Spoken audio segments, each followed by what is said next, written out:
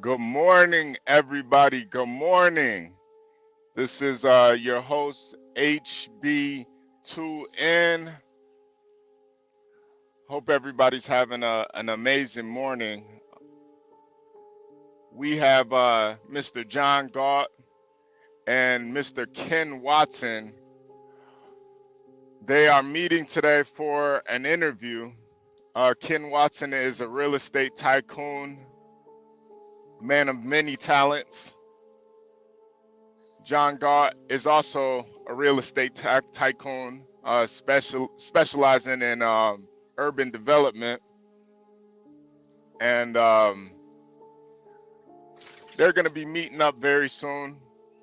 Make sure you guys hit that like button, subscribe. We've heard many great things about Ken Watson. Um, he just closed a deal amassing $200 million. I'm not sure if that's the right amount. I'm sure we will get into the nuts and bolts of that. Um, Ken Watson is a dear friend of our very own Master Kim. Master Kim is a Detroit native. Um, he's a South Korean Asian. Uh, he made his coins in the black beauty care. Oh, we got Ken Watson in the back. Let me bring up Mr. Ken Watson. Hold on, let me turn the music off. Hold on.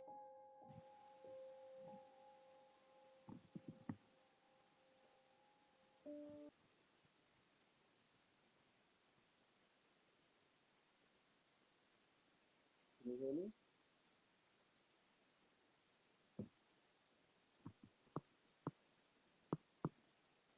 Can you guys hear me? All right.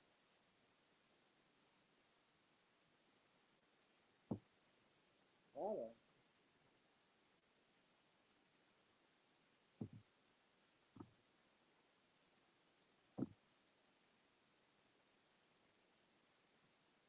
This is Ken. Can you guys hear me? I can't hear you if you can.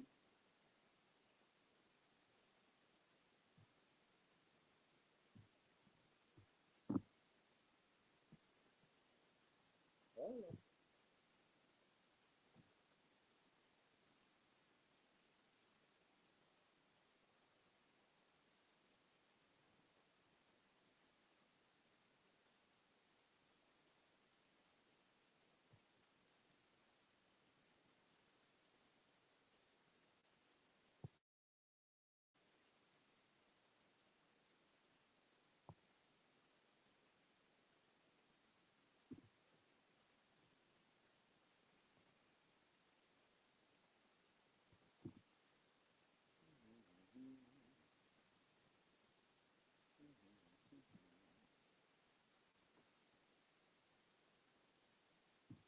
Okay.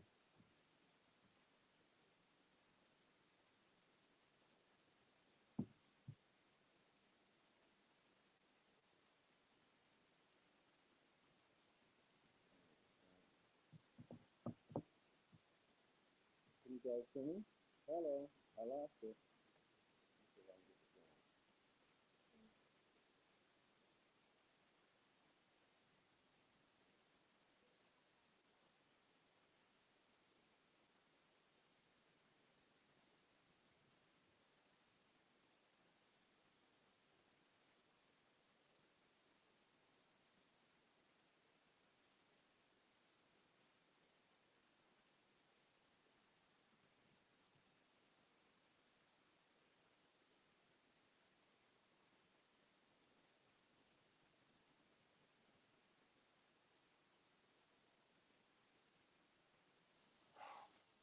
Oh, can you guys hear me? There we go. There we go. Sorry about that, guys. I was in the back.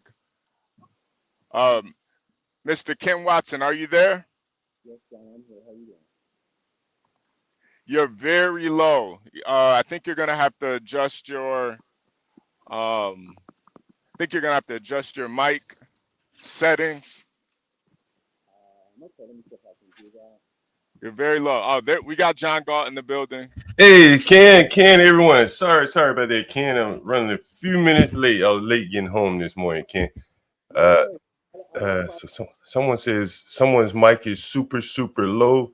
I'm assuming Yeah, that's Ken's mic. Let me yeah. edit. Let me edit his settings here.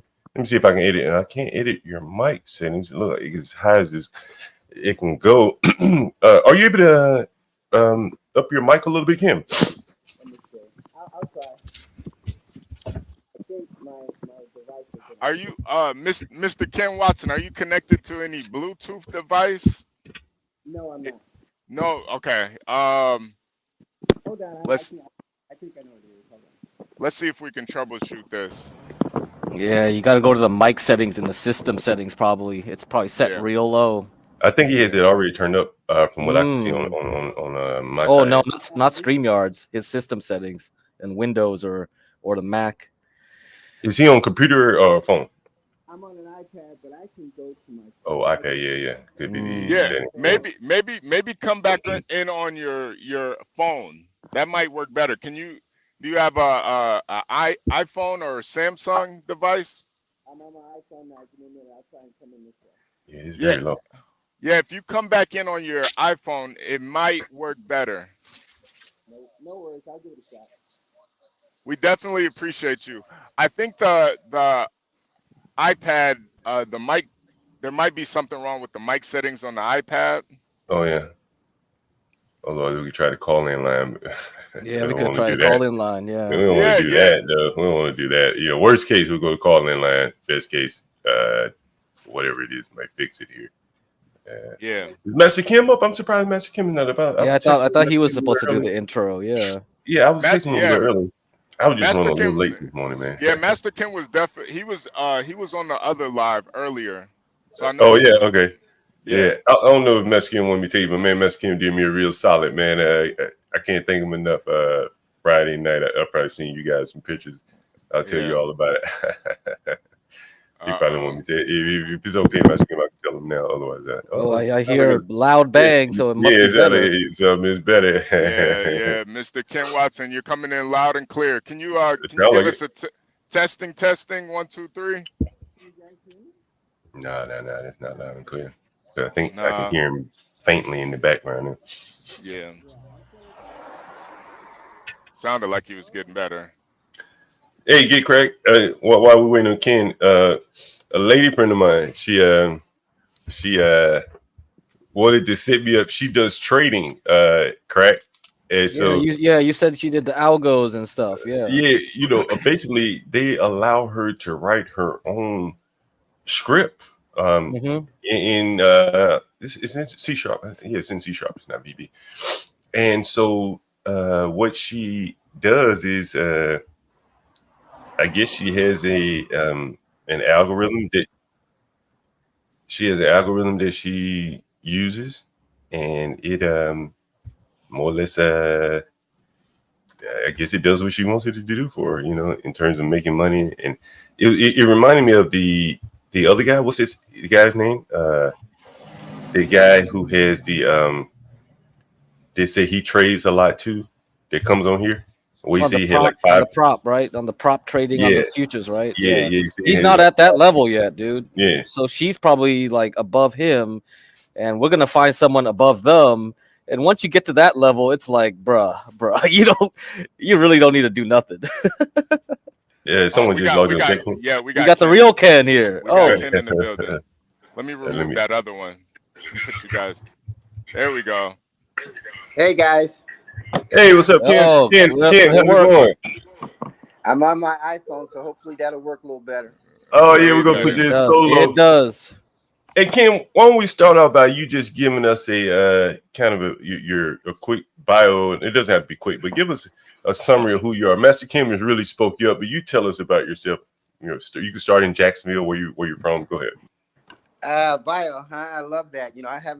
I haven't done a resume or anything like that in 20 years, so my bio is pretty kind of weak. But I wanted to turn down that other unit. I went to University of Michigan. I'm originally from Miami, Florida. I moved north many years ago for work like everybody else did. I lived in Atlanta for the last 25 years. Short version is I came here as an operations manager for a financial printer. Rose as high as I could at that company and maxed out my dollar amount, so I opened my own company. And I've owned 3 or 4 companies. I own 2 right now. I got my first real estate license back in 2005, I think, yeah, something like that. Got my second in 2006 in another state. Got my broker's license after that, and now I own my own brokerage. I do commercial real estate. I do residential as well. I'm a pilot. I bought a plane. I got my pilot's license about 5 or 6 years ago. Bought a plane so I could go see clients and travel and do those things, and I enjoy that. Yeah, I'm a dad. I have a son. His name is Ronan. He's his mother's from India, so he's American and Indian. Besides that, I love to play golf. I love to have fun, and I try to help as many people as I can. And everybody has a superpower, whether you know it or not. I like to tell people we all have superpowers. The trick in life is understanding your superpower and using it when you can. And I consider my superpower to be the ability to impart knowledge. So I'll share whatever I have to whoever asks. So that's the short version of me. When I talked to you about a week ago, you mentioned a big deal. And I guess we should start there. People want to hear about the big deals and stuff like that. Tell us about that deal you mentioned to me briefly. It's interesting you bring it up. What he's talking about, we do hotels. We do a lot of commercial development. And so I'm looking to build a couple of hotels in Columbus, Ohio. As a matter of fact, I flew there last Wednesday and Thursday to meet with the city and kind of get that off the ground. The reason I think it's interesting that you bring it up is because last night I got an email from a potential investor. The hotel, just so you know, the first one is $23 million, and the second one is somewhere around 16 or 17 million to build because it won't have a convention center. But anyway, long story short, I got an email from a potential investor that met with us in the city last week, and he offered to put $500,000 into my deal. So I'm excited about that. But that's what I mean when we're talking about big deals. For me, 20 million is big. Some people 100 million is big, but 23 million is big for us. It's a 120 room hotel with a convention center, with a sit down restaurant and retail. So that's the first hotel we're building. Is this your first foray into the hotel business? It's not. I've come in as partner. It's my first foray as the developer of the hotel. Oh, okay. Yes. All right. Where you have final say. It's interesting when you have people who are quite wealthy who come to you and say, "Can I join?" It's like, hell yeah, I can join. It's all a matter of dollars and cents. And so this guy brought to you. He said, "Hey, I have a $500,000. I want to get in on it as an investor." Yeah, he did, but he did a little bit more than that. He said, "I like to put $500,000 in, but let me know what else you need because I have friends that I can talk to." That's basically what he said. Yeah. Yeah, I'm gonna go a little bit off topic here. Yeah. Which one is more important for you? Is it the money or the connections that he has? That's interesting. That's a very good question. Money's always important. You can't get it done without the money. But I look at it a little bit differently, in the sense that his connections will help us do what we need to do down the line. What does that mean? We have this development is 2 hotels, right?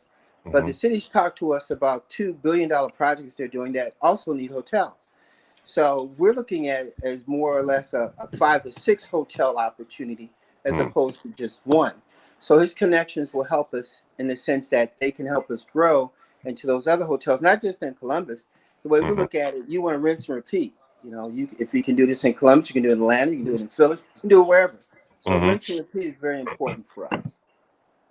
Let me ask you this question. Another thing you mentioned when we were talking was you said something that the Indians probably own 70-80% of all hotels. I don't think that's a secret. I wish Master P was here. Master Kim, he just dropped off. He probably come back in. Maybe he lost his his signal. But go ahead. You were saying, oh, he's back now. Yeah, you know, we need to wake up. You know, we're in a time where we think that we're really in control of things. You know, I tell people, I say, how many national grocery store chains are black owned? How many national black builders are there that are black owned? How many national black banks are black owned? You know, when you look at what's really going on, how many black banks are there, period, in the country? Look it up.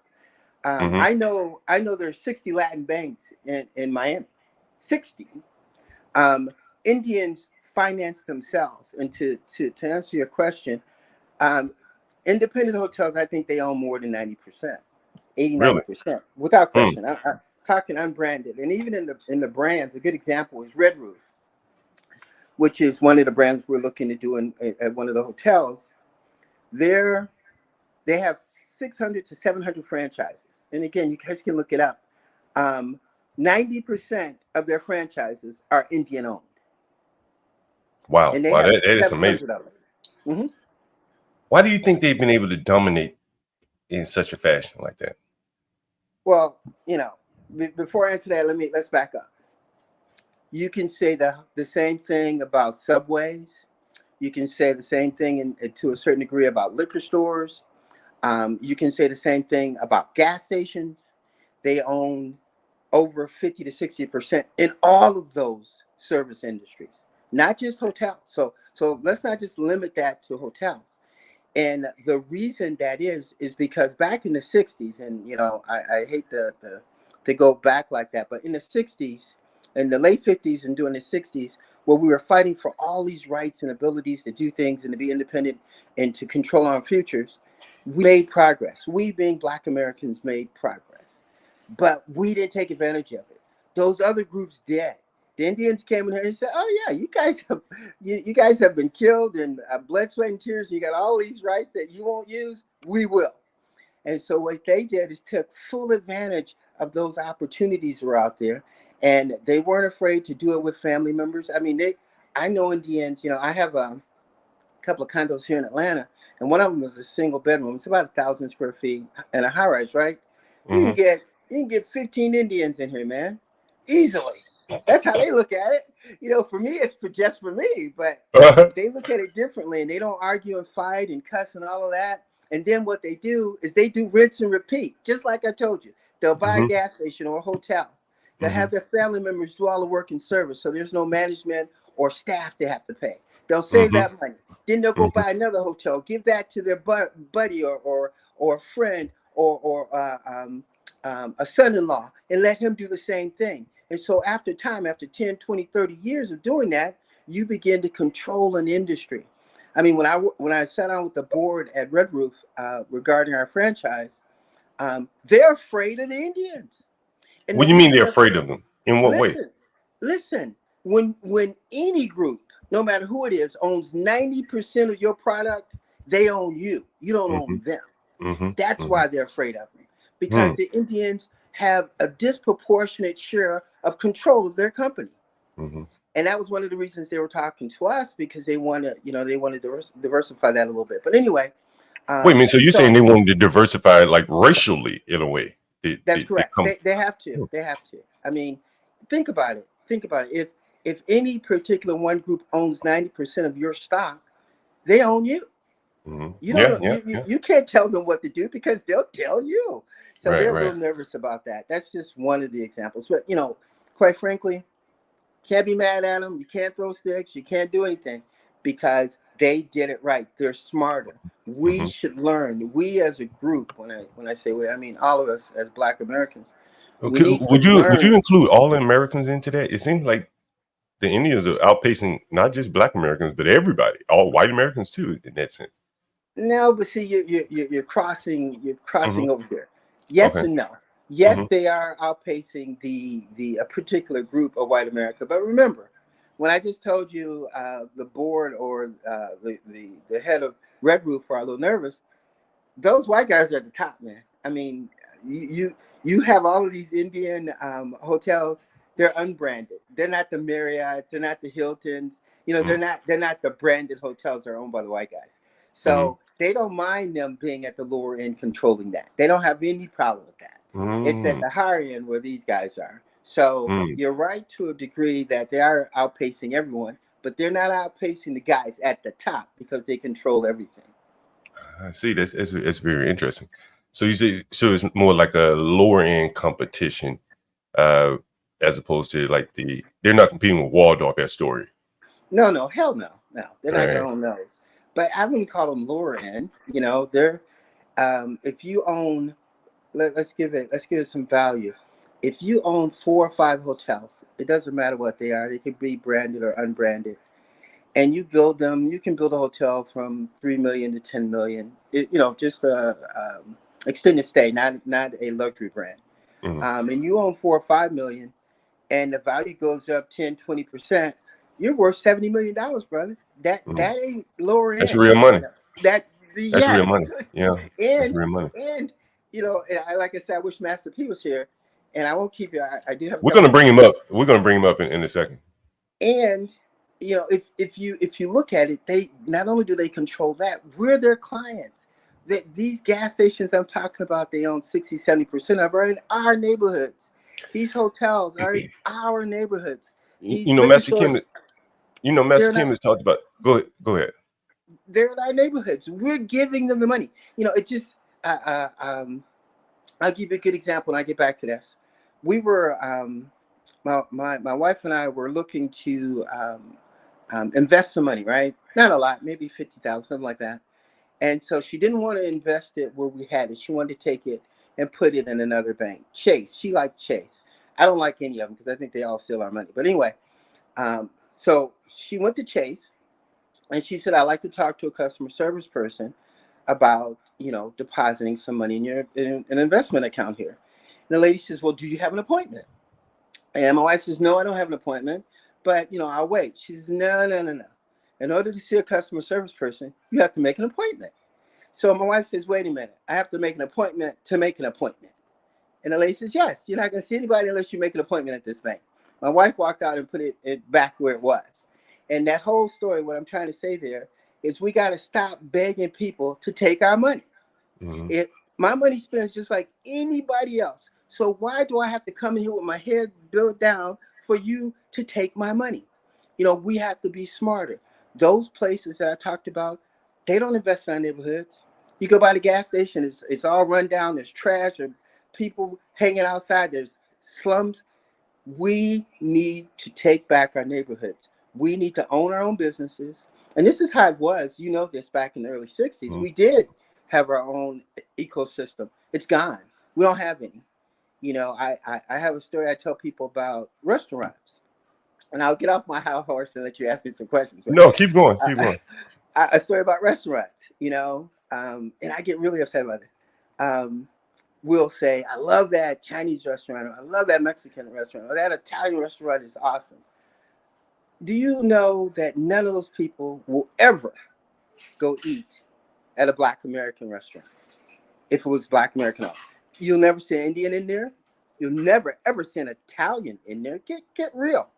But we give our money to everybody freely. They don't even have to put a gun to our head. We just hand it over. But Well, do they support anything in our communities? well, well And let go me ahead. ask you I'm this sorry. question. Why don't you see all these? What is your thought about why most of these stores in these black neighborhoods are not black owned? I was just on my scooter this morning riding around in the ghetto, and I bought a couple things, and I didn't spend $1 with a Black American person, Nope. even though I'm in the ghetto. And this is 9 o'clock in the morning, give or take. Why do you think that they do not go after these businesses? I don't think it's that. I think, in my opinion, it's not a matter of going after or wanting to be business people. We have that desire. Our group has that desire as much as anyone. I have a Black investment group in Atlanta that I'm a part of. There are 42 Black business people, businessmen, women that get together and we talk about strategies about growing businesses. I think the number one problem we have as a community as relates to business development is access to capital, access to support, access to um, um, having the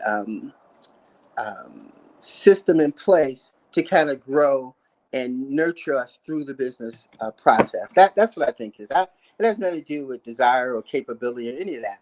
But if you go in the bank and you walk through the door, and the first thing happens is the security guard touches his gun, then you kind of figure you're not going to get a loan at that bank. And that's the real world. Until we understand that it has nothing to do with, it's not that social needs aren't important, but if you're going to grow and develop and grow as a community, you got to have economic strength. And we do have it. So don't misunderstand. We just give it away. Good example is there was a study done that says in the Indian community across America, it doesn't matter where you are, they have their own grocery stores, they have their own banks, they have their own clothing stores. And I don't have to tell you this, you already know this. Money turns over 4 times in their community before it leaves. This person earns it, gives it to one Indian for food, who gives it to another one, who gives it to another one, gives it to another. 4 times. It doesn't turn over once in our community. We earn it, we give it away. We earn it, we give it away. We earn it, we give it away. And that's the problem. That's the basic challenge that we have. We have to understand the value of our dollar until we value it will not be valued by others. So as simple as that. Let me ask you, because you mentioned that you were married to an Indian woman, and I think you speak Gujarat. Is that the language? Well, they have 200 or 300 different dialects in India, Right. so we'll go with Gujarati. Okay. That's the one. That's the one you speak, right? And you were telling me that something that I didn't know, that 80% of all Indians in America are from that area where your wife is from. Yeah, Where your ex-wife is from, Gujarat, right? Gujarat and Ahmedabad. Yes, that is considered the area of India that leaves the country. They don't mind going out and doing. Most Indians are like Americans. They just want to stay in India. They don't want to go anywhere.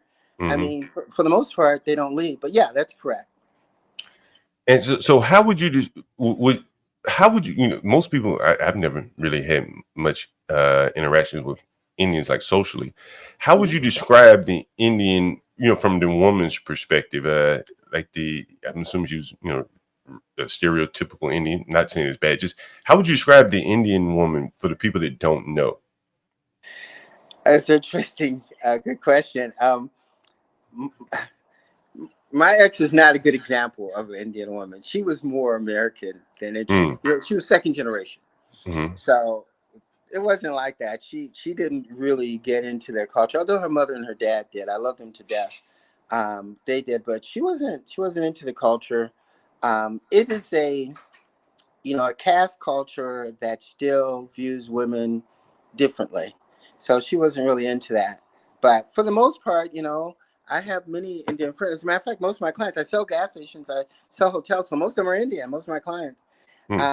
They believe, they're strictly into their culture. They don't usually mix outside. So our situation was kind of unique. And I still get that. My Indian name is Kanjibai.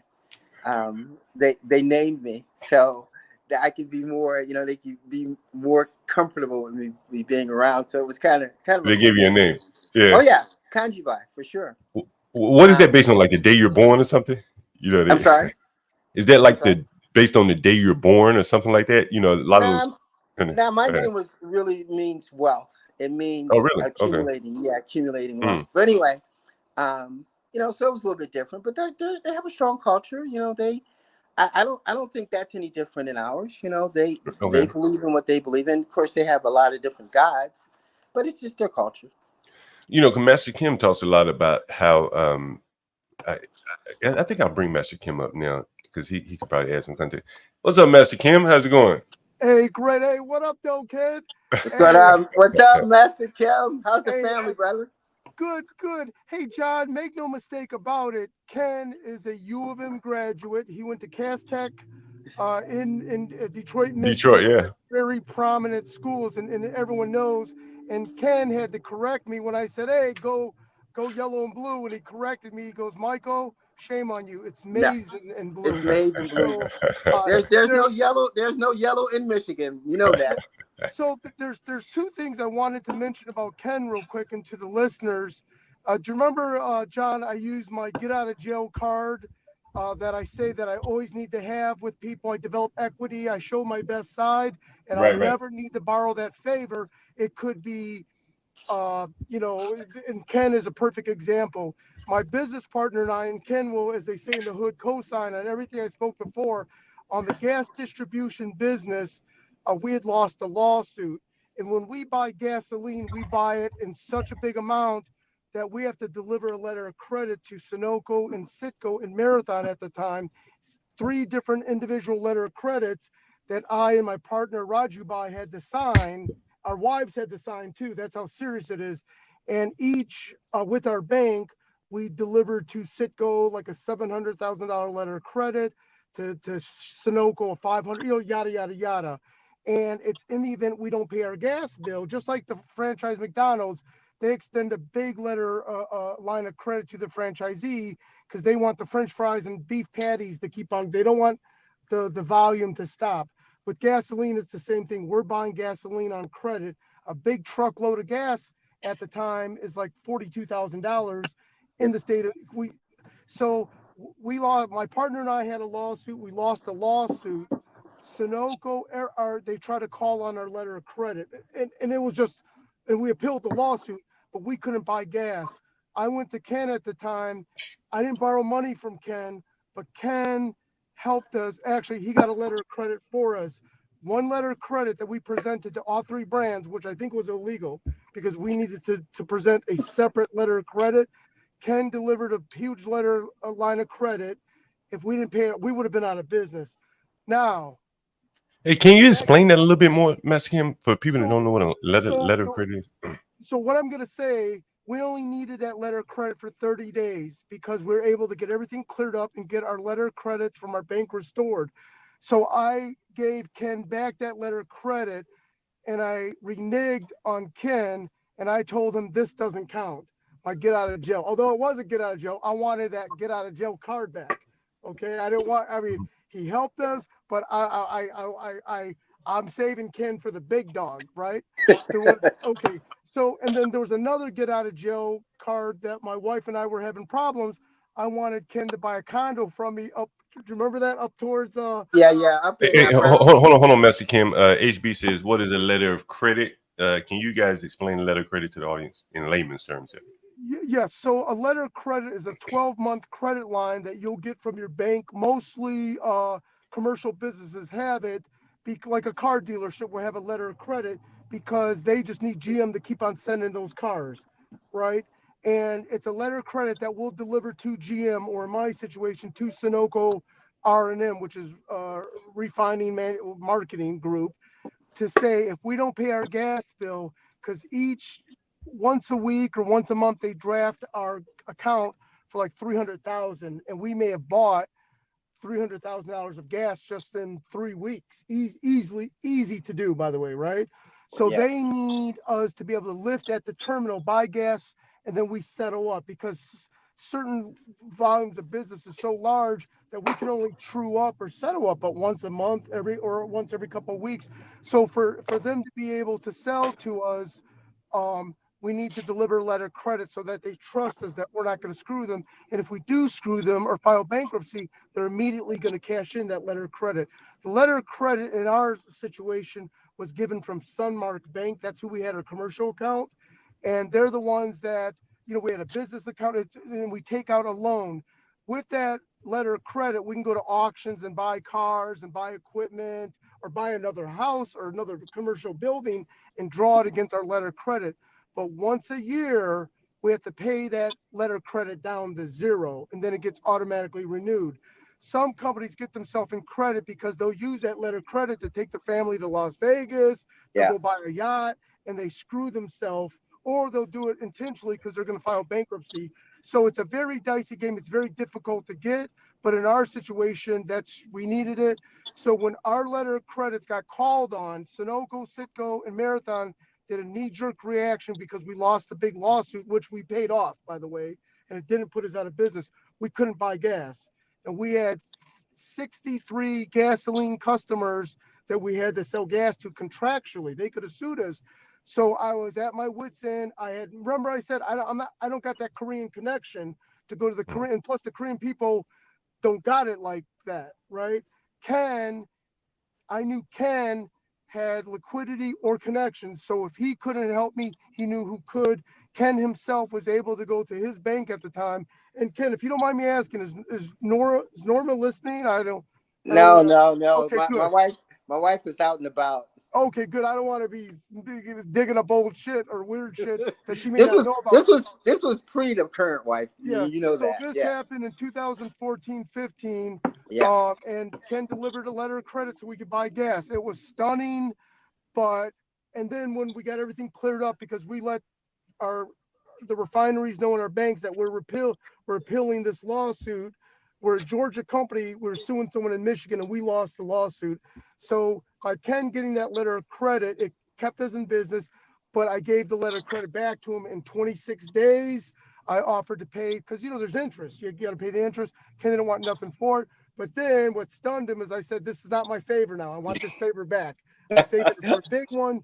Years later, I thought my wife and I were headed in a different direction. I wanted to bust a condo up towards Buckhead. I wanted Ken to buy it in his name, everything. Ken was going to help me out. And then my wife and I resolved everything. So that's the 2 get out of jail cards that I had to renege back. So the reason I say this is Ken has been very valuable. To Ken is the Tan Korean or Hindu Indian or whatever, the Aga Khan Indian.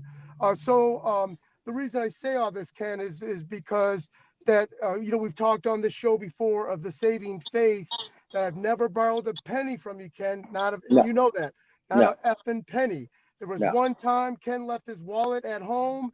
I opened up my wallet and I forgot where we were, but it's the save face, because I knew one day I was going to ask Ken for a favor, and without even thinking about it, it was done.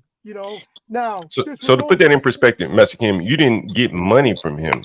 You just needed a letter of credit. What's it called? Letter of credit. Irrevocable letter of credit, Right. Yeah. because even if we wanted to cash it in and screw him over, the letter of credit was for $562,200, over $500,000, right? Why was it the nominal amount? It was to pay for the interest and fees that would have accrued if we had to borrow it longer. So we delivered that letter of credit to Sunoco, but I also turned around and delivered it to Citgo and Marathon. Ken didn't know about that, nor did Ken really understand exactly the pickle I was in.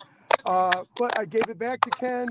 Ken wanted nothing out of it. And then because of that, I was like, hey, now that I showed him that I can true up without any goofiness, I wanted to use that letter. I wanted to use that get out of jail card again for something bigger. So the point is, Someone's John, mic is clicking, by the way. Is that my mic? I'm not sure if it's mine. Maybe Ken's.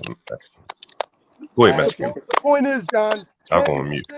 Ken's signature with Truist Bank was 20 times more powerful than any liquidity We he got a would have little let me clicking. borrow. Is it really disrupting your message here? I don't know if it's mine. I think I'm on mute though. Ken, try muting. See if it's yours. I'll mute you. Let me see if it's. Oh, you're muted. So maybe it's. Oh, go ahead, Master Kim. Now we can hear you. So now maybe it's you, Master Kim. Yeah, it's I not think it's you, mine. Master Kim. Yeah, just real quickly, to touch on what Mike is saying, this is really important because I don't think this is something that we realize that we can help each other. Mike and I do have what we call a get out of jail free card. Now, the reason we call it that is because even if he called me at 3 a.m. and he says, Ken, I need your help, locked up, I don't ask why, I don't ask where. I'll say, how much do you need and where do I need to take it? Because we don't judge. We all have things we need to do and challenges. And that's just an example, what he's talking about, of a get out of jail free card. We need to get to that level with all our friends, all our business associates, where when you're in trouble, all you need to do is make a phone call. What do you need? Okay, all right, I'll be there. I'm coming. Don't worry about it. Because what that does, and he's right, I called him. I know exactly where I was, Mike. I was between Georgia and Jacksonville, Florida. And I said, Mike, I'm on the road, forgot my wallet. Can you meet me? He met me an hour later, gave me everything I need, and I continued on to Atlanta. I remember it like it was yesterday, Mike. But that's what we're talking about. You know, your audience really needs to consider that because we all need help. None of us, I don't care who you are, get anywhere without someone else's support. Yeah, And yeah.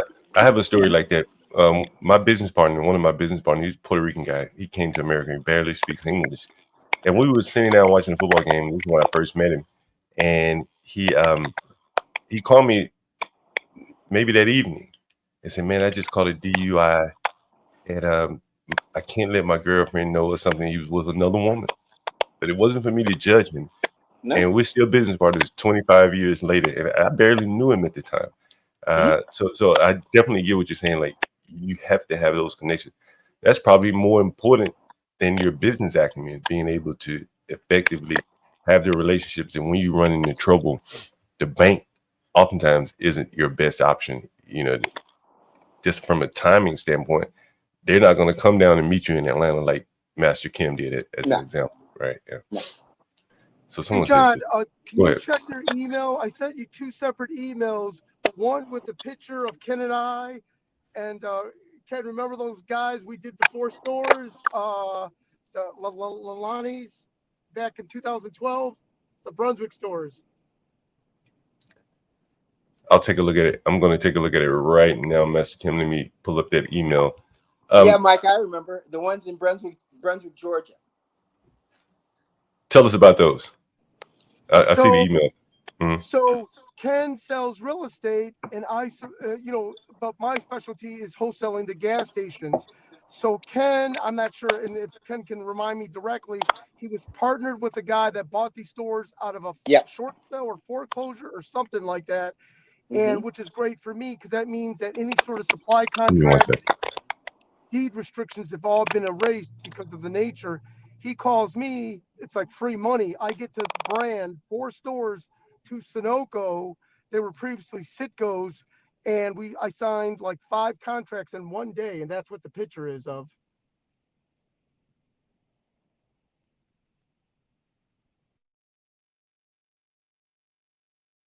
Hmm. Wait, where did Ken go? Hey, what up, Kid Crack? Hey, check your email. I shot you an email this morning. Oh, okay. All right. Yeah, I think Ken may have dropped off or bad signal. Oh, there he is.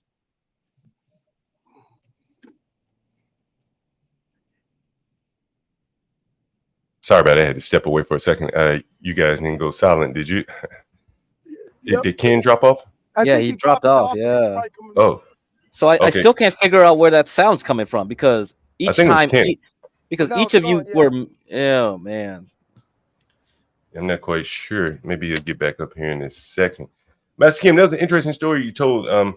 Because I think that a lot of times in business, particularly in the minority communities, their biggest focus is on getting loans from banks, and oftentimes, like unless you're already established, the bank is probably the lender of last resort. The terms just aren't going to be favorable to you. The turnaround in terms of how fast they're going to be able to get you the money that you need in the situation that you need, that where you needed the line of credit, you didn't even need the money per se, Immediately, yes. right? You needed it immediately, and you needed someone that trusted you and that wasn't going to ask you a whole bunch of questions, things like that. And that was kind of the difference between your business succeeding and failing in that instance. Yeah, Would you that say is this? correct. So, keep in mind when Ken gets back on the line, Ken and I mean, just like as much as we joke about women on the show or alcohol or drugs, that is almost just silly talk. It's not serious dialogue. And it's just the way we kind of break the tension a little bit. Ken and I are the same way, meaning talking about hooking up with women or women is like zero. We may have mentioned the UGA game or something, but we talk strictly business, just like the Indians do. And that's not to say that that he's not American. I'm not American. It's just I'm also cautious with how I talk to Ken, right? I'll say a belligerent joke, but I just really try to almost conceal the bad side of me.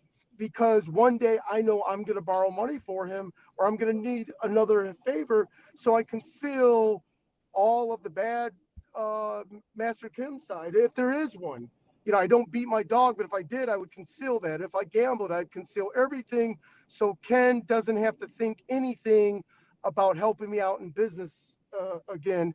And no different than I try to show Ken as if he were another Korean or GiveCrack for me or you, John. You'll never see my weakness, although I have it. Hold on, Master Ken. We got a call coming in. Hold on. Good morning.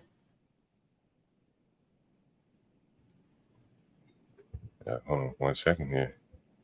I don't know what's going on. Master Ken. 1 second.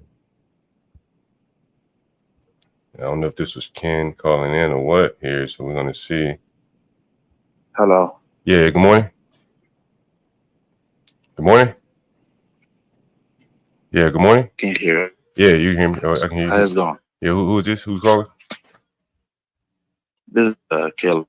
You just gave me your number to discuss about. Oh, you want to stay in the room? Yeah. You need another night. You got to need another night. Okay, sure. Give me a few minutes. Can I text you at this number right here? Yeah. You want to pay that? You want to pay direct? It may be a little bit. I just want to. It may be too late to rebook on Airbnb. You can book it directly. I'll send you a text right now at this number. Sounds good? Because I think you passed checkout time. Yeah. So. Yeah. All right, I'll send you a text right there at this number. You have Cash App or something like that, right? Yeah, Cash App. Yeah, cool. I'll text you right now. Thank you. Yeah. You got to handle a little business sometimes, Mexican. Sometimes we had to show these people how the business is handled.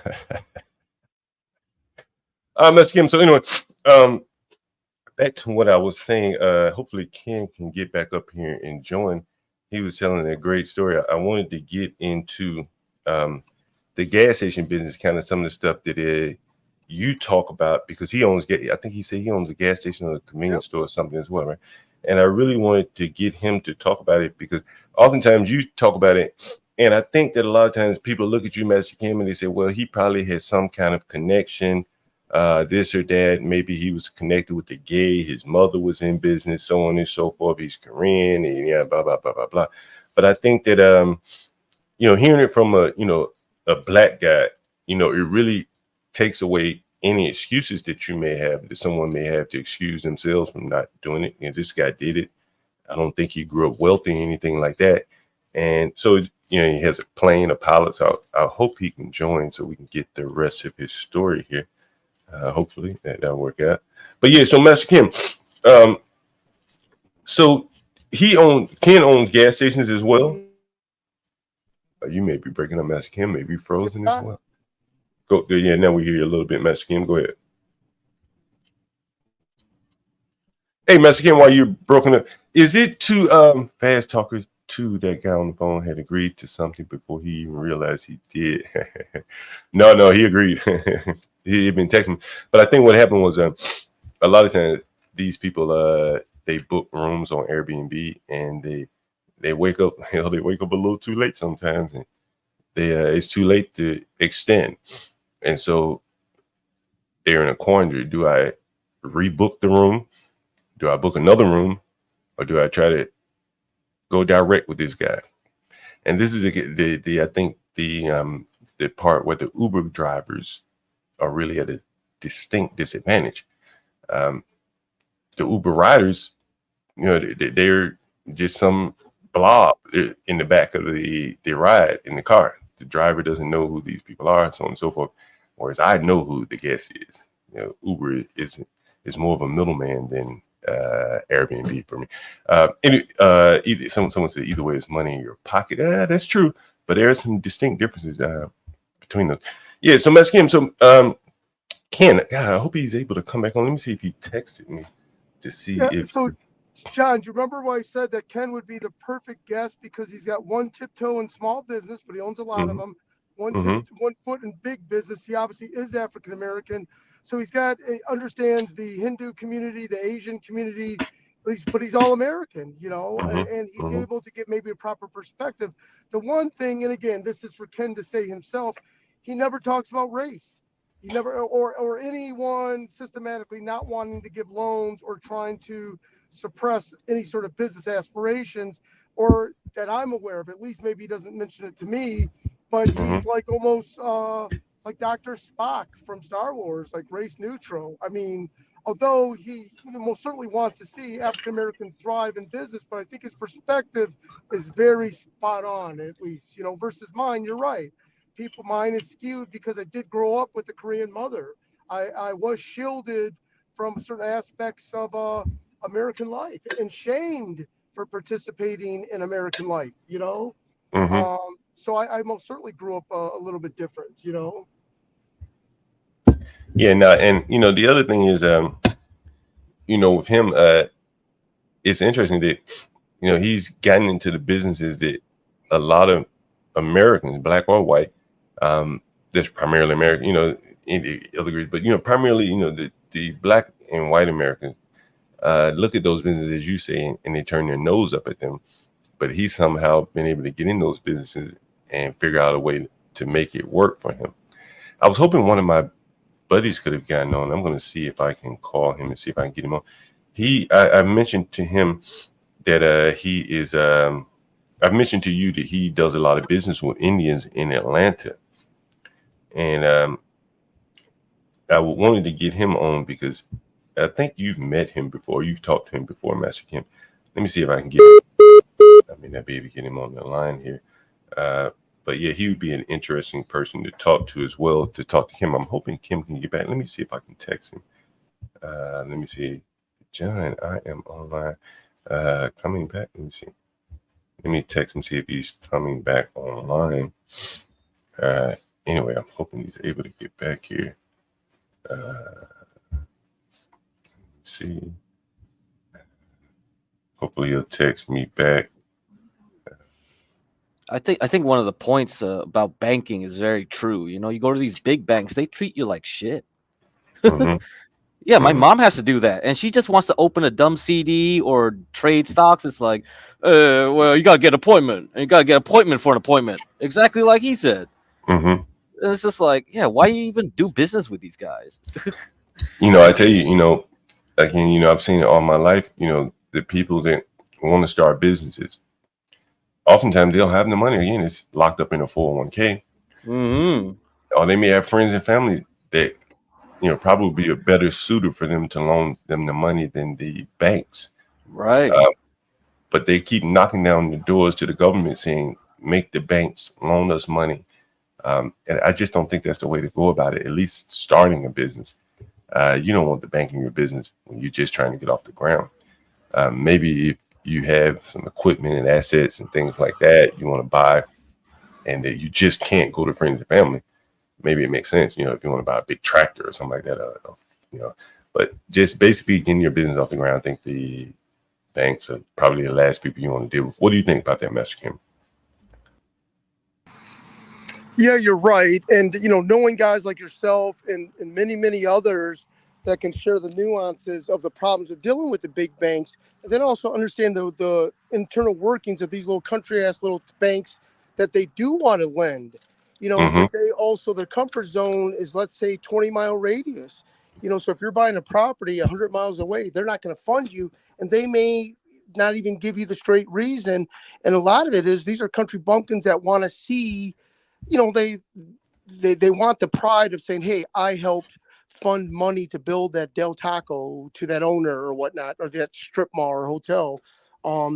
They like money in the community. And plus, from a credit underwriting process, they like to be able to jump in a car and physically drive out to the commercial building that they're going to be loaning money on, if that makes sense. Yeah, it makes total perfect sense. Let me see if I can call one of these guys. I may call Ken back to see if I can get Ken on the line. But Master Kim, since you're in Atlanta, I do want to get this one other guy. Let's see if we can get him right here. A little bourbon and coffee in the morning works well for the soul. Hey, you're on with John Galt here. We have some Atlanta businessmen on the line, and since you've been on the show before, we're on the call-in line, so be careful with your words. So we have Master Kim here, and we did have Ken Watson, a businessman out of Atlanta. And you know, I was telling him that you do a lot of business with the Indians down in Atlanta. Is that correct? I do. And you want to tell us the kind of the nature of the business you do with the Indians in Atlanta?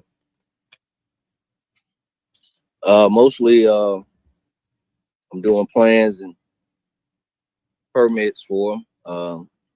They do a lot of building acquisition, and I met one Indian guy maybe 15 years ago, and it kind of grew from there.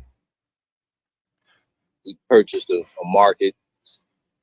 I got him some plans for it. He sold it. You're talking about architecture plans, right? Yeah, architectural plans. I'm sorry. Mm-hmm. And so, but over the years, you've been telling me that they seem to just buy up a lot of businesses. Is that correct? In your neighborhood? You know, I've been in your neighborhood. You know, one of your houses. This guy owns Master Kim, GiveCrack, people and all this. This is a good friend of mine from Tuskegee. He owns a commercial property in the Atlanta metro area, and some other property. And he owns a business. His wife owns a business down in Atlanta, and so he's had to do a lot of business with the Indians in terms of construction. And tell us about how they, you know, you told me about how they'll buy one business, then another business, and then end up owning all the business in the little square or something like that. Can you tell us about that? Yeah, I think that's probably one of their methods. You know, they lock down an entire corner if they can. You know, but my guy, he's got a wide variety of businesses all over outside the perimeter in the east area. You know, you remember? And I mean, I was just say it's just been over 15 years that, you know, every so often he's calling me and he's got another business. I mean, we literally got 3 projects in play as we speak. And I get plenty of referrals. I mean, to the point where I don't even advertise anymore. All of my clientele is referral based. Now, you told me something about you were doing some business with an Indian the other day. You had to go pick up some money or something. Someone had to go pick up some money or something from the Indian. Is that correct? Let's see what, yeah. I met with my guy. He's opening up a college cafe. And something you were saying that over. You went to pick up some money and there was like a table full of money or something. Something you were saying? Well, yeah, that was my project architect was. I sent him out to meet with him, and yeah, he was just telling me that, you know, these guys have got loads of cash stacked on top of the table. You know, he actually met him at his hotel. He owns a hotel over off of Oak Brook. And he purchased a sports bar. Did the plans for that, you know, a couple of blocks down from the hotel. We're working on a liquor store right now. He owns that. He wants to convert to a gas station. There's also I think it's like a convenience store. He's got a section in the back that he has to remodel, get it rent ready. So I mean, he's got a lot of stuff going on. Do they have those gaming machines? Do they have those gaming machines in their stores? Yeah, most of the time. Yeah, most likely they do. Hey, Master Kim, can you tell my friend that's on the line the business of those gaming machines? Yep. Hey, I unfortunately had a bad signal, so I didn't get a chance to hear a little bit of what you were saying. And I know that you said that you provide architectural drawings and prints and stuff like that. But yeah, just like as you mentioned, a majority of these stores, in fact, there's an overabundance of stores here in Georgia solely to support those commercial gaming machines or amusement machines is what they call, because these are just money printers. And we have Ken back. Ken, I have a friend of mine on the line. He's an architect in the Atlanta area. Yeah. He owns some commercial property. His wife owns a business. He owns a business. He's an architect. And he is doing a lot of business with the Hindu community, the Indian community. And so since he's on here, and I wanted to get him on because Master Kim talks about it a lot. And Ken is a black guy, Chris. I'm not sure if you're able to see him. Anyway, so Ken, keep going. We'll keep you online, Chris, as long as you like. Go ahead, Ken. You can Yeah, join the I'm stream if you sorry. like. I had to jump off.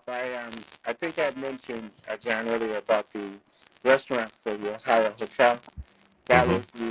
That was the gentleman who owns the restaurants out of New York. So I had to talk to him for a minute. But anyway, Hey, hold on yeah, for 1 second, Ken. The service is a little bad. It's a little static. And let me see if I can do anything about it. It may be the echo cancellation. Let me see if I can do this. Yeah, let me see. Let me put that on. Let me see that. Now try it, Ken. can you hear me? Oh, that's better. That's much better. Go right ahead. Yeah, I was just saying I'm sorry about hopping off. I had to get on a call with the restaurant group out of New York for my Ohio hotel. But anyway, I just want to reinforce what Kim was saying about what's going on and how I think when I left we were talking about the get out of jail free card. I'm sure you guys have moved on since then, but the gentleman who's working with the Indian groups here in Atlanta, if there's anything I can do or if you have any questions, please let me know. Yeah, I'll Ken, do you mind if I send you his number? I can coordinate that with you guys. Sure, sure, go Chris, right where are you ahead. located? Tell him where you're located, Chris. My office is out of Conyers, Georgia. Conyers, Oh, you're Georgia. in Conyers. Sure, sure. I'm in Buckhead. I'm north of you. Okay, okay. Okay. All right. So Ken is in that hot money I area about actually in I actually Buckhead. have a listing in Conyers, by the way. It's how many acres is this? It's about 5 acres, right off I-20, and what is that? Uh, ah, I can't remember what it's off, but yeah, I do have a listing that I've had for maybe 4 or 5 months in Conyers. Hey, Great Ken, area, growing. you mentioned you also had an investment group. Did is that like a something that people could look into? Or is it like a private group? It's more of a private group right for Gotcha, now. gotcha, gotcha. Gotcha. Okay. What else? Keep going, Ken. Tell us about your gas station foray. Oh God, Mike's right. Oh, he was talking about Brunswick, Georgia, when I left. Um, he had a customer that wanted to sell about 3 or 4 stations down in the Brunswick area. For those who don't know, that's southeast Georgia, just above Jacksonville, Florida, about 30-40 minutes above Jacksonville, Florida. So really, really great area for gas stations. Of course, you're traveling down I-95 to Florida and back up the East Coast. So it's a great area. Um, I was partnered with the gentleman who bought the stations. Partnering with different groups can be a challenge. It worked out okay. I did all right with it, but I've owned. Yeah, if you look just above Jacksonville, you'll see it on the coast. Yeah, right there. That's Brunswick, Mm-hmm. just below Savannah. Um, I've owned several gas stations here in Metro Atlanta. Done well. I think the mystery about owning a gas station or owning any retail service is one of the things that our community needs to attack.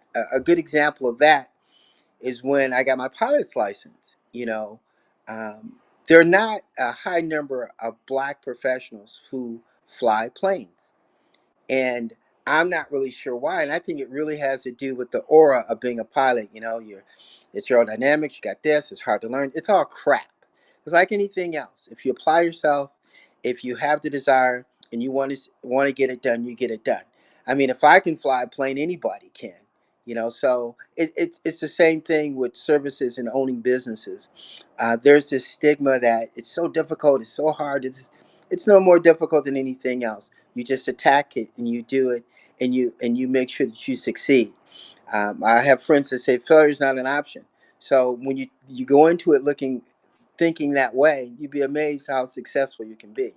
So I would just recommend, you have to have a mentor. I had one.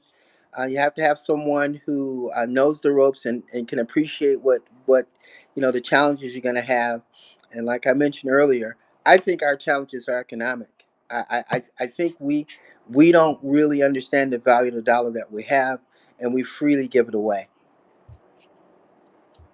So, for a young man looking to get in business, do you have any suggestions for him? Um, you know, That's a good question. If it all depends on what you like to do and what you're good at. Um, I think that you can try. You can go and do internships at different businesses to get a feel for them. You can volunteer for different things and see if you like that.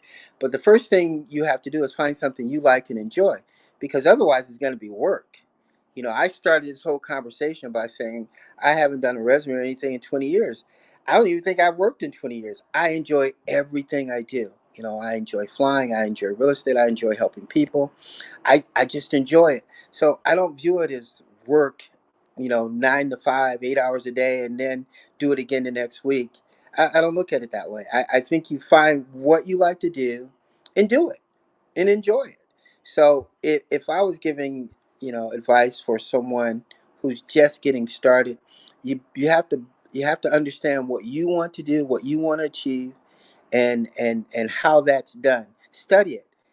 We have the greatest source of information ever in mankind's history, the internet.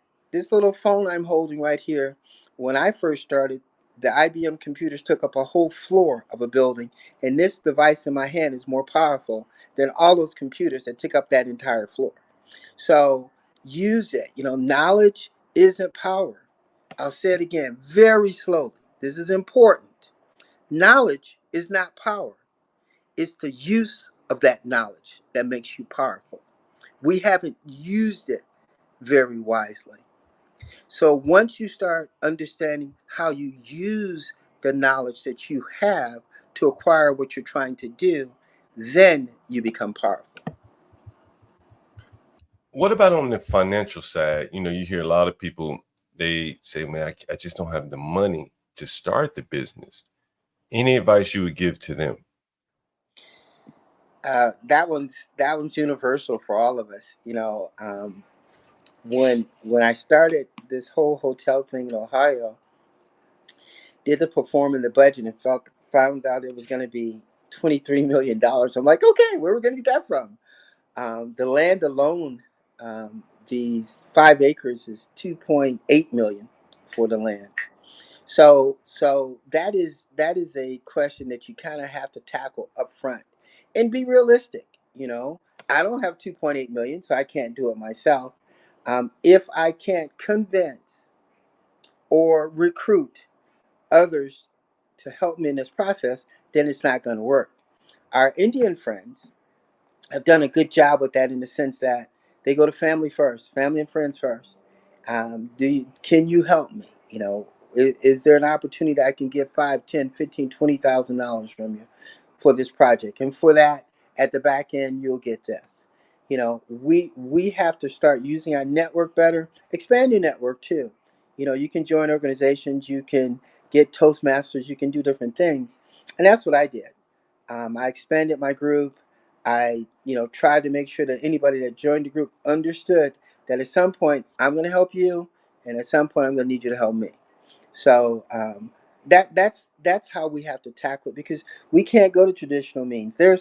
I can't think of any bank in America that's going to loan me $20 million on the name of Ken Watson. That's not going to happen. But I got a couple of investor buddies that they can go and write a $3 million check now. I had a client call me. True story. Can't make this up. Client called me. They said, Ken, I need your help. I'm like, okay, what do you need? She says, I have $4 million in cash and I need to know what to do with it. Now I immediately know what I could do with it, but she wanted to invest it. I said, you have how much? She said, I have 4 million in cash and I need to invest it. I said, okay. So I went to my investor and we sat down with her, worked out a laddered structured investment plan, and some money markets, and she made $1 million last year on her 4 million. So How did she accumulate? Somebody saying, my God, 4 million in cash. How the hell she accumulate that much money? well, you're so funny. Tough questions, huh? Um, Master P has already answered that question. You just don't know it. He talked about gaming machines. I know he did because I heard it before I left. Yeah. Where they print money. He's not kidding. She owns several gaming machines companies. They print money. And I probably shouldn't say this, but I will. If you have ever been in a gas station or a hotel or any of those places, they all are tax evaders. All of them. I don't care who they are. Yeah. And so these people do a good job of evading what you and I have to do every year. So so that kind of money isn't unusual. Heck, I have one that had 28 million. He had to do something with. So Straight yeah. cash. hmm They only deal in cash. They don't do the. We've been trapped by the system. We get the credit cards, we get Mm-hmm. the bank accounts, we get the checks, and so Mm-hmm. they can track, see, and stop Mm-hmm. everything. Indians Mm-hmm. don't do that. They Yeah. deal in cash. Cash money. So how's the bank going to stop that? How's Yeah. the creditor going to stop that? They deal in cash. And when you have cash, things are different. Cash is king, as they say. Mhm, Cash is king. mhm, mhm. Man, that is amazing. That is really so. You saying that these? Go ahead, Master Kim. Hey, John, when you get the chance, there's one of the emails that I sent you says Mike and Bob Amin, and it shows a Okay. picture of me with them. These guys got busted with millions of dollars hidden at their home in their doghouse. And you show me, I'm the guy in the middle. Could you show that picture and then show the picture of Ken and I in another email when you get the chance? I'm sorry, John, to be so long. No, that's fine. That's fine. Let's see. I'm pulling it Hey, up. Master P, Okay, let me see this. can you amen what I said about the cash, Master P? Yes, absolutely. So, Ken, would you say that there's a transfer of wealth going from the African American community because of the lottery and because of these gaming machines, and it's crowning these Indian kings? That is although it sounds like I'm being hyperbolic, it is absolutely true. It's true, and what I mentioned earlier, Master P. Not only is there a transfer of wealth, they're not even putting a gun to our head to get it. We're freely giving it to them. It's like I had mentioned earlier. The money never turns over in our community. We get it, and it's gone. Other communities, and I think Oh my Master P. God. You can talk about the Korean community. How at least I think it turns over 2 or 3 times in that community before it leaves. Yeah, John, in an earlier email, the one just before that, I think I've got a picture of me and the Amin brothers. Yeah, I'm gonna put it up. Master Kim said these people were stealing $32 million in. Real world, real world, Ooh, that's real money right there, man. That's real real money. world. They That's the were real world. they were named in the suit owe more than 20 million in taxes. Based on computer reports to the store submitted false tax returns, failing to pay 32 million in win. Now this is just gambling. What did I just say? What did I just say about being tax evaders? You want me to say it again? Hey, Master Kim, you always talk about these people get away with this and don't suffer any punishment, and they have so much money that it doesn't even matter. Look at this. 9 stores eventually struck $1 million settlement with prosecutors. The other stores agreed to pay $175,000. $175,000 is probably nothing to these people. Is that fair? That's probably nothing. Wow, that is really amazing. Let me pull up this second article, Master Kim. And these are the guys, Master Kim. John, here's the sad part about that whole thing. You know where that money came from? Came from you and me, giving them the money we work 40 hours a week for, breaking our balls to get, and we give it to them freely. That's where that money that you're talking about came Wow, from. it really is amazing. Let me show you guys this picture of Master Kim and the tax evaders. Hey, those are my boys. Master Kim, is that a red dot on his forehead? No, Yep, yes, sir. And that is so funny. guys, Oh, Master Kim, you break it up with all this great content. So these guys, Master Kim, you're breaking up. So these guys basically laundered like 20-something million dollars. These two guys right here. No. That's not what happened. What? These guys got caught with that much. They laundered a lot more. Let's just get real. That's what they got caught doing. Yeah. But you got to figure if you got caught, there's about 90% that you got away with. Well, so yeah. This is the real world. Let me ask you this question: did these guys go to prison? I don't know. Master P's gonna have to answer that. I would imagine they did, and they probably just paid fines. No, just maybe that's correct. So keep in mind, this picture is post. Uh, why are they all smiling and hugging next to me? It's because they needed money because the RICO forfeiture took all their shit, Everything. right? So I loaned them money, but I put a lien on their house. I put a lien on their house in my personal name on their personal house, and I loaned them money from me and my partner. We loaned them money, and this is during the RICO. This is during all their court proceedings. They needed money. Damn, this is some Rico type shit. I mean, this is It mob boss is. type shit going on. It's the real Damn. world. Yes. Yeah.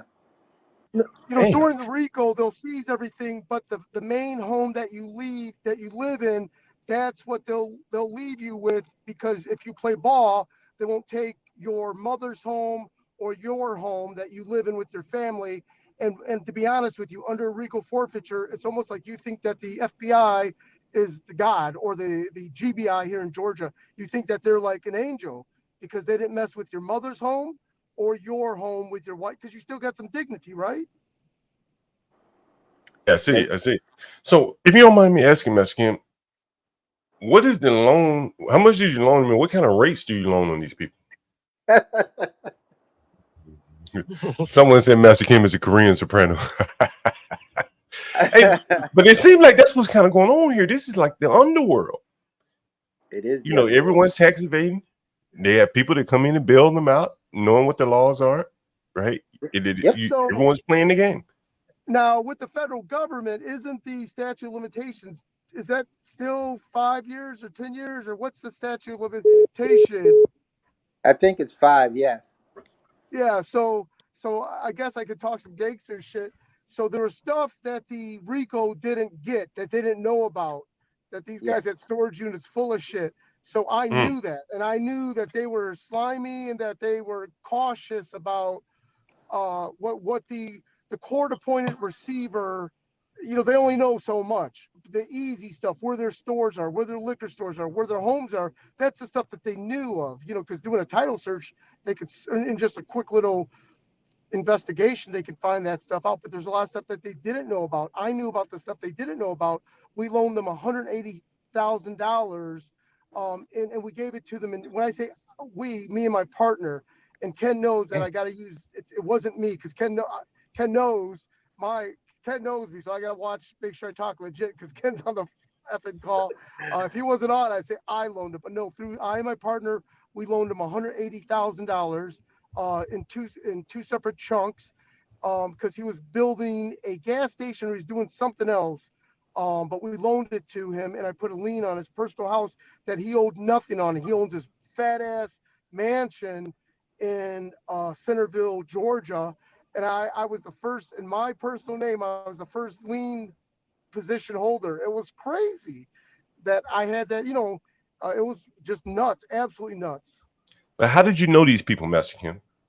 The Indian community, they all know each other and stuff like that. They do. And then plus, this guy builds brand new stores, and I used to sell him gas at his stores that got part of that RICO, got forfeit. So when you sell gas and do stuff that Ken does, buying and selling buildings, there's plenty of wiggle room for abuse. Meaning, if you catch a couple that's in the middle of a divorce and you're the next door neighbor, you could probably nearly steal their house for like half the price. Similar to probably what you've done, John, in your when you buy your neighbor's houses, which I I did. you own nearly a block of real estate, if not more. So Ken and I do the same stuff.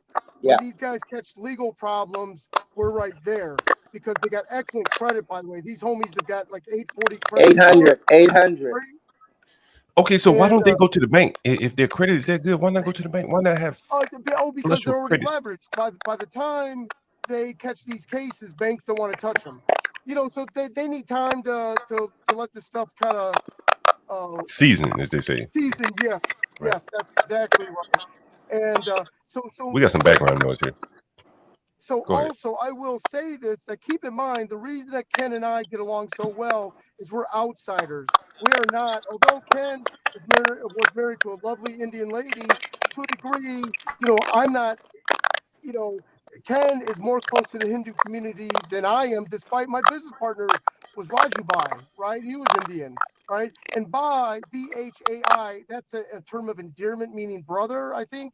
So when they call Ken Kenji Bai, it's like they respect him. Now keep in mind, just like LeBron James can marry anyone, right? Ken has a lot of money. He can marry a fucking a princess from Taiwan. You know, he just chose Indian woman. Ken, you got a little background. I think it's your mic. Yeah, so like a little garble there. But go ahead. John, No, can you go pull ahead. up the Can other you hear me? picture with Ken and I in an earlier email?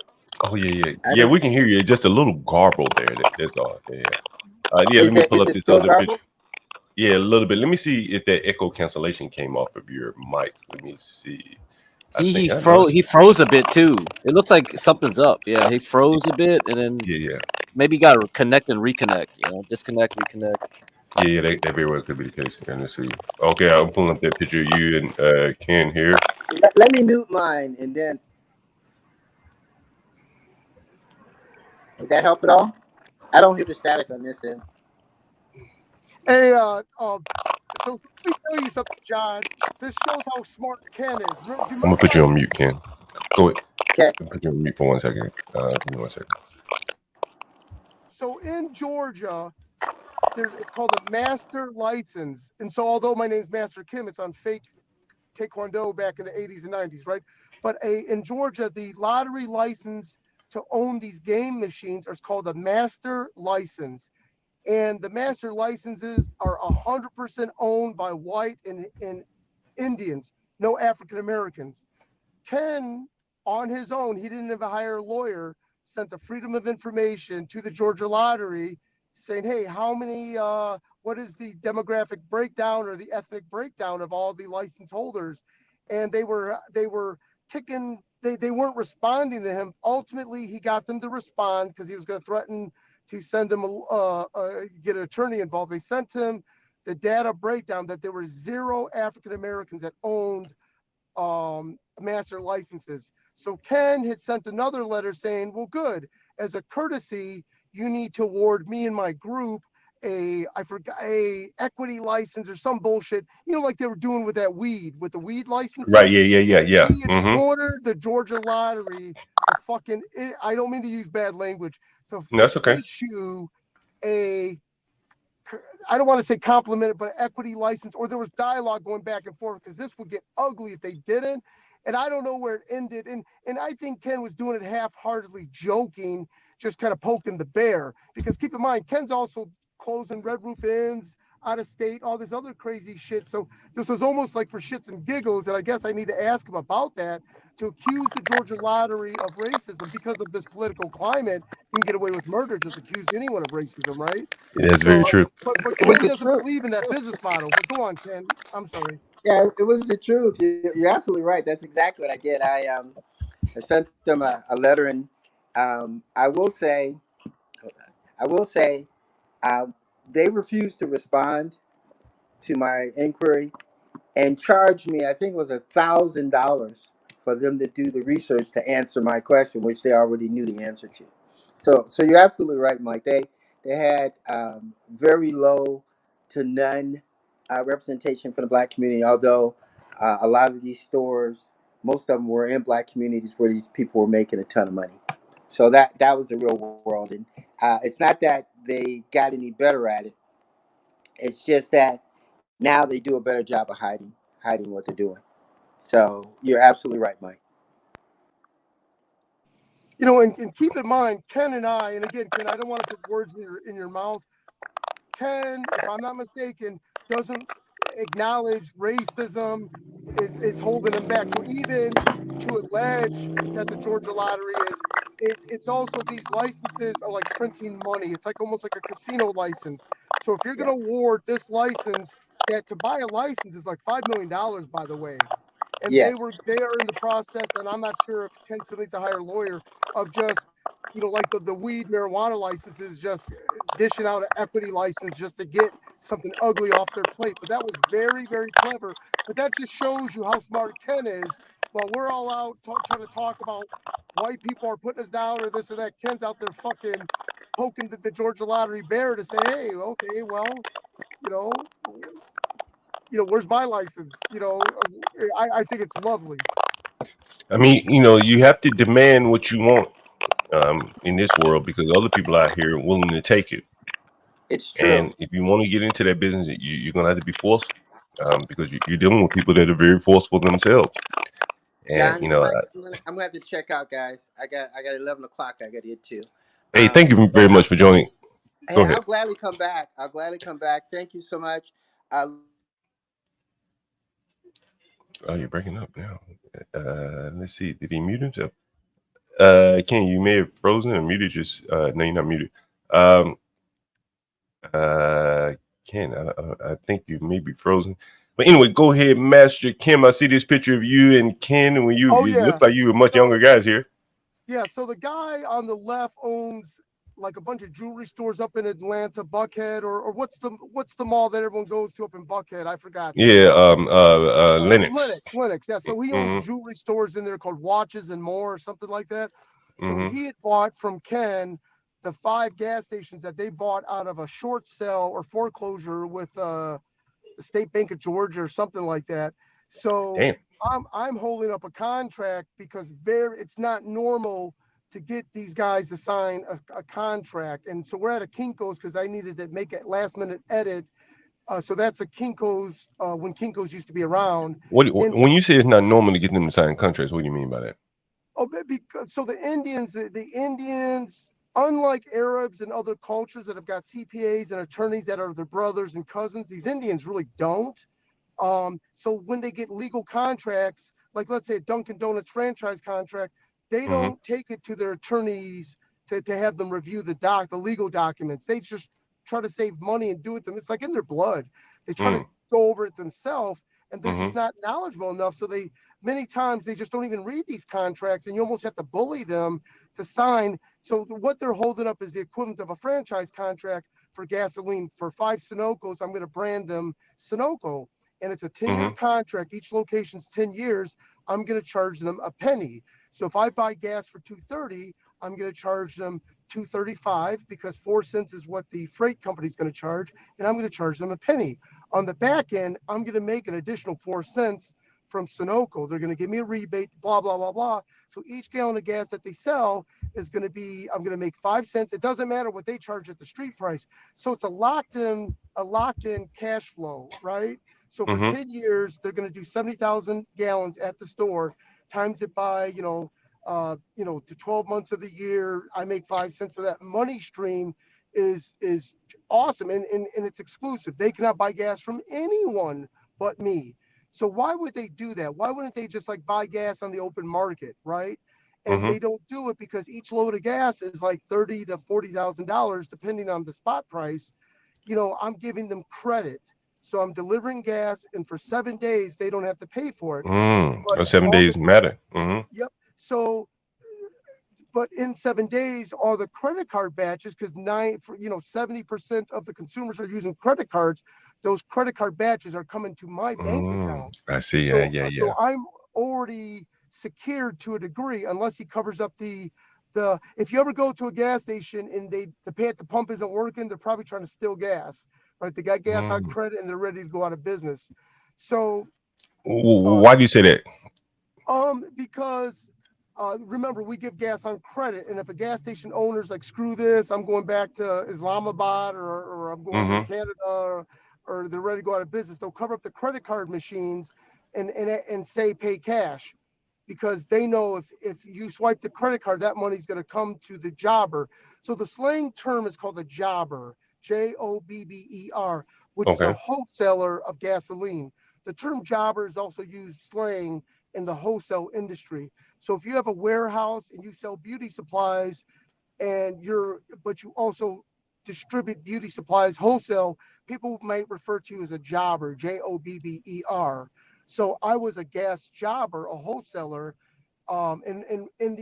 So if you have a customer complaint, let's say you went into a Sunoco and they were rude to you, and you like, fuck these guys, I'm going to call the 800 Sunoco number. Um, uh, Guess who's going to be calling your ass back? It's going to be Master Kim. Yes, hey, you said that they threw your money at you, and they called you racial epithets or that's so uncommon. I'll try to act more professional than I am. Mm-hmm. I will then call the store owner and ask why did they do that to a customer, and I will fake a review. I'll say that I go into such and such Stop and Shop, and oh, they got the coldest beer around.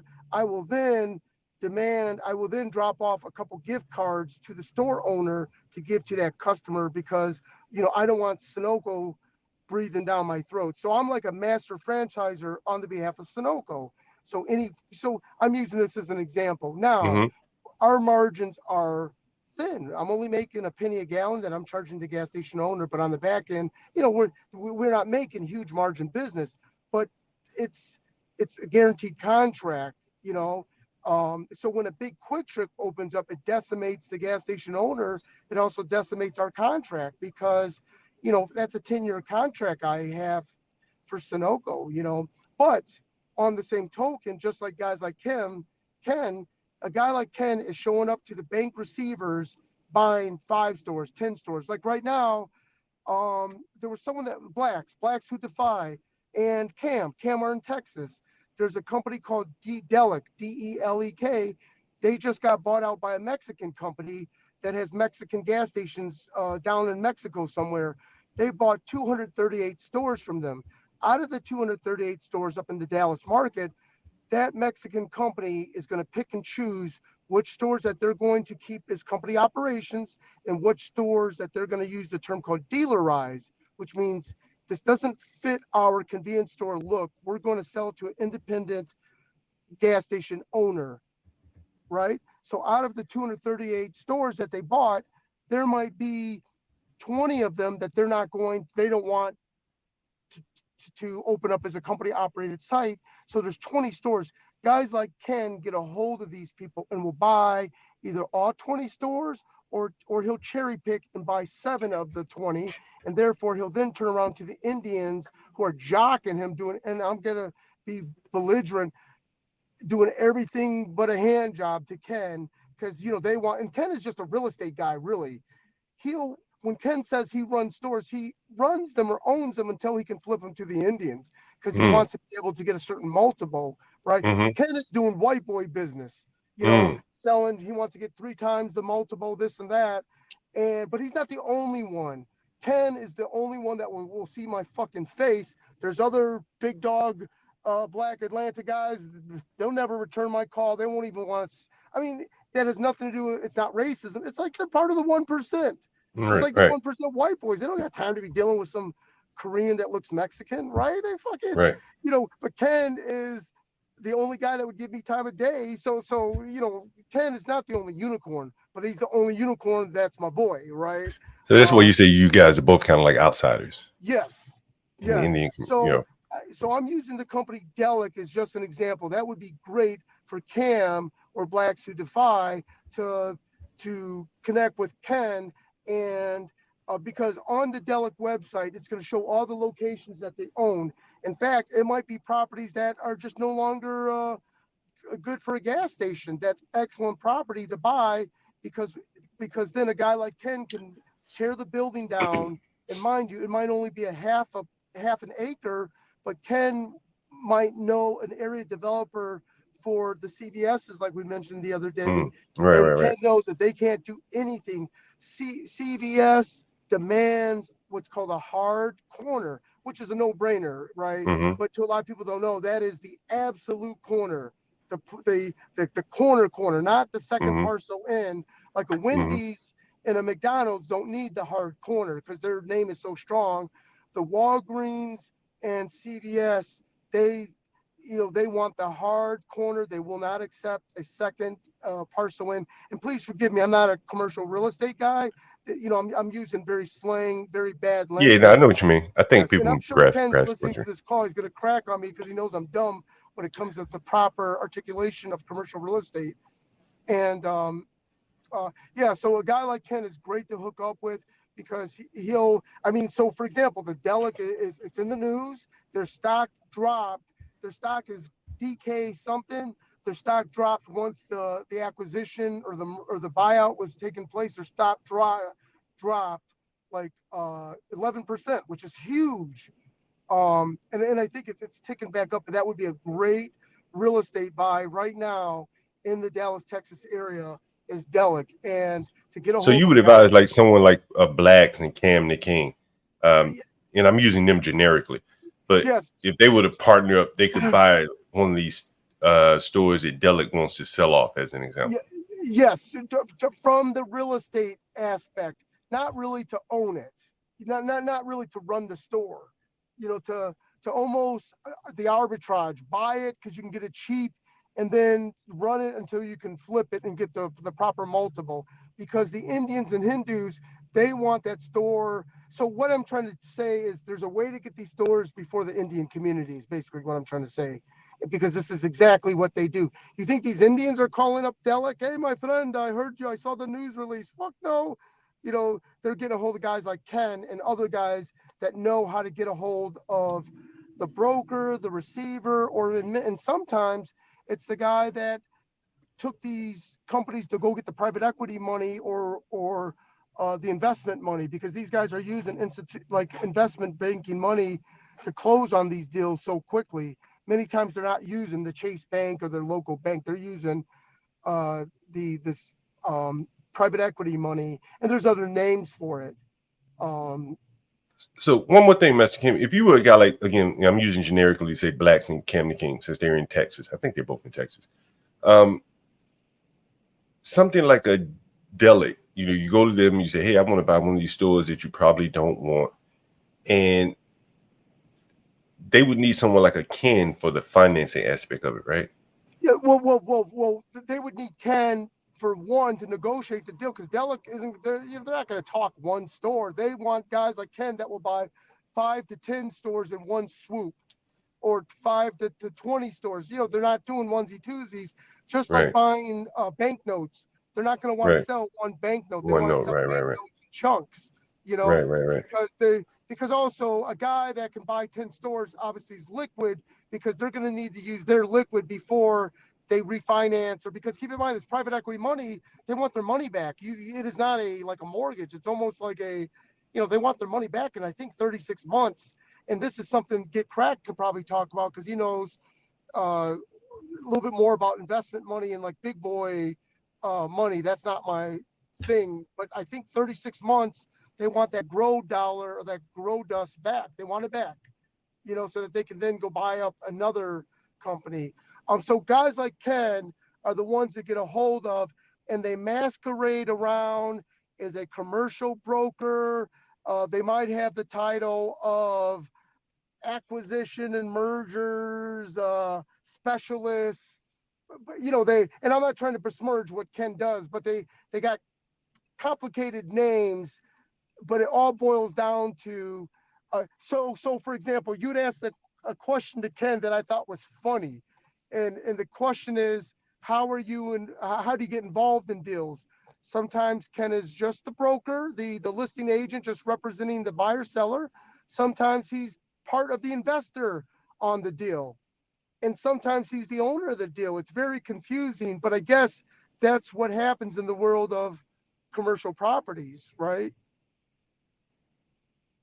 Let me ask you this, Master Kim. Something I was going Black Suit Defies says Kim is the middleman. I don't think he's necessarily middleman, because he's taking ownership and then adding value, right? That's right. So he is the owner. He's using his liquidity, because remember, to buy 20 stores from Delic, just for example, right? I'm not sure if he is even interested in that, but he already knows the Delic deal already. He would have known about it a year ago that these guys were looking for buyers. And so for me to call Ken now and be like, hey, did you read that news release about Delic? He would have been like, yeah, I would have thought Circle K would have bought them, but they backed out. He wouldn't be shocked by it, but he'd be shocked that the Mexican company bought it. No, he wouldn't be shocked, because the multiple is too high. And of course, it's going to be like a dummy from out of town that would buy it. Just like your neighbor's house, someone 2 states away will pay more for your neighbor's house because they just don't know, right? Mm-hmm. So Ken would joke about, yeah, of course it's a company from Mexico that bought and paid that multiple, because foreign companies, they look at the U.S. market as very secure. Despite what's going on, it's a hell of a lot more secure than other markets, right? Especially in commercial real estate. Plus, Yeah, Ken knows that. Yep. Go ahead, Mexican. Ken knows that this Dell company used to own a convenience store chain called MAPCO, MAPCO. They're out of Tennessee and North Georgia. They bamboozled a company out of Brazil that bought that company the first go around because it took a dummy from and that company just resold it, I think, for a loss to an American company called Majors Management. So yes, Ken would be the owner of these properties, but he chooses to, I think, just have his money tied up very temporarily because he just wanted to play the arbitrage. And I don't know if that's the right term to use. I'm trying to sound smarter than I actually am. So he's not like the underperforming stores. Would that be fair to say? Yes. So what Delic's going to do is they're going to shed the underperforming stores that might be underperforming to them, but in our eyes, these are excellent corners for car washes, for even continue to be a convenience store. It's just they may want to compete with the 5,000 square foot Quick Trips, the real big store. If you got a store that's only 2,500 square feet, you may not want that. So it would be stores that would fit our business models because we're just independent business people, right? Right. Mm-hmm. Let me ask you this question, Mexican. Let's say if you knew someone like Ken and he was going in to buy 20 of these stores, but does he allow individual partners that may take one of them? Hey, well, I can, I'll put in. Yes. Right. Ken may cherry pick. Yes, one or two. That's correct. And you're right. I'm wrong. He would also cherry pick if there's a store directly across the street from, like, let's say AT&T Stadium, for example, or wherever the Dallas Cowboys play, or a store directly across from the state capitol, some store that might have some historical significance, or the store in the future, the property is just going to have an insane value because it's located directly across the street from AT&T Stadium. I'm using that just as an example, right? Though he would probably cherry pick one or two stores because of that. Or they're like smack dab, across from A&M's the college, Texas campus, something a little bit more unique like that. This has been an interesting talk. Anyone have any questions for Master Kim? He may be able to answer some of the questions that you may have had for Ken before he left. They're kind of in the same business. So if you have questions, feel free, put them in the chat. Let me drop the link again. So John, can I also mention something more about Ken? And again, I don't. Sure, go right ahead, Master Kim. You got the floor, Master Kim. Ken, and this is very important, and it's not that he was trying to conceal everything, right? Mm-hmm. Part of being American is you get the good side of capitalism, but you also get the steel boot of failure too. Ken has failed, not by his choosing, but that divorce wasn't cheap. Right, yeah. So Ken has had a lot, lost quite a bit, and built it back up again. And I'm not trying to embarrass him, but that's the beauty of him, is that he's resilient, and the way he's handled adversity, he's not this, the motherfuckers that just been chugging along, never missed a beat. They sold their house when the market was high before it crashed and just keep on chugging along. I can't stand the motherfuckers because I'm jealous, and I'm not one of them, right? Everything, I'm responsible for every failure in my life. It's my own responsibility. But I think part of American society is we love the underdog story. Ken, no mistake about it, he didn't come from generational wealth. He did college loans and everything to put himself to U of M. He also got a master's degree. I'm not sure if it was from U of M, but he is an American success story. But you can't tell because he was on the podcast just trying to give business stuff. But if you delve into his background, you realize that, he came from either Jacksonville or Mississippi. I think they're Jacksonville, I think, yeah. Either middle class or something like that. He didn't come from a homeless. He had a father and everything, but everything he's built on his own, which is stunning. So I guess what I'm trying to say is he's not like one of these little faggots driving around $150,000 Suburban and life has never been better. I mean, he's not one of those guys. Yeah. I wanted to ask him. I mean, there were so many things that we could have asked him. We could have kept him up here a couple of hours. Luckily, he said he's going to come back. hopefully there'll be people that have questions for him. Particularly, we probably have some people in the southeastern area. Ken probably operates all throughout the South. He said he's doing deals in Houston or in Georgia, clearly Georgia. So yeah, hopefully we can get him back, and people that have real estate questions. I know Seven Steel is in real estate. Other people in it, particularly in commercial real estate, could have asked him some questions. Let's see what we have here, Master Kim. See if we have any comments on the panel. Go ahead. Can I add one more thing too? Sure. Ken has never used profanity around me, even as I try to throw a softball. Like, oh, look at that dumb bee putting on the brakes. That he'll just smile and say, "Yeah, that lady's challenged." That's it. For some reason, his brain is wired different, and maybe it's a high intellect. He's got more self-control, and I notice that with the Patels a lot. They will not be quick to say anything derogatory or insulting of other people. Ken has caught people stealing from him, and I would expect him to say, "Oh, F that guy, this guy's a white piece of trash," or this hood, whatever. Nope, he'll say that person is challenged and shake his head. He just doesn't get into that. And I don't know, I'm not saying that that's part of his success, but there's something weird with his brain where he doesn't spend too much time on negativity. He doesn't buy into that. And I don't know if that maybe he's just read too many self-help books or something, but he don't even as a joke, he don't get involved. Now he will in a clever way say, "Hey, those guys are trying to run game," but he just don't get into the dirty, like, "Oh, they'll cheat you, don't trust them." He just don't buy into that, any of that stuff.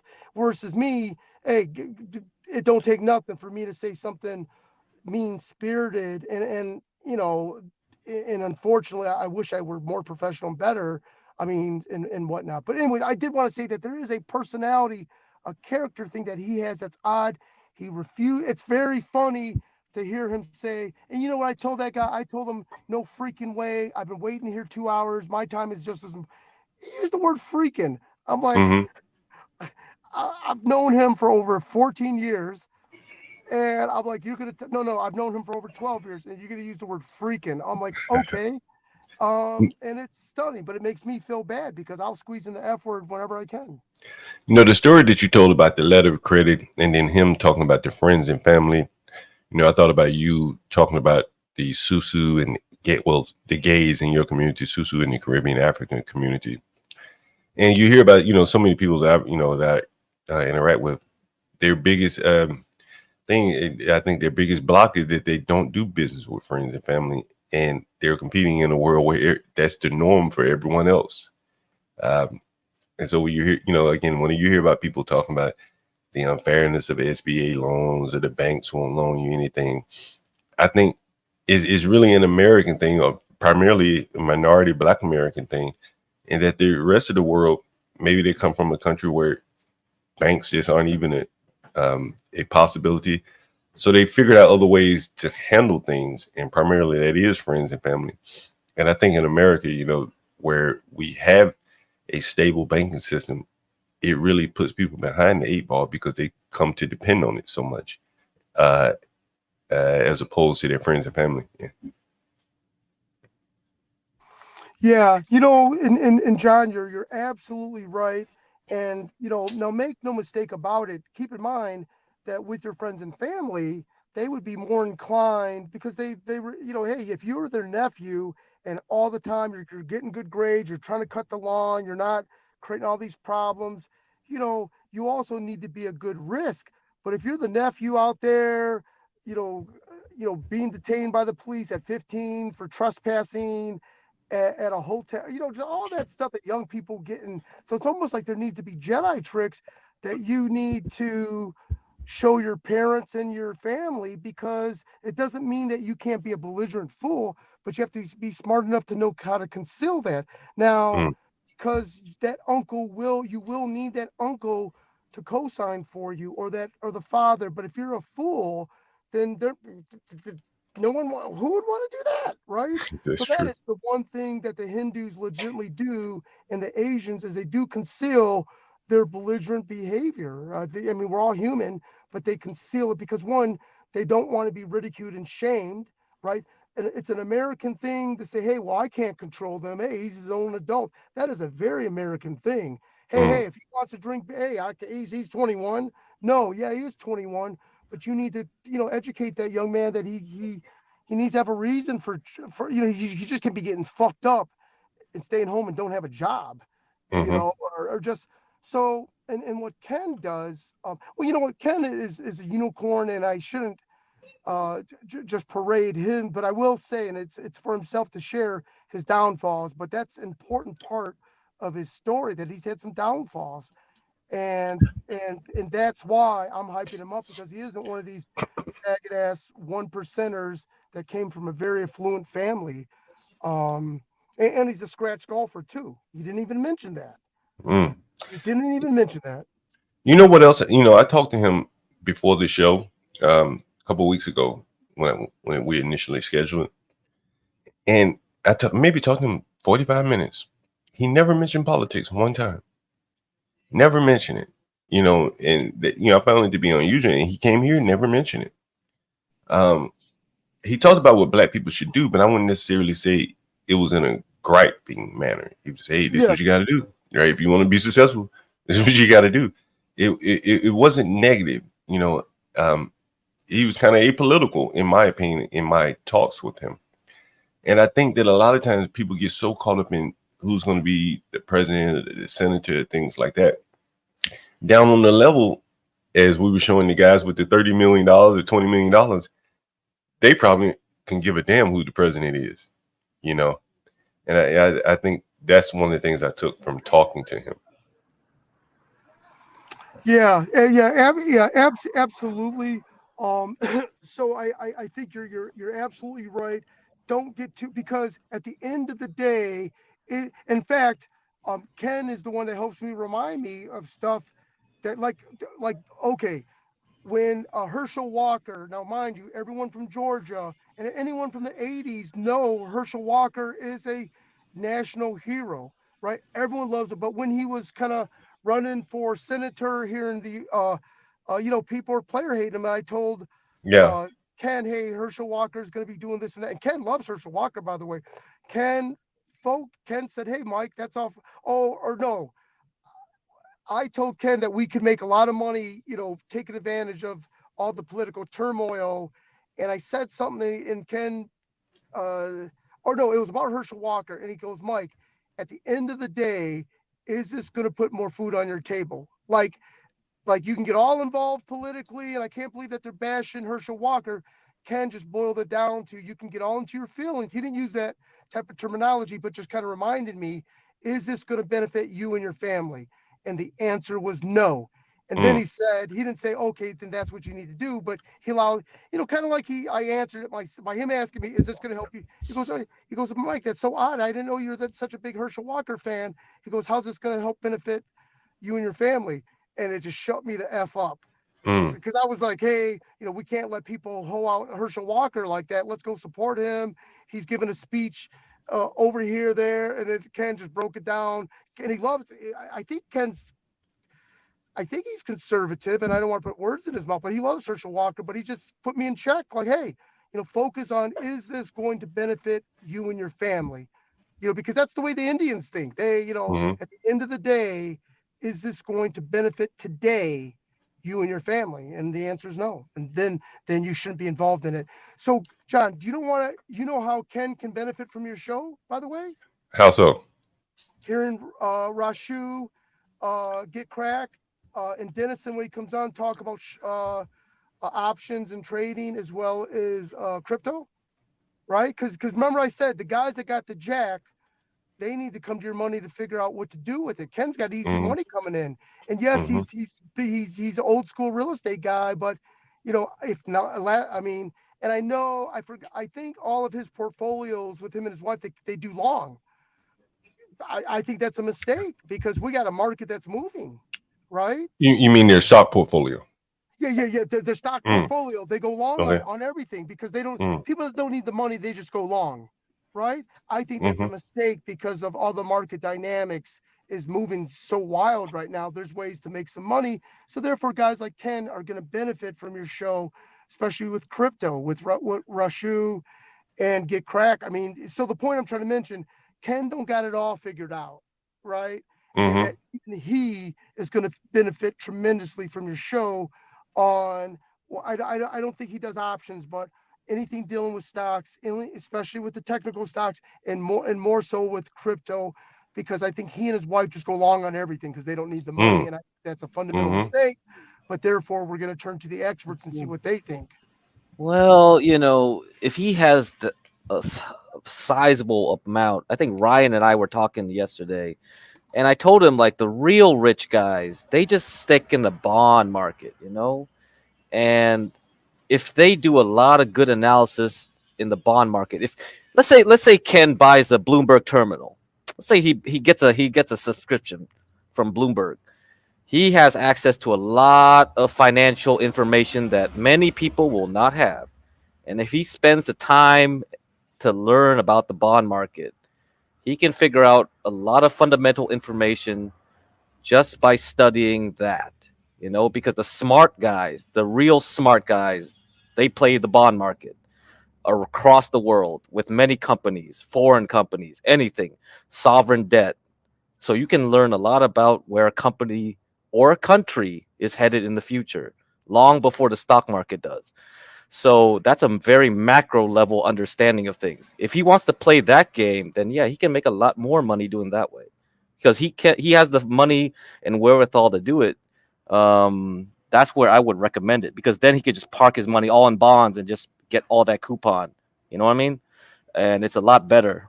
And I think with that deep understanding, he can play stock market later, because then the stock market and crypto would just be second nature to him, because he has a deeper understanding that most retail investors do not have. That depends on if he has the time too, if he's interested. So I'm going to reinvent myself. You just help me out, GiveCrack. Yeah, so there's different tiers, man. Yeah. Crypto is one level, commodities is one level, stock market is one level, bond market's the next level. And then once you get so rich, you're just like, bruh, I'm so bored. What's the next challenge? You might as well just invest in like, oh, what's the next planet I'm gonna buy? It's like you're too far away, You'll be like, can I buy the moon? Can I? It's like, yeah, whatever. I don't know. So this is me reinventing myself. I'm gonna go buy that. I'm gonna go buy that Audi that looks like a spaceship. The Audi. I'm going to say I borrow on the LIBOR and look at the common people. Yeah, actually, yeah, you can play that too. Yeah. Yeah. Because you could play the LIBOR on the market. It's the SOFR, the SOFR, or the Euro dollar futures. So you can play games where like, oh, I can predict where the interest rate's going and bet on people in that. Everything can be a gamble. Everything can be a bet. If I know what's going to be out there, I can game it out, and it's so interesting when you go to that level. So just like when you have to worry about the RBOB, people are out there worrying about like, oh, what's the interest rate going to be next year or 10 years out. And they have futures market all for that. And it's just like, oh my God, everybody's playing these games everywhere. It's so complex the way the system runs now. It's just like, yeah. So like we were talking about the yen, right, Master Kim? And it like once it unraveled last week, it rippled into Monday and caused a crash over Sunday night. And it's just like, come on, guys. This stuff is like, can you explain that real quick to everyone? Because a lot of people don't understand that because it's so funny. You mentioned this a week ago. We got to go back to the pipe, but you were talking about the futures market as well. Yeah, and even a month ago we were talking about it, and it all culminated into Monday, right? Monday morning, where everybody starts freaking out, and you're like, "Come on, guys! They told you guys long ago. They were telling you this, like telegraphing you this. Oh man." And you guys just flip out, go crazy, and then it's like the end of the world. It's like, come on. But yeah, so the essential thing is like maybe we should do a show on the yen carry trade. So the yen carry trade, essentially, people game out the difference between the interest rates of the U.S. and the interest rate of the Central Bank of Japan, and there's a difference in with the yen and the U.S. dollar, and then you can figure out a way to make easy money through the difference between the currencies and the interest rate. So you sell a bond in one place to buy a bond in another place, and you just grab that like difference, the differential between the two interest rates. And we kind of discussed that, like John, about the interest rate curve. Yeah, So yeah, when yeah. that's how the banks make money. They give you a long term, like a 20-year mortgage or something, a 30-year mortgage, or a 17-year. What the heck they even use now? Okay, whatever, 7-year, right? 7 years the shortest maybe, and so they'll get a cheaper interest rate from the shorter end of the curve. So they'll charge you more, but they get charged less from the Federal Reserve, and they'll just split the difference, right? That difference is their money. That's their income. Yeah. So that you want to have that curve to be looking good. So the same way you can do it across the world. I could do it the same way with like a 30-year bond in America versus a 30-year like bond in Japan, and I just split the difference because there's a currency difference, there's an interest rate difference, and I get a carry trade. The problem is once the yen just started shooting back up versus the dollar, it just ripped people's faces off too quickly. They had to get out of that trade because now they were losing money. So what happened was probably a liquidity drain because a lot of people had to sell, get back to dollars, get back to cash. Cash is king. And then what happened then was that it ripped all the money away from Nvidia, AMD. So it doesn't like you guys talk about fundamentals of stocks. It doesn't fucking matter. If somebody has to sell money and put in the cash because their bank is calling them, hey, pay back our loan that we gave you to borrow to go buy yen, to borrow to go buy like freaking bonds in Japan, to go buy, like, come on. You see what is happening? It's all unwounded in a second, and it causes a crash that has nothing to do with the fundamentals of a company. And that's what you have to understand. Once you understand that, then you understand the game. But anyway, yeah, that's too much knowledge in one day, I think, for you guys. Yeah, I think you guys, yeah, that's too much for you guys to learn in one day. Yeah, you guys gotta do your homework, learn some currency, learn some interest rates, yield curves, and stuff like that, and probably blow your brains out. Well, we've taught them the yield curve, so they're good You're on absolutely that. right. We taught them the yield curve. Yeah, because we got a renter calling. Yeah, no, this one I'm gonna duck him. Not duck him, but I just did. My bad. Let me check his car. Let me check his car. Let's see. Shit. I'm gonna call him back. Go ahead. Sorry about that. GiveCrack. No, that's cool. That's the end of my screed for the day. But the thing about Delic is, so I found this thing that says like sell retail business to Mexican conglomerate. See, I was talking maybe a few days ago about like buy Mexican stocks, and now this really got me piquing my interest about Mexican stocks now. So it's like maybe I am gonna tell people, yeah, let's time to buy some Mexican stocks on the cheap. So let's see. We'll see about that. But the other thing too, yesterday I was talking about the U.S.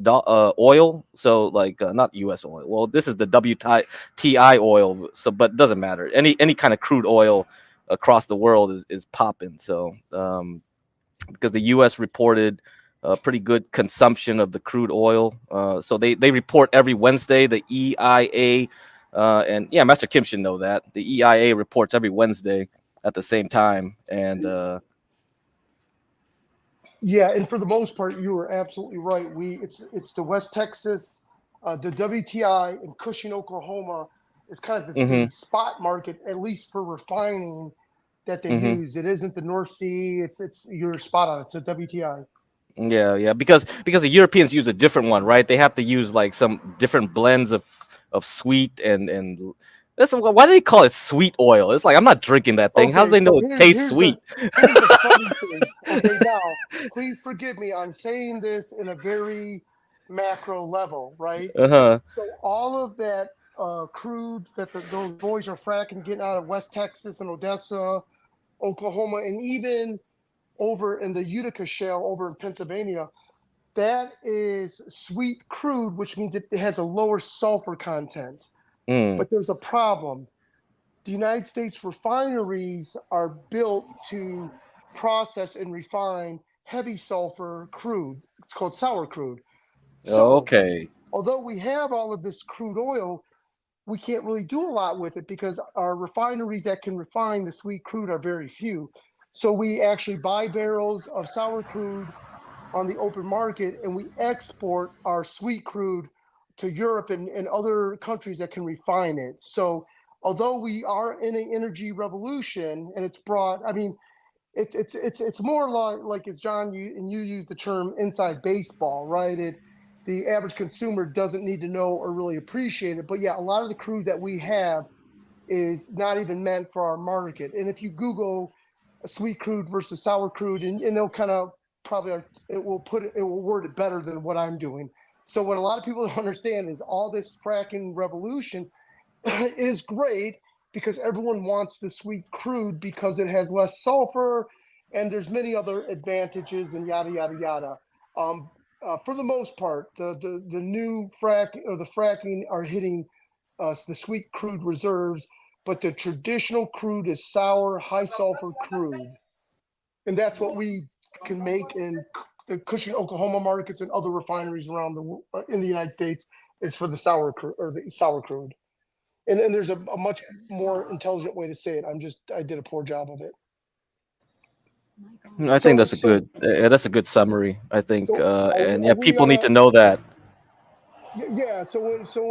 Yes, and very similar. It's almost like in Iraq, right? When they pull up that oil on the ground, the dummies there don't know how to refine it. They got to actually ship it to other countries. So we got a little bit of that just with the sweet crude, sour crude that we import. We can refine that all day long, and whatnot. GiveCrack, if you don't mind me asking, and again, I'm going to start adding the word Dr. Crack because it's easier to say, and you are a doctor designation. So Dr. Crack, are we on what's the term I used earlier in the email or text, John? Recovery, or we're an upward swing now? We're at the beginning of an upward swing. It's only going to be temporary. So in my point of view, it will last maybe up until mid-September, and then we'll drop again because of some whatever reason, And the funny thing is like let me pull up this chart for you guys to look at. Like it's so interesting. Like I keep telling you guys about 3 months, 1 month, like months and quarters to me are like innings, So in baseball, and here this is the ETF of the bond market. All right, so this is the 20 to 30 year, not the whole bond market, just the long term 20 to 30 year bonds of the U.S. government, which should give you a good idea of what's going on. But like it hits these lines. This is the price of the bond, not the yield of the bond. But okay, maybe I'll have to pull back a little bit because the actual interest rate of the bond is inverse of the price. Okay, so when you hear people talk about, oh, the interest rate is going up, that means the bond is going down in price. But we'll get into that later. Just don't worry about that. But can you give them a brief understanding as to why? When I worked at Penny Mae. Oh my God, man! I hate explaining that because their heads spin, even though it's a simple concept. But let's put it this way. Hold on, GiveCrack. We have a question from Cubed here. He says, "How do you recommend getting into commercial real estate? Get the first property. If you're interested, I'll reach out to Ken Watson, and I can put you two in contact with each other, and then you can have a one-on-one with each other, and he can kind of give you kind of the path for that. What do you say to that, Master Kim? He can give you guidance on getting into that business, right? Yes, absolutely. Can I add 30 seconds? Sure, yeah. Comment? So since the financial collapse of 08, 09, 010 or whatnot, commercial properties, you used to be able to value them. Oh, this corner is worth $900,000, for example, right, on the appraised value. But since the financial collapse, and maybe more so now, they want to understand cash flows. Can this property or commercial business develop cash flow to pay back the loan? Versus prior to then, the value was determined on the real estate value. So I guess, and the reason I say this is my wife and I are going to be leasing out an 18,000 square foot new facility. And I'm thinking, hey, because the economy is going bad, will the property owner bulk at wanting to get a good deal. And I'm thinking, no, he won't, because in a down economy, these landlords want this property producing money, even at a discount.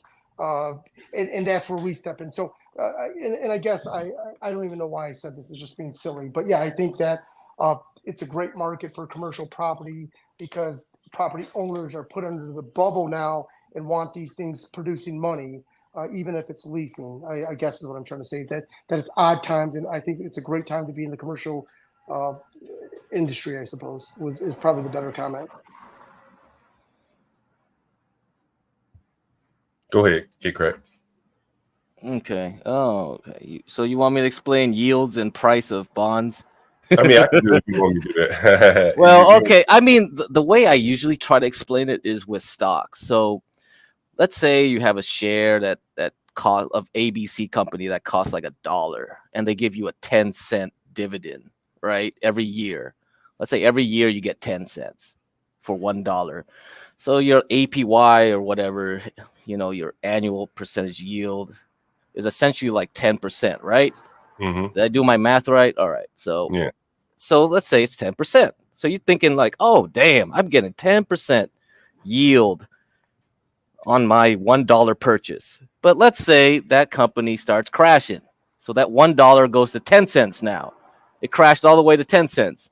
Well, what's that yield looking like? So 10 cents and they still pay a 10-cent dividend per year. That's 100% dividend, right?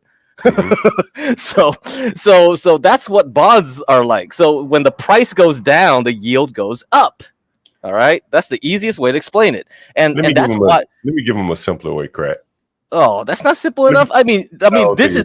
I'll tell you why that's important to tell you this, because that's why a lot of idiots they buy stocks with high dividends yield. Those companies are trash for a reason. The reason why a company gives you 50% dividend or 100% dividend is because there's a reason why. It's because that company is going to go bankrupt. Yeah, more than likely because they're spending a lot of cash on dividends where they could be reinvesting. It could but that's the same thing with bonds, right? That's junk bonds. Bonds have high yields, are usually from companies that are utter garbage. That's why they're called junk bonds. Right. So that's why I usually explain it that way, because then people go, because it covers a lot of ground with a simple explanation. Well, let me see if I can give them a better example. All right. Directly to bonds, right? Let's say if you loan someone some money at 2%, right? When the interest rate was 2%, you loaned them $100, and you loan them $100 for the next, over the course of the next 20 years or whatever. And 100 being a nominal, it could be 100,000. It doesn't matter what the number is. Let's say 6 months after you loan him the money at 2%, the rates go to 10%. Well, you can't go back and say, hey, man, give me 10%. He's going to say, I'm not doing that. I'm paying you 2%. So the price of that money that you loan him, which is equivocates to a bond, is, more or less the value is going down because you loan someone some money at 2%. And now the current going rate for money is 10%. So that loan or that obligation that person owes you money, the value of that is going down. If you tried to sell that note to someone and say, hey, I have a guy that's going to pay me 2% for the next 20 years, no one will buy it because they can just go out into the market and get 2%. And so that may explain it. On the flip side, if you loan someone some money at 20%, and then if the rates were to fall to 2%, that person is now upside down, the person who borrowed the money. And in that sense, the bond, the note that you have obligating that person to pay you is worth a lot of money because no one can go out on the market and get that 20% that you have this guy on the hook for. The best he could do at this point was try to refinance it and pay you off with a lower rate obligation. I hope that makes sense. Maybe that's correct. That's the correct way to explain it. But I think most people will be like, oh, their head starts spinning again. Because it's such a crazy mechanism, but it's so funny. And the thing I mentioned to Ryan is like people don't understand that bonds have price and that you can make a lot of money by understanding the bond market, because if you know the interest rate in the future, I could buy bonds now that I understand will be worth something or worth less if I want to short the bond market. Right. And that's the power. The bond market is bigger than the stock market, if I'm not mistaken, right? Yes, that's true. That's true. See? There you go. And anyway, so this is why the price of the Like, bond went down, because the Fed was raising rates, and those 30-year bonds became worthless, because it was like the Fed is paying more than 30 those 30-year bonds now. So the Treasury issued those 30-year bonds way back when. Whoever bought those are screwed, because they were like, what the heck? I bought these 2% and 3% bonds thinking they were a good deal. They're not anymore, because I could get a T-bill for 1 month that pays out 5%. A good money market pays 5%. I could go get a CD for 5%. It's like you guys got screwed holding these bonds. They're worthless. So that's Craig, let why me this ask you a whole question. thing crashed. Can you short bonds? Yeah. You could, right? So like at that Yeah. peak right there, could someone have shorted those bonds right Oh there? heck yeah, they would have. And you then know who did it. You know who and did then it. in that sense, and then in that sense, if you were going to do that, one of the things you would do is you probably would buy real assets. I would imagine in that case. Yeah, something. Yeah, you would Right. have to figure out a way. I'm sure there's a way. Yeah. Right. And then when you short those bonds and the rates fall, then what do you do? Mm. The other way is you use the SOFR. So that's why talking to Master Kim, you use SOFR or Euro dollar, and you would short the futures or something like that. Yeah, or you long it depends on if it's contango or backward. I don't know what the curve looks like in those futures market. It depends. That's too complicated. We can't go into that right now. Let me ask you this Otherwise, question. uh, Let me ask you this question, Craig. Down at the low part of that curve there, people with money, they would start borrowing in that sense, right? If you got rates, are those the rates? Yeah, are those rates? no, those is a price. There's a price. If you want Okay. rates, I have to use a different, like, see, this is the opposite. Oh, You okay, see, right. it's just the inverse. It's just the inverse. Right, Don't worry about that. Yeah. Yeah, that's right. Prices and rates basically go inverted, right? Yeah, that's As the why. interest rates go down, the prices go down, vice versa. Yeah. I'll back up. Go ahead, Craig. Yeah. So Ryan's right. The inverted. Yeah, we can get into that later. Oh man, you want to talk about inverted yields? And no. These guys got to learn this basic stuff first. Anyway, so let's just look at the price of the bond. So you see the bond going down, and then you notice, like, okay, it went back up. It recovered a bit in October 2022, and then at the end of the year, it hit here. So this is the last week of the year of 2022. Hit this point. Then several months later, a couple months later, February, it hit it again. So that's the end of February, it hit it again. So I'm thinking like this is probably an important place. And then in 2023 in May, it hit it again and then bounced back up. So this line is getting more important. So when you do technical analysis, this line is becoming more and more important, because this got touched, recover. Now, interestingly, 2022, remember that last week of 2022. Now, July 2023, big red candle into that line. You had a green candle trying to recover, but a couple weeks later, it lost it all again. And guess what? Bye-bye. So that's why when you learn candles, you see lines, you know the dates of the months, important events, or because options are expiring. This is why these things happen, because somebody probably down here was putting options into these dates. They probably had contracts. These dates were very important for them. And then once it collapsed, somebody was like, oh fuck, I messed up. I better sell my calls or something. And then all of a sudden, we're going back down. And we had to go back down to a lower low. Anyway, guess what? We went to this lower low, we went back up, and 1 year later, from December 2023, at last week of December, and the last week of December 2022, guess what? It hit that line again. But now it's not support. Now it's resistance. Before it was being held. But we went down. Now it's acting as resistance. Nobody wants to buy up here anymore. These guys who bought up here, they got screwed. They're never touching the bonds again. So this is fear, right? This is fear. Nobody wanted to buy up here in this zone. And guess what? After that, it went back down again. Had to retest. And hey, so this first week of August, we touched that and then we fell back. So this line is getting more and more important. So whatever the interest rate is in the futures market is affecting the price of those bonds. So who runs the interest rates? The Fed, the market? I don't know. You tell me. Everything is coming together, right? Maybe it's the Bank of Japan. See? So my point of view is that charts give you all that information in one picture, rather than you going out getting a Bloomberg terminal, trying to study all this financial data, get a degrees in economics and finance, get all this, get a bunch of mathematical like knowledge and try to game out options with like partial differential equations. I say forget it. The normal average guy cannot do that unless you're a super genius. You're like a 200 IQ, 400 IQ motherfucker. Crack You ain't gonna do that. Crack. Stanley Cross says, "What is the advantage of an ETF versus bond fund? I don't know actually. I mean, ETFs, man, ETFs do try to pay you a dividend that when they get their coupon, but I don't know if that's good. Maybe Ryan can talk more about that. Yeah, because this ETF will give you a dividend, but yeah, you're on. I don't know if I'm on. Am I on? Okay. Oh, it says I'm in the show. Okay.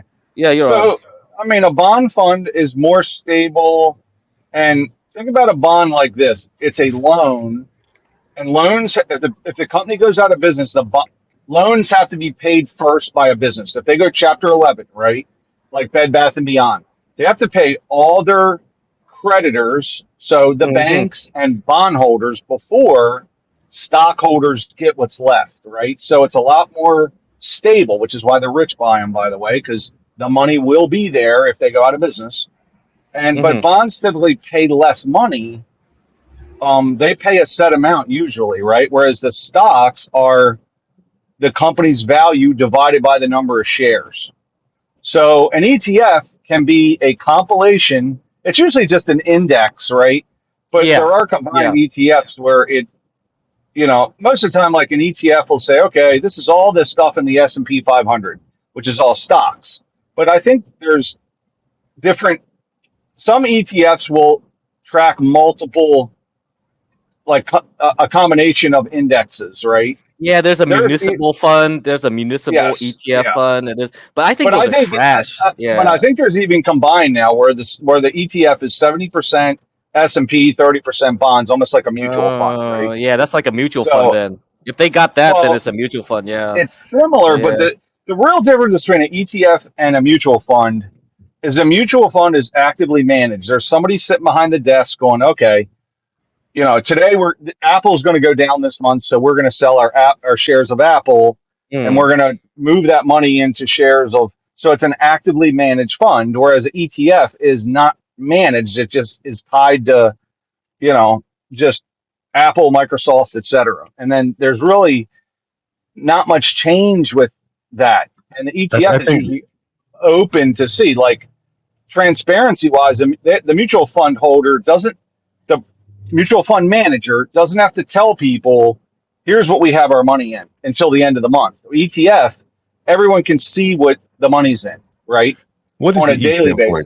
What does the E stand for in ETF? Exchange traded funds. So just think about like the Dow is an exchange. So it's an exchange traded fund is the acronym for that. So it's just a different product of the financial industry. There are now ETFs that are partially managed, that are partial transparent. So you always come out with these new products to stay fresh, The advantage of ETF, they come on CNBC all the time, bro. They come on there pumping their damn ETF. It's like, absolutely. I got this one. I was like, the TAC ETF, the Fairly Tactical Sector ETF. I'm like, what the hell is this? If you think about it like this, like an ETF has very low costs because they just buy a bunch of stocks and sit on them, right? Well, buy Apple, buy Microsoft, and they'll move in and out of. They might sell all the Apple at the end of the year, and it changes to just the top 5 stocks in the country, whatever it is, right? Whereas mutual fund, they're actively moving the money. They're buying it. They might buy Apple today and sell it tomorrow, and buy Apple the next day, and so they're doing stuff there, right? So The advantage, which costs money, so that's why mutual funds cost you about a half a point, a half a percent that they take out of the money, and the ETF is very, very low cost, right? So you don't lose any money to fees of having someone, like if you look at an international mutual fund, right? It costs you 1.5% because doing international research, dealing with, Yep. that's a lot. It's a lot more money, right? So yeah, that's a lot. That's a lot more. Yeah. But so the ETF also, if you just go buy a bond in a company, Stanley, there's more risk, whereas they spread the risk around when you have multiple bonds. The whole idea of a mutual fund is to spread your risk, but it also spreads your reward, right? It spreads your reward. You don't get as much. If Apple takes off, I'll make an ETF for Stanley. I'll make a blue liberal city municipal bond ETF, and I'll do an inverse one for it, and I'll sell it to the conservatives, and I'll make hella money. I'll go on CNBC. I got these 2 ETFs. I'll call it MAGA and non-MAGA. The reason I ask is I noticed this was a treasury bond ETF, and I know there are treasury bond funds.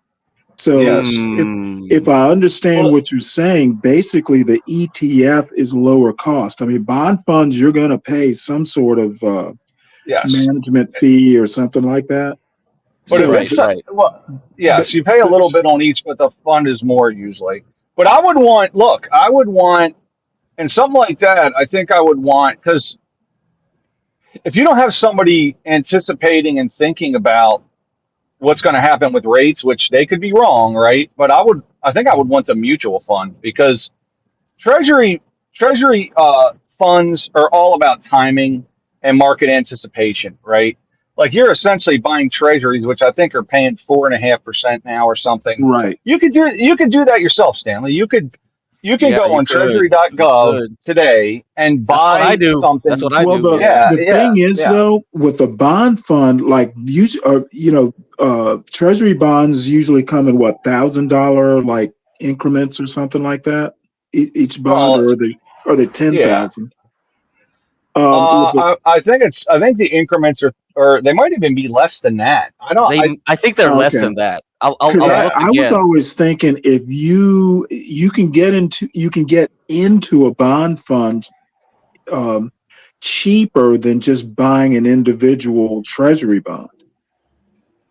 Yeah, you can. Or am I wrong? It's been so long since I've even looked at this, and I just thought of it while I was watching the show.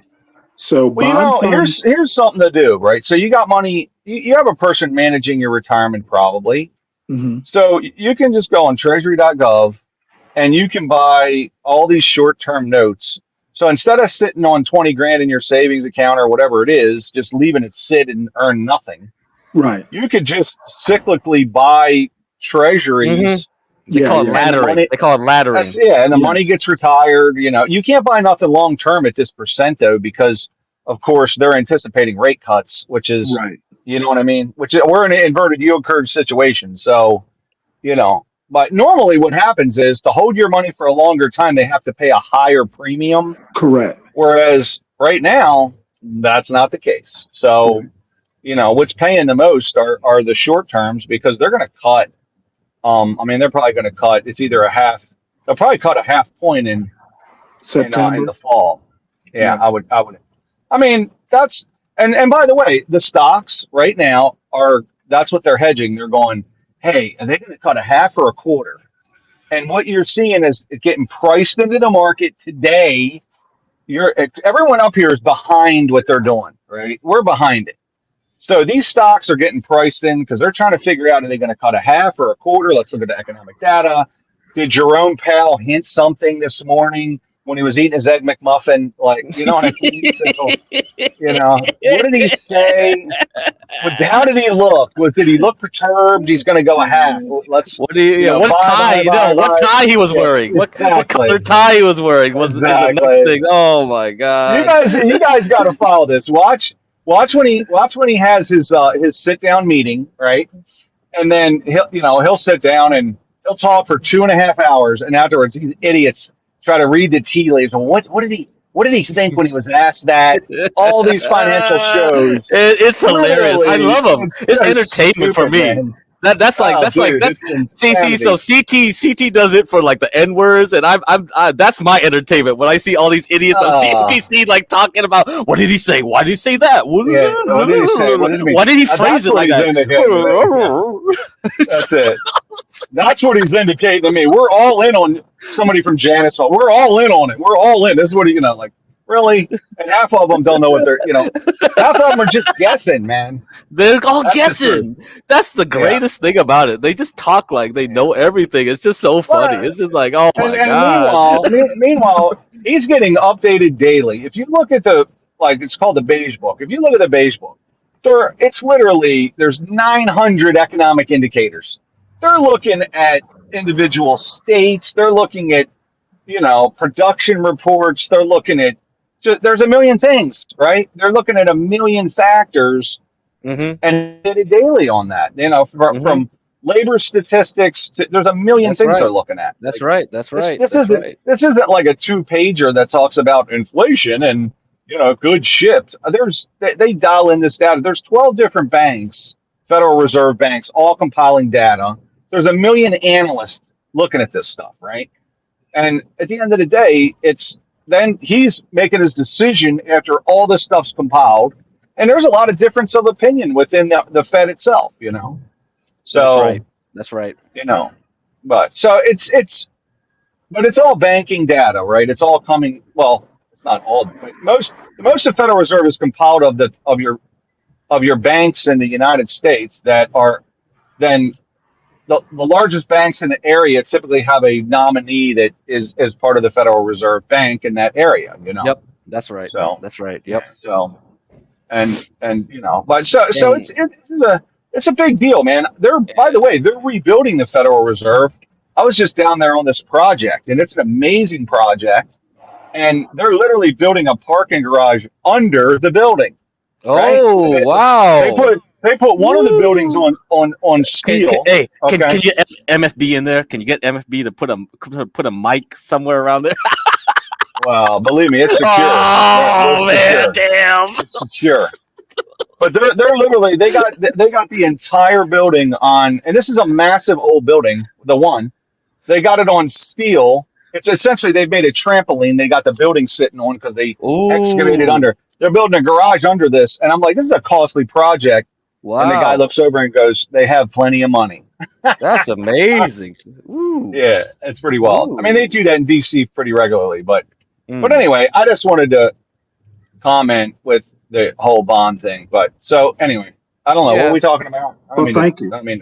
No, I think a lot of people need to know this stuff. Hey Ryan, Ryan, that's very good insight, man. You're creating a problem, man. You need to What is it? You need to be able to have your bat phone available because you're needed throughout the day, and unfortunately, you're on your own. I've been to the gym.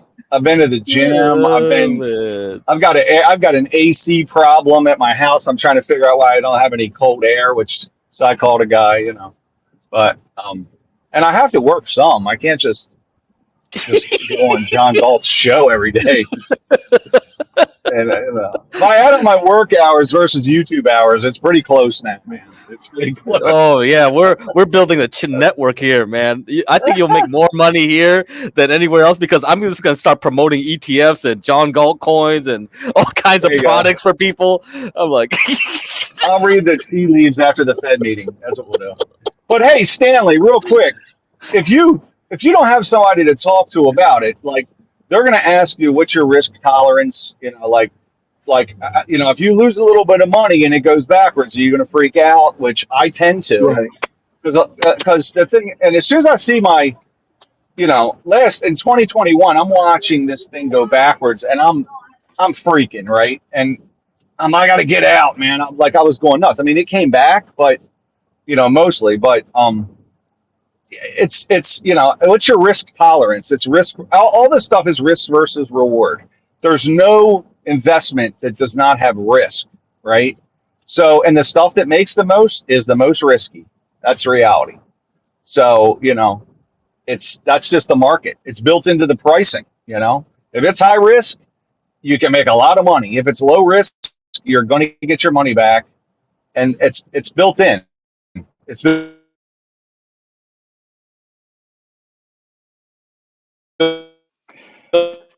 I didn't. I think I've mentioned this maybe to GiveCrack. When I got out of the Navy, I not a was thing. actually. I was Ryan, you're borging out right now, so you're going through a dead zone. Am I? Yeah. I was saying when I got out of the Navy Go ahead, for Jack. about a year and a half, I actually worked for Dean Witter way back in the day as a stockbroker trainee.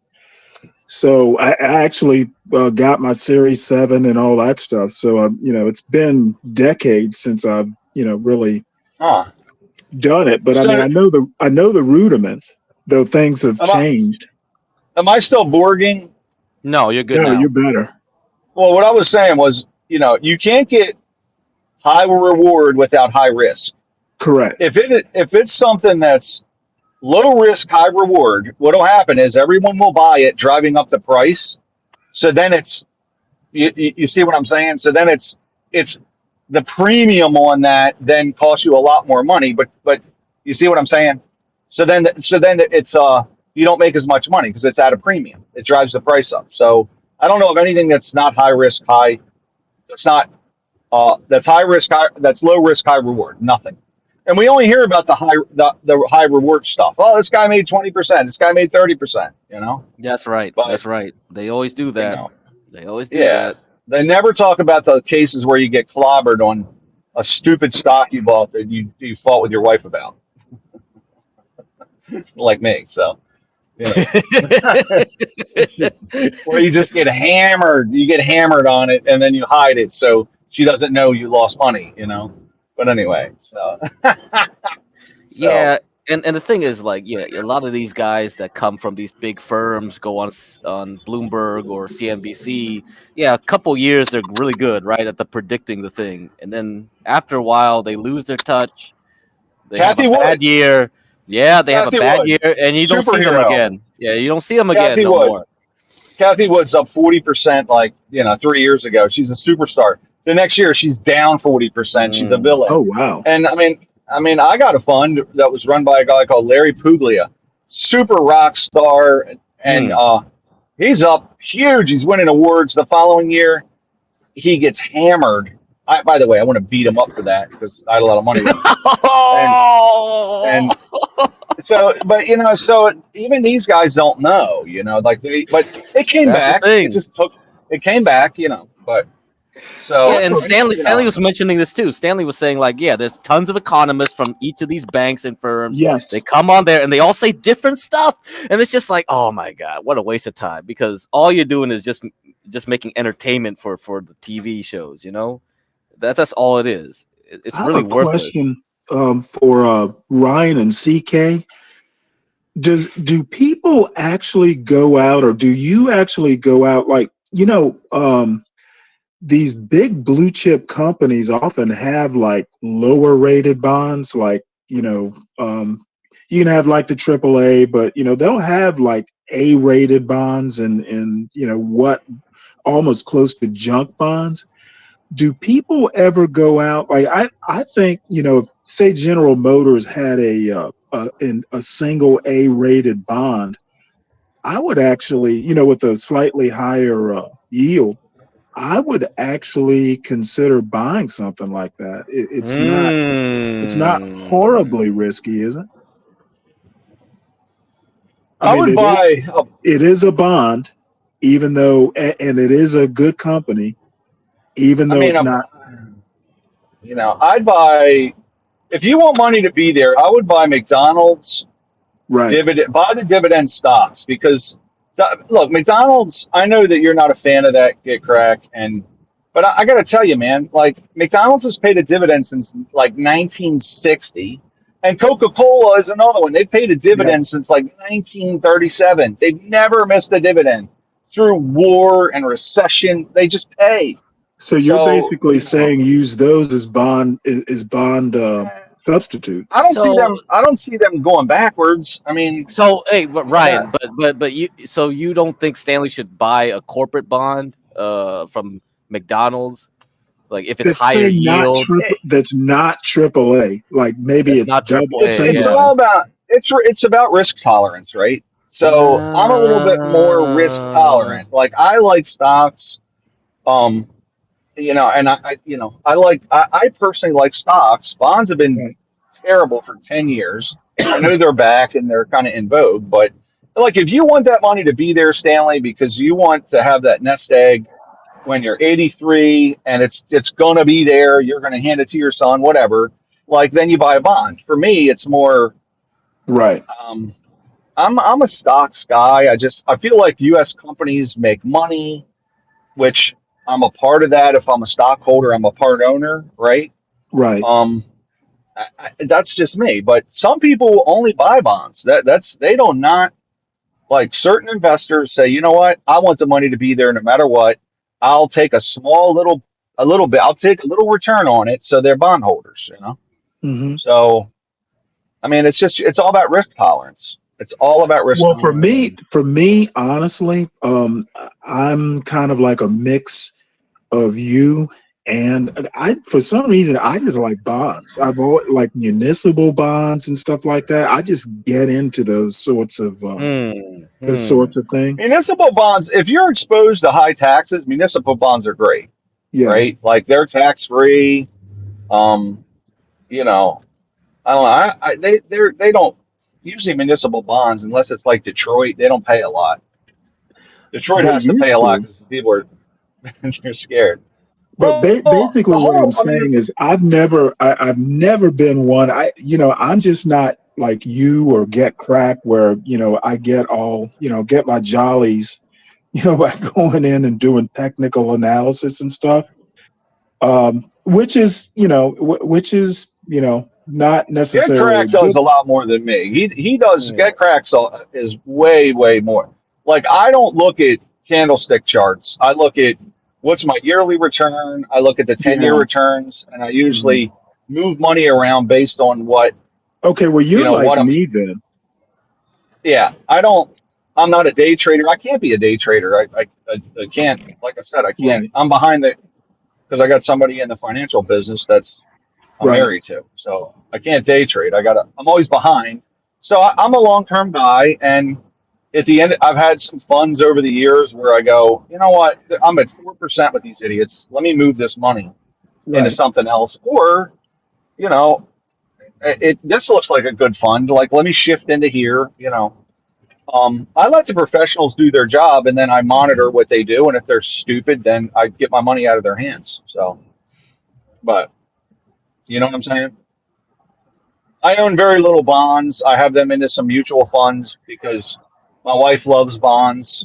You know what I mean? She's a bond girl. Oh, she's a risk manager. That's her literal what she does. So she's a risk manager. Okay, she literally manages risk. She loves bonds. Yeah, she loves bonds. I can't have it like how everybody does Cash App. Everybody does Cash App on these shows. I can't have a Cash App. Really? She's like I've reviewed it. I don't find it to be as secure as the others. You're not getting Cash App. Interesting. So what do you do? Zelle? I got PayPal and all these lame ones, right? Man, Angel's stealing from me. Then Angel's probably taking all my money as we speak. It's not secure. It's not secure. Yeah. Well, what did she think? What does she think about Zelle? I've never asked about Zelle, but I mean, I can't imagine it not being secure. Well, I'm with you. Like we're told it's secure. We're like, oh, it's secure. Like I'm not smart enough with any of the tech to know how any of it even works. Yeah, like I see, exactly. Oh, it's encrypted. I'm like, oh, it's encrypted. I'm good, honey. It says it's encrypted. Sure, it's encrypted. Yeah. The encryption I don't know what that means. I don't know what that means. The encryption isn't as important as the authentication, in my opinion. Yeah. See, Yep. I know that I can't have. I can't do Cash App, and I can't have stuff on my phone I mean, and she's looking at at high level risk of an organization, and I'm like, listen, I'll Wow. tie it to some. Well, I have several bank accounts. I'm like, I'll tie it to this little dumb bank account. Who cares, you know? So, but she's Oh. just she's paranoid in a sense because she deals with it all day, you know. Whereas I'm Well, like, I'll just tie it to a bank account. I'll put $1,000 a month in that bank account and spend money out of that, and I'll tie it to that. But well, you know, she's we're not. gonna live stream your House Finance Committee hearings. I'll tell you what's fun is yeah, you ought to see these. You ought to see these meetings. Let me just tell you, you ought to see these meetings. So she's basically the president of the Federal Reserve in your house. Then that's basically what you're saying. You know, I'm not a fan. Oh shit. How do I say it? She's look. I need 4 rooms to live in. Okay, I need a bathroom, a bedroom, a kitchen, and a living room. I don't need more than that. So I'm a real simple guy, right? Yeah, right. And you know, we have plenty of money, but any little purchase is always scrutinized. Like, oh, you needed a new drone, huh? And you know, because I just bought a drone. Not a new drone. I just bought a drone, and she's like, oh, you needed this. Why do you want a drone? I'm like, it seems fun. I want to fly it around. You know, that's at $300. Who cares? You know, Who cares? and Yeah. so yeah, it's Oh a man, stupid drone. You know. you I had threaten her to. with buying a boat all the time. I'm like, I'm just going to buy a boat. I'm ready. I've wanted a boat for a while, and so Oh, she kind wait of a minute. No. She's never You gonna let you really? buy a boat. that's a Oh, huge. I mean, I've had a boat before, and it's a huge waste of money. It is it literally the is. That's what whole. I've heard. Everyone who does it You tells me they dump regret money it. into it, man. Oh But my god. I grew up like, you know, I mean, as a kid, I used to like crew in on a sailboat, and I fished, and I love the Oh, water. okay. Yeah. So yeah, if you I'm a already got a water guy, his, but yeah. yeah, Okay. Yeah, that's I can fine well, tell then. you right now, and you've I had a owned a bass boat. boat. Yeah, Yeah, but now, go ahead. what kind of boat are you talking? Like a sailboat or a Boston whaler or what? Oh no, I'm a cruiser. Like, you know, Oh well, wow, if I could pick any boat, I'd get a 48-foot custom hull sailboat. But that's not right, going to happen. So I'm gonna be stuck with like like, you know, like probably a weekender or something. But like right. you know, a cabin, maybe an aft cabin, maybe a 36-foot something or other Sea Ray. You know, I don't know. But my uncle's got a 60-foot Hatteras. That is awesome. Okay. It's an amazing boat. And I'm like, honey, when we retire, I want to live on that. She's like, nope, it's too much money. Like, what are you talking about? It's not too much Well, money. It's amazing. if you've ever lived on a ship, you will quickly disabuse yourself of all the romance. You know, I don't like he lives on a boat and then he's got a real small house and it works for him. Hmm. He lives at a pier. It's not like he's out on the water, you know, he lives at like a dock. Right. And I don't Now, know. I think is he rich enough to hire like crews to maintain the hull and all that? Because he does it himself. I mean, he's about oh 70. He's wow, still pretty physical. Yeah, I mean, but this boat has, you know, just bow thrusters. Like it's a Hatteras, man, and that's the best boat. It's 70,000 pounds. Like it's a, it's a great boat, man. I would love to have a boat like that, but anyways, so I keep threatening her with the boat, so she kind of looks away when I buy stupid stuff like a dumb drone off of Amazon or something what you else ought to that's do is stupid, you get know. like an RC But boat. she's still RC boat. Yeah. no. It's all how you grew up, right? My wife grew up broker than I did, and so she'll come Oh, in and okay. say, "Honey, I've got to." She'll say, "Honey, I got to get a new pair of shoes, and it's probably going to be $100 or more." And I'm like, I don't think you can buy shoes for less than $100. You know what I mean? Like running shoes, like a good pair of running shoes is $150, right? Like that's reality. But she'll say, Yeah, I that's just wanted reality. to Yeah. I just wanted to clear it with you. I'm like, why are you telling me this? Like you're an adult. You don't have to tell me you're buying running shoes, right? What does she So buy? She buy Brooks. Brooks makes the best running uh shoes. Yeah, like, Forever. I don't know, just Brooks and all those running brands that I don't, But like literally, if you're gonna buy a pair of shoes, you don't have to run it by me like I have to approve it. You know what I mean? So I bought a drone without your knowledge at all, and that was like $380, I think. So you know what I mean? But she's just real tight, has low risk tolerance, loves bonds, things like that. So just her. That's who she is. So, Yeah, I get you. but That's why everything is personality based. That's why I say by the end of it, whatever I teach you guys, you can apply to anything, but yeah, it's really going to be up to your well, personality. A lot of well, people won't Black. be traders. Yeah, they You won't see what be. you see what Black's is saying. He likes bonds. He wants to. Hmm. If you hey the money will be there if you buy bonds, right? Like the money's going to be there even if the company goes. Like all the bond holders at Bed Bath and Beyond, I'm sure they got paid, now, right? now They Blacks got wants to get the paid. bonds. They got paid. The money was there. But Okay, so okay, like Blacks. so Yeah. so here's an approach, Get Crack. Mm. So as you get older, you want the money to be there when you retire. So as you get older, you want to take on more bonds and less stocks because you want the money Oh to be yeah, there. the problem with But me, the problem with me, Ryan, is like I already got like a pension now. So basically, because yeah, once my so dad now this dies, is I get this the play. pension. Yeah, Yeah, yeah, I so get his this is pension. play money for you, right? Yeah, yeah. So So that's yeah. so really you're probably but you would not be willing to risk the pension, right? No, So no, no. so like one idea is you want to get your retirement set, then you want to get like other investments for maybe down the road purchases, emergency stuff, and then you want to get, then you kind of can expose yourself to more risk, right? Yeah. So, and eventually you can just pretty much gamble your money and hope you hit That's big, basically right? the situation I'm in now. Yeah, Yeah, that's basically my yeah. situation. So So, yeah, a yeah, lot of people they gotta take a high level overview. I'll give them everything, and you pick and choose what tools you want to use for your life. Kind of thing. It's really gonna be that way.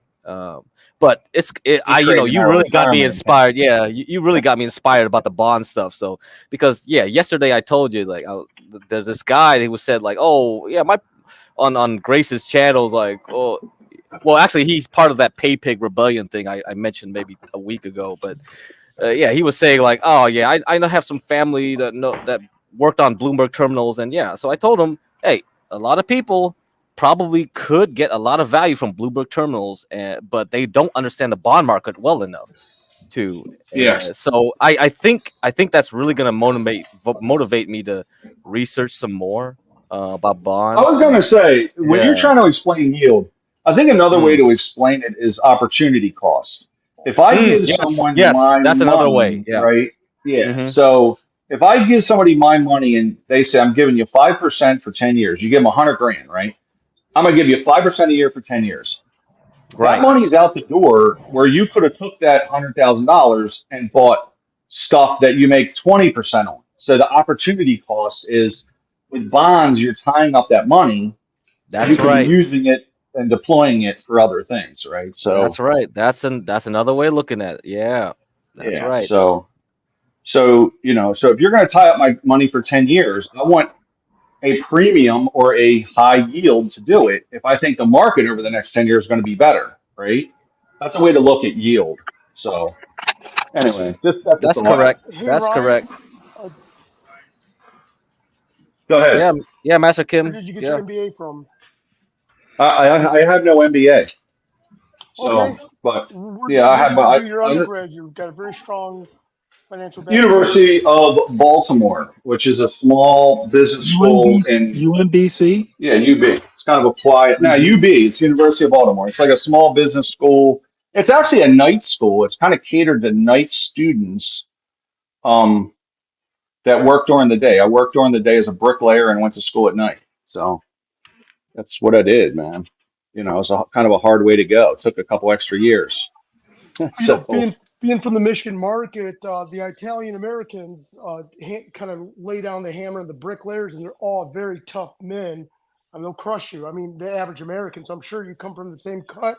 You're just a very yeah, strong man. Probably hands could crush someone's face. yeah, it I think wasn't a fun his job, wife man. is tougher. I'm just joking. Just joking.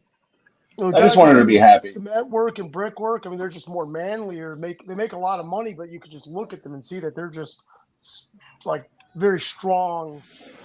I couldn't wait to get out of it because it's an absolute terrible. It's just work, man. It's labor. It's hard on your body. So I couldn't wait to get out of it. But I miss it a lot because you had a crew of guys that you were there were your brothers, you know. So you knew them like you were with them every day, and that's the one thing I miss is the crew. So and you joke, you laugh. It's just like being in the military, kind of where you got your guys, you know. So the camaraderie, men amongst men. I thought that's what So StreamYards is for now. This is why we're here. oh my lord, This is what I StreamYards is don't for, think right? so, man. Oh, you Yeah, don't think yeah. so? Well, when you got like Destiny on StreamYard, I just feel like Well, we're not on it's his just StreamYards. yeah. Did you say no, I shouldn't say that. That's not nice, but anyway, yeah. No, but it was good, man. It's really if you've ever been on a construction crew or military or in certain if you work on a fishing boat, you're amongst a group of guys that I think it helps develop you, as a person. So, Yeah, I think so. you learn a lot of you learn how to be a man, kind of, At least I feel like I did. So, but, I think it just you build character when you start having like to think beyond yourself. Like if I do this, how's it going to affect the group? that's right. I agree That's with that. huge. But Yeah. these kids now, like when I came on the crew, they abuse you like from day one. They just tear you apart. But you're the new guy, so they're going to harass you. They're going to call you names and degrade you. And then if you take it, then you become part of the group. But a lot of times now, like these guys are like, "You're not going to talk to me like that," and they quit, right? So, but once you become one of the crew, you know what I'm talking about, Stanley, right? So, Yeah. but once you're part of the crew, then they'll defend you. They'll fight for you. That's so it's Yeah, pretty cool. I have to tell you something funny. I was talking to my sister this morning. So I go walking into the kitchen, and my soon to be gone son looks at me like, I'm an alien who just descended. So I'm like, dude, don't be giving me those looks. You need to understand after Sunday, you're a guest in this house. You no longer live here. Yeah. You should have seen his face. That reality kind of slapped him right quick. You're going to be an empty nester soon, Stanley. This is going to be hard for you. I'm just telling You know what? It'll be hard a week after he leaves. you. Hey, listen, I was like, bye, honey. I dumped her off at college. I'm like, I'm free. I've been waiting for this forever. Like a week later, I'm like, this is terrible, man. This is terrible. This is the worst days of my life. It's hard. Harder than I thought it would be, for sure. It was way harder than I thought it would be. Yeah, well, So, they got to go. It's actually better for them to leave than it is, obviously for the parent. You can't parent them no, forever. I got to tell you something, man. Like I'm telling you, you go, you're in life, you drop some kids, and then your life is, you don't live for them anymore. You're going to swim practice, you're Right. running them around God's creation. And like I said it yesterday, all your dreams are kind of on the shelf.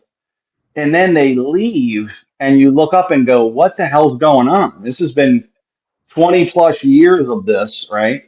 And you kind of don't know who you are. You got to figure out what do I want to do now because you've been busy for all these years, right? Right. So it's just kind of nuts, man. You know what though? So, I never thought like when I was 20 or 30 that I would ever think this, but if I had it to do all over again, that 2 years old to like the first day of kindergarten, because he kindergarten was his first day of school. That's the only part of his childhood that I like truly miss. It was fun. But because once they go to school, their personalities change, and yeah. from grade school Yeah, to middle it's school, so true. yeah. Well, it's like, man, Is there a plane taking off? Yeah, they're probably getting bored with this daddy talk, but you know. Yeah, I know. They want to hear just infighting. No. We still got 15 viewers. We still got 15 viewers. It's not. Dude, Remember yesterday it went down to 4 when we started talking about bonds. I was surprised it held 20. It held 20 for a while when we were talking about bonds. I was like, oh man, we're getting to these people. We're getting to them. I heard you say the word bonds, and I was like, oh, we're cratering. This is it. We're going backwards right now. We still got 15, man. This is amazing.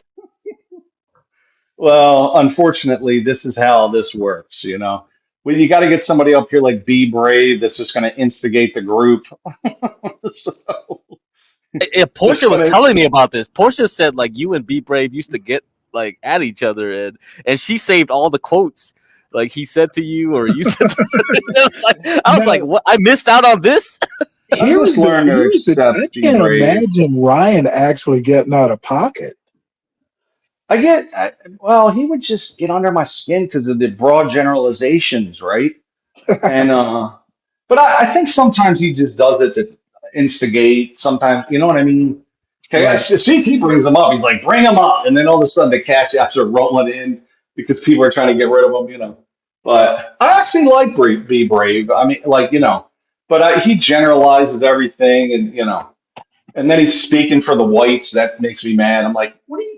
Don't speak for me. What are you talking about? So, but I've kind of come to understand him a little bit, I think. So, you know, but if someone hasn't been on a show and then Be Brave's up there, he makes them mad. So, pretty great. Hey, in the chat, Blacks is getting a PhD in economics.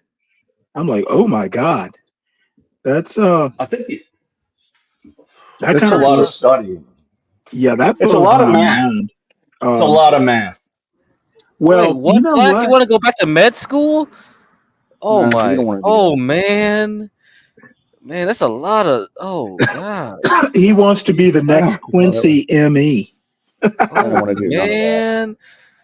Bro, I don't want any parts of that. Man, Blacks, you are crazy. You. Oh man. You I don't got want to learn anything new.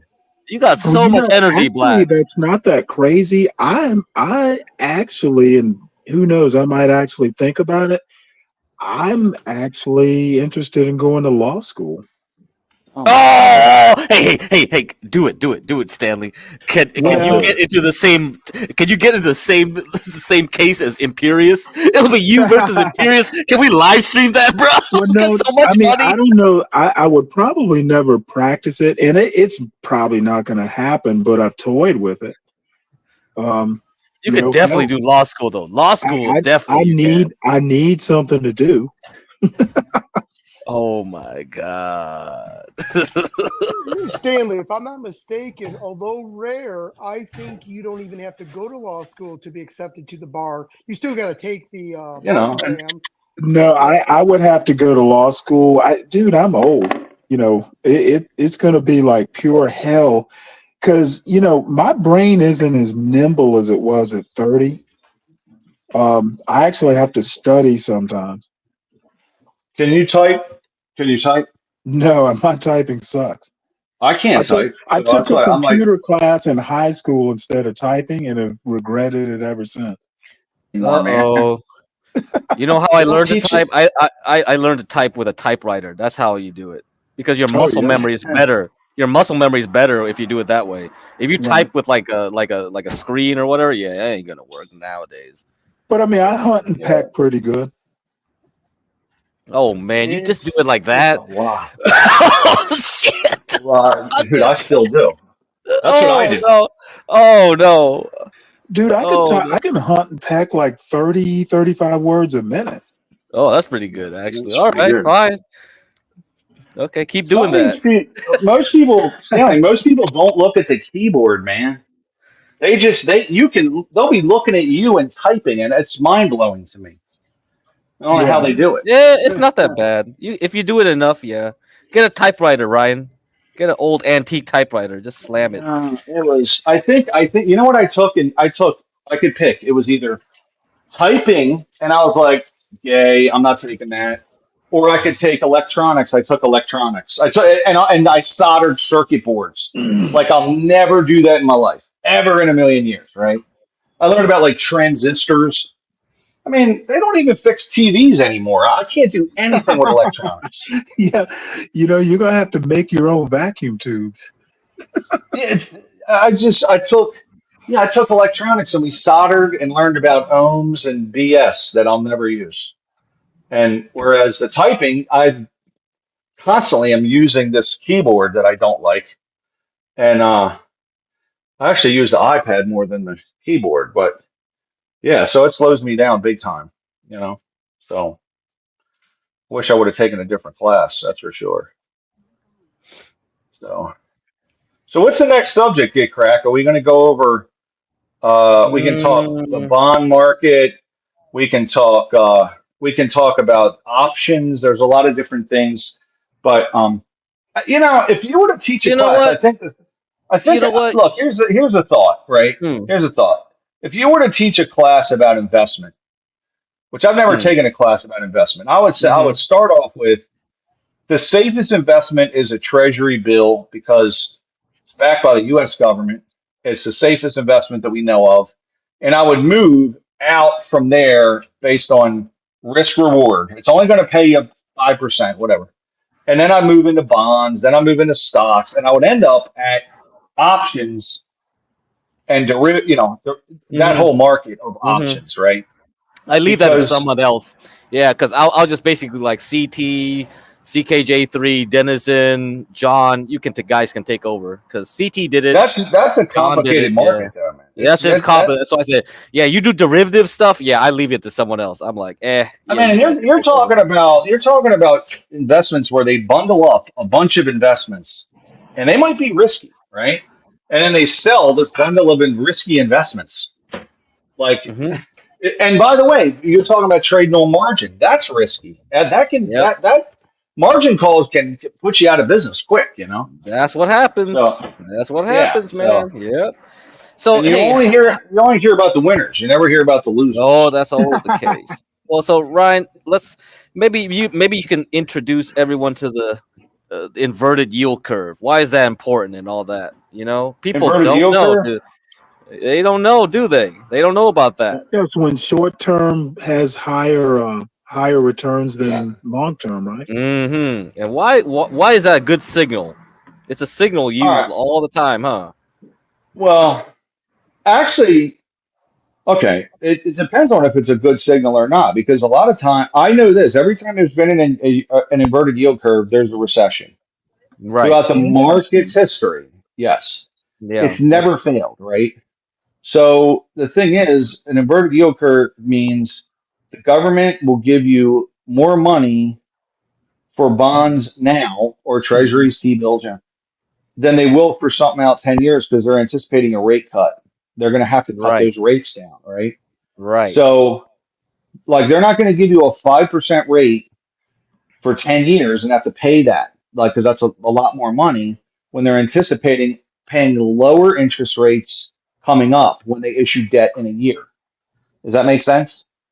So, like right now, if you go on treasury.gov, you're going to get 4 and 5% for a government issued bond for a short. You can't buy it for 30 years. Like, it's not existent. Like, you couldn't buy a long-term note. You can only buy short-term stuff because they know they're going to have to cut them rates down because we're softening up here. Correct. This rate hike was simply to cool off the hot economy and to suck some money back out of the economy, which they call M2. Actually, that doesn't matter. But essentially, they inflated the money supply, and now they got to get that money back out because when there's so much money floating around, people charge more, right? Oh, I can charge whatever I want because this guy wants to buy this car that badly. It's burned into his pocket. So, that's how. Okay. So anyway, I don't want to get into broader stuff, but no, that's good intro. So the next step, guys, whoever's in chat. So once the yield curve gets inverted, what you want to look for is when it uninverts. When it uninverts, that's usually a sign that the stock market's gonna crash. Okay, wait for that signal now. So it's been inverted since about for this. I'm looking at the 2-3 month because that's the preferred one that Jerome Powell likes. Apparently, usually people look at 10-2, right? I think 10-2 is what most people look at. 10-year Did you bond. say economy or the market's going to crash? Just the market for now. Let's Okay. put it that way. I'm Recession, not gonna. recession. Yeah, but yes, in theory, the economy always. Now the funny thing, Ryan, is actually the guy who came up with this signal keeps going on CNBC or whatever and keeps saying, "Oh, it's different this time. It's different this time." that kind of makes you kind of wonder, right, Ryan? It's always different this time, It's always man. different this time. It's different this time. Hey, MMT works. MMT works. We gotta print more money, bro. Says the alcoholic. Says the alcoholic. It's all. I can drink now.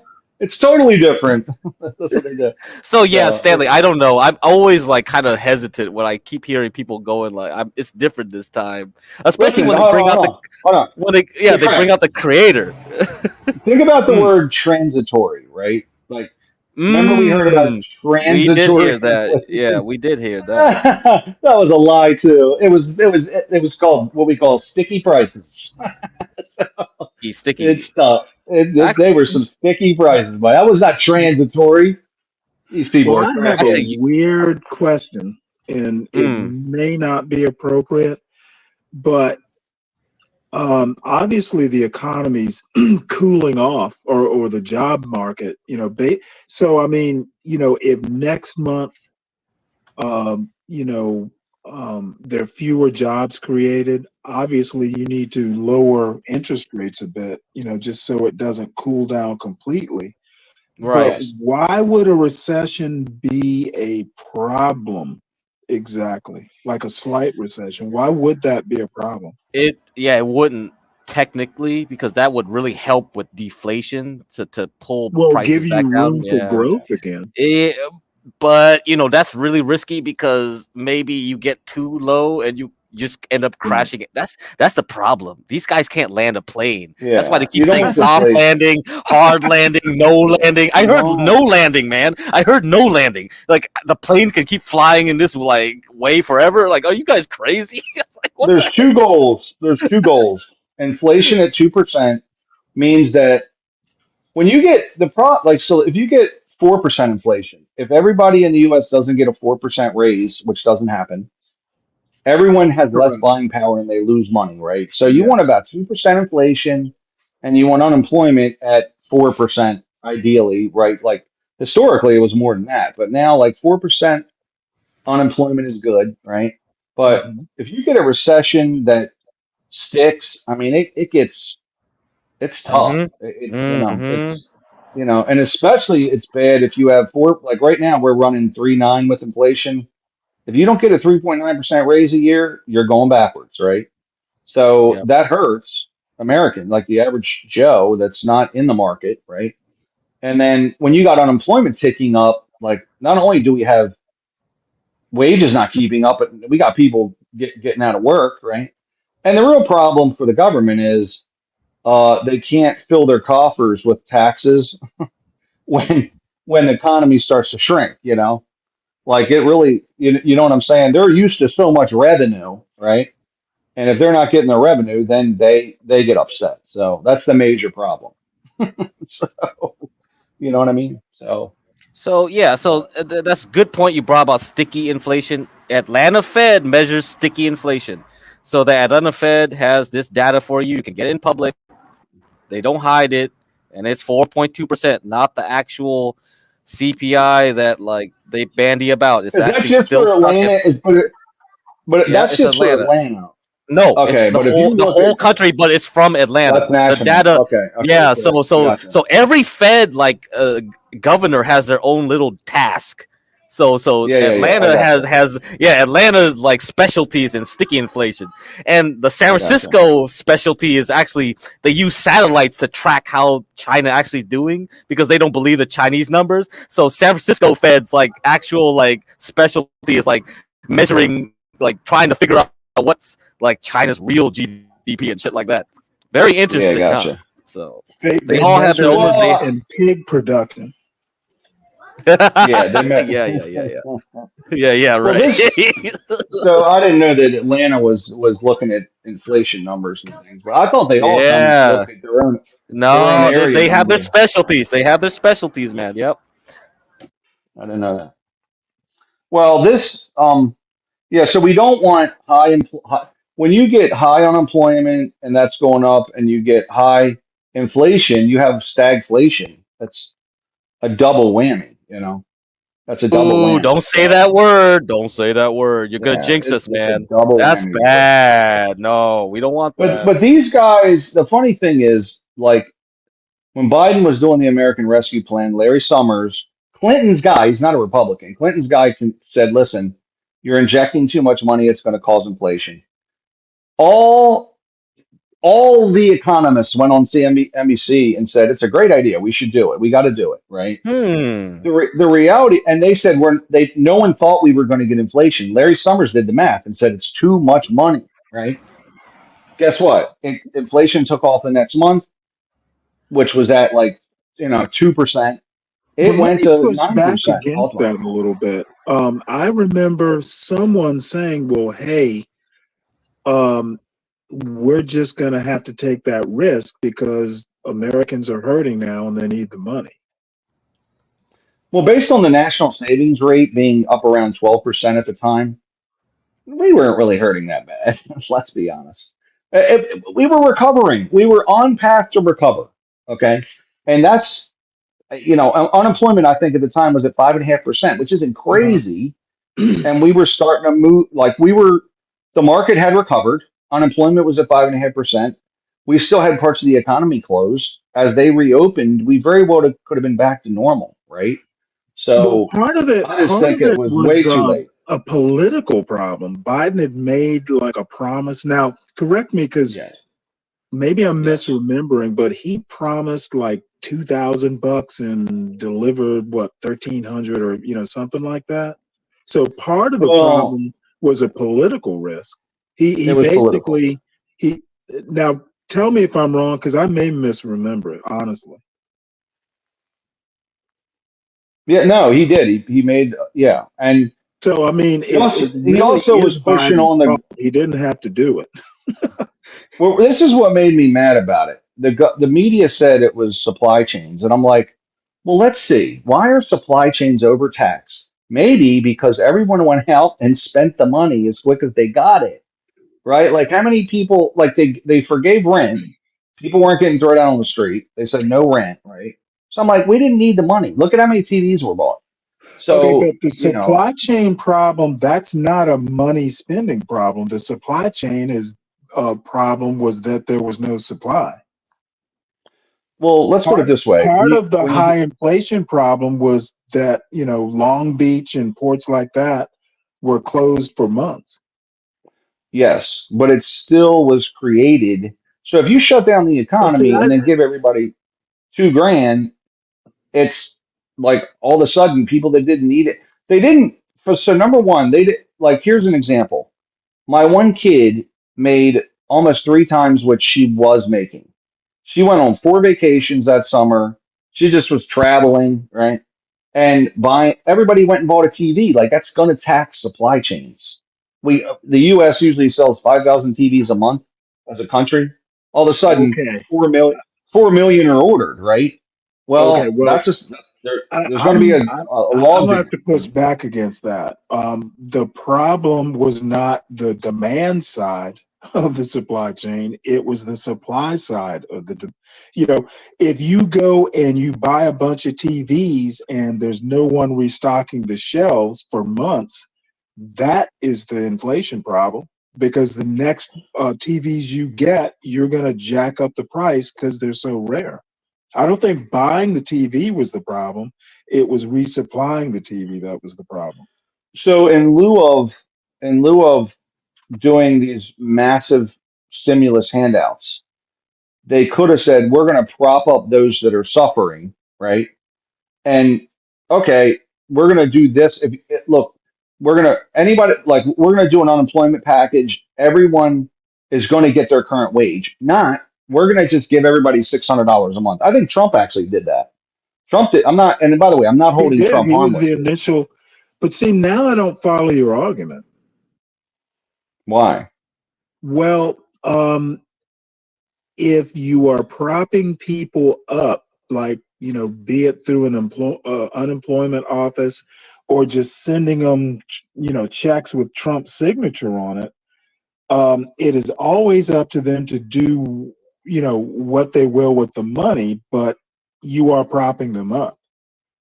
I'm saying Well, that I'm saying the major driver of inflation wasn't people going out and buying TVs and being flagrant and not saving money. It was Long Beach and ports, around the country with backlogs. I don't disagree with what you're saying. However, when you flush everyone with cash, right? When you give everybody money, like if people needed the money, just I need the money because I lost my job, right? Mm-hmm. The indicators would have been no change in auto sales other than the normal sales that happen. The auto sales exploded. TV sales exploded. Okay, People well, were new splurging, auto right? sales or just auto sales in general? I mean, used car, new car, like it was the excess of what was needed to get us through the pandemic. And you could look at luxury goods, you could look at boats. I mean, people were, I know of a few people that temporarily were laid off and then they got put back to work. So, like, prop them up, no problem. Like, help them get back to work so we can get the economy going again. What they should have done was been more targeted.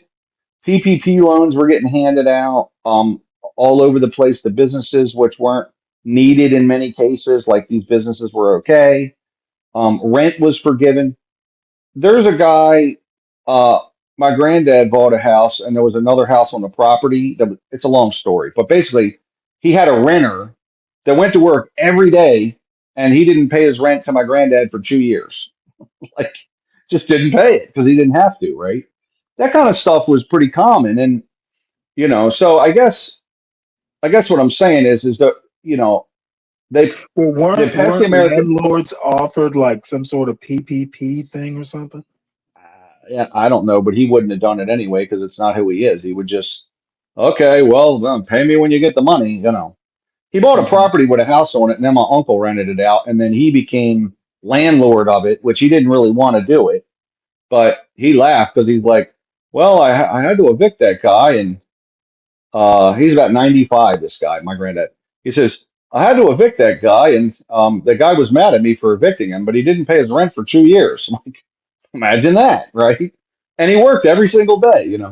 But so what I'm saying is if you look at the durable goods sales, if you look at all that kind of stuff, and by the way, I'm not just blaming Biden. The Federal Reserve lowered the rates for entirely too long, way too long, right? They had their foot on the gas until the end of summer, right? Right. And then so both of these people were complicit in causing inflation. Well, But but I'm Biden, gonna. but Biden, I can't hold him harmless when he was told there's a lot of risk with passing the American Rescue Plan, and he did it anyway. He just still did it. He listened to nothing, Well, see, right? I'm gonna totally surprise you and blame it squarely on Biden's shoulders. Once he He he didn't. got that He pass, did not have to do that last stimulus check. Would have been politically unpopular to a large degree, but and maybe hindsight is 2020, admittedly, because he's not running for office again. But no, he's not. I think we could have gotten by without that last stimulus. Yeah, a month later, Jerome Powell should have said, okay, the national savings rate, which is essentially what's in money market and savings, is way up, right? So, and we're seeing luxury goods sales up. So there's a lot of money in the economy. We're starting to see some inflation. We better consider taking our foot off the gas and raising rates to cool the economy, or we're going to be in trouble. They didn't do it. In fact, the American Rescue Plan was passed in March or April. They had their foot on the gas till like September, right? Okay, you got to The help rates me at here. zero. It Rates at wasn't. zero. It wasn't a normal economy. Yes. but they So still that's could have raised where I'm rates. trying to figure out if the economy is not normal, the usual indicators or leading or lagging or whatever, they're not going to be normal either. In this And instant, all maybe this. no, So go ahead. essentially, Biden giving that money out, all of a sudden there's a lot more money supply. People got money in their hands. When they spend that money, it has a stimulating effect on the economy. There's more cycling, right? Well, I Then think it inflation just starts to. created more demand. Well, yes, absolutely. But so yeah, when you give money out, it does create demand. So, but what Powell should have said was, okay, there's a lot of money in the economy. We're starting to see inflation. That's an indicator. There's a lot of money flying around out here, right? They're buying a lot more stuff. And as soon as the inflation started to tick up, he needed to say, okay, we got to get some of this money back out of here. Let's bump the rate a little bit, right? They didn't do that for 9 months, and he kept saying, "Oh, it's transitory because the ports shut down or because of this." Inflation was here for 2 years, and then people wanted more money for their wage. That's a cost push inflation, right? That's not a demand pull inflation. That's a cost push where your costs are going up. Right. So ultimately, they waited way too long, and while inflation kept going up every month, it's transitory. Going to pull back. I knew it wasn't going to pull back. Well, were they Like, thinking that they were going to be able to fix the supply side problems? yeah, that's that they were saying it's transitory. Once they reopen the port, things will get Okay. better. Once everyone's back to work, it's the prices are going to come back down. No, it stuck for 2 years. We had 9% one year and 6.5% the next, and it got blamed on supply side when it was truly the American Rescue Plan and the Fed just, oh, we need it. The economy was booming, right? Like, and now once that inflation creeped up, though, then all of a sudden people are out of money, and because they've essentially lost their buying power, right? So here we are, But I don't know. Well, I It's don't know. I I knew blame that the I blame both. I indict both for it. I mean, he's done a good job since in trying to give us a soft landing, but we'll see if he does. We're not there yet. So we're not there yet. I don't know. But I'm gonna have to think about this because I kind of think we are. If we're having to, I mean, what was it like 200,000 plus jobs created in let's see, was it May or something like that? And then last month, or maybe it was June, and last month was roughly half of I that. don't know. So I obviously don't. you're I gonna don't have to. really track. I don't really track the. I don't because they always have these numbers and like they're seasonally adjusted, right? Uh-huh. So they monitor that real close. I don't really look at jobs created as much as you know. What do you Um, look at? Because I want to look I at don't it really. too. I don't really track month to month. Like I look at the inflation rate to GDP. That's a good indicator. Hmm. Um, but I'm not really watching inflation day to day. I'll just look and go, okay, we're inflation's ticking back down. That's going to help your tech stocks, right? Right. So tech, these big growth stocks hate inflation. You'll see them crater as Right. soon as inflation took off, all the big mega caps get hammered. So Right.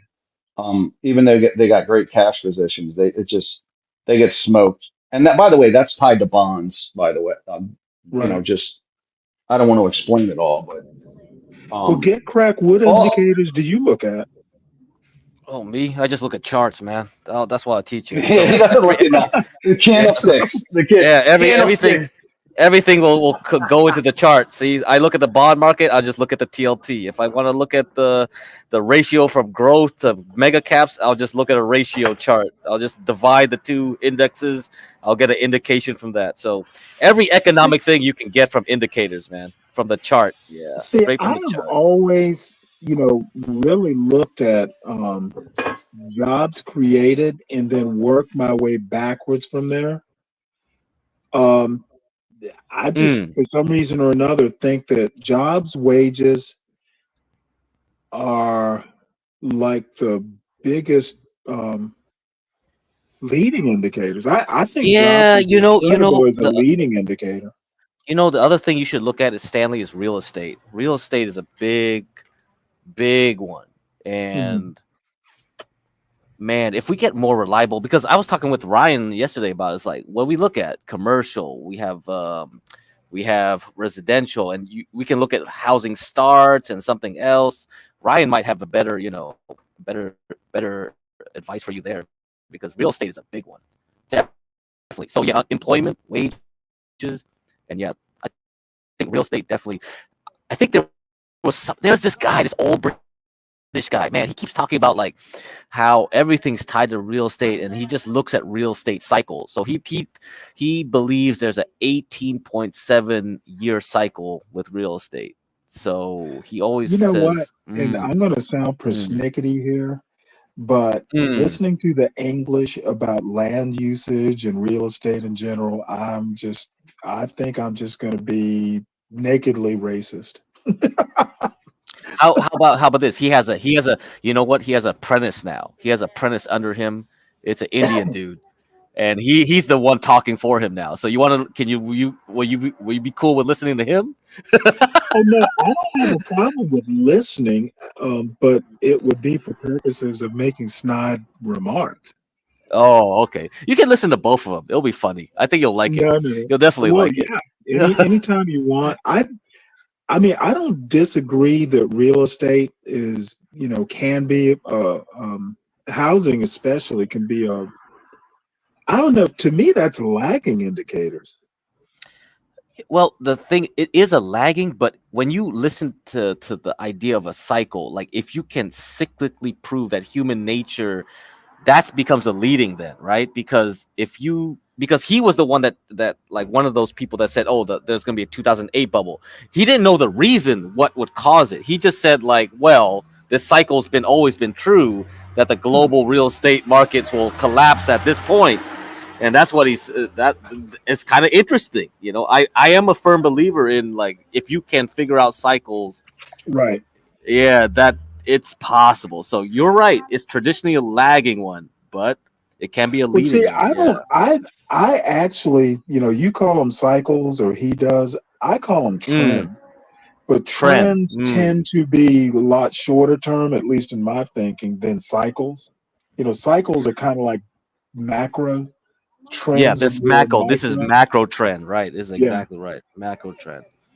So it's interesting, definitely, and I think it could become leading when you talk to Ryan, since he's actually, seeing stuff, right? Since he actually can see. And I feel like the data could be leading if you got more real-time data and could project things out better. But sometimes these are temporary effects. They might disappear. Maybe they come and they ebb and flow. It's nothing. It's noise. That's always a problem with economics, right? I have to give you all credit, because usually this stuff bores me. I try to make things interesting, with my talking about like, oh, you can make big money here. Look at this chart. Right? Look at this chart. I can tell I try Ryan's patience to the point of being a be brave, but I actually ask good faith questions. Yeah. No, he's cool with you. Yeah, he's cool. As to Miss Portia, the nakedly political comment she made is just surprising. Really? If Kamala becomes president, wonder how different this conversation would be. Oh man. I'm not sure I even understand that. Every time I come on here, you notice I never really get into a political debate. I hate talking about that stuff. I don't feel it's really material too much at the end of the day. I think Portia is just trying to like get under my skin there a little bit. Who was talking about Kamala, by the way? Yeah, Actually, right? Master Kim was here. He was saying like when he talks to Ken, he never talks about that. Never talks about politics. Well, there are people who are into politics. When I talk politics with people who like to talk politics, we never talk the economy unless, it's kind of through a political lens. It's just what you like to do. Hey, GiveCrack, you have a question from Cube. He says, "What do you recommend?" You may have answered this question already. What do you recommend? Well, yeah, I think Ryan and I discussed it yesterday too. It was like, yeah, it depends on what's coming down the line. We haven't gotten there yet, but Ice Cube, yeah, he's right that the rates are going to go down for the CDs, for the actually, a lot of savings accounts are with the big banks, and they don't even pay you like even 1%. They still pay you like 0.5 or 0.05 or some ridiculous like trash amount of money. And the CEOs of those big banks, like they blatantly came out and said like, we don't need savings accounts, we don't need their money. Yeah, they went on CNBC or Bloomberg. I remember one time they said that. You said a bank CEO said they don't need the deposits. Yeah, they don't care. They don't care. They said it straight out in your face. It was on Bloomberg. I should have clipped it. It was on Bloomberg TV or something. Is that because of the ability for them to?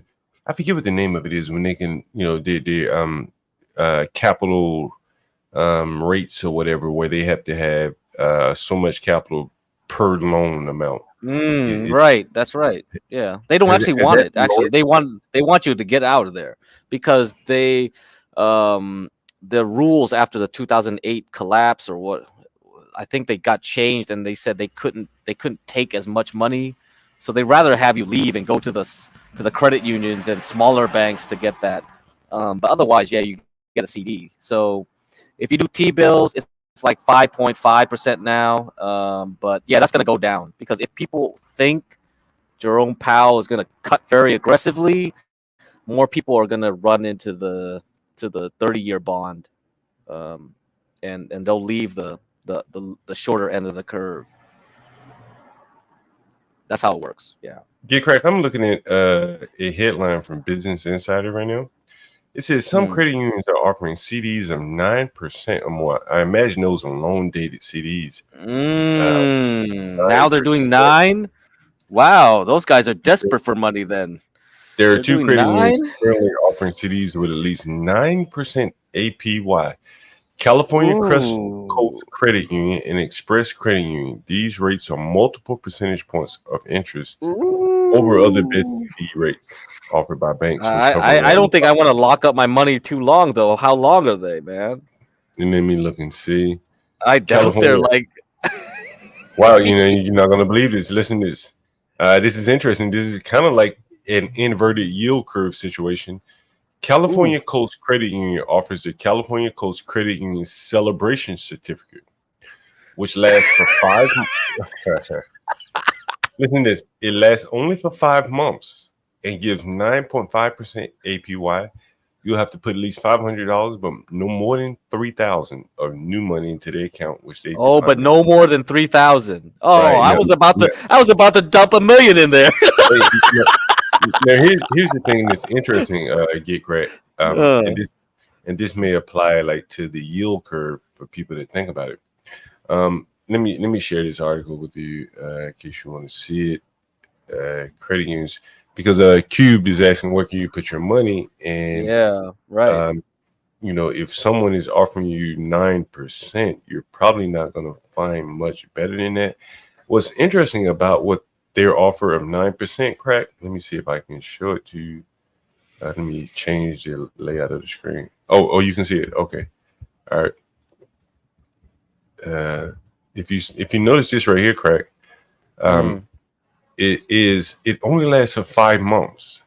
Now, typically on CDs, the rates would be higher the longer you go out, the longer you lock your money up. Yep, usually. But this is kind of an inverted yield curve. It may be promotional while they are inverting their own yield curve, but they are offering higher rates in the short term prior to or before a rate cut, but they're only going to give you 5 months of it. This is dangerous, man, because this tells me that the regional banks are really in bad shape. Like I've always said, like after the 2008, it's like we've been stuck with the 4 big guys, right? Citibank, Bank of America, J.P. Morgan. What's the other one? There's a fourth one. What's the other one, man? I forgot. Truist. Morgan's... No, it's not that one. But yeah, it's generally just 4 of them now. Oh, man. Bank of America. I think I mentioned that. Yeah. See, Okay. look at this. Look at this crack. Look at this crack. Wells Fargo. My bad. Wells Fargo is such trash. I think of it. I don't even think about them. Yeah, Wells Fargo is probably the last one. Now, this is very interesting, crack. The other bank, the other credit union that's offering a very high CD rate, they're making you commit to a year. The other bank is saying 5 months. So their yield curve is a little less steep or a little less inverted as the other credit union that has the short-term rates at 9.5 for 5 months. This one has a short-term rate of a year at 9%. So the cost of capital clearly for the other bank is much higher than this one because they're not offering the same type of rate nor term. It has a longer term and it's easier to open. So this one is easier to access. I think the California credit union has a lot of requirements, and some of the requirements are kind of high. Yeah, but that one only still maximum is 5,000. 5 months, right? Well, yeah. Well, no, 3, the other one was 5,000. This one 3,000. No, the other one. Go back to the other one. I saw 5,000 on there. Oh, yeah, right? back up here. Yeah. No more than 5,000. No more than 5,000. That's correct. I can't put $1 million in that one either. Useless. You can't These things are useless. You have to open up one with your mother, your father, everyone. Oh my God, that ain't gonna work. They'll be like calling the FDIC on my ass. Yeah, but those CDs can be broken up into $1,000 increments, right? Well, as you see here, no more than 5,000. It must be new money. At least 200. You must put at least 200. Go ahead. No, I was just saying. I think I've seen CDs basically broken up. You can actually break those up into 5 different people giving $1,000 into one instrument. I've actually seen that before. I don't know if that's still kind of like a common practice these days. Interesting. But I think that probably is a good place to park your money if you have some capital and if you're open to locking it up for at least 5 months. I don't think you're going to beat 5% interest rates. I just don't think you can. 9%. I'm not sure if you can beat that guarantee from a bank. The stock market may even have a hard time competing with that. Stop sharing. Let's see. Where did someone just join here? Oh, it's Cube. What's up, Cubed? What's up, John Galt? Long time. Yeah. What's up? Hey, I got another question for GiveCrack. What's up? Hey, GiveCrack. Appreciate you answering my other question. We'll talk about that more when I think there's a problem in the stock market. We're not there yet. So maybe around February next year. All right. So you can ask that again. I'll probably have a different opinion. Yeah. Okay, fair enough. Hey, question: what percentage per year do you aim for? Like, I'm talking about you personally. You don't got to get into details of your, but what percentage do you aim for on a yearly basis? Or do you look at it monthly or yeah? Yeah, because you talk about performance wise. Yeah, exactly. Yeah, exactly. so yeah, since I do this as a hobby, it's not my main money. That's why I don't really care too much, and because most of my money is still just like the standard way, like Ryan's doing, right? I just have the S&P index in my retirement fund or whatever, and if I feel like there's going to be a big turn down, maybe I'll pull out a bit because it's taxed. It doesn't get taxed, right? So I don't care. But if it was something in my personal account, I would I don't do too much there because I don't want to get a tax hit. That's why options can be beneficial, because let's say I still want to hold long positions, I would sell a call or buy a put as insurance if I know there's a downturn. And yeah, Okay. that's gonna Okay. be better. So let But me ask this. most of my income comes from this. So trading, if I keep track of it, it's just gambling for me. It's just for fun. So that's Right. Right. why So when I tell you, yeah, that's why when I tell you these things, I try to make it as abstract as possible. And what I'm gonna do when I start teaching is I'm gonna start making these fake portfolios where I'm going to be like, okay, let's do an ETF portfolio where I try to beat the S&P 500. So my benchmark would be not what I make. It's going to be like, can I even beat what the S&P is doing? You know what I mean? So that's always the way you get measured in industry. When you work in finance, you have to beat what the S&P is doing. That's everybody's measured on that. So if I get like 5%, but the S&P is doing 10%, I lost. You know what I mean? I lost. Mhm. That's it. I have to be at the S&P performance or better at all Right. times. That's a Otherwise, it's challenge. That's way opportunity more cost. challenging. Yeah, that's way more challenging than anything in the world. That's what Ryan mentioned before, and that's why I always say like all the stuff, all this theory, man, is it possible to beat So it consistently? That's going to be the question. And you know exactly. what? So We have to do it every month. If we want to do it every month, that's even harder than somebody saying I could do it every year. right. So Yeah. your main money.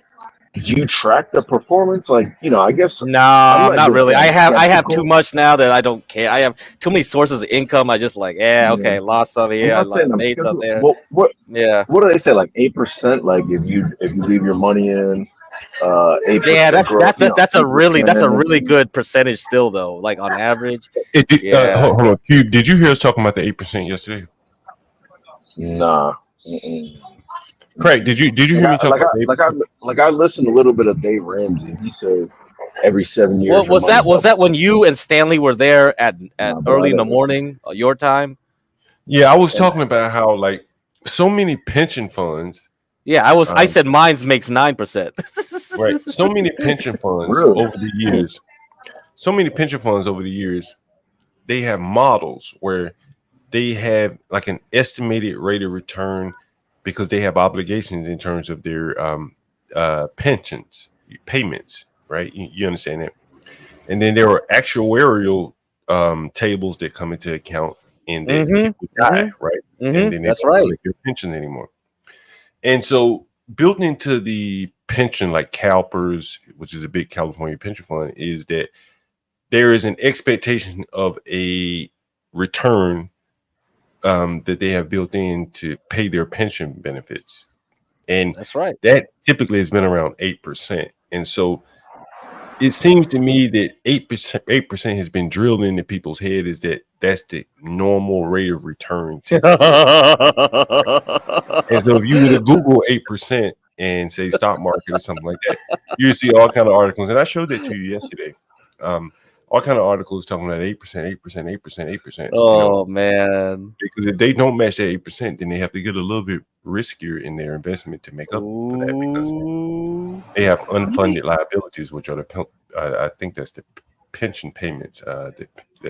That's right. That's Yeah, right. right. There you go. Well, given what GetCrack just said, is it that the fund managers are expected to meet the S&P or whatever? The minimum would be 8%, but it's also the maximum. If they do better, say they get 10%, are they taking the 2% off and saying, hey, this is, for the fund manager? It depends on the type Oh. of fund.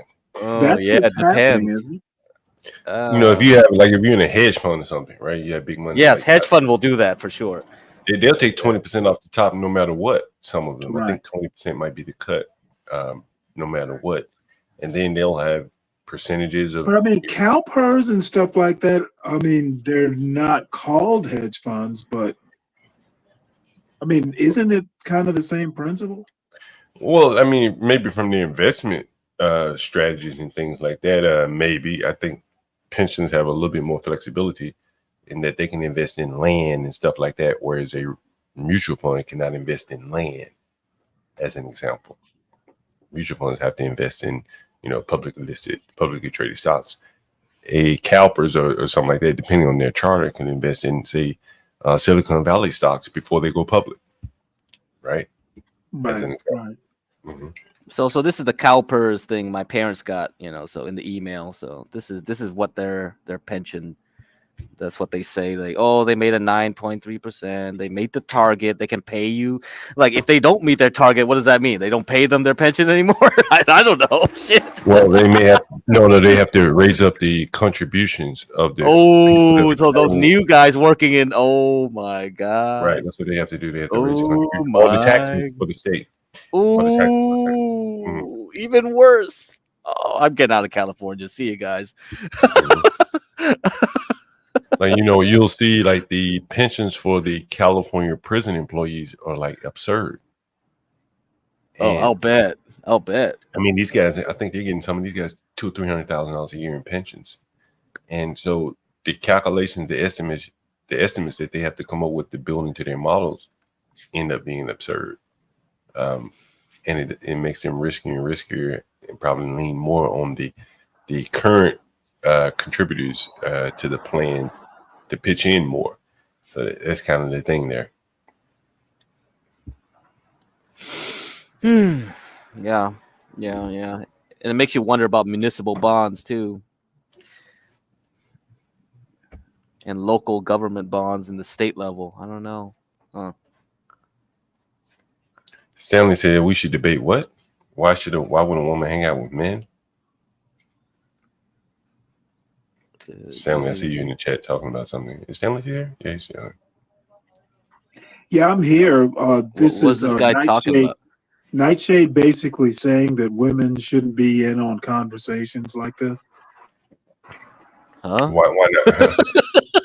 Cuban woman. Trying to figure that out. Was he saying Cuban? Is there a woman in the channel or portion there? Hey, drop the link for Nightshade. What's that? Say what? Portia dropped the link already. I'm interested on what Nightshade got to say. Yeah. Maybe Nightshade he's one of those trad men. Nothing wrong with that. Oh my god. Nothing wrong with that. We don't need this now. But yeah, John, I think it'll be fun. We're gonna make. Saying you want to debate Nightshade, okay? Yeah, if he can come up, whatever. He, she, what is it? They, them? I don't know. They, them, yeah. Hey, we won't know until they come. Hey, Portia, are we still on for the game show tomorrow? Tomorrow we're having a game show during the day. Well, Oregon Trail 1, right? So it's Oregon Trail. Oh, is it Oregon Trail? Okay, there you go. Oh, did nobody record this poll? And by the way, we're going to be having like side bets on the Oregon Trail. Who's going to die first? Who's going to die last? We need the John Galt coins, man. Hey, that's what they should be betting on. Yeah, we're gonna have prop bets on the Oregon Trail. No, they have to buy John Galt coins to bet, and then that's how you keep pumping. That's how you go pump those coins, man. It would be a beautiful thing. Cube, you weren't here yesterday. What do you think about it? We're gonna have a Oregon Trail, the next level version. I think the 3rd edition or something, where it looks a little bit more forward. And we're gonna have prop bets and shit on the side. Like Stanley's gonna die first. That's my bet. I take any side bet on that. Oh my lord, aren't you my biggest fan? We're gonna throw Stanley over as soon as we get going. You know what y'all were talking about? Yeah, tomorrow is Thursday. Portia, confirm for Stanley. Okay. Samuel wants to confirm. Yeah, I think I voted for Oregon Trail. I guess I'm dating myself. No, even knowing what that game is. Yeah, that's right. Some of these young people here, they probably never heard of Oregon Trail, Stanley. You know what? It's an old school game, and I'd never heard of it. So, I actually had fun playing it. Yeah, it's like there's like a window, I think. If you're too old, you're not gonna know it. If you're too young, you're not gonna. You know what's interesting? Dude? We played that in school. Seriously, in class. It was like I guess like a planning type class. I can't remember what it was. Maybe it was a history, teaching people how they went across the country, things like that. Mm-hmm.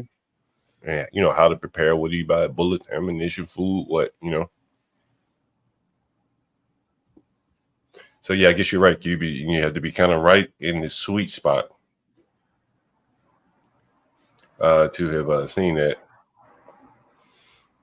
I mean, the other But I mean, games if they they had. remade the game, if they remade it, then I guess maybe young people know about it, but they might not Yeah, know about like little side scrolling, yeah. I think Portia's map fairly young. one thing. Yeah.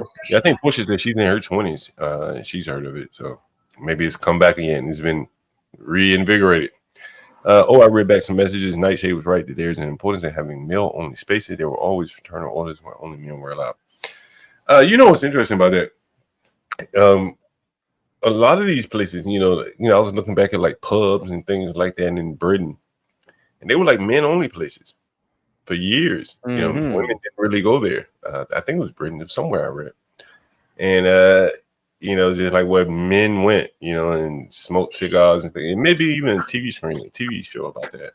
You know what? And this is not even like anything controversial. It just changes the dynamic. This is not saying it's positive, negative. It just like I don't. If anyone's being honest, like it just changes the dynamic. And I don't think they excluded women for anything other than like, yo, we just want this to be like locker room talk. Like it just changes. Then the dudes start getting competitive. It just changes it. It just changes it, man. Yeah, that reminds me of the scene I saw. It was it must have been an old time when they first started allowing women back into bars, allowing them into the bars, and they interviewed a man. YMCA, Yeah, and the man was like, I don't have anything against women, but men are gonna stop cursing when women come in, as an example. Exactly. The Stuff locker like room, that, just little stuff. Yeah. So yeah, I get what you're saying. There. Yeah. Bob, you missed out, man. We had another black pilot on here, and I was looking for you in the chat. I wanted to have you get your perspective because it was, he was talking about pilots and blacks and how their mind is kind of closed to those things, and it's just like anything else. You can figure it out like anything else. So I think you're the only other pilot in here, so it would have been good to have your point of view. Let's see. We used to play it uphill both ways. What did you do with the toaster? How did you use the toaster? Yeah, this is a kind of public part of chat room stream. Yeah, that is correct. Oh wow, cool. Yeah. He's gonna come back. You can actually we try to timestamp. I try to timestamp the comments here. So if you look in the description, you'll see the actual timestamp where he came on. I think I have it labeled. So if you want to skip over all the other commentary, you can go right to that. Trying to make it user friendly here. Yeah. Well, no, he's a real estate guy, but I guess he taught himself or learned how to fly a plane, and then he bought himself a plane, and he's also into gas stations and those type of things that Master Kim is into. We got HB up here. Let's see what HB is. You in the warehouse or something? Nah, I'm in the maintenance place right now. You smell natural gas? Do you smell any? You smell any farts? Nah. We gotta pump that shit up, bro. That's a clean looking. It's a clean looking shop. Yeah. Oh yeah. Nah. These guys are top notch, man. These guys are super professionals. But no. Is something wrong with your truck? No, not the truck. The trailer. I had some electrical issues with the side markers and the backlights. So they gotta like change out the whole unit, and then I had like two of my tires were a little low, so they had to switch those out. But yeah, it's it's about an hour out of my day, but it could be worse. So did it slow you down from your delivery? Yeah, they just pushed the time back, but where I'm delivering at, it has like a overnight parking, so even if it takes all day, I could still run my clock out, so I'll be okay. Yeah, I'll be fine. What are those guys working on those trucks? They work for your company? Yeah, they work for my company. Yo, put the camera back up, HB. Yeah. Hold on. Now, were these like diesel mechanics and shit? Yeah, these are diesel mechanics. What's crazy is I've seen some of these guys start out with just inspections. Like every time we come into these maintenance facilities, they inspect it. So I've seen these guys go from inspectors to mechanics. think they What does got the like a diesel whole mechanic make? HB. I mean, they could go from like 70 to 100. Is that right? Damn. Yeah, you work for a company like this, they probably. Oh, here come a truck backing in or a trailer backing in. Damn, he backing in, right? Yeah, it's pretty tight too. So you can see the. Oh, that's your truck right there. You in there already? Yeah. I'm in here. Yeah, it's pretty. Did you back in there or pull in there? No, I pulled in. It was tight though, but I pulled in. All your terminology needs to be changed, man. No females allowed in this work line No, of then work. we got to say HB to HR. Is it in yet? Is it in yet? But yeah, it's Man, I need to get Grace and Ben into this stuff, man. That'll be the king content, man. Oh man, I'm gonna manipulate them into it. I swear to God, I will. It's gonna be so good if they could get it, and then if you get you have to teach her, man, you're gonna get so many super chats and cash apps, and oh man, that's gonna be great. Yeah. Nah, John, I think that would be the. Oh, here go. They over here rolling out now. That's like the yard dog right there. They pull the trailers in and out. Oh, that's a different kind of. But I thought you said they had a different like a little truck. That's Yeah. it is small. Yeah, it's tiny. Yeah. I ain't trying to. HB reminding people what a yard dog is again. I ain't trying to dox the company, but they basically guys who pick up and drop trailers all day. So they just work at the different locations, and they just pick up and drop trailers within the yard. And they call them yard dogs. You pretty much always give them like the right of way. So basically, those are people that don't have to go over the road. They just have a CDL and they drive right there on site, right? Right. Some of them might not even have a CDL. Some of them just work. Yeah, some of them just work there. So young guys, if you want to go over the road, but you scared to leave your girlfriend, you can be a yard dog. Yeah. Some of them just straight work there, man. They can be a yard dog. They're afraid to leave their girlfriend. Hey. I've thought about it, man. Some of these places, it's they pay pretty good for the yard dogs too. But I don't know. Right now, I like being over the road. Right now. Yeah. Hey, do they have a lot of lizards like around where the dogs hang out? Nah. I wish they had them over here. You got an hour. You got an hour to waste. Yeah, no. I'm looking, man. I'm trying to. They actually got a girl mechanic in here too, man. Yeah, I was about Is she hot though? Is she hot? What do they call the female?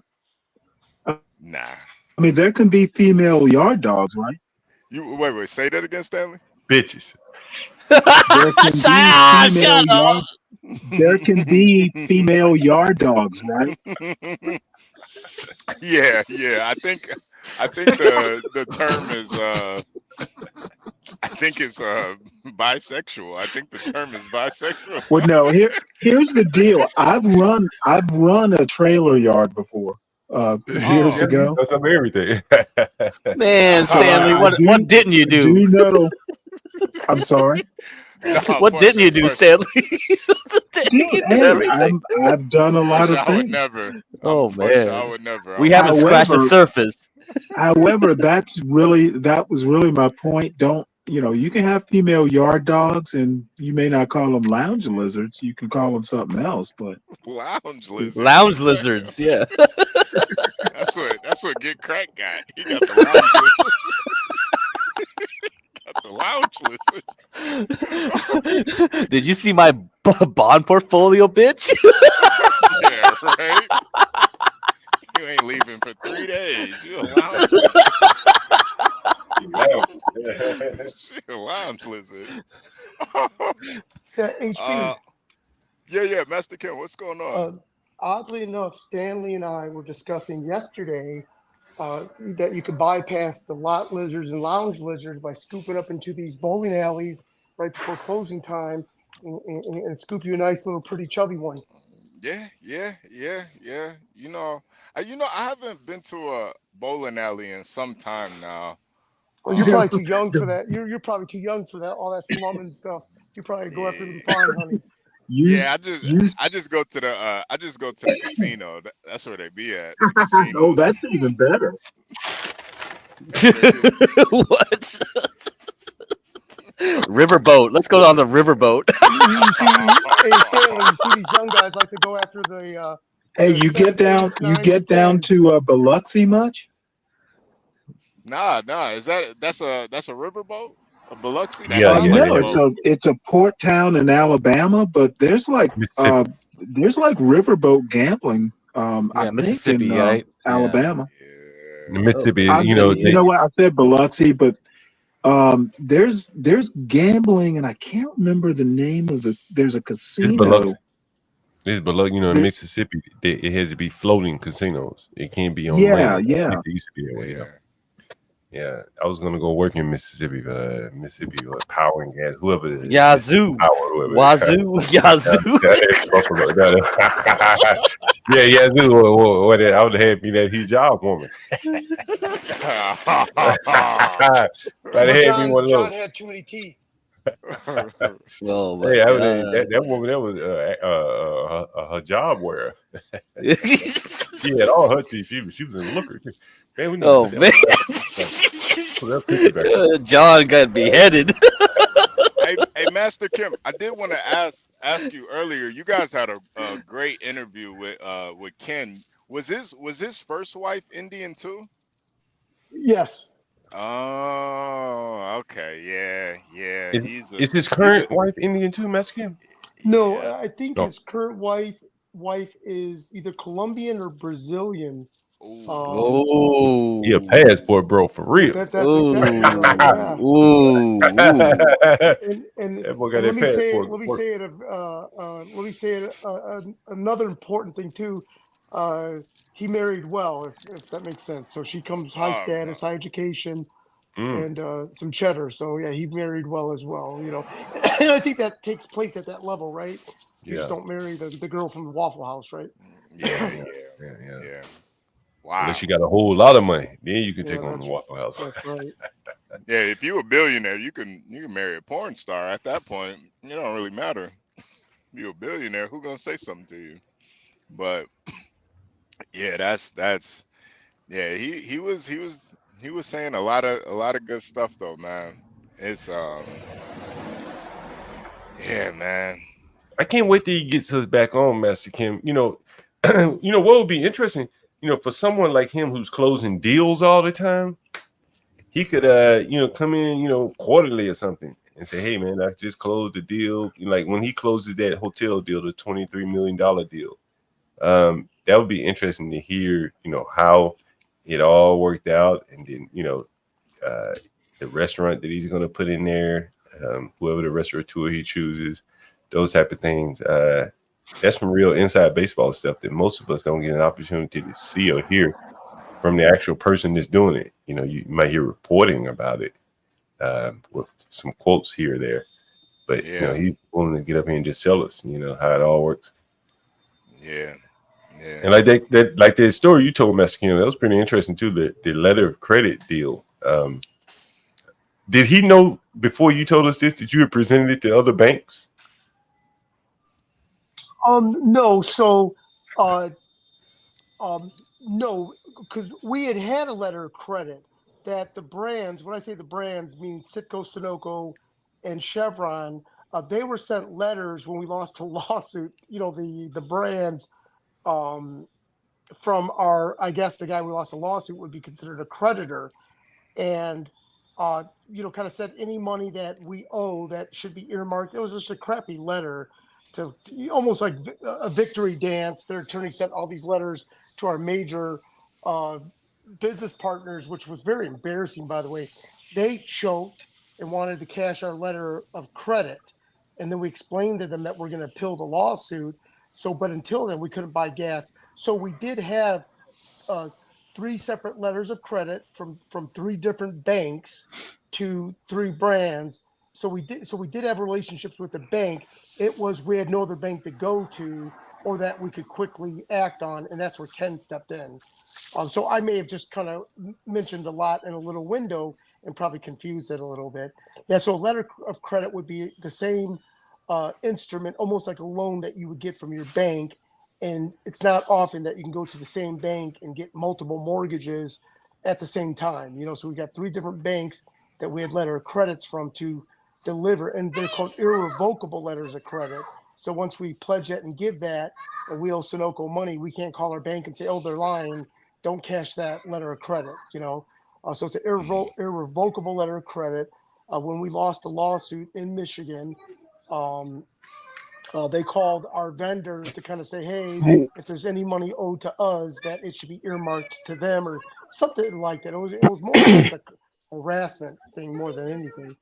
Um, but yeah, and please forgive me, as I mentioned, like a $500,000 letter of credit. It's commonly done in business. This in no way meant that it's business uh, trade lines. In no way did I have in my personal bank account stacks of cash. I wish I did, but these are all just lines of credit that sound much more impressive than they actually are. To be honest with you. Is it Um, is it like is it like a cosign, pretty much like a No, cosigner? yeah, good question. No, so I call it a letter of credit, but it could be also a line of credit. So a lot of businesses will, for example, have easily a $700,000 line of credit Hmm. because, like a lot of those transportation companies that you've mentioned, like these medium-sized ones, these big ones too, Hmm. they've got lines of credit because when they buy, they'll buy like six Peterbilts all in one time. They're not Right. buying one tractor trailer trying to get the best deal. They're buying fleet stuff in bulk, and they might draw it against their letter of credit. They might Hmm. call their bank and tell Peggy at the bank to wire, Peterbilt of Atlanta, 280,000 for those tractor trailers. You know what I mean? Hmm. And so Hmm. therefore, they don't have to necessarily justify or take loans. But keep in mind, every year that letter of credit has to be paid down to zero. So you have to, because the banks don't want that money out there long either. So you have to pay it down to zero and then get the letter of credit reissued every year. Um, Yeah. so that's an operating line of credit. The letter of credit is a similar thing that we hand deliver that, and we gave it to Sunoco, and it reads, should we have a debt with Sunoco that without notice there, and I forgot the way the language was of the letter. It's been a while Hmm. that they have the right to cash in that letter to get their money without any recourse on our end. It's a and it's done commonly in business from distributors to their manufacturer, so that Let me let me ask you guys, because I've been really like kind of thinking about this, because I definitely want to like eventually own my own truck, but it's just like it's about a million ways to go about it. So my company, they actually have this program where you can take over. So our company, what they do is they lease the trucks, and then once it gets to a certain amount of miles, they sell it.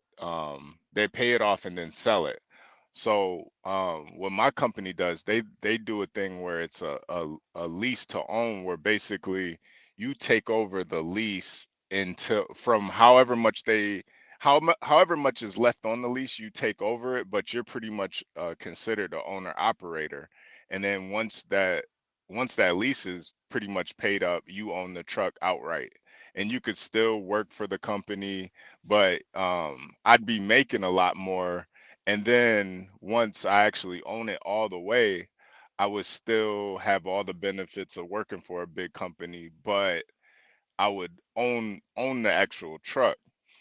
And I'm thinking, you know, I'm just thinking, what do you guys think about that? Where, it may be like 200K for the truck, and there might be maybe like 80,000 left on it, and then I sign on to do that, and then maybe in like a year or two, probably two, probably closer to three, something like that.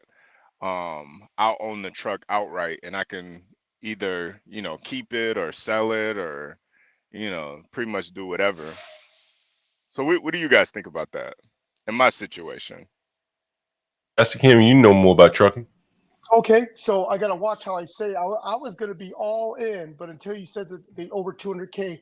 So if it isn't one of those bloated trucks from COVID, because remember, a truck that was only worth, let's say a truck had 200,000 miles, but at a book value of, let's say, 30 or 27,000, right? Right, During right. COVID, that same truck escalated up to 180 or some crazy number.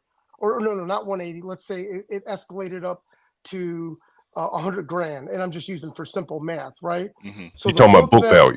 Yeah, okay. The book value should have been 27, but the market demand during COVID, because the supply chain got interrupted, you couldn't even get new trucks, so used trucks escalated in price. Well, the banks help finance these bloated price trucks that are really only worth 27. So that has pushed a lot of companies into bankruptcy because they're paying the debt of 180,000 for a truck that's really only worth 80,000, for example. So if the asset truck you have is where we are today, because the values have dropped now, the market has corrected itself. So, I would say if your truck isn't part of that bloated value truck market, you know what I mean? Right. That would be key to know. Or you could step out of that truck and tell your boss, I want to finance this one that's where the market is, or something to make sure it's not one of those over bloated truck values that affected everyone, by the way. And Master Kim, yeah. Master Kim, on this show it was mentioned, I can't remember who mentioned it. I think she said I think I read it, so I know it's somewhat correct. Owner operators are being banned in California or something like that. HB, do you remember talking about that? I do. I'm not sure who brought that up though, but was it Momo? It might have been. It might have or been Ava or somebody. Yeah. So wait, was it banned, or it's just not worth dropping loads there because it takes forever to find the load back out? I think it has something to do. Shit. I'm looking it up right now. So basically, the only truckers who find California worth are non-out-of-state truckers, because once you drop a load, it takes days to get another load back out of state. Yeah. Take a look at this article right here.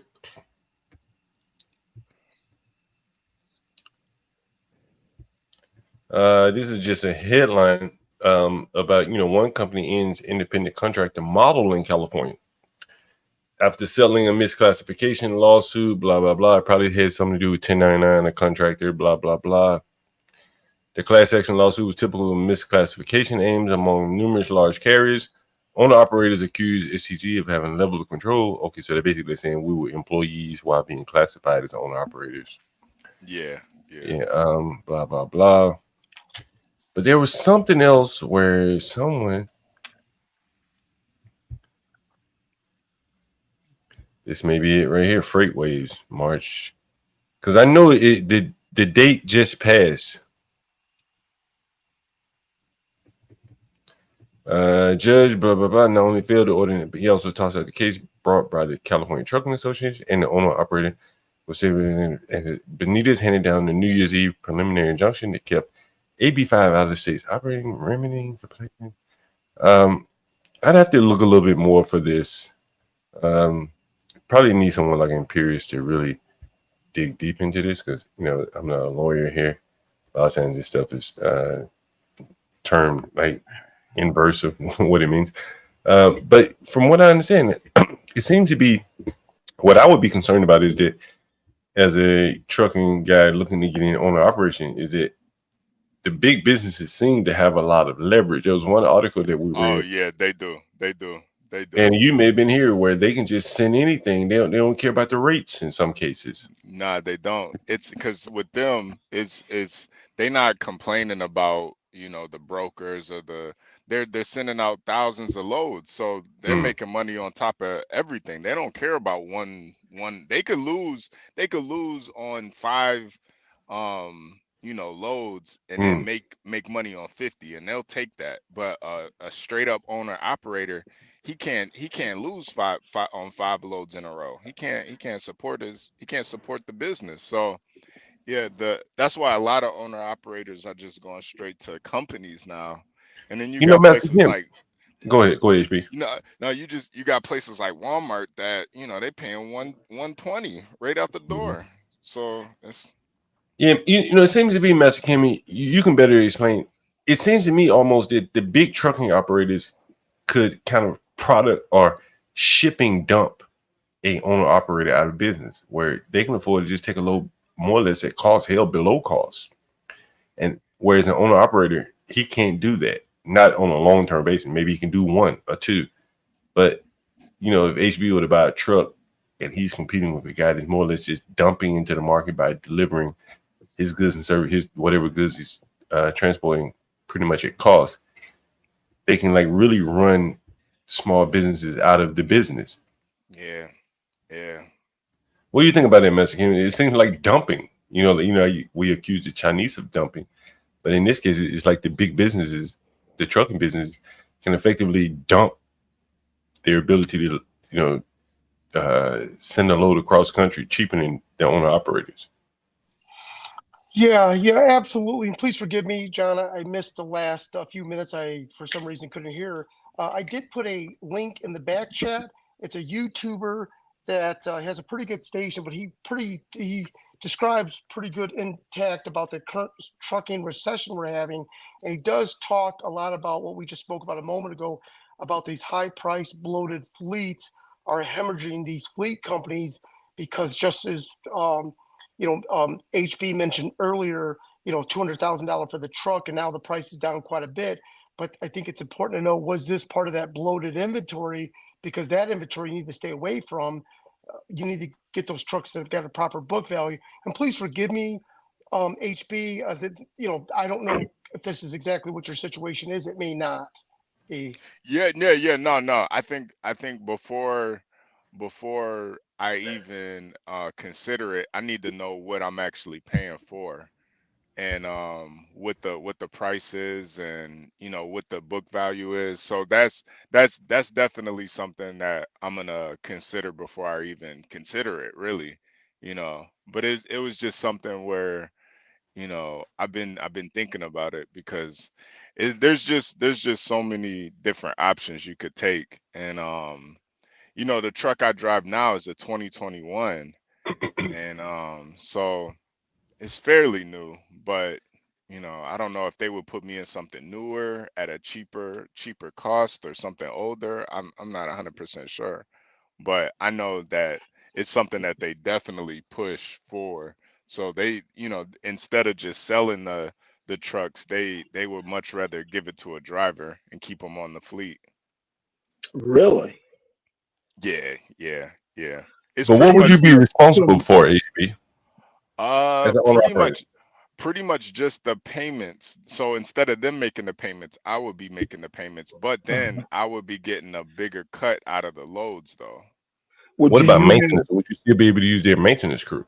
See, and then that's another thing. So they have like a monthly, basically I'd be on a subscription for the Mhm. maintenance. So anything maintenance wise, I'd pay like a certain amount every month, and it would cover all the maintenance that I would that I would have. So I'd be running as an owner operator, but they would pretty much cover all the Really? costs. Yeah. Hey, do you remember, you guys? I've told you multiple times that the subscription model is the most profitable model of business. Yeah. You know, there's nothing better than a recurring source of revenue. Do we all have So, subscriptions? Something, Netflix, whatever. Go ahead, Sam. just out of curiosity, I mean, if you take over payments, how does that work? I mean, you're not assuming ownership of the truck. How do they deal with what they've already sunk into the truck? I mean, are No, I you think he is assuming ownership, right? You would be Right, assuming right, ownership, really? right? right. I would be That's assuming a ownership. huge deal. Yeah. Yeah, that's why I think it's almost a better If you use assume ownership, do you okay? But so are you? Who's on the hook for the loan? So you got Yes. to get a loan. No, I would take over it. Yeah, that's too I good to be mean, true. Do they? Well.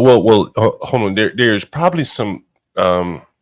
if you From a, default and they get their truck back, like I don't know, yeah, that hell yeah, they're sounds. gonna get their truck back. Hell yeah, they're gonna Yeah, get their yeah, truck. yeah, yeah, yeah, And yeah. see, there are probably some things, Stanley. If you think about it, like I'm sorry, Ryan. If you think about it, like depreciation of assets, I imagine I'm not very sure, but if you think about like how, as HB just said, a truck will lose its book value, and they want to sell it, right?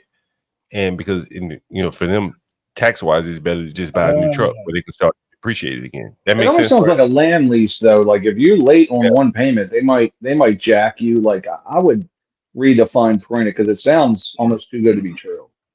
Well, I think You get a I think the thing lawyer is, involved. well, I think the thing is, Stanley, and I'm not saying that you shouldn't get a lawyer involved in thinking it through.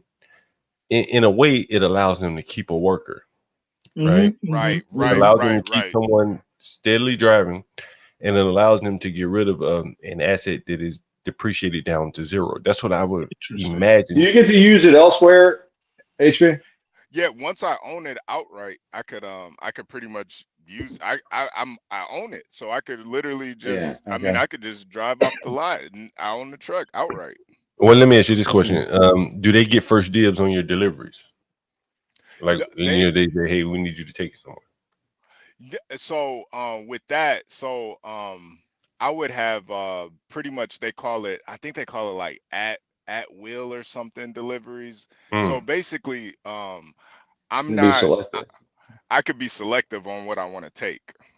And they have so many contracts that, if I say, yeah, I'm not trying to go to, Delaware, they'll send me a different load. Now I can't really do that unless there's like a safety issue. If I feel like, it's a damn snowstorm, I'm not driving through there.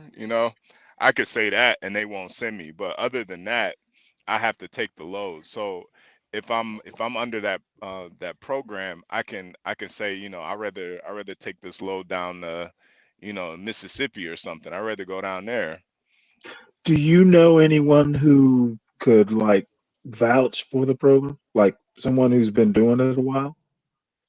I know one guy who's been doing it, and I got to get back in contact with them. But yeah, I know one guy who has, and Yeah, and I see. HB Cube has a comment. You want to address that? Yeah, definitely. y'all are missing the big elegant in the room. I think he meant elephant. Elephant. Oh, okay. I think he is calling it a lease, which usually means there is a balloon payment at the end. And I think if I were to go out and do it by myself, then yeah, there would probably be a big balloon payment. But because my company can buy trucks, they can buy 100 trucks at once. They're getting a different rate than a normal owner operator. So I'm sure they're going to be taking a cut on top of that, on top of the payments that I'm making. I'm sure they're going to be taking a cut, but I don't think it would be as big as if I just went out and did it myself.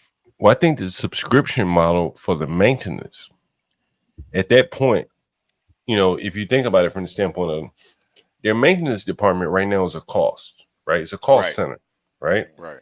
And in this instance, they would now turn their maintenance department into somewhat of a profit center, right? There will be a subscription model attached to the maintenance department where they are now bringing in money as opposed to maintaining as a cost to the. I think, John.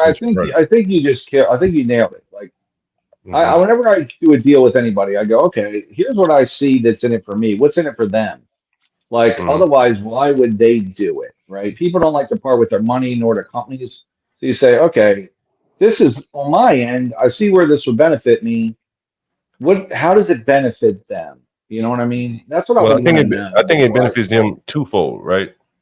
From a tax standpoint, they're getting rid of a depreciable asset that has already been depreciated, right?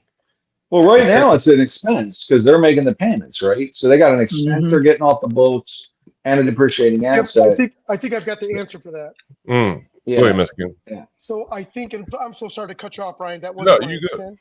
No, that's I good. think that two things. I want to say two separate things. One, this is a deal that would be considered a fair deal, depending on the person. If you've got a work ethic, you're young and driven, this is a Mac Daddy deal. But if you're kind of like dragging your feet, going through the motions, you plan to occasionally take a week off here and there, you're going to be buried in the payments, and then ultimately it's a bad deal. Two, with this truck being depreciated out, just like John had mentioned, I think this company goes to a third-party lender and funds these trucks, so they get money on the back end as well that will fund it. Even this truck that's got a whatever 1,000 miles, so they get paid a second time, which is commonly done, by the way. And it's not that it's a bad deal. In fact, it wouldn't be uncommon for this company to be in cahoots with the fleet, with the trucking company, to fund these used trucks. It happens all the time. It doesn't mean it's a bad deal. It's they're the one carrying the paper, and the trucking company gets paid for that used asset. And it isn't maybe a win-win for everyone, but it's a fair deal for all parties involved. Yeah, and that's the main thing, right? That's a fair deal. The trucking company works for, and then the third-party lender that's actually funding the high mileage asset. So I think it's a fair deal, but I think it's another company that will fund, and in no way are they saying, hey, we got a sucker to buy this truck. But but it does also feeds into HB's aspirations, because everyone aspires to be an owner operator. So that's the problem that HB has, because if he tells half the people about the program, they love it, and it's a way to step in this direction, and the other half say, oh, they're going to screw you, these are bad. Thank you, man. Yep. You too. On my bad, y'all. And that's the biggest. I think that's the biggest deal is that if you're not going to work it, you're going to fall into a sucker trap. But if you're willing to work it, it's a fair deal for everyone. Because so many people whine. I mean, go watch the YouTube videos. Oh, it's a cheat. They're going to scam you. That's a matter of perspective. And do you mind if we talk about interest rates real quick? And I'm so sorry to move the goalpost, but I want to do it while Ryan's on the call. Interest rates, 10%. Who cares? If you're a money getter, and I would love to pay 12% if I get a business asset that's going to help me climb out of the hole. Everything's a matter of perspective, and this had to do with, in religion, and maybe it's bad. No, interest is the way to do business. It's the part of the world. And in fact, they deserve 10% if they're going to give me this asset. I can feed my family. That's all I wanted to mention. It's almost has nothing to do with today's conversation, but I did want to say that interest, I think it's very fair. It's a business tool, because I would rather that person give me that high price loan than not want to lend to people at 10%. And again, I'm so sorry to jump. No, that's good. I think you bring up a very good point. The first house I bought, honestly, the rate was 10%, right? But can you make hay out of that 10%? If you can't make hay out of it, doesn't really, you can't do it. And so, I was able to make hay out of it, and it worked. But if you get into a deal where 10% doesn't work for you, then then you really depend on the interest rates. You got to figure out a better rate as some other form of financing. But yeah, Master Kim hits a point that the interest rate really doesn't matter when you're buying a business if you can make hay out of the business.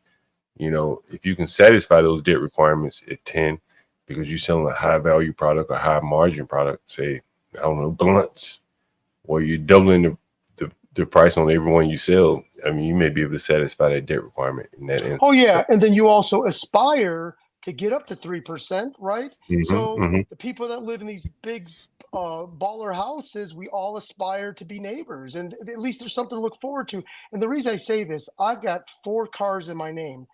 At a certain time, at a certain level, banks don't want to issue any more vehicles to one human being. So there's this place called Drive Time. Have you guys ever heard of them? They're like a hood rat, buy here, pay here type of place, right? I never heard of them, no. Okay, I went to Drive Time and I got a loan, but I got treated like a regular retail customer, not like a subprime customer. It was because their credit underwriting, they could care less that I had 4 other cars in my name. They gave me a 5th car, and I got 3% interest. Like, what? They've got their predatory lending for other people, but for me, I think I got the best interest that they were willing to give. But it was their credit underwriting that gave me a 5th car for one person in my name because my kids all turned 16. I love it. So the point I'm trying to mention, although I paid a good interest rate, that drive time was great for someone that doesn't have a car. And if they need that car to get to Atlanta to get that legit job to save their family, charge 26% interest. Why don't you do it? And that person should gladly pay it, because without that car, they're dead in the water. They'll probably be out in the streets. So I guess the point I'm trying to mention is everyone bashes people charging interest. Well, they deserve the interest. In fact, there's a lot of people that want to gladly pay that interest because they're go-getters. And so with HB, whatever interest they charge, try to negotiate a little bit better. But at a certain point, who cares? You're out there on the front end of the sunny blue skies making money, and you're going to refinance that truck anyways. So Master Kim, made me think we should probably try to. I would love to kind of try to crowdfund a truck here, man. I'm just saying a truck generically, but there are a lot of people out here that trying to fund the business. And again, like Ken talked about, he has an investment group, and he talked about how when he needed $500,000 to close a deal, he didn't go to the bank. Someone came to him with $500,000, right? You've talked about just the same thing.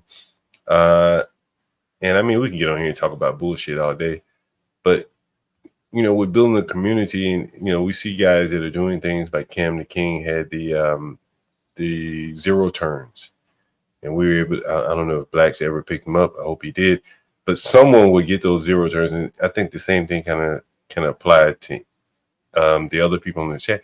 Even if no money changes hands, just the information that changes hands, like the drive time that you just mentioned. Many of us had never heard of that company, and now, I think, John, may I add? Now, yeah, sure. Well, there is a very predatory economy out there made for dummies to charge high price interest, and knowing that these people can never escape the trap that they're in. So I don't mean those people. I mean, when I guess people that are reasonable, understand interest and stuff, that can say, hey, I'll gladly accept this 10% or whatever, because I know this is a stepping stone. But I guess maybe that isn't the bulk of society. Just like when Ryan was explaining bonds to people, there's a bulk of society that this is extremely valuable information that are just falling on deaf ears. So I guess everything's a matter of perspective. And I think Ryan's on mute. I think the best point that you guys made too is like, I'm not buying a Hellcat just to go flex with a crazy interest rate on it. I'm buying a truck, so even if the interest rate is a little bit higher, I'm paying a higher payment for it. If I'm gonna eventually own it and I'm using it for business, I think ultimately it is probably the best decision. Just like with you with your first house, John. Like you could probably get a better rate than 10% now, but that first one is what really started you out. Word. So Right, indeed, yeah. You can't. I don't think you can be afraid of the interest rate. Like that scares people off. Just the number, but if you can make it work, make it work. You can always refi. But I think what you're actually investing in, if it's just a Ford Raptor just so you can look cool, that's probably a bad investment. But if it's a tractor trailer that you're gonna be driving, it kind of makes more sense to we had Momo up on here, right? The thought just came to my head, man. Momo been saving money a long time. Master Kim, did you hear Momo's story? No, I may have missed that, but please reiterate. Well, it's nothing new. It's nothing new. He had the craziest story, Master Kim. He said he's been living with his parents for 6 years, and mind you, he's not really living with his parents. He just uses their address. But he's been living with his parents for 6 years and been on the road and hasn't paid rent for 6 years. I heard that earlier. That was dope. Oh my god. How much money that man's stacking up, man. How much money that man he probably don't even think about it. He probably got so much money saved up, he don't even think about it. And so I was gonna say that to you, HB, like, from the standpoint of like right now you got an apartment. I think I heard you say that. Yeah. Worst come to worst, man, you get rid of the apartment and throw that money into the lease. If shit get tough, man. Like, and on the other side of it, the amount of money you save just by cutting your expenses and putting that money into the truck, in your situation, I think would benefit you greatly because you're throwing money in rent where you could be throwing it into that truck, and you're not there at your apartment very often. You're talking about moving. So, the interest rate really kind of doesn't matter to you because you could really cut your expenses probably down to nothing, right? And that money would go to your truck, and it would be like one of the Indians that Master Kim talks about, the Indian couples. So you even talked about them. The couples that drive in it, man, they have no rent, like Momo. They be having their mama out there, man. So someone said, "You live in your truck." Hey, bro, if you live in that truck, man, you won't even be thinking about what the interest rates are. Yeah. What'd you say, Master Kim? Master Kim, what'd you say? Ryan, what'd you say? Oh yeah, that's spot on. Everything's a matter of perspective. But with a go-getter like HB, it's on, absolutely. Mm-hmm. Yeah. I think you're buying a way to make money. You're buying a tool in a sense, right, for your business. Right. You're not buying a Raptor to go ride around and be cool, right? Right. So Kim, different Master metrics. Kim, Master Kim, you know what you said about the Indians when they hit hard times? What did they do? They gave up what first? The crib in a heartbeat. Absolutely in a heartbeat. Gave it up. They said, I get another crib. But this business, the thing that bring in my money, it's hard to get again. Right? I give up that house before I give up crib. And I think that many Americans don't look at things like that. You know what I'm saying? Like, you can always find another apartment. Trust and believe. Hell, if you can't, you can live in your truck. Right? It just stack up money. But somebody gonna rent your apartment, bro. I'm a landlord. I tell you, you come to me with the money, I rent one to you. Is that an invitation? Yeah. I need to try. Hey, I need somebody. I need people to work it. Man, I'm gonna do a stream in a couple of days by a nigga I gotta kick out. Hey, John. John, you had said something that's almost scary because it's so real. That the fine line between it's a good deal versus this is a sucker deal is very close, I believe, because it depends on the person's perspective, right? That's correct. Well, I mean, one thing that y'all, and you never believe I'm going to say this, John, but work ethic does matter. Yeah. Why wouldn't I believe you said that you in the military shit? You commanded men. Did you want men to do that? I've also. He was in the Navy, though. I'm not the dilettante you think I am. I actually do know how I think we all know that. Hey, John, look what Momo said, John. You got to read that because he's not lying. He is not lying.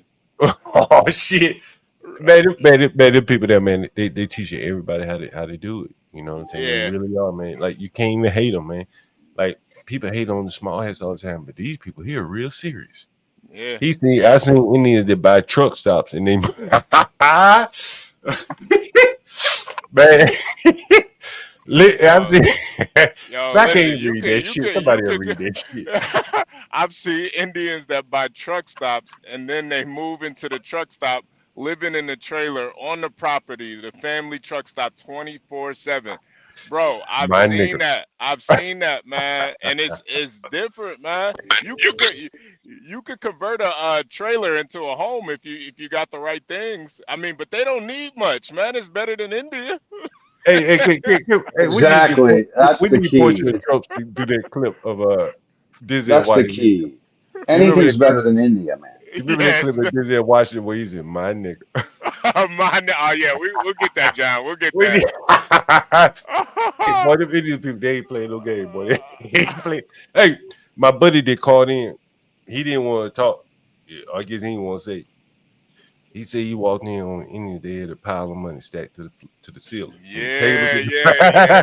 I could tell he was a little uncomfortable telling that story. He probably ain't never seen it like that. He was like, "Is this a dope deal?" He never seen it. Yeah. Hey, John. John, do you remember yesterday, or I think on HB's, they were talking about the Indian truckers doing teams and stuff like that. Yeah, yeah. Okay, so I think that's a great ideal for them, and this is why I say that. Not only are they making money, but it forces them to Americanize really quick, because you're seeing the salt of the earth, blue collar, white and black people, the fellow truckers, the shipping and receiving docks, that it's forcing these ass backward new immigrants to learn English, but also understand hardworking American culture. That's super important. And they see that full force at the truck stops and in the trucking industry. It forces them to Americanize. HP, would you say that's a fair comment? It's actually very big time, big time, big time. Sometimes they more American than the Americans, man. You'll see you'll see an Indian with you'll see an Indian with some cowboy boots on, man. Like, what the hell? Got the Yeah, they'll probably take any load. They'll take any load for nothing. Hey, someone Nightshade says, I know a Chinese owner of a firehouse subs restaurant. He lives in the back room. Mexican, let me tell you something. I'll tell you all you got it. Let me see how I can say this best. Every house I own, man, even the fucking apartment building, to a lesser extent, the apartment building. Maybe one day I'll show you guys the apartment building I used to own, man. That motherfucker was in the hood, man. One day I might get in my scooter and ride by there, man. And I've always looked at every place I bought and said, could I live here? If the shit hit the fan, could I live here? Ride it out. And that has been pretty much the deciding factor on everything. Because if I can live here and rent everything else out, then it can work. You know what I mean? And if you can't live there, then it makes it harder. You got to depend on everyone else paying their rent, everything else going around. But if you can live there, right, at least part of the place or something, because you'll be living for free, more or less. And hopefully you get some other people living there. But in a truck, you can live there, which means you cut out all of your other, your biggest bill, which is your rent. Mm-hmm. And you can throw that into owning something. So that even makes the interest rate even less important because you've now cut down your rent. Very interesting. Very, very, very interesting. Yeah. Mm-hmm. Yeah. I'm gonna really look into it. I'm gonna keep you guys, when I get all the details, I'm gonna keep you guys informed, and I'm gonna get your guys' opinions and wisdom on it to let me know. Cause I'm thinking about it, man. I definitely wanna own a truck eventually, to just have that kind of that ownership of it. But yeah. I'm telling you, I've definitely thought about it, but it's just like I've already kind of downsized in Chicago, but then moving down to Texas is, man, the rent compared to Chicago, man, it's like dirt cheap down there. So it's really not that big, but worst comes to worst, honestly, I wouldn't even mind just living in the truck, honestly, if worst comes to worst. At least for like a camping, I guess. Yeah, Like at least for like a year or something, But it's a long time to live in a truck, man. They got big cabs, but that's a long time. yeah. But I mean, it damn near feels like I live in it anyway, Yeah, that's Pretty true. much. You probably do all the time. That's true. Pretty much. Yeah, that's true. It's true. So it's just, having but I've talked to a lot of truckers, and I've pretty much every trucker that I've known that's driven for more than 5 years, they all have a story about where they took a couple months where they just had to live in the truck. They bought a storage unit, and they say, yeah, man, I had to live it. I had to I had to pay get out of debt. I took 6 months, took a year just to get out of debt completely. Lived in the truck. Man, it's the ultimate flexibility because most people work jobs where they can't live there. Yeah.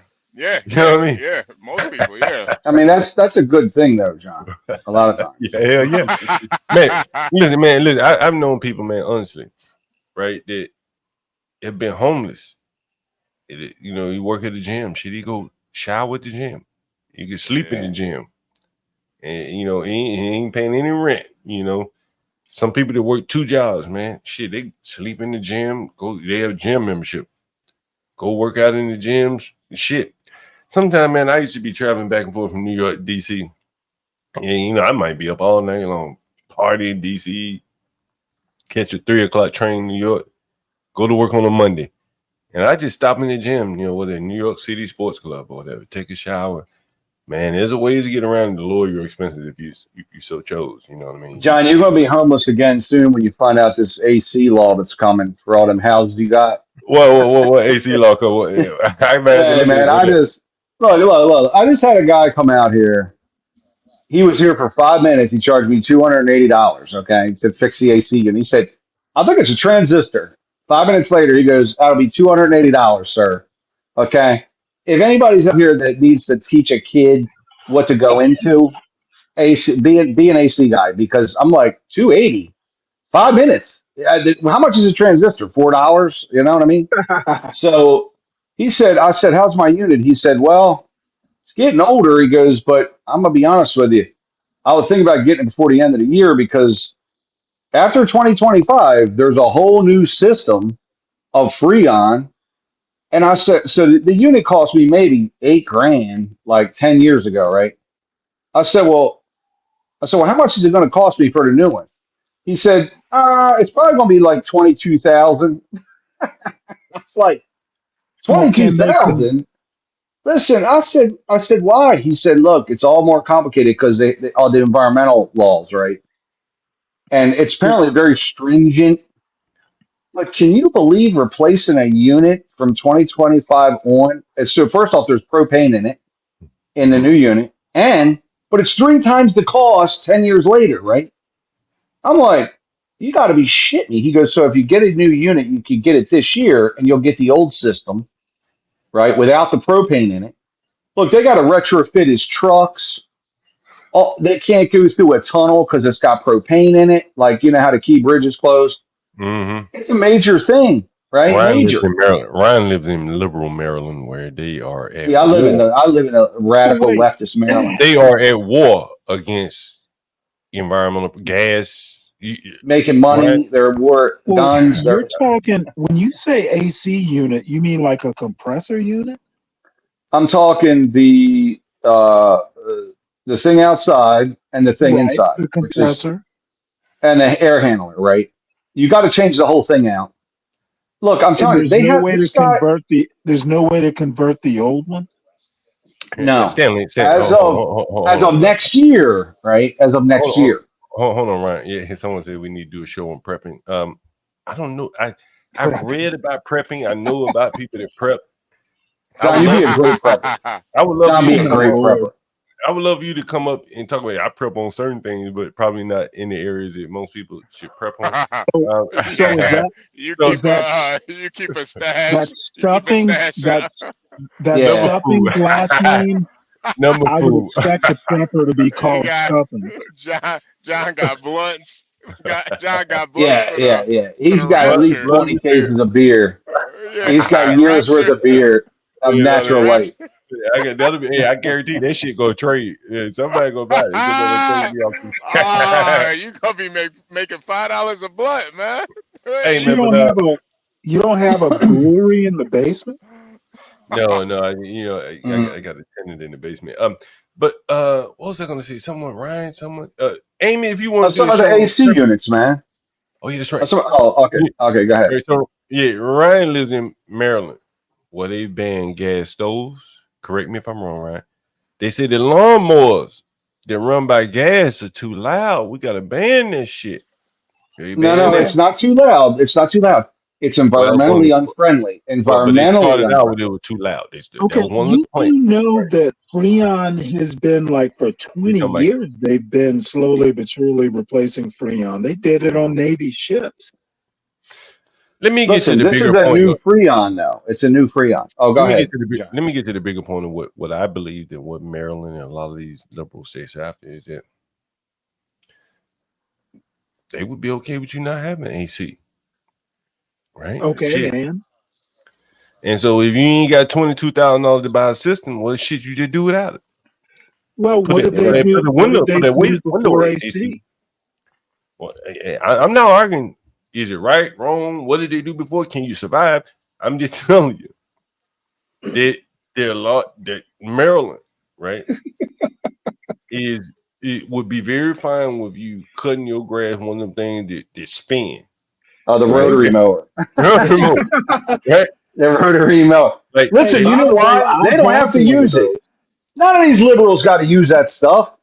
None of them got to use a gas chainsaw. Like a push mower. Like what Ryan, I'm sure you do. But what Ryan is talking about in the area that Ryan lives in, what people really, if you live in this area, it's unlike anywhere else in the country. Would you say this, Ryan? It's like California, actually. It's like California. But it's different from California in that these people are bulletproof from the economy. Large numbers of people are bulletproof from the economy. Yeah, oh yeah, absolutely. Right? Yeah. And large number of people in this area. I'm talking about 45 miles going any direction. Yeah. Recessions, they do better in a recession because prices don't go up, but their wages do because they work for the government. Shit, and it's called the G class, right? You're talking about people working in DC that are federal workers making well above the national average of income, and literally like secretaries in office buildings for the government are eating like in GS-15. Oh, yeah, exactly. Full but a secretary could be a GS-12 with 15 years on the step. Absolutely. Motherfucker be making 125. 125K, full retirement. And what time's lunch? Let's go to the Dim Sum restaurant. It's new across the street. That's going on. Okay. Right. I used to work downtown. Right. I used to work right downtown on K Street.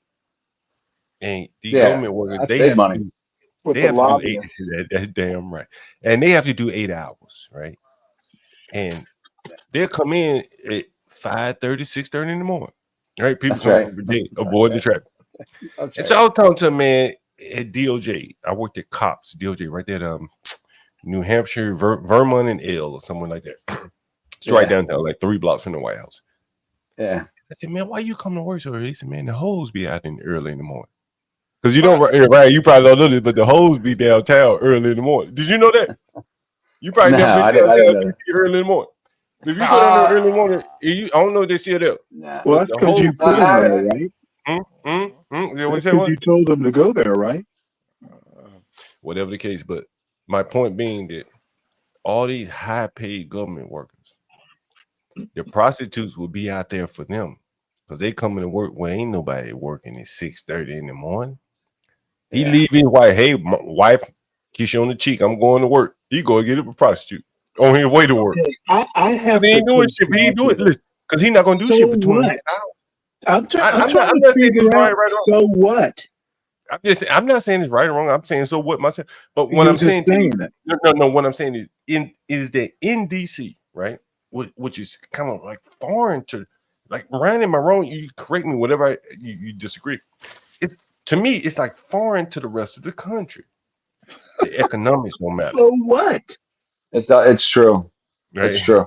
Right. There's no. They call it a recession-proof. It's recession-proof. Bulletproof. What? No, I'm just making a point. Because to be honest, it sounds like sour grapes. Other parts of the country don't have it as good. Is that the point? See, I think the problem is Cleveland, Ohio, and Detroit, Michigan, and these other cities are subject to the economy, and DC just siphons off the top of all those cities, right? All the taxpayers, and they'd go, we're good, right? And that's the issue. But see, that's actually not reality. Well, like, let me give you an example. Let me give you an example. Okay, blue states make more money than red states. Red states are a drag on the economy. Blue states. What I'm saying is, Stanley, like in Maryland, prove me wrong on that. They could ban in Maryland. They say, you know, we're gonna ban gas lawnmowers, and your alternative is going to be a more expensive lawnmower. Absolutely. Well, they can afford it. Right, they don't give a shit, right? But they can afford it. Right, they can afford it. But the people in Cleveland who are closer to the real world economy, They Well, can't see, ban I don't it. think I see all these terms are just totally divisive. Okay, we have 50 states. We technically have 50 or way more types of economies. No one's holding anybody in Cleveland. Well, see, Stanley, and that is where I think what you miss slightly, and I don't want you to take this as a criticism, but the people that live in Maryland and Virginia in particular, then of course, the federal government. And Ryan, you're familiar with Senator Mark Warner, correct? Yeah, he's a From Virginia senator. yeah, He's a Virginia senator, right? yeah, And the yeah. Maryland senator on the other side of the aisle is on the other side of the DC is who is it Raskin. I hate that guy. it No, it's was not Cardin. No, Raskin. he's a congressman. Yeah, it's Cardin and Ben Cardin and there's a woman running now against Hogan, and I don't remember who. Right. Well, Cardin's out. Also Brooks. Yeah, also Brooks. That's right. So, but yeah, but who's the senior senator? Who's the senior senator in Maryland right now? It's just escaping me. It was Cardin, but he's leaving. It's somebody else. Right. So anyway, the point that I'm making is that those senior senators in Maryland have much more power than any other senators. That's not true either. Well, the reason why I say this the because two senators in a place like South Dakota has just as much power. South Dakota has I think South Dakota has 700,000 people and two senators. California has 38 million people and two senators. So Maryland. What I'm saying is that there's Maryland, there's Delaware, there's Rhode Island. Hold on. What I'm saying is that here's an example of what I mean. You look at the committees that the senior senator from Virginia sits on. You look at the power that he has over Washington, D.C. He can determine how we fund our buses, our trains, our criminal laws. Much more, he has much more impact on D.C. than say the Thun or whoever is from South Dakota, because they're here. Ryan understands. Right. Well, Ryan understands it because when if they try to hold on. I'm gonna give you a real world example. In New York City, they pass all kind of taxes where they tax Jersey workers to come into New York City and work. They put tolls and shit on Jersey workers to come into New York City. DC would never. DC will never ever be able to do that because Senator Mark Warner would not let it happen. Okay, he's like on the DC.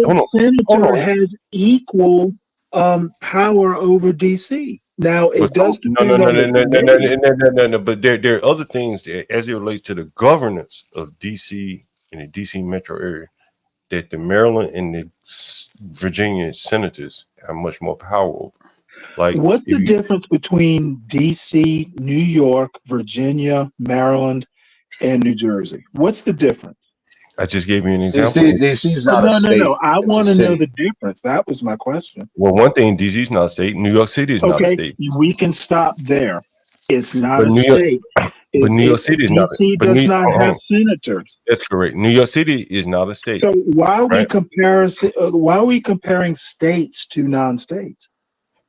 Well, what I am saying is that the DC, the Virginia, and the Maryland senators not only have domain over their states, they also have more domain over DC and DC governors. Ryan will admit, so does every other senator. But they have much more direct impact because we share bus systems with Maryland and Virginia, right? Yeah, they share National Guard. They share all kinds of stuff. Right, all of that kind of shit.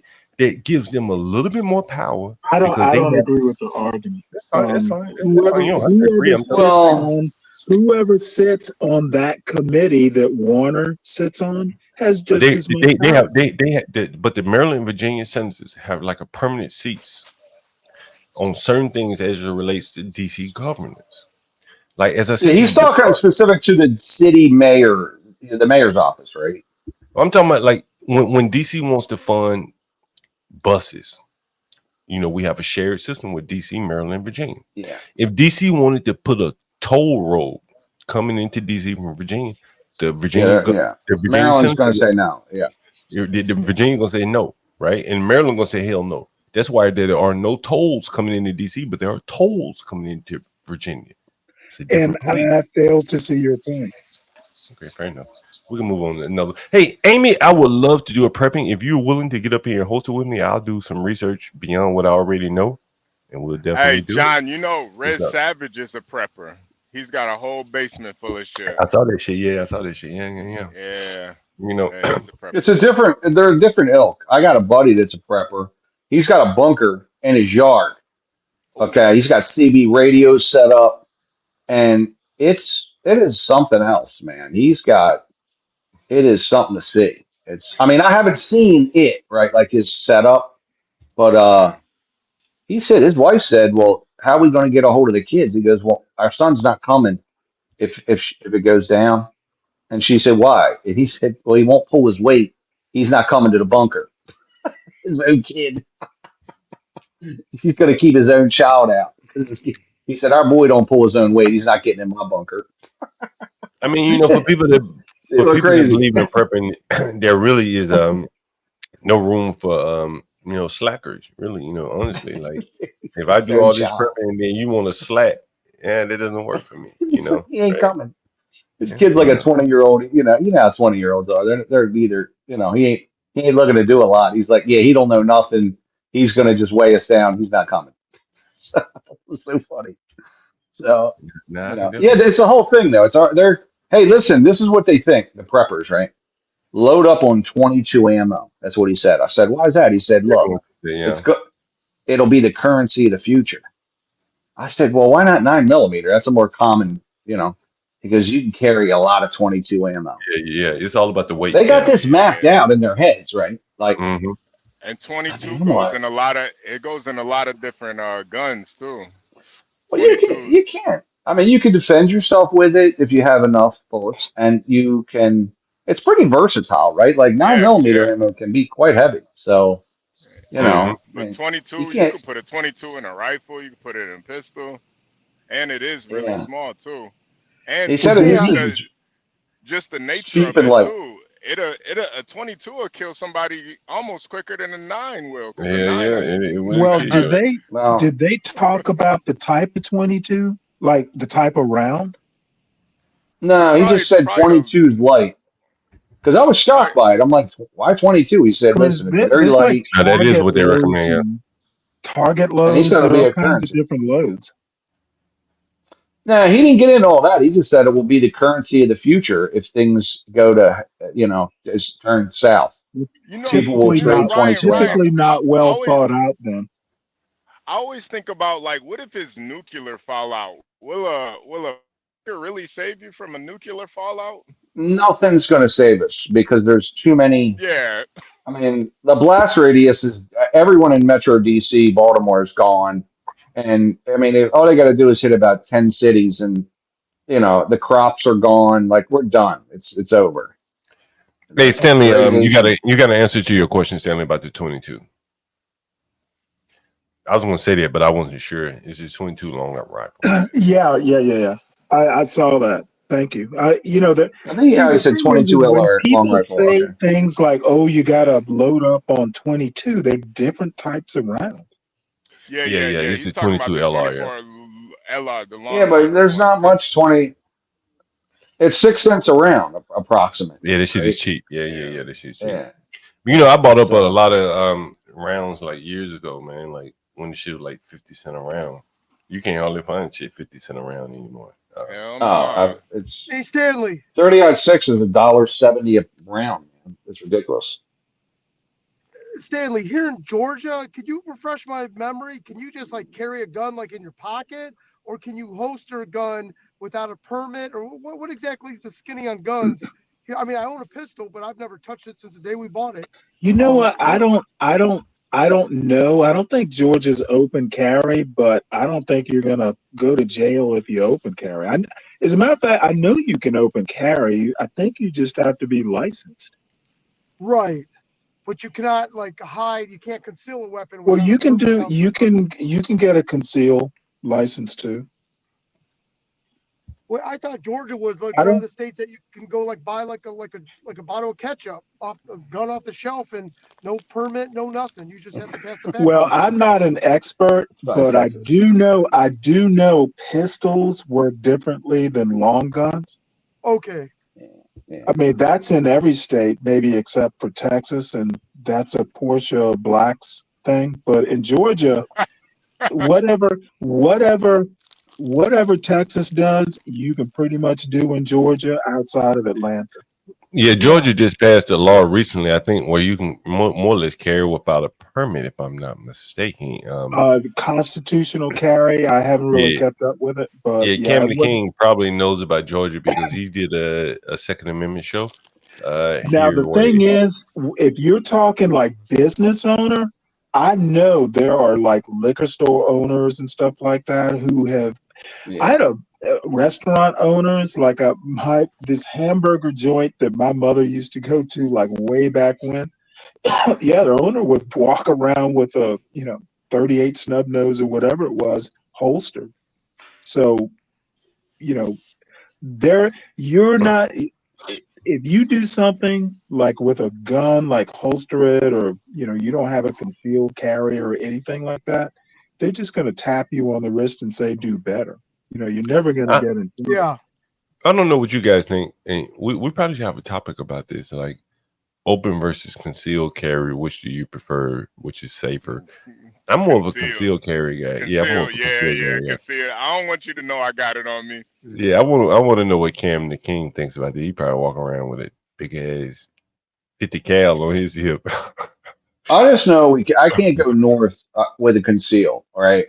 If you look at the state maps, like about the gun laws, I can't go east or north, but I can go to Virginia and south, and it's all green. If you look at the Some- map, right? Someone said you But have I to have can't go to Pennsylvania, New York, none of those places.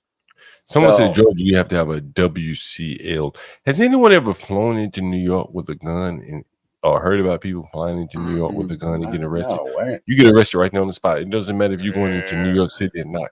You could be And going to don't go Buffalo. near DC. You can't go near DC either, man. It's But you know bad. it's crazy. Like I've known people that have flown guns into Virginia, DC, DCA, not a problem because you're in Virginia. Hmm. DC doesn't Yeah. have an airport, so you're not beholden to their laws. But in New York City, you are. So if you even, I could be wrong, but if you're transferring in New York, you're going to jail. Yeah. If you are getting your bags and headed up to somewhere to go hunt in New York, and you've checked your bag wherever you are, they're not going to stop you. You can check your bag and say Wisconsin, legal, perfectly fine, no big deal. As soon as you land in New York, you're going to jail, bro. Yeah. Your house I mean, What there. I happened actually to? believe it or not, I think they actually do an okay job with laws pertaining to firearms, like, and because it's a patchwork, right? Montana, they should have different laws than Washington D.C. for sure. Yes. No, So I mean, hey, let look, me ask you it's this. Hold on for 1 second, uh, Ryan. The open carry thing interested me from the standpoint of you have to have the right holster, right? And so I'm Yeah. interested in what Cam is saying. Who said that? Who's laughing? Stanley. Yeah. Because Stanley, you probably know you in the military. You if you carry the gun with the holster, you have to have their proper holster. I forget the Hey, you terminology. know what? As far as I'm Mm. concerned, that's all a part of the training. Right equipment for the right job. Well, but there are different type of holsters. I think with certain levels of resistance and things like that. Yes. And so if you're inner city carrying, I would probably I forget the terminology for the holsters, and Cam would know better. Cam says, I don't know about flying to New York with a gun nowadays. I only fly you don't fly to New York. Anyone listening, you check your bag headed to New York, you're going to prison. See, That's I how have they a You got definitely going to question for jail for sure. Cam. That's how they I'm got sorry. Joel Santana. He did that. He had I'm pretty sure it wasn't legal though, but it might have been. But he It was wouldn't at even matter. You're yeah. gonna get the carrying without a license or whatever the hell they Hey, charge you. Cam, you got a second to come up? Because I have a question about the comment you made before the last one. What was the And it's comment, Stanley? actually, huh? What was the comment? I can't read it right now. Hold on with that. He was kind of alluding to basically knowing your audience, whether you're going to conceal or not conceal. Yeah. But no, That's I cool. 100% agree with his assessment. The most important thing about, having a weapon is being responsible for the weapon. There are places you want to open conceal just to ward away people who might try you. But there's a holster, I think, that you have to push down. Yeah, inside your pants. Yep. But I mean, there's one, like, you can't just walk up to a police officer and just pull the gun out of the holster. There's something you have to do. I don't know that. There's like a button that you got to release. They got like a release button on those cop ones. There may be a different, additional levels or like fault in that you may have to. I know this. There's no inside the waistband holsters that are comfortable. That's all I know. They all suck. Yeah, I don't like those. I don't like those. They all suck. They're trash. Okay. Yeah, when you get old and fat, it's just you can't do it. It's just there's nothing good. So, but man, I wish I could. Can I say something? I can't even say shit. But go ahead, John. I was going to say I wanted to go back for a minute and talk about this stupid gas. In Maryland, they want to get rid of gas lawnmowers, right? Mm-hmm. And I mean, this is off subject, but my problem with that is they've already got rid of them. Yeah, all these lawmakers are like, we're getting rid of gas, power tools. Now, as a person that's run large chainsaws, as a person that's run actual equipment, okay, it's a totally different ball game when you are running a 32-inch chainsaw trying to take down a tree, okay? Yep. And I have a problem with AOC. Oh, we're against this. Are these lawmakers that don't use the equipment? It's me and the Latinos out there using the equipment, right? And it sucks. It sucks. And you need power, right? Oh, no. Just use a battery. Like, you can't use a battery when you're in the middle of a friggin' a large diameter tree and you're trying to bring it down and your saw seizes up because the torque isn't there. It's a very dangerous situation where people can die. Oh, nope. We can't do this. We've got to use a battery powered chainsaw. Are you kidding me? It's ridiculous. Well, see, and that's my problem. Huge point, Ryan. That's my problem. So they don't have to use none of the stuff. These people. But see, I can turn this back against the Chevron ruling. AOC's not an expert with chainsaws. Why are we listening to AOC? And I only mention it because she was big on getting rid of gas stoves. Like these types of people. She doesn't know what she's talking about. Yeah, it's just. But in Maryland, there's plenty of them. Trust me, and we got to get rid of the gas chainsaws for the environment. Okay, that's great, but what about people that are actually using the stuff? Deal. Ryan, what do you are think not in the halls of Congress? What do you think what do you think is in it for her though? Because I hear you guys, but I can't believe that she's that dumb. So there's got to be something in it for her. Well, I'm singling her out, but a lot of these lawmakers don't know the industries they're regulating, or they're trying to. Exactly. Look. I have a problem with that. But Ryan, let's look at it a little bit differently. Let's say they do. Let's say they know exactly what they're regulating. What would be in it for them to completely change the way that it is? It's the environmental lobby, in my opinion. They want. There's a percentage of voters where the environment is above all other things, and they're not cutting trees down. They're not out here keeping the society alive. So they say, well, we got to get rid of all the carbon emissions. Listen, I'm all for that, but you can't just carte blanche say we're going to switch everything today or tomorrow or get rid of gas lawnmowers. Like, let's phase them out.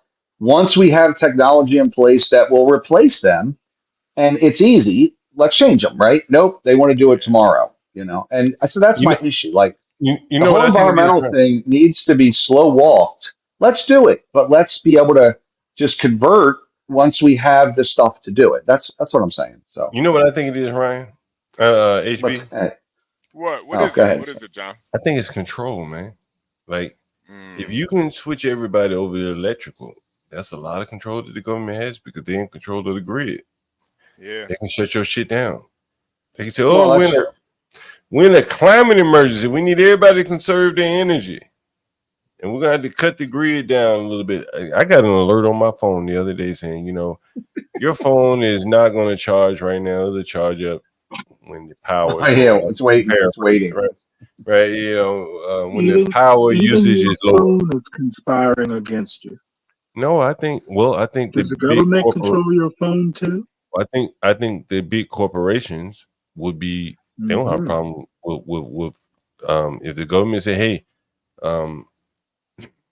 slow down the charging on phones during the daylight hours. And I could easily write an algorithm if a phone has 40% charge or whatever, blah blah blah. Don't let it start charging until 8 p.m. Even though you're plugged into the wall, I could do that, right? That's pretty easy. Logically, that's pretty easy. And I think that that would be a good way for the government. If everyone driving an electric car, the government could stop that shit right now. You can't go any further than another charge, right? So you think all those government workers that are meeting their whores at 6 o'clock in the morning are conspiring against you? I think writing algorithms for your phone. As I said, earlier, I don't think that they're smart. They are smart enough. As I may play a clip here to demonstrate my point. They're just like cogs in the wheel, but the people who are really smart, the ones that are way up that we don't hear about or talk about as much, they are implementing these things that will, give them kind of a control grid of sort. And I think that the people down on the level, the ones that work in the offices that we interact with, that we see the GS14s or whatever, those people are just implementing whatever is being pushed down to them. If they say so you're talking about the deep state at the top. Well, no, Stanley. Stanley, let's say this much. You can look at it two ways. A, they're trying to control everybody, or B, I look at it like once you control the grid, you regulate the quote unquote independent companies, right? Like oil companies are independent of the government. So if you're gas dependent, you're dependent on the oil companies. But if you're grid dependent, because they're making the energy at these facilities, right? The price is driven by government at that point, more so than any other point, Yeah. So I know the price is dependent. The total opposite. I actually think, to a certain extent, I agree that the oligarchs are controlling the government. Okay, the government is not going to work against the utilities, the energy company people, the gas industry. But I mean, you know what? You ever heard of Easy Pass? Hold on, right? But Ryan, Stanley, I think you can also add in Apple, Google, yeah, sure, why not? Facebook. They're during COVID, right? Hold on, during COVID, I was in New York. I said, man, this shit is crazy. I drove down to New York City. To Alabama. Imagine if I had an electric car and the government said, well, everybody needs to stand in place. The farthest I could have driven was probably as much of a charge as I had on a car. And if you fast forward it out 20, 30 years when the government says everybody must have an electric car like they are mandating now, even though we don't have places to charge. The government's mandating that. Okay. And you do know you can take like an extension cord and plug your car into anywhere there's like a standard outlet. So okay. Let's say you're driving now. You're driving down 95. Rest stations. I have an electric. Rest stops.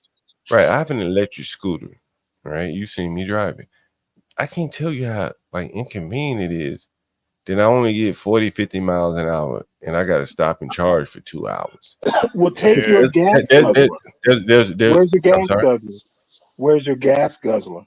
Well, I have an electric scooter. So, but if I did have a gas, understood. But what I'm saying is, if you have to go more than 40 or 50 miles, take your gasoline engine-powered transportation. Right. But if I get rid of all the gasoline engine power and I push everyone to electric vehicles, but why would you do that?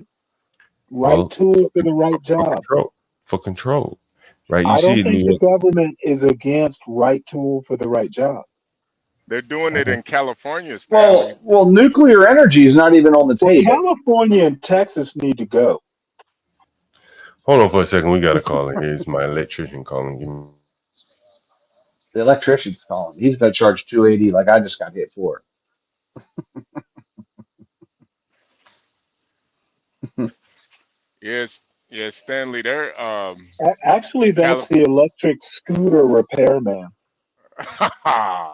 Well, look, look, Stanley. What I'm saying is, I believe a lot of this stuff is hasty, and the deal they just passed, the quote unquote Inflation Reduction Act, had a lot of green incentives in it, and I feel that it's a hasty thing, right? Like, and my problem with government, especially the way ours is run, is they run into these decisions.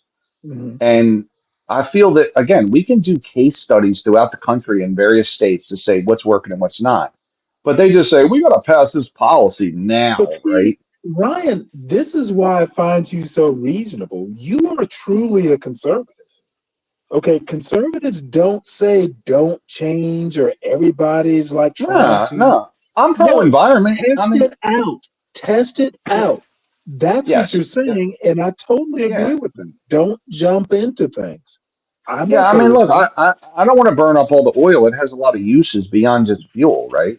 Like Right. they use it for plastics, and once it's gone, it's gone. So I am a Yeah, they conservative. use And it for Vaseline, that's ecology and economy are real close, right? It's right. the same root. So, but at the end of the day, they run into it and go, "We need lithium batteries everywhere for everything all the time, and let's get rid of gas." That's going too And I'm far like, too soon. Lithium "Yeah, it's batteries aren't quick. that good. Yeah, I'll use a chainsaw that's battery powered. Just I want it to get through the tree because when it gets stuck in the tree, it gets very dangerous. People can You die, you you know. will So like, never believe this, but I actually own a chainsaw, and I'm not into cutting down trees, but I like splitting firewood or used to. So okay, yeah. So you know the so deal. I So know try I to. know an electric chainsaw or battery powered is like it's a toy. It's Why a don't you? toy. It really is. Why don't you Yeah. use an I mean, axe? Why don't you use an axe, Oh, I Stanley? do splitting mall, Okay. absolutely. But you don't. yeah, I mean, splitting. axes, cutting down a tree with an axe, you're kind of taking, unless you know what you're doing. That's Yeah, extremely dangerous. Is it really? yeah. I never cut down a Yes, tree with an it axe. actually is, especially like a huge ass tree. Oh Yeah. no, you have to know to get a tree to fall a certain way. You got to Yeah, you rope got to it make a out. wedge. Yeah, Yeah, exactly. You you got don't to want make to a be doing wedge. that with like your Home Depot like hatchet or Yeah, an electric chainsaw. absolutely not. You need to be able to get through it. And even like just bucking firewood, like you can't. I mean, a battery chainsaw is hilarious almost. It's like you can't. No, You got this green as a red. matter of fact, it's dangerous. Yeah, it's terrible. No, I'm serious. But Have something seize up like when you're like close to tipping over a tree or something like that. yeah, Left, yeah, it's yeah, trouble. you don't want Big that. trouble. Yeah, I am a conservative, and I think it's just let's let's figure this out, and we're going to move in that direction, just not immediately. We're Right. not going to throw billions at something unless we know that And it's going Ryan to and work. Stanley. I'm Yeah, okay with that. You're an Edmund Burke conservative. yeah, So, yeah, Stanley, can I add a comment? Ryan, may I add a comment, gentlemen? Please do. sure. So, one thing that it kind of fits handsomely with what Ryan is saying is we're being spoon fed this. This is not market demand. It isn't a free market ushering in these, all these EVs and wind power and, all these, it's government regulations. And that's what's making things more frustrating. It's not market demand. These are not improved technologies. These are coming from the government. It's not the market or consumer demand, and that's what's creating a lot of confusion because it's pushing more inferior technologies and products and whatnot. And I do understand there's their agenda and so on and so forth, but that's what's just making things. But see, Uh, hopefully Man, he yeah, Jim, we comes right lost you. back. But see, that's like a victim mindset. Complaining that we're being if you know you're being spoon fed, then do something about it. Well, here's an example, Stanley. So if you take lithium powered drills, right? Like there's nobody I know that doesn't have a lithium powered drill. Like if you want to, your house, if you have a DeWalt, right, you got a lithium powered drill. They developed that over years because it was battery powered. Then they went to lithium. They're awesome. They're My incredible. apologies. Like Bad signal. it took a little while, but now people have adopted it. People buy it. The LED light bulb's similar, right? So Yeah. everyone has LEDs, right? And that was partially government funded, but it wasn't mandated, and it wasn't like you have to do Right. this here. Like it was able to come online. Whereas this last go round, we signed the climate accords, which I know that it's not a bad thing. It's just they funded a lot of this for hope that it's going to work. There's been no real testing. Is it going to work or not? They did the same thing in 2006. They passed something called LEED for all the buildings that are being built. And I'll just tell you that, for example, it was a VOC situation where you can't have products that have VOCs. Well, when they did that, it caused tremendous amounts of construction costs to go up. And they've now had to make other products that are very bad for the environment to offset the issues with the non-VOC stuff they made, right? For an example, they changed the glue in a lot of the systems in buildings, like fluorine glue and other adhesives, and now they got to make an epoxy to deal with the moisture problems of the building. They're Hey hurting Ryan. the environment. Hey Yeah, go Ryan, ahead. you I'm know sorry. what's interesting? Hey Ryan, you know what's interesting that you mentioned that? I used to work for the National Association of Home Builders, right?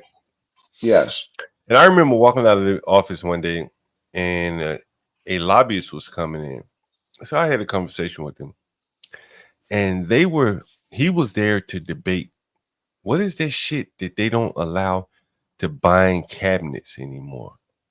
It's Well, they used to use a formaldehyde formaldehyde. in That's correct. yeah, that's right. Yeah. And so the government was down in the details of cabinet and furniture making. And here he was making a trip to DC to argue about formaldehyde in furniture.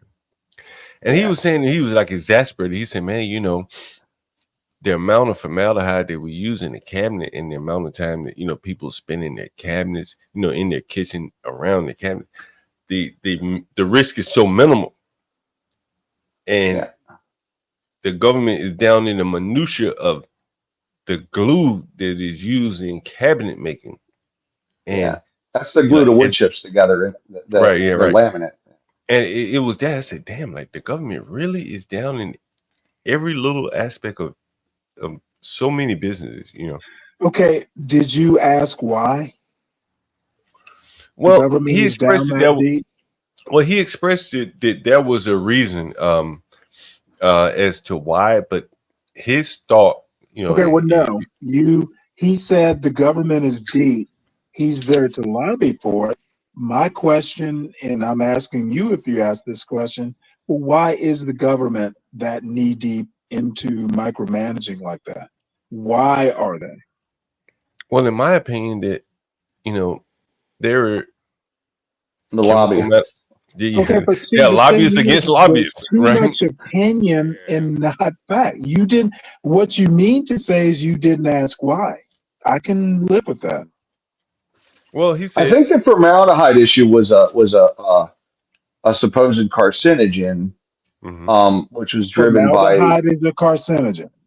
Yeah, I thought I could be wrong, but I know that like the asbestos was a carcinogen. That was a class action situation, but they're into the details on a lot of different chemicals, right?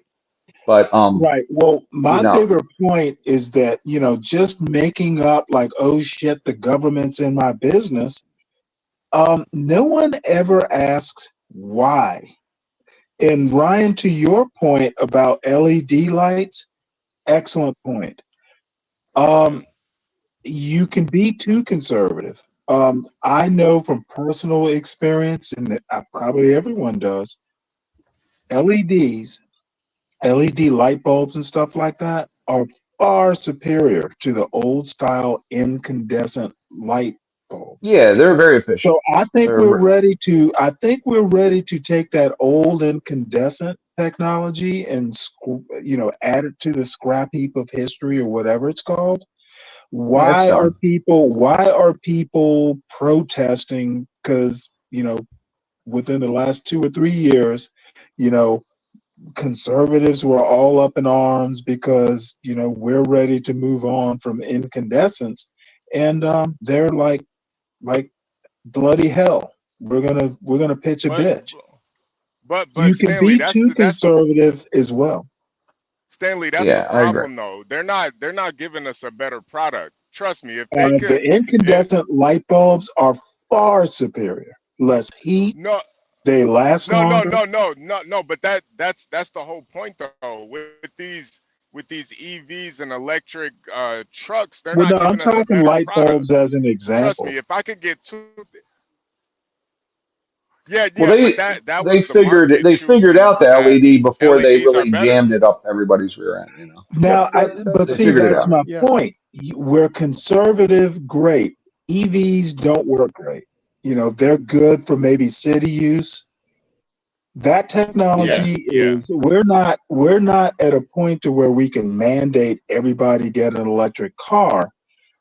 Yeah. My complaint is that oftentimes conservative viewpoints don't know when it's time. Oh Well, no, and no, trust sometimes me, trust me. conservatives. Oh, No, sorry. Go no, ahead. no.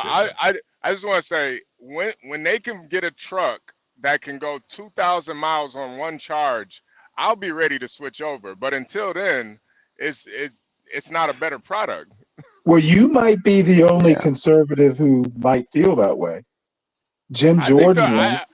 I think the majority of truckers would feel that way. If you get You know, 2,000 miles on a charge and then you right. got somewhere to charge it at, I think they would. I don't think they would mind. Because they want all or nothing. The hybrid version is the best one, right? Half Right. battery, For half now, it is. Yeah. diesel Yeah. engine, right? But no, that's not good enough. They want all or nothing. And Well, the on top of market's that, figured that out. By the way, it looks like a lot of these automakers are going, "Hey, we think a hybrid's the way to go," and a lot of them, Hybrid is the way to go. I the think private I think it's the way to is go. doing that right now. They're so going, "Okay, Yeah. we're gonna get so in, but not all the way." so doesn't this get to the earlier comment of the reason of the Chevron decision? Because the EPA are just way out of whack. Case in point, the EPA now are looking at retention ponds and are finding heavy commercial buildings, apartment complexes, anywhere that has retention ponds. These landscaping people that know how to go and unclog those ponds or whatever the compliance issues are for those retention ponds, the guys that have got that specialty are making money hand over fist, going around because the EPA are up the asses. That's what's on their radar now. So it's like the EPA is wielding power and just crushing individuals. So, answer to Stanley's question, why are they doing it? I think it's because of the EPA's power, and they can do it. They've got more power now than they've had over the last 10 years. And of course, I'm over exaggerating, Stanley, but to a Okay, degree, it's well, true. now that you've brought up the Chevron doctrine again, I don't necessarily have a Which I know, problem. which I know Well, very hold little on, about, son. by the way. I know very I little about the don't have a Chevron doctrine. Sorry. problem with your statement about the EPA. You're probably right. My only contention is that I don't think judges know any more about this EPA or technology or whatever the subject might be than Congress does. Yep, I agree. Yeah. Well, if those agencies were under the Congress and they made laws under the Congress, I would say, okay, it's a law. We Well, voted they in these should be. people. Congress Yeah, I Congress agree. is at I agree. fault here. I think, No, you know look, what? They we've got delegate. an we've got an They, overactive administrative branch and an underactive legislative branch. yes, they're And not I in think that's a sync. big problem. But Yes. also, we also, in a lot of cases, the states used to do a lot of lawmaking in a No. state.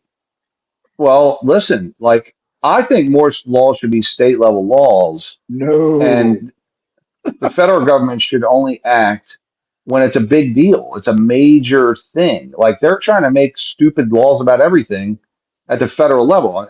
It should be at the state level, Well, I in think my it's opinion. already like that. I mean, I think I would be willing to bet West Virginia does more coal mining legislation than the federal government does. What I mean by that is the federal government now is so after FDR, they're in every facet of everyone's life. And before FDR, they were kind of just, hey, we're here in case there's a war, or Hmm. you know what I mean? Like we're out here and let the states make all the laws. And the Right. other thing that happened that really damaged the country is the senators used to be elected by your state representatives. Oh, So oh my senators Lord. were not elected by popular vote, Hmm. and so you had to State vote for your state legislatures. Yep. people. Yeah, and so it kept you active in your state politics to a degree because your Uh, state then it nominated kept them to rich represent the state. people active in What's their that? state politics. Okay. Well, Well, okay, we would you be know more what? active in the state I'm at the just state going to level. check out here. We will never agree that before FDR, the government, was just hanging around. Before and after are dramatically different, and you'll have to understand, given, being an ADOS person, no, it Yeah. was way better after FDR. No, I'm not speaking about So that it's a specifically. no, you know what? The government looking out for the benefit of the people versus pre-FDR, where economics, it's more like a Hayekian, sort of deal. I don't agree that America was better under, a robber baron, market-driven Well, that society was than it no, was. that was Teddy Roosevelt that dealt with the monopolies, No, no, right? no. It was FDR because he pretty much implemented the New Deal. Or have I got the wrong Roosevelt? No, no, you're right. So FDR was the New Deal, but the New Deal, which I'm not against everything that FDR did. What I'm saying is the government wasn't as active. Your state governments were more active in. So, like, Um, as a Black person, Americans will never go back to, states, even being in equilibrium. Um, I'm, I'm federalism, not saying. federalism with I'm, the power tipped to the states was like the worst thing that ever happened to Black America. what I'm saying is this, Stanley. The federal government is involved in every little piece of minutia, whereas your state was passing laws to help the citizens, to Hmm. et cetera, right? So, I mean, here's an example. We send a lot of money to the federal government. It goes to DC. I'm talking like let's just talk education. Well, That that's money where then the supposed to federal go. government is in DC. If we moved it to I, Mobile, Alabama, it would be going to Mobile, Alabama. okay, but hear me out. So all that money goes to the states. The Board of Ed or the Department of Education gets that money. It's supposed to all go out to the states, right? 40% or more stays in DC for the administration there. If they took the same money and just gave it to the states, No, they could hire twice the teachers in the country, right? it would But never work. instead, it goes through that filter in DC and the high cost of DC, all the workers. So think about that. I'm not saying you get rid of the Department of Ed. I'm saying it is really bloated when the states could use the money more efficiently. You I follow me? disagree that the states use it more efficiently. Hey guys, in a couple minutes, I want to discuss Cori Bush and her relation to APAC. Oh, Um, that's gonna be lovely too. But no, you know what, Ryan? I'm just gonna say I'll never agree that states are more efficient on every issue. And again, it's kind of, I'm just going to say it's a subjective opinion. I'm not going to even claim that I know all the stats and stuff like that. I just know history. And America has never been good with the states basically taking the lead, especially in the South. And Black people aren't going to go trusting Mississippi to do the right thing for even white citizens. Oh, Yeah, I'm come not on. okay. They did So I'm not. not. They still do not do the best. Mississippi is like they're the worst state for many other reasons than their education and literacy rate. It looked So, pretty What if nice they when I had went double the there. but I teachers? want to respect you in saying we just will never we will never agree on this. Look, I'm not saying we go backwards, right? Like this, the civil rights legislation was awesome. It's What I not am even a saying is civil rights issue. the federal government is Mississippi too just big sucks now. It's as a massive. state. Well, I Mississippi has agree with that. never had good governance. I'd never live in Mississippi, so I'm with you. I agree, but what I'm saying is the federal government is now so large. It's literally our economy is a $26 trillion economy. The Mm-hmm. federal government is 7 trillion of it's a quarter of our whole economy, right? It's Mm-hmm. way bigger than it's ever been. Mm-hmm. So I think it's just expanded to the point where, all right, it's historically it's like 15% of our economy. It is Right. now a quarter of our whole economy, right? So it just gets bigger and bigger and bigger, and eventually, is 50% too much? So there's too many people working there. It's it's just too large, and I think that we could do But better you with the make a states. good argument. All I'm saying, I'm okay with trimming it back to, we need to get it back to whatever the agreed upon number is. Yeah. Where I lose agreement is when we think that the states are better arbiters of freedom and all that stuff. No, You I don't. I mentioned don't. I didn't say that. I didn't say you that. mentioned the good old days when senators were selected by state legislatures. I could never, dude. There was a If you could, constitutional amendment for a reason. well, this particular change at the time didn't affect the civil rights situation. Like that Hey, change. let's take a look at Cori Bush. You want to take a look at Cori Bush? Can we take a look at Yeah, her? I mean, yeah, yeah. yeah, Let's yeah. look at How about her. I that? don't How want to about see that? How her. about I'm Cori? glad How she's gone. about I don't know where the hell Like, that He, creepy ass music is coming from. It's coming from somewhere. Let me see if I have Cori Bush up here. Let me see if I got Cori. So here's her concession speech. If you guys can hear it, I'm gonna play it oh for you wow, guys. it's over. It's over. Yeah, yeah, she pulling me lost. She lost. pulling She me lost. away This is good here, guys. from my position as congresswoman. All you did was take some of the strings off.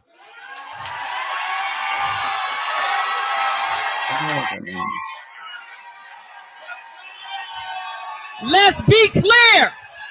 Let's be clear. Let's be clear. Let's be clear. Man. Sound like I don't an know what she's ANC talking. speech in South Africa, don't it sound like an What's ANC what speech? Is it? what strings is she talking about? I mean, is she gonna tell you? Let's be clear. Let's be clear. Let's be clear. Let's be clear. Let's talk about what it really is. It's a diverse crowd she got up on this stage, isn't it? Yeah. Because see, now I don't have to worry about some strings that I have attached, and as much as I love my job. But all they did was radicalize me, and so now they be afraid. They radicalized her. No niggas love their jobs, John. No, they love their job. Oh, you know what, HB? I'm going to be writing down pushbacks to that. Does this have anything to do with the Garvey school, or is that someone else? I'm sorry. The what Garvey. school? Wait, hold. The Garvey school? There's a Garvey school? It's been in the works for about 12 years now. That's my play on Umar Johnson because she kept. Well, didn't Garvey was forced out of the United States and died in London? Stanley, you didn't get the joke. It's okay, man. You didn't get the joke. It's okay. Well, no, Oh, he didn't mean Garvey. He didn't mean Marcus Garvey. No. I mean, it was a Dr. Umar Johnson joke. You wouldn't get it, Oh, Stanley. who's Uma? Yeah, I heard him. You know, when It's he okay, repeats the same comment 3 times because hearing is believing, or Kim, something like you that. watch him more than I do. No, Oh, I used to Lord. like Dr. Umar. Yeah, I swear to God, I watch him until he starts scamming Dude, people. you know what? You are a better black man than me then. I think I am. I am. Hey, Stanley, I truly believe, like, at least I think 70% of Dr. Umar Johnson's audience are non-black people. Honestly, like, honestly. They're white. It's white liberals. It's white liberals. It's everybody else. Self-hating white libs. You know what? That is even scary. No, it is. I remember white people do better. We need better white liberals then. I remember B Brave was quoting them to me. I was like, "You watch Dr. Umar Johnson? What are you doing?" Even black people don't listen to this guy. Yeah, even black folks don't listen to him, man. Hey, Umar or Stanley and I are going to meet up for dinner after the 20th, and we're going to do the paper bag test and see who's darker. I bet I'm probably darker than Stanley. So we're going to do the paper bag test. I doubt. Well, you know what? We're going to call in too, by the way. You know what? The paper bag test isn't the only test of black manhood. Okay, well, we're going to do a who's got more waves in their hair. Hey, Master Kim got access to that Dax grease though. He might beat you out. I made a joke years ago. It was to a white friend of mine. I'm like, yeah, you know, even my black girlfriend thinks my dick is big. So you know. Come on, Stanley. This is a family show. This is a family Leave show, it to Stanley. Stanley. Come on, Leave it up to the Stanley. liberal to take it Oh, to 10%. could I say penis? Yeah. Let's play some more Cori Bush.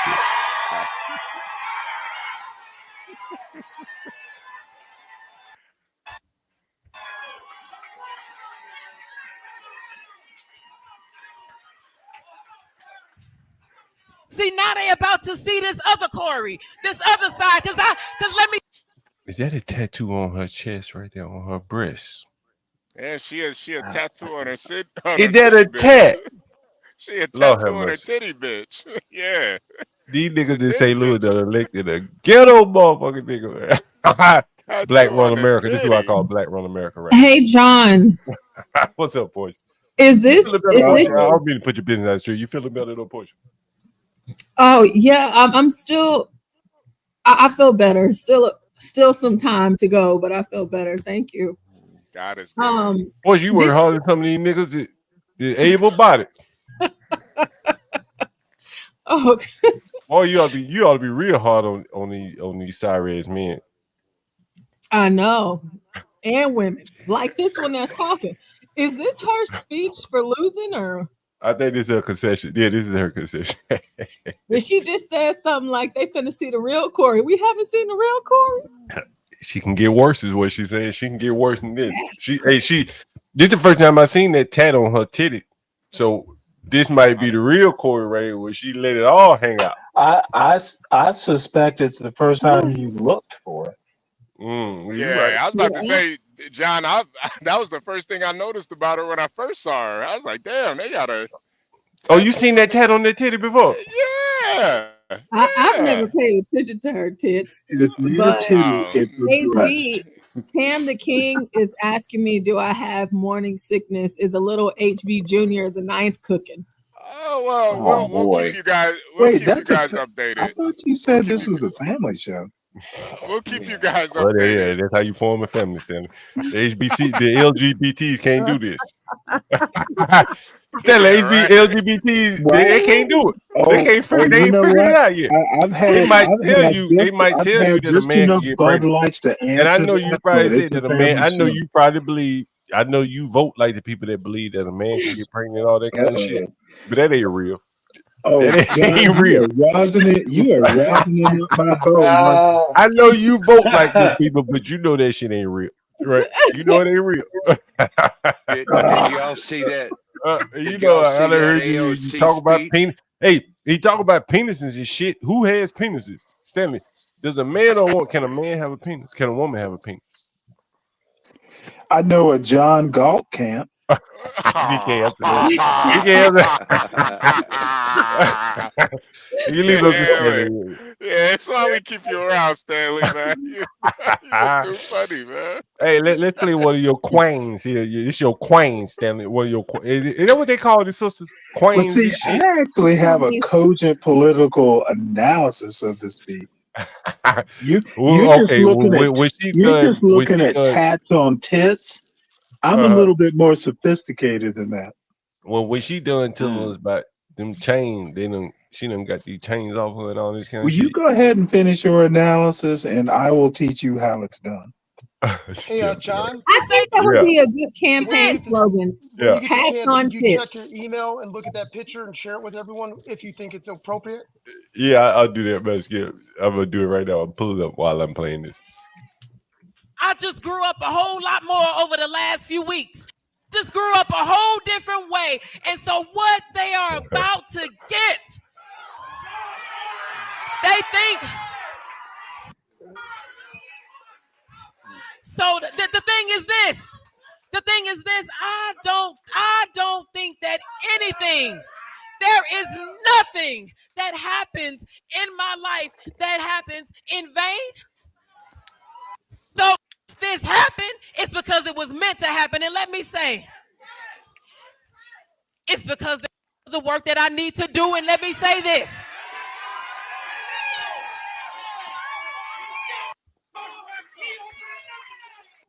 AIPAC, I'm coming to tear your kingdom down. Tear it down. She come tear this motherfucker down. I come to tear this motherfucker down. Didn't these she people lose really the primary, John? Yeah, she like these people are really fucking amazing. Like, honestly, I believe she's gonna end up like what I would if someone said, "God, how's she gonna end up?" Like Nina Turner. No, she's gonna end up like what's that big fat niggers with the Gap? What's that fat niggers with the Gap? Down there in Georgia. The fat niggers with the Gap down there in Georgia. Oh, she's still like relevant. What's that? Yeah, that's what I'm talking about. What's that? Stacey Abrams. But Stacey Abrams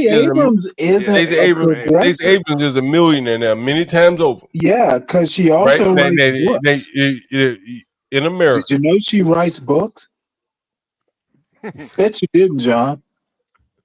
No, I didn't know she that. But yeah, I knew that nigga wrote books, right? The mayor of Baltimore wrote books, and where her black ass ended up with writing books. Here's what happened the to deal. her, Ryan? How do these damn Democrats commit a whole lot of fraud? Tell us about that black I ass. can explain this if you. I didn't ask you. I asked Ryan. She's forced. I'll tell you. What did she do, Ryan? What did she do? She was on. Tell us, Ryan. She was Tell on. us, Ryan, what She was on the University of Maryland board, and she went to him and said, "Hey, listen, you guys need to buy 1 million of these children books, or I'm gonna make your life a problem." And she forced him to buy 1 million of her books, and she made a whole bunch of money, and then she got caught. And there were a bunch of dirt balls on the board. It was company owners and everything. So I believe she went to jail for that, by the way. Right. She did. Oh, right. Shit. Let me ask you this question. Because Ryan, you're a liberal. I'm not a liberal. What are you talking about? You got shit to protect. I understand. So I'm an independent. I'm an independent. Ryan, you got it. I bet you, since you say your wife works in finance, she probably is under that ESG shit. Your wife ever talked to you about that ESG? Do you know what ESG is? Of course. Yeah. Well, no, I told her it was coming. I said, "This is coming your way, honey. So, it's Ryan, coming your way." You got to be politically. Does anyone know what ESG is? No, yay, nay. No. Yes, but I can't. It's on the tip of my tongue, but I can't think of it. Ryan, environmental. So it's instead of just having a standardized fund that makes money, a stock fund, right? So it actually stems from a law, John, but that was passed several years ago that said you got to look at environmental, societal, and society and governance So in other words, is your company paying a fair wage? Are you caring about the environment, and are you enacting equity within your company? And will you lay that shit on top of DIE, right? You know what DIE is, right? Yeah. I know. And so what happens? So now if you have a company, you have to have ESG goals for an institutional investor, a person managing a portfolio, to buy stock in your company. So it's had a big downstream impact. So a lot of these companies now are locked in on these other things instead of just being profitable. Mm-hmm. Do So, you know for example, go ahead. large companies will have DEI departments with like 300 people in them, which, by the way, are often white liberals. It's like I read this study that said that all these schools out in California, all these DEI departments popped up, and like it was like 4% minorities and 96% white libs. You didn't even hit your own DEI goals in California, right? All right. It was a Well, grift. let's get back to actual All right, I'm analysis. sorry. So I'm back to sorry. Cori, I'm sorry. I'm imagining that Cori Bush is going to end up with some kind of Stacey Adams type placement. They'll put it Stacey Adams, that's a shoe. You calling this woman a shoe? Abrams. Stacey Adams, Stacey Abrams. Stacey I can remember Adams, that. Stacey You know what I can Abrams. pronounce? You know what I can pronounce? That big old You're gap calling tooth a woman a shoe. Gap tooth niggers. How about that? When I said a gap tooth niggers, I will remember that. Oh, I've never mispronounced her name if you allow me to call her a gap tooth niggers. That big fat gap tooth niggers. You know she worked here in DC. I think that nigger make about $1 million a year. You think about it. She's a Yale law graduate. A lot of them do. That doesn't mean anything. No, it means she makes $1 million a year. Man, listen, this fat nigger couldn't even control her weight. Oh my lord! And then And then they done made this nigga a millionaire, right? Because again, you meant like fat negress. That's right. Fat millionaire, gap tooth niggers, I should say. Hey, listen, but honestly, back to the brass tacks. What I'm saying is that you got a person like Cory Booker, right? Like, do I need to replay what Cori Bush? Whatever. Whatever the nigga, Cory Booker, Cori Bush, they all Cory Booker's up in New Jersey, right? In New Jersey. Now we're off to the races. Booker, Bush, all these, they all playing the same game, man. Right? What game is that? In my I'm going to tell you. In my opinion, what she's doing is saying, look, you Democrat motherfuckers, y'all done voted me out of office. I can make a lot of trouble for you crackers. Mm-hmm. And she's saying, y'all done unleashed the bear. Right? That's what she said. I'm quoting her. Let's go back. What you're thinking she's saying? Bro, listen. She says you're going after AIPAC. Well, wait, hold it. I don't think that anything. There is nothing that happens in my life that happens in vain. So if this happened, it's because it was meant to happen. And let me say, it's because of the work that I need to do. And let me say this.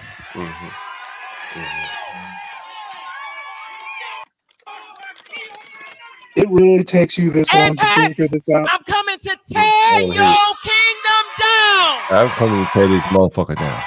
I'm coming to tear this motherfucker down. This is what the Democrats have created, man. You know, and I know you're Democrats, and I'm pulling not me away. But what I'm talking about is that, like, they've given this woman a taste of a good life. This nigga will make about $175,000 a year. Not that attractive, clearly not that intelligent. But unlike Ilhan Omar, unlike AOC, Omar is still in office and she'll be there. Right, that's right. Don't make me mute you. Don't make me mute you. Let me finish my point. Oh my lord. Well, Ilhan Omar. Let me finish. Let me finish. Ilhan Omar. Who's still in office? She's still in office. But Ilhan Omar, for the people that don't understand how things are working, she more or less running the goddamn tribal council over there.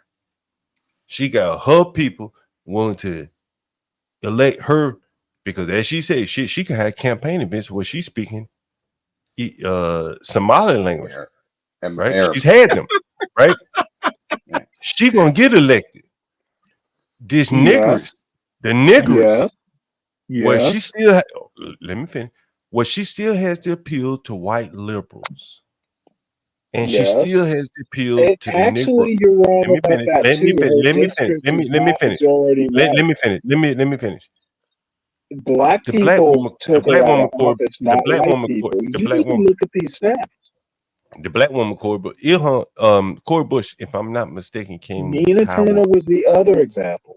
Yeah, that nigga gone too. Okay, and they both ran in majority black district. I didn't want to go. I didn't want to go. I didn't want to vote them out of office. Stanley, I didn't want to go here, but here's what.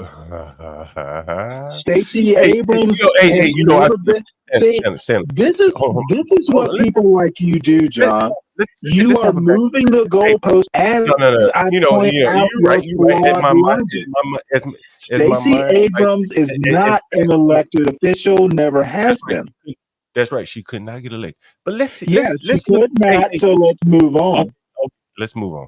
Let's look who has been able to get elected. Right? Kamala Harris. Okay, that's good. We got okay. Hold on. We're gonna have a back and forth. So you name one, Kamala Harris, someone we all know what she looks like. We don't need to pull up, but Master Kim did send me a picture, so I will pull up the picture. Master Kim is trying to help you out. Now, Master Kim sent me that picture. Now, what I'm gonna do is pick your argument apart one point at a time, and I'm gonna laugh while I do it. Yep, there you go. That's you know it's gonna happen. That's a picture that that's a beautiful woman. Who have been elected. I'm glad you said that, Stanley. I'm glad you said that. You are. Don't abuse that comment because I think behind it. Wait, hold on. What the fuck? Who is it?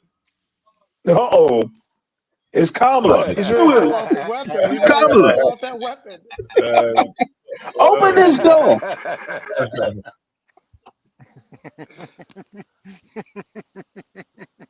Oh, my bad. You know what? Oh, shoot. Stacey. I'll tell you this much. That might be Stacey mad at you for dating Kamala. I'll tell you this much, Stanley. Here's what nobody sees here, right? As they cut off the radical end of the Democratic Party and it's a centrist party, they're going to beat the Republicans across the board. Okay, because that's what's happening. You know what? Damn it! It's the Republicans are happy. They're going to get beat. They're going to get beat. Oh, is that what you were going to say? Yeah. The Republicans don't really get rid of their radicals. The progressives are just as bad as MAGA in a lot of cases. Populism has never worked long term in America. So, damn it, Ryan, I'm pissed off now. You stole my thunder. Well, I've said it for many years. They're smarter. Those strategists for the Democrats are smarter than the strategists for the Republicans, unfortunately. Because I like when it goes. Me. Republicans took over the Supreme Court. They are supreme strategists. Democrats are tacticians. I think the Democrats are smarter. They control narratives far better. They coin language. I mean, they make up language that we commonly use. The only words that Republicans ever made up were job creators, which means employer. Negrants was one. They didn't make that word up. They made up one word that I know of. With John, hoping he can hear this. Which, by the way, I like to see a balanced government.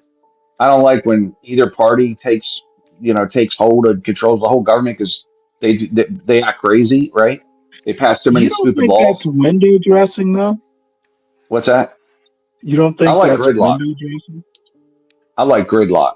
Gridlock's great for the market. That is so counterproductive. Gridlock is the way it was designed, man. Like it's too active. Look, Biden and the Democrats got in. They spent like $8 trillion on all these programs, right? They just hey, let's do all these. The Republicans, they do it too. It's too many Republicans, and they Well, they just, do it with let's pass tax 1,000,000 laws. What's that? tax cuts.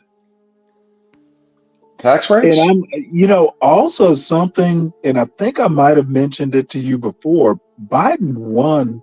The only reason Biden beat Trump was because of COVID. Why?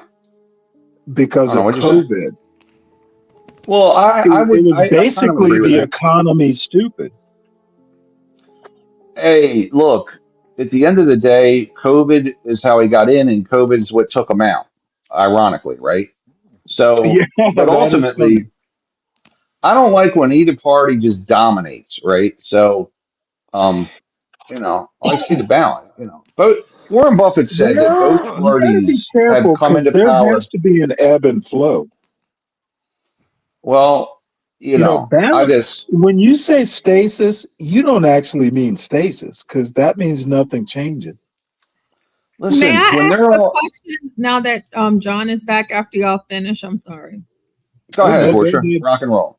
Hold on for a minute, Portia. Hey, I got my John's gonna need your help, Portia. Hey, I got my electrician right here. Tell him your name. What's your name? Mario. And y'all hear that right there? You got any question for electrician? Hey, my man. How long we been doing business together, Mario? Man, more than 15 years. Oh, Where is he from? Mario, where you from? Panama. Panama. He's from Texas. He came up through Texas. You see these motherfuckers, Mario, talking shit. Hey, electrician drinking Miller Lite. You finally got that, huh, Mario, Portia? hey, Mario, what? Somebody putting them lights up right now, ain't you? Yeah. And what you doing? He ain't even drinking Miller Lite. I tried to offer him a Miller Lite, but he wouldn't drink Miller Lite. There's water right there. There's water. It's sparkling water. Well, Right? John, normally people don't start. I have professional standards, He got his worker outside doing the work. You see, that's what y'all saying about them trades. Mario, how you learn? This is a business blog right here. So business stream. How did you learn electrical work? Back home, I started doing light calling. It was either electrical or baseball. Can y'all hear what he just said right here? Tell him to get a little closer. Mario, He said it was either electrical or baseball. Mario, you might need to get a little bit closer. Mike, tell him how you got into electrical work, Mario. Yeah, my uncle started teaching me since the guy 15 years old. In Panama, right? Yeah, in Panama. Right. He doing the street pole all over Africa, Central America, Europe. Yeah, he the one to teach me. He already passed away, so now I got his skills. Yeah. Give me a minute. Yeah. I got him putting up some lights on the outside of my house here. You know what I'm saying? They speak Spanish too, right? Like it is probably his first language. They speak. Did you really ask that question? I thought Brazilians spoke Spanish too, but they speak Portuguese. Portuguese, yeah. You knew that. Is it that? I'm American. Texas. Wait, which Texas textbook did you learn that? I never cared to look for it because I don't care. I mean, listen, I don't really care about those people unless they come here the right way. But if they do, that means they need to speak English. So, John, you see this picture here on the screen? This is her. No way.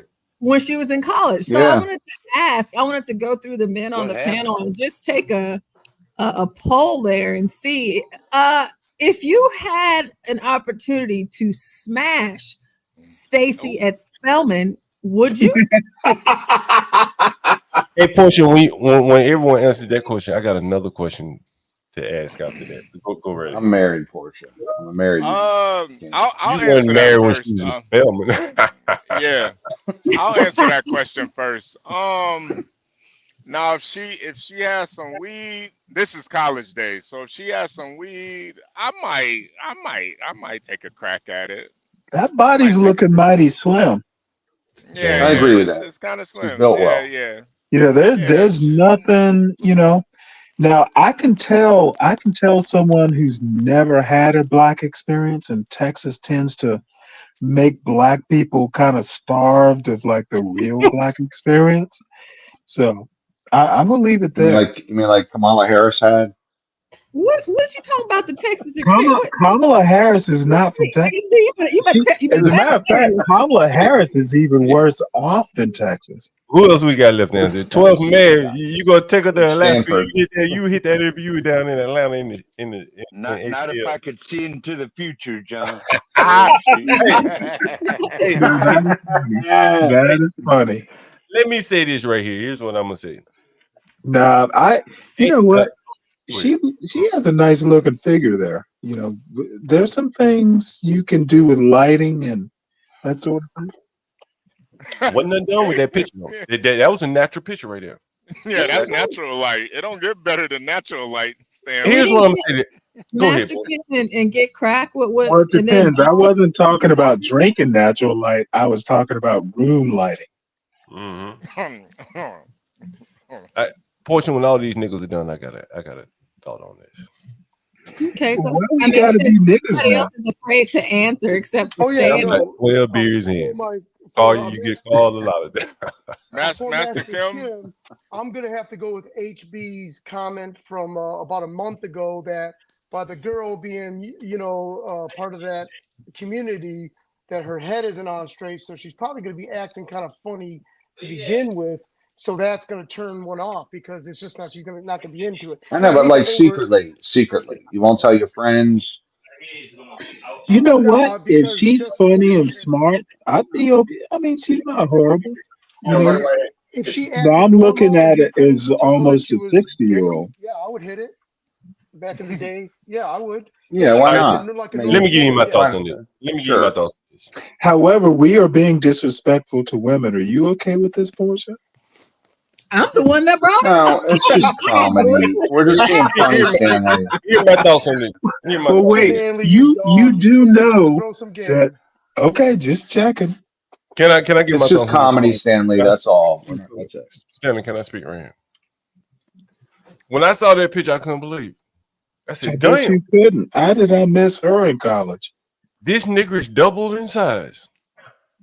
Tripled. Where were the constraints? Yeah, triple. Oh, for God's sake. Hold on, nigga. Hold on. Hey, hold on. She's an older lady now. People pick up more weight. This motherfucker is unforgiving. Like, you could get her when she. Come on, Stanley. Come on. Let me respond. When I saw this picture, God damn. Stanley, When I saw this picture, Stanley, I said, damn, this lady doubled in size. Right? Look at this young woman.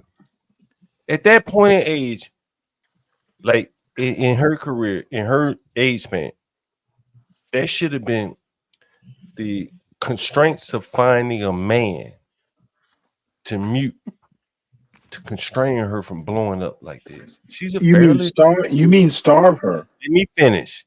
You can't be eating that. Finish, Stanley. I'm looking at her hair. It looks fairly natural. That's not a weave or wig or anything. I don't know what's so funny. And but in 20 years, this woman is doubled in size, and she more or less took herself out of the dating pool. Right. And most women just don't like a woman that looks like this. In 20 years, more or less take herself out of the dating pool. It's kind of amazing. Like regardless of race, I'm not talking about race or anything like that, but she more or less diminished her prospects in the dating pool by doubling in size. That's the first thought that came to my mind. Like, this is like she's not a beauty queen, but you can make hay out of this, right? But you look at her now, you say, damn, like what the fuck happened? Someone said, look, you can see her collarbone, right? And look at this, like how in the hell did that happen in 20 years? I'm the same way. Can I ask you a question? Yeah, sure. You're getting close to 50, right? One more year. Okay, and you're still judging women by whether you can see their collarbone? I judge myself. Somebody else said that, but bro, well, damn, we don't care how you judge yourself. I asked you about, do you still judge women by can you see their collarbone?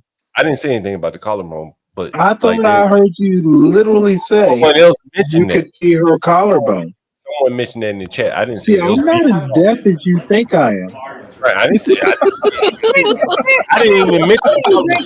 What I'm saying is that, damn, man, like you can't. You like, is it wrong? Dude, are you still judging women by if you can see their collarbone? That's my question. No, someone else said that. It's a yes, no.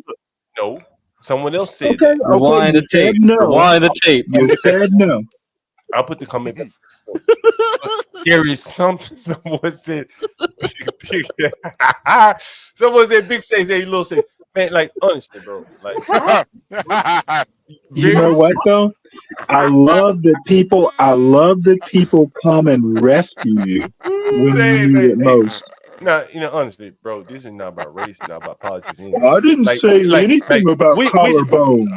But like, bro, if Portia it doubled in size, and she came up with a big ass, bloated ass, swole ass face, we'd be like, damn, what the fuck happened to Portia? Right? She doubled. She did a double. Wait, Portia might not see her the same way you do.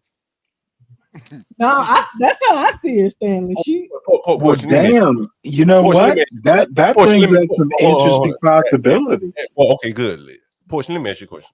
And I don't know, how you feel about anything, but take yourself out of you do. You're asking her now. All right. As a 20-something year old woman, is there any pressure to maintain like a shapely figure as a woman? Yeah, I think that there's always pressure. I don't think age has a limit. Okay, and so this is what I initially saw. Like, how in the hell she do a double when there should have been societal pressures to keep her from doing a double? Your business. Not my business.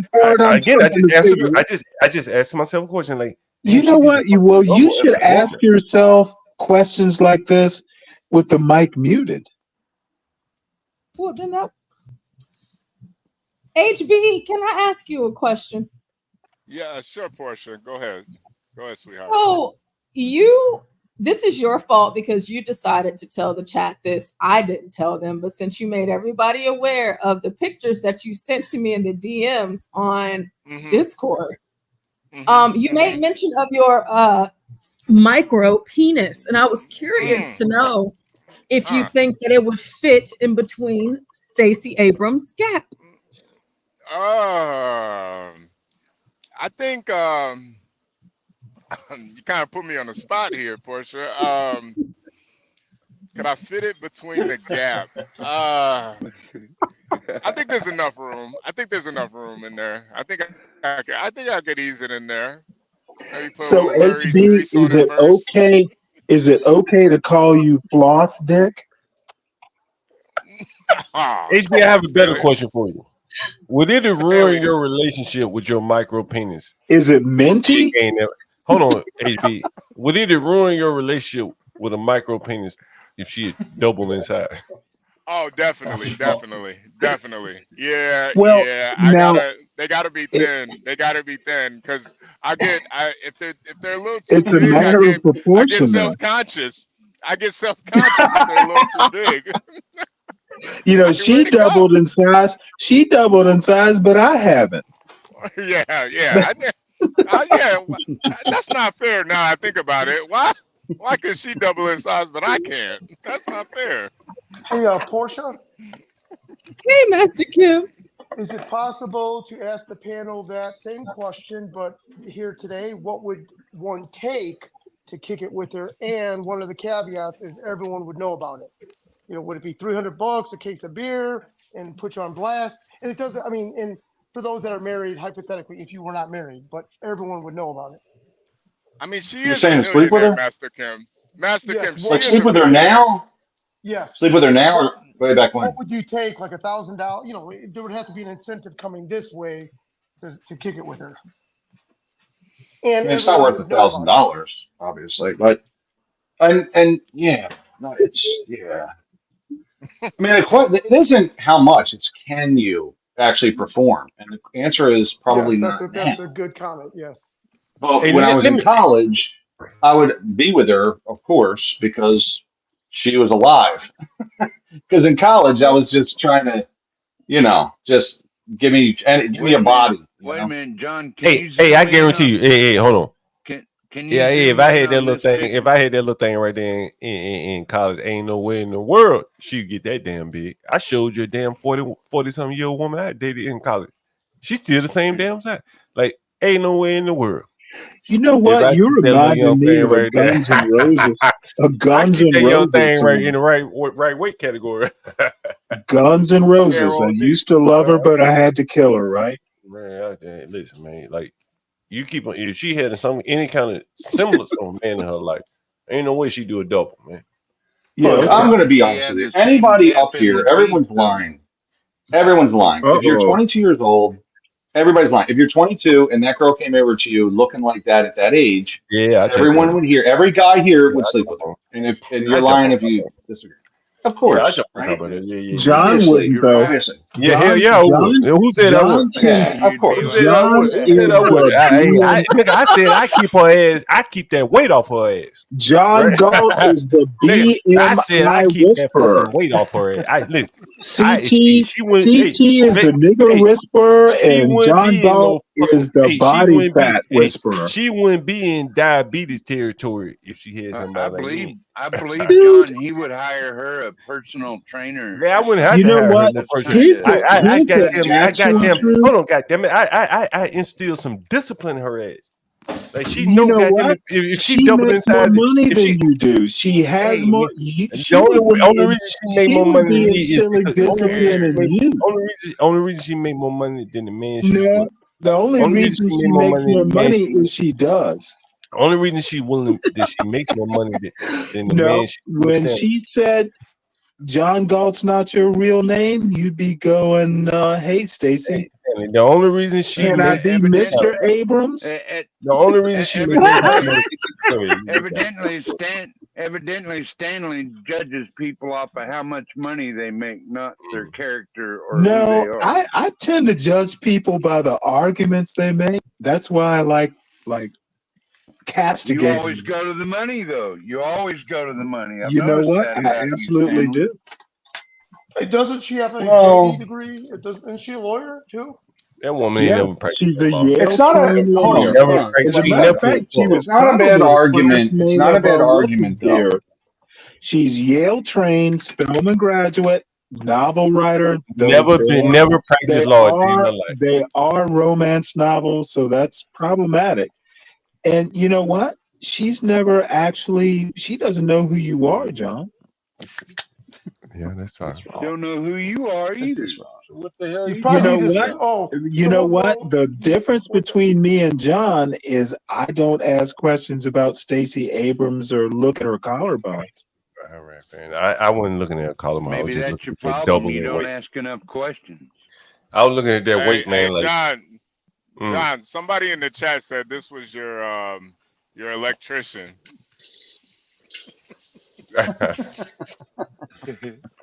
There's that guy from what was he from? Was he from what's this shit? Breaking Bad.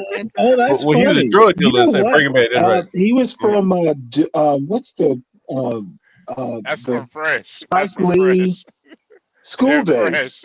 School Days. Yeah, School Days too. Yeah, and he has a TV show. Oddly enough, like me, he looks better now that he's older and filled out.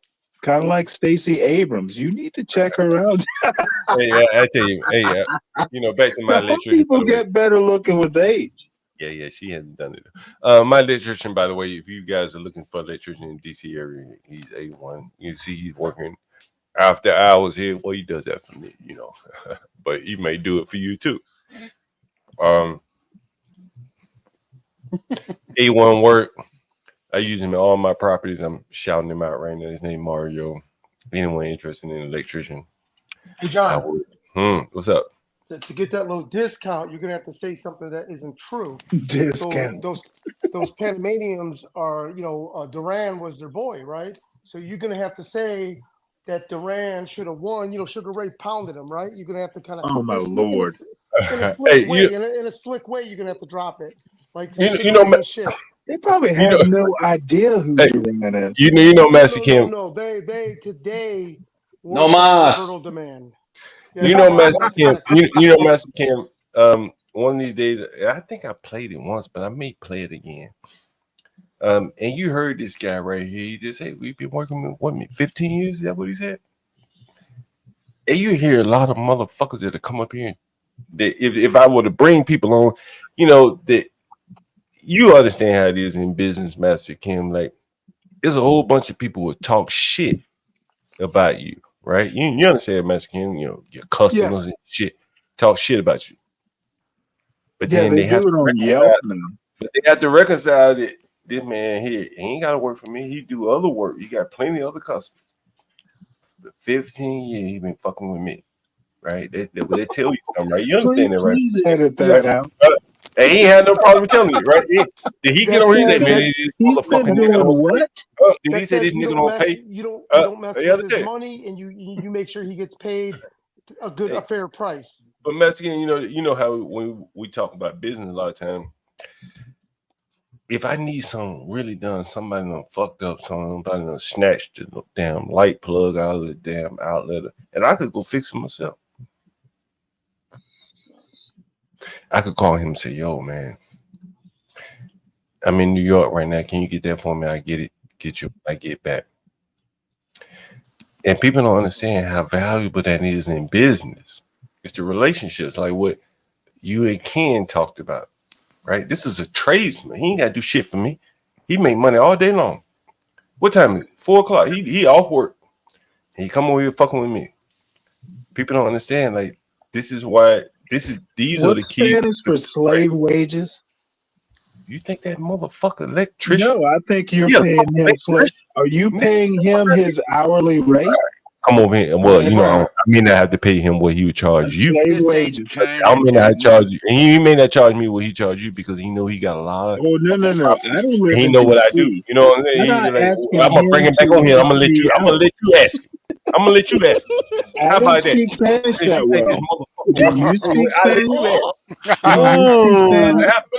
I bet you do. Come on, Mario. Come here. Oh my lord! I charge 150 to show up. 150 to show up, and then 90 an hour. Hey, Mario, the motherfucker said, "I got you working for slave wage." What do you charge? 150 an hour? Probably 150 an hour. He may not charge me what he charged your ass, Stanley. Right? He's gonna charge. Wait, I didn't ask the question. Sometimes Mario, I'll be like, "Yo, man, can you do these said, lights for me?" I would have. Hey, Mario, sometimes I say, "Hey, man, can you do these lights for me?" And then I may not pay you on the same. Well, see, right? here's the deal. Hey, I think Mario's put this nigga backstage. He keep I think it's gratis. 1 minute. So we're gonna. Who's that guy? This nigga talking shit, right? Mario. You. I don't know if you ever seen me put a nigga out. Have you ever seen me put a nigga out before? No. No. But I will, though. Hey, I'm right. I gotta take care of another client. You gotta get out of here, Mario. Yeah, I have to get out. You going to my other house over there? Yeah. Send me something.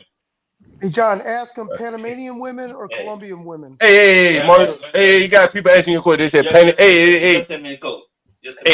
Oh, I'm gonna send you a code right now. Hey, people are saying Panamanian women or Colombian women. Which one you like better? Hey, both.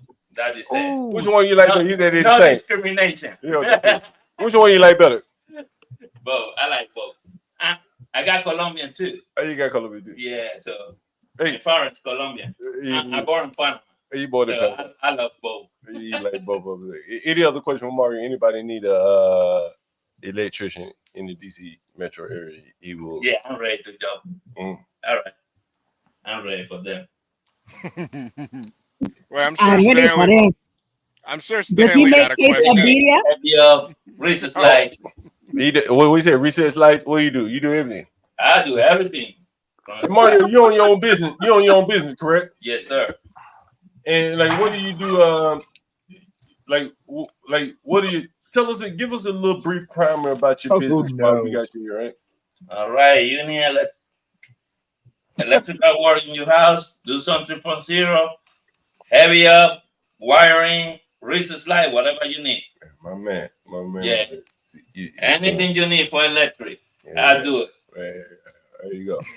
All right, my brother. All right. Take care. All right. All right, guys. Take care. Mario. Bye, Mario. You should have asked him, could he John. make you some quesadilla? We'll see. There's a video. Birria. What With some consomme. Consomme. He probably Does he roll his R's when he says gratis? If he ain't married, if he ain't married, I bet he got women lined up down the block. Gratis. Stanley, what are you you drinking? I'm trying to explain something to you guys, like on straight up business, right? I had plumbers, electricians, motherfuckers come through here all day. Portia, I apologize, but I mean, you've heard the motherfucking in the middle of the day. Man, how did he get back up here? And you heard the people. That ain't a problem. I just bullshit. And I'm that joke. I'm just bullshitting with you.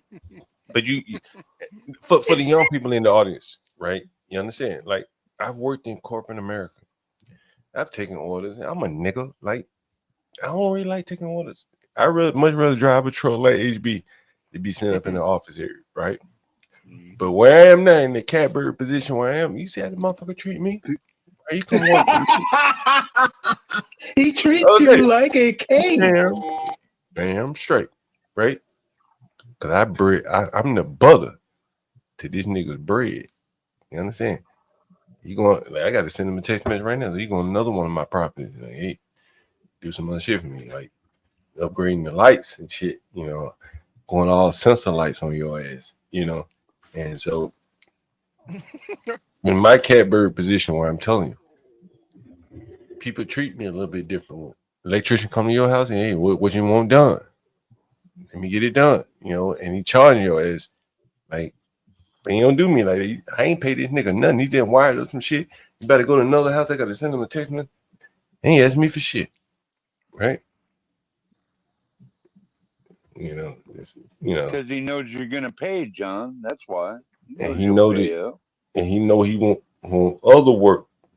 He know he want me to call him for the next job and the next job and the next job. I'm gonna play a clip from the National Association of Home Builders.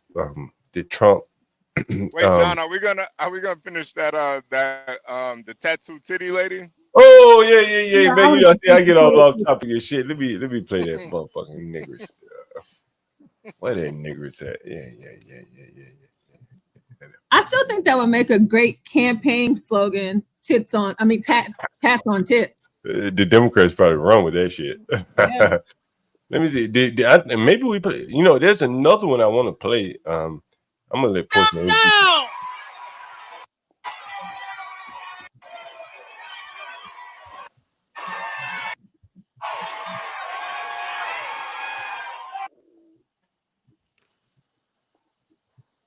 I think that was the end of it, but what was it? Yeah. Well, I played probably the first. I can replay it again, but basically, you know, she was very defiant in her speech, and she talked about it as if, hey, you took this job from me. Now I'm gonna really show y'all ass because the chain's off now. I've been unleashed to really, advance the agenda. What can she really do?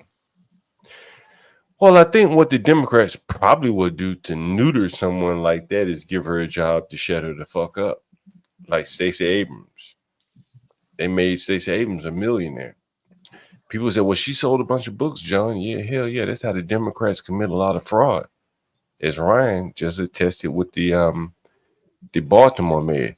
You know, what Ryan didn't say he's always politically correct is that the niggers not only had those people buy books from her, the niggers didn't even print the books. So fucking lazy, didn't even print the damn books. All she had to do was print them. She probably wouldn't have gone to prison if she had printed the books and just dropped them off. But she made these people buy buy all her books. She got lazy and said, well, I ain't even gonna print the fucking books. I just take the money. Why pay a contractor, a publisher to print the books? She could have went to Amazon and had the books printed up in a cheap ass book binding format. She wouldn't even do that. And that's what caused it. That's probably was terrible. The biggest reason why she went to prison is because when she went to court, they said, "Ma'am, how did you bill these people for all these books and you didn't get the books printed?" She couldn't explain that.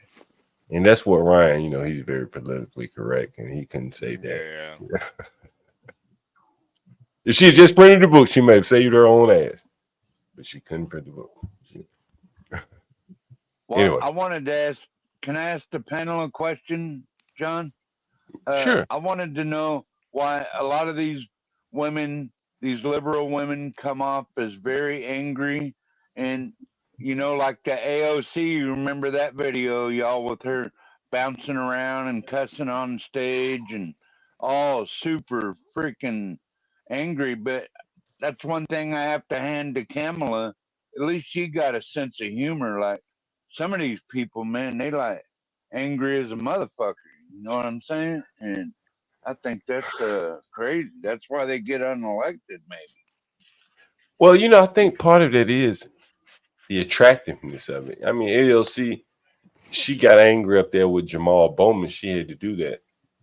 But I know where she lives, bro. Like, she lives in a very nice area of DC. She has nothing to be angry about. And so if she does get angry, it's fake. That's why it wasn't even real when she was up there with Jamal Bowman. You look at Ilhan Omar. She has a very secure position, where she's elected. She's a fairly attractive woman. She's fairly intelligent. She'll be there forever. But you look at a woman like Cori Booker, who, by and large, got elected on a fringe issue with a fringe population in today's America. Yeah. Mike Brown. She got elected on the Mike Brown issue. And the blacks, by and large, and not Stanley, but a lot of the blacks, by and large, have an issue with whites, the small hats, and that was her issue. And that's why they voted her ass out. And they replaced her with someone, more amenable to the, the small head agenda. And she was very outspoken against that.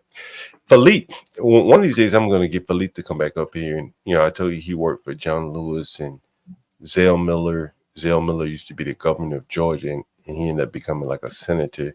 He was like a blue dog senator from Georgia. He was a Democrat, but he's kind of conservative. And one of the things he'll tell you, and he can tell you better than I can, is that the small hat, when a Congress member gets elected, doesn't matter who it is, they bring the small hats around. They say, hey, if you're looking to fill out your staff, here are people that you should hire. Fellow small hats. And so when you look at why who was really against Cori Bush, you'll see that it was someone who's small hat back. And, that's kind of how the way things work in DC, particularly for new income Congress members. That their staff oftentimes get filled by people with what they call interest groups and things like that. Because who would she know the staff in DC on her staff? Think about that. Yeah. Right? She's from St. Louis, right? Some ghetto bird with a tattoo on her titty. And now she got to put out a staff with legislative assistants, legislative directors, things like that. Her chief of staff. Well, she'll probably bring her friend as chief of staff, but everyone else below chief of staff are going to be filled by lobbying interest groups, AIPAC being of the highest order. And so when she got out of line with AIPAC, and they just replaced her ass, you can Google her. I'll do it myself just so you don't think I'm bullshitting you. You can Google her and you'll see that the people that probably were against her were like AIPAC people.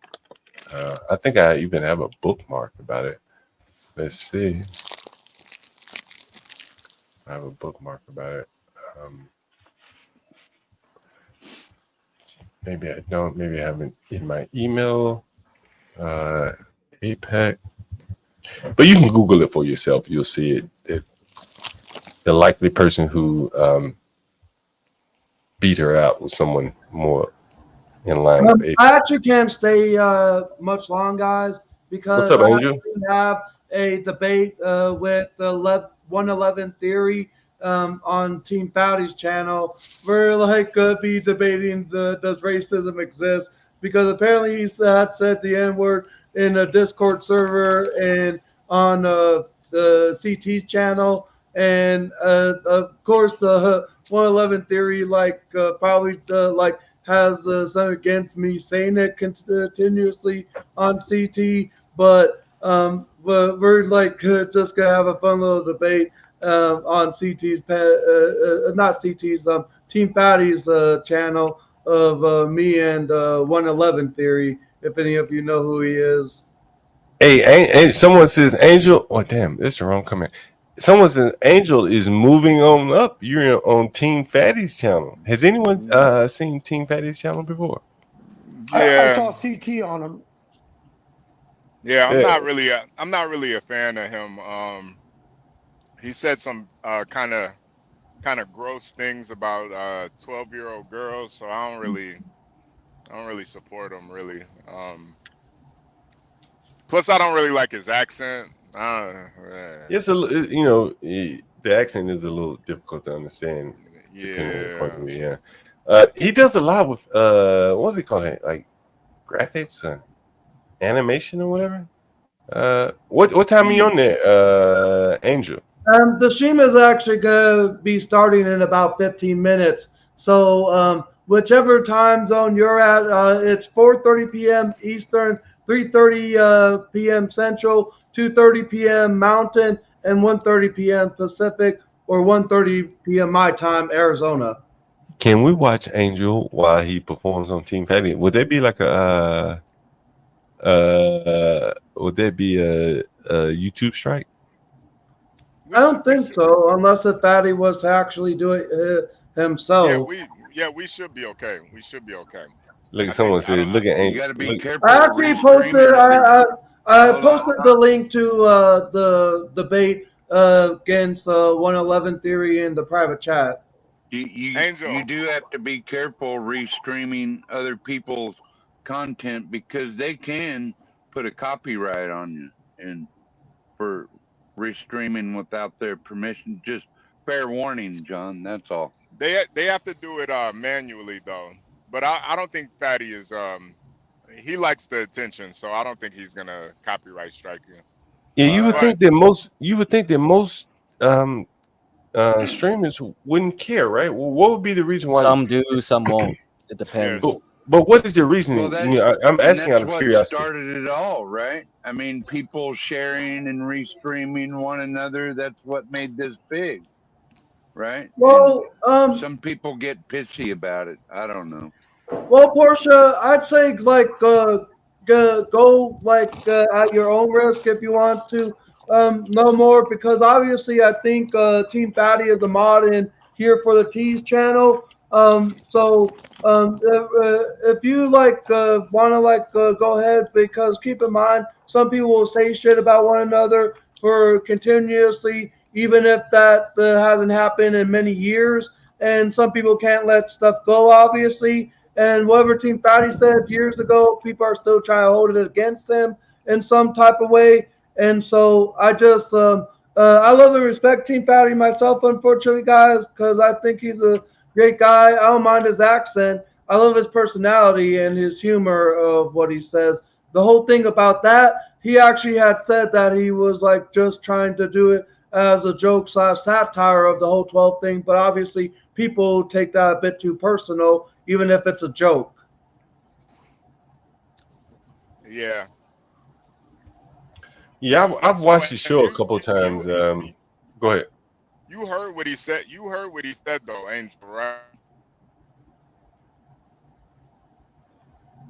Well, yeah, I heard what he said, but it's just people want to clip things to spin a narrative at the end of the day.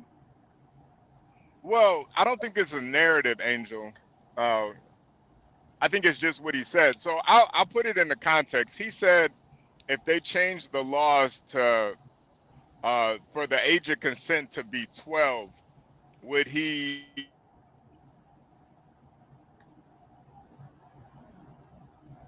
We lost HB. He's gone. TeamFatty got him. But Hey, Angel, Angel, you need did to you keep get a in new mind haircut? but you need to keep in mind, HB, if the age of consent is allowing, it's like asking if the age of consent would be 12 for drinking alcohol, would he be okay with his own 12-year-old drinking beer? And if TeamFatty said sure, then it's the consent of what is allowed, not really him Actually, himself. that's a sophisticated point.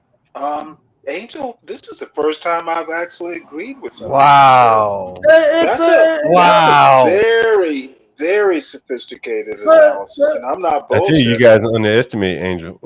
Yeah, I know, Stanley. Well, We I all don't saw him. underestimate. I don't underestimate you, John. It's a joke. It's a joke. It's a joke. And he was just responding to that guy's question. Who's the? I know which clip you're talking about, HB, because I've seen been posted more so again recently. But he was just responding in a generalized fashion of where he was just being honest, but doesn't mean he really would. Probably not, but he was just being honest. And we all know if the age of consent for alcohol was to be 12, many Well, parents don't would make those induce their kids with comparisons. alcohol at the age of 12. Alcohol. I'm not sure that comparison works. I mean, I understand where you're going with it, but here is my thing. Keep it concise and to the topic. Don't make those. Alcohol's not that good a comparison. Well, I'm just giving another example. No. I'm not saying you're wrong. I'm just saying think about it. You can make a much more effective example. Go back to just the early 20th century. 12. Shit. Go back to. The more that we talk about this, the more you guys sound like What do we sound like? No, I'm actually I just feel like you should just stop trying to explain it. Angel will be there to support you, of course. We just don't want to keep talking about. Are you saying I'm overthinking this? I'll see you guys later. I'm overthinking. Good luck, Angel. Yeah, good luck. Sorry. It's kind of weird, Yeah, I think weird for whom, Portia? I don't know if you guys. I don't know if you guys heard. Just because I was telling him how to trim down the argument, so there's a dagger at the end. How is that weird? Man, I wanted to tell Angel to make sure he says nigger as much as possible, but no, and I'm telling him he'll lose the argument if he goes that way. Nah, he won't. He won't. Laughs are not approval, HB. On YouTube they are. All right, well, I guess. But no, now I'm curious. Not in the real world. Not in the real world. Yeah. But YouTube's not the real world. I think I spent. I think it might be soon. I think you guys made me spend more time on YouTube than the actual world at this point. But no, I'm actually curious about what Portia was thinking. It makes us seem or me seem. Finish that thought. Hello? Hello? Yeah, it's just Oh, be honest. You're not going to statement was, he made some comments about 12-year-old girls. Right. Okay, and so then it's like you guys are trying to explain his comment to make whatever it was justifiable.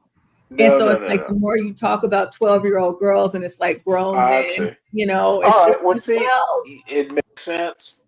Not exactly what I meant. That's kind of how it sounded. I'm not saying that that's who you are. Well, no. He was countering an argument. Angel is against that. If you actually heard what he said, Angel wasn't pro 12-year-old. I'm just trying to tell Angel how to make an idiot like that suffer for his dumbness. That was my point. Yeah. And I don't know if So, you guys know anyway. I don't know if you guys know what the quote was, but the quote was and this is loosely quoted, but they asked him if they changed the legal age of consent to 12, would he partake in that? And he said he would. He said he would. Angel Nothing did? else? No. Fatty. Fatty Oh, did. yeah. And see, So- that's where Angel can win this argument. With the base argument. But see, I always want to go farther. I want to make people suffer for their stupidity. Hey, Stanley.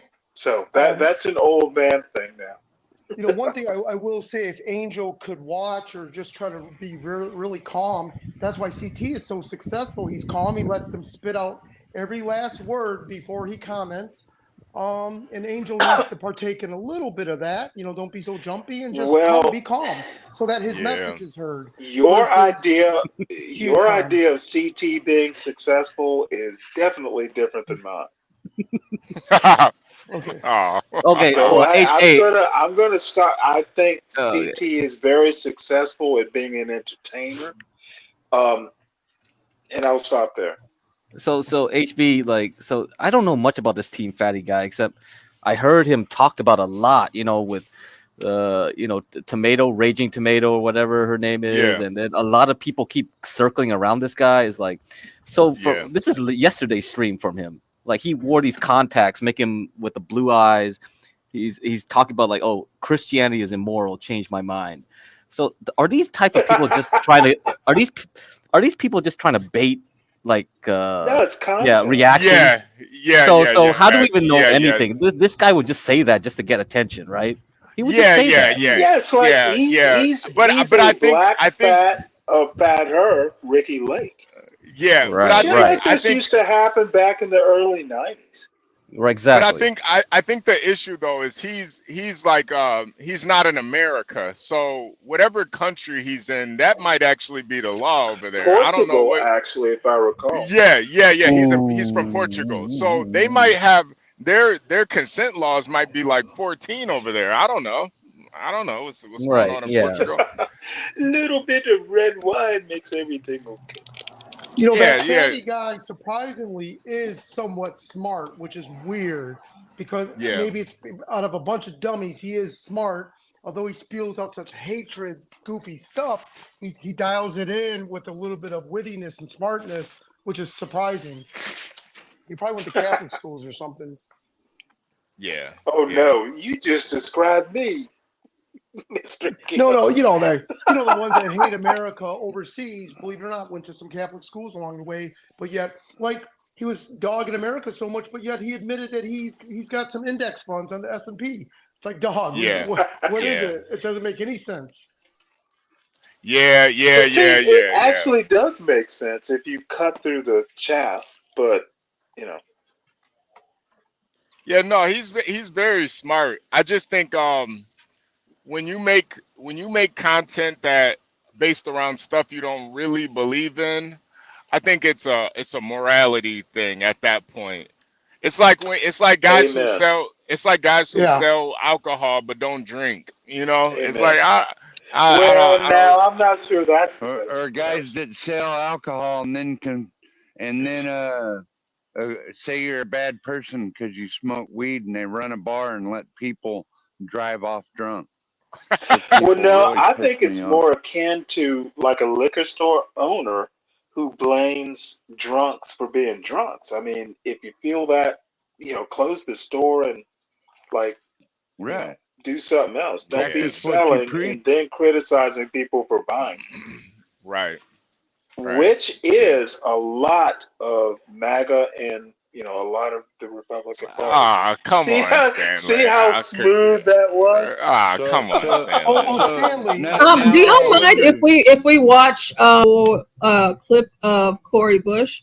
And since Stanley has taken all of these digs today, shout out to his I don't. I'm not a big fan of Cori Bush. You need to understand this. Cori Bush is. Sure, you're not, Stanley. Okay. Sure. All right. No, I'm not. I must Progressives are the left version of MAGA. Upstairs, please. Now. There is no left version of MAGA because liberals aren't about I'm making afraid America I can great. actually make that point and score.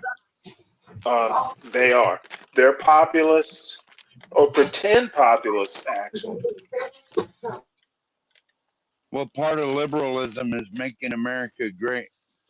Populism is not a part of liberalism. If you want to make that argument, populism basically means liberalism will hear, a couple arguments and adjust course. Populism focuses on the common man. Liberalism actually is a little bit elitist. You need to read your history. Yeah, they call themselves all different kind of stuff like technocrats and everything else, but at the end of the day, they're just technocrats, little communists pretending to be for the people. No, they're not communists because Stanley Dwale has a question for you. Communists are populist too, if you haven't noticed. I just can't pull that comment up on the screen, Stanley, but Dwale has a question for you. If you take a look at the chat. Now I fear Dwale. Okay. Thank you, Dwale. Thank you, my German Somali Muslim brother. Well, then Thank Stanley is wrong. Dwale, I freely admit I'm wrong. I don't need to rest. That is not what the dog.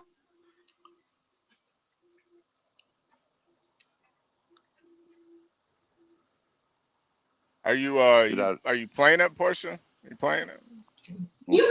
Oh no, John pulled this. This is John's screen. John, did you find the full version? I don't know if John can hear me. Let me see. He's still grooving on those rolling R's. Okay, I'll add mine to the stage. I'll play it now. Do you think that you were the only? I don't think that anything, there is nothing that happens in my life that happens in vain. So if this happened, it's because it was meant to happen. And let me say, it's because of the work that I need to do. And let me say this.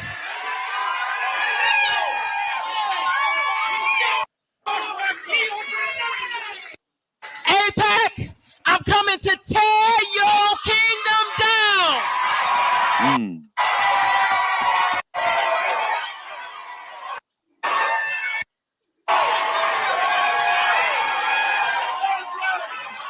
Who is AIPAC? Yeah, that's a good question. That's a good question. Who's AIPAC?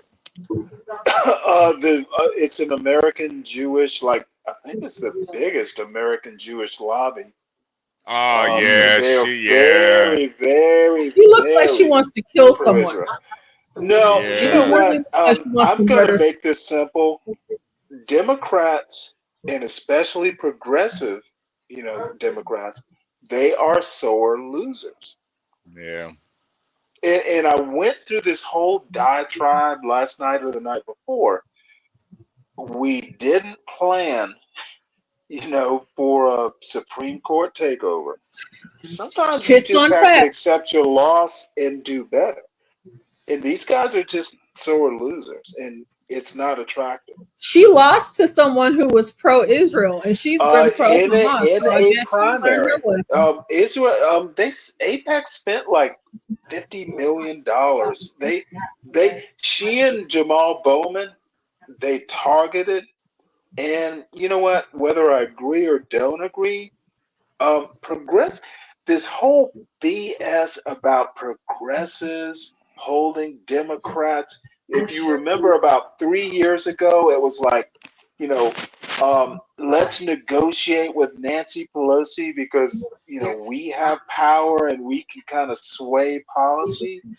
It fizzled 2 years ago. Pelosi defeated these folks. Yeah. Well, and I'm not a big Pelosi fan. I'm just saying these progressives are not bright. They're not smart. They're not grounded. They're populous, and Ain't right in the populism. head. That's what's up. Wait, Portia, Populism. Portia, can you Populism. pull Populism up is Angel? basically like what is it? Something on Wall Street. ETFs. Portia, can HP, give me one. I'm doing it right. Give me 1 second. okay. And to Dewale, I'm not sure what tattoo she has on her titty. She is a black woman, so it might be a paw print or a flower of a dead relative. I'm not sure. It might be like a Black Panther, you think? Yeah, it might be a Black Panther. Something like that. Yeah, not really sure. Wait, somebody's got some feedback. Somebody got some feedback? Well, Or, I'd like to hear the story behind that tattoo. I mean, was she just out having a good time, and then one night, walking the strip out half buzzed, and hey, what the hell? I think we've all made mistakes. Angel is not on yet. It's not. You have over 2 minutes before that show starts. Okay. Just let us know when Angel pulls up, Portia. I appreciate it. Yeah, I took the other video down, so y'all could just talk about something else until then. No, we can get back. Yeah, go ahead, Master Kim. Do you mind if I bring up a belligerent comment, but I don't believe it? So let me first say that. Now you think I'm trying to set up a joke. Yeah. I heard from someone that earlier they had said, well, why is this black lady all angry and aggressive? Oh, they're on camera. Yeah, that was me. That was me. See, I don't think she was aggressive. Oh, but the point I'm trying to mention is that someone had said years ago, and maybe it was Umar Johnson or someone, there was a pro ATIP or whatever said that black women are aggressive because seeing their single mothers get their ass beat, that although they're female, they grow up just being more aggressive to defend their mother or replacement for the missing father or something like that. Let me ask you a question. Do you actually believe that? I'm sorry, really quick, Stanley and Master Kemp. So for everybody in the chat that keep on asking me about Angel on TeamFatty, the show has not started yet. So if you want to take your cell phones and go to TeamFatty's YouTube channel, you'll see that the show hasn't started yet, that there are 40 people waiting, and it actually has a scheduled time, and it's not even that scheduled time yet. So I'm looking at the time. So whenever it does start, you'll see it. But until then, the show hasn't started yet. Okay, guys? No, you're supposed to go I just wanted until to make sure everybody piss knew. off. Thank you. Yeah. I'm not sure I want to watch that show, Portia. Master Kim, I'm actually kind of curious. Did you believe it when you first heard it? No, well, it was Dr. Umar Johnson that said it, by the way. But he's kind of anti. He's got some weird thoughts, anyways. Yeah, I Is don't. it an experience thing? So Umar Johnson. In HB, let me just make this comment. As an older black man, I never took Umar seriously in the first place. Yeah, Master Kim, I'll give you the simple answer. The reason why a lot of black women are angry, they're just evil. That's all it is to it, man. Oh, come on. Just evil, man. They're evil. I see a lot of angry ass white people out there too. Yeah, they're evil too. Look at 12 Gauge trying to get some hookup. If you're angry, now all these black you're women evil. are gonna have to go to HB and prove they're not evil. But hey, they can try. Nice. Oh, HB, I'm not so evil. They can try. I don't mind. I see what's gonna happen here. I'll be the test dummy. Yeah, go ahead. I'll be the test dummy. Yeah. They're just evil. That's all it is. They proved me wrong. They were so nice. I've been wanting to ask John a question. John doesn't vote, but he's got to vote for somebody on his wall right there. I thought you didn't vote, John. think that was the last person John voted for, and he never wasn't voted even again after living that. there Oh, he during never the voted Barry again. Oh, administration. okay. John That's a wasn't there. memory, It's just a sign. That's just a memory then. Basically. Mary and Barry. You ever heard of him, 12th man? Yeah, distinctly. Yeah, he's the one that got caught smoking crack in a motel room, I think. Oh shit. And Yeah. then they brought him back as mayor. He was actually a chemistry major. Dude was actually a smart guy. Yeah, I heard he cooked his own crack. That is funny, 12th man. I caught that. Wasn't he leading pitchers for the Mets? No, that's Daryl Strawberry. I'm messing with you. I'm messing with you, Well, dog. that's who you like. That's I'm who you fucking with like. you. You know, I guess. Bitch set me up. No, I heard he cooked his own crack too. He was a man of many. Hey, as all good chemistry majors do. Yeah. It's not that hard. Stanley, you got a how do you chemistry know, background, Stanley? right? How hard is Yeah. it, Stanley? Well, I wouldn't say a background. I have a degree. Never practiced it. So you could work for the cartel and save them some money because you could make shit stateside. No, I'm not a Heisenberg. No, I never taught chemistry in high school. Oh, but back to this Cori Bush thing. I think what a lot of these pro-blacks don't realize is that you can't attack the small hats publicly. They'll let you attack. This is the problem. They'll let you attack the whites all day, every day. They're not pro-black. As a matter of fact, progressive blacks are against black people. Okay, the whole progressive movement, like Adolf Reed and all those guys, they want to get rid of race and substitute class. No, Stanley, listen, I always say pro-blacks are really just pro-white. I don't believe these people that pretend to be pro-black I don't agree with that either.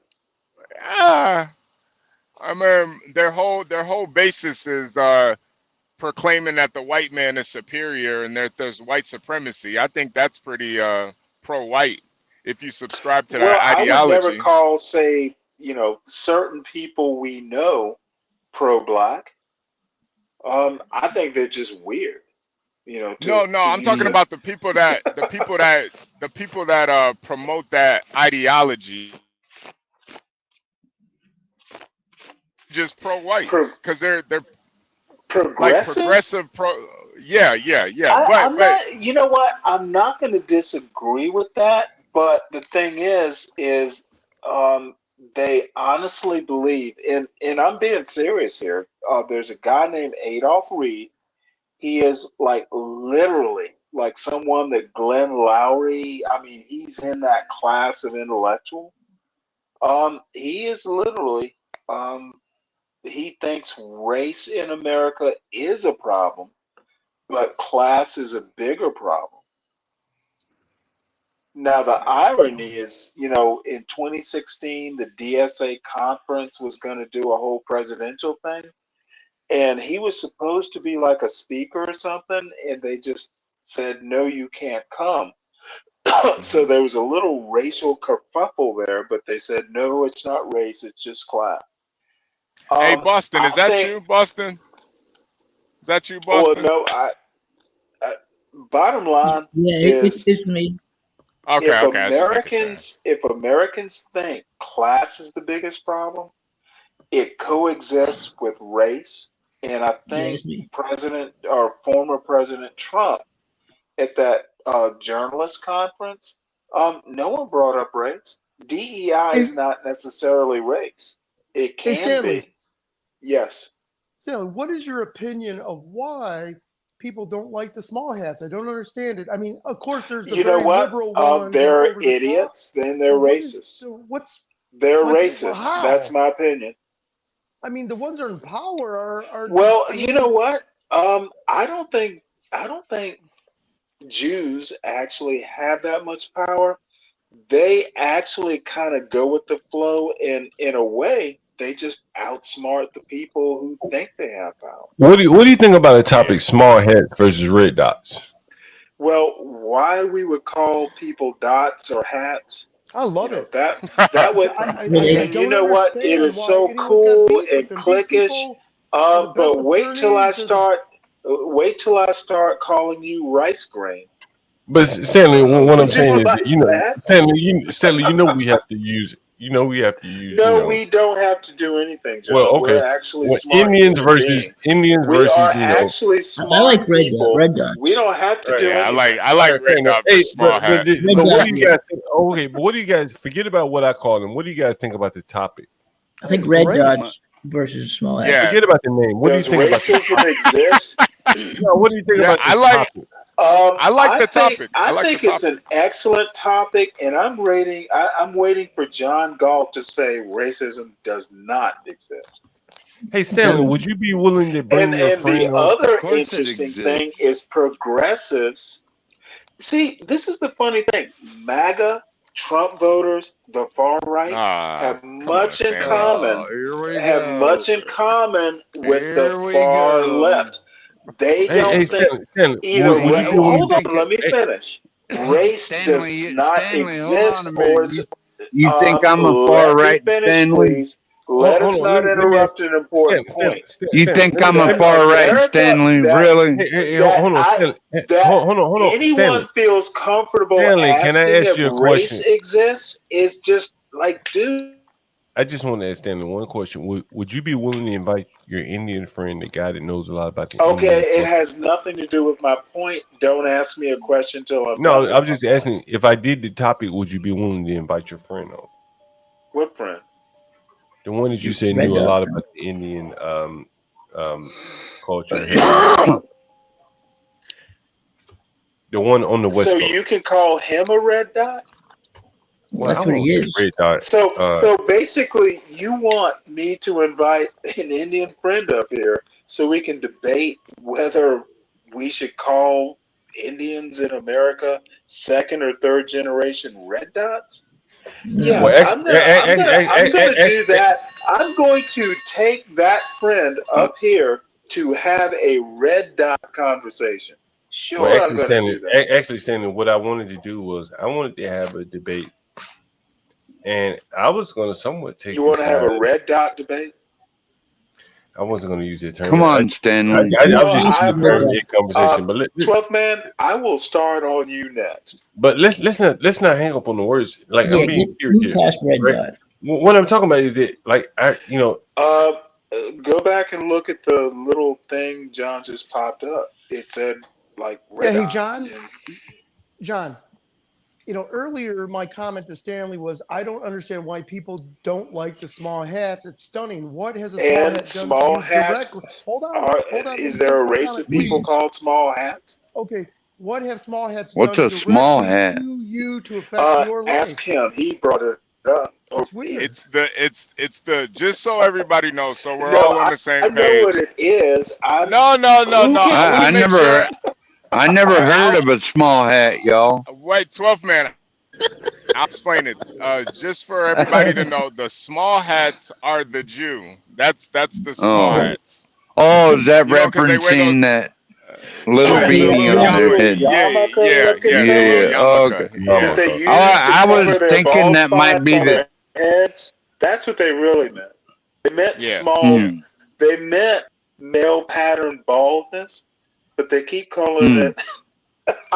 Well, anyway, let's get beyond all that. John knows what. Anyway, so the small hats turn into big hats when you're bald. If we can get beyond that, I was curious to know if anyone would be interested in that topic. I think that and what would the topic be exactly? Well, wait, John, in what context are we saying Indians versus the small hats? What context are we going here? I think any racial expletive is wrong myself, because even though John likes to say the N-word, most of the people on the panel, love it. I don't hear say the N-word. And you guys are missing the point here. Come on, let's get back. But There is I no do have a couple point, of is the homies. point. We call each other crackers. Like, what's Because you up, get hung cracker? up on You this know, other shit. what's up, But homie? Everything's What's a up, the cracker. cracker? The topic. cold of Hold on. Alaska.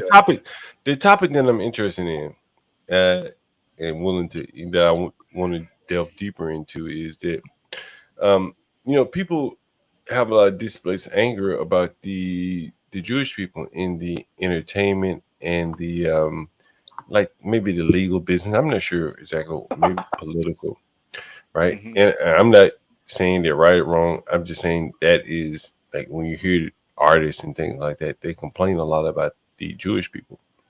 But you very rarely hear Well, anyone what's complain. displaced anger? Let him finish, man. But you very Stacey rarely, Abrams. but you very rarely hear anyone talk about the Okay. Indians. And one could argue, that you hear Ken Watson, you hear Master Kim talking about the dominance of the Indians, and if it's merely about dominance, why isn't there the same animus toward the Indians? John, Okay, you I totally got missed the an point. answer for that. Hold on, Stanley. Let HB talk. Indians Hold on, make more money than Stanley. Jews. I got an Stanley, answer to let that. HB talk. Fair enough. Right. I think it's because what the Jews have is what people want, and what the Indians have, they can get it. Yeah, so they don't really. Interesting. So they. Okay, please expand that point, HB, Yeah, because go it ahead, makes HB. no Expand on sense to that. me. Mm-hmm. Well, when you go to the corner store, that Indian, he gonna have your blunts ready, he gonna have your beer ready, he's gonna have everything you need. But what the Jew can do for you, not everybody can obtain that. The Jew can make you famous. The Jew can loan you, can give you a loan. The Jew has the key. The Jew has the You know keys. what? He has the keys to a lot of doors that the majority of people just can't get. So yeah, I think that's the animosity. That's the why animosity. Asians are smarter than Jews. Yeah, I was. Because Hey, they don't no. Asians are smarter than Hold on. Jews because they don't give a We're shit gonna, whether you're hold on. famous or not. We're gonna have this topic because Jews I think, apparently want to be right. loved. Indians don't care. Damn, I call you Angel. Stanley. I look. I think that the passion that this debate is getting just in the I'm not passionate. I'm stating well, facts. you know what I'm saying, like, the back and forth. How about that? If the passion is the wrong word, I think it'll be good for an entire stream, because I think that no matter what side you take, I think there can be a counter to that side.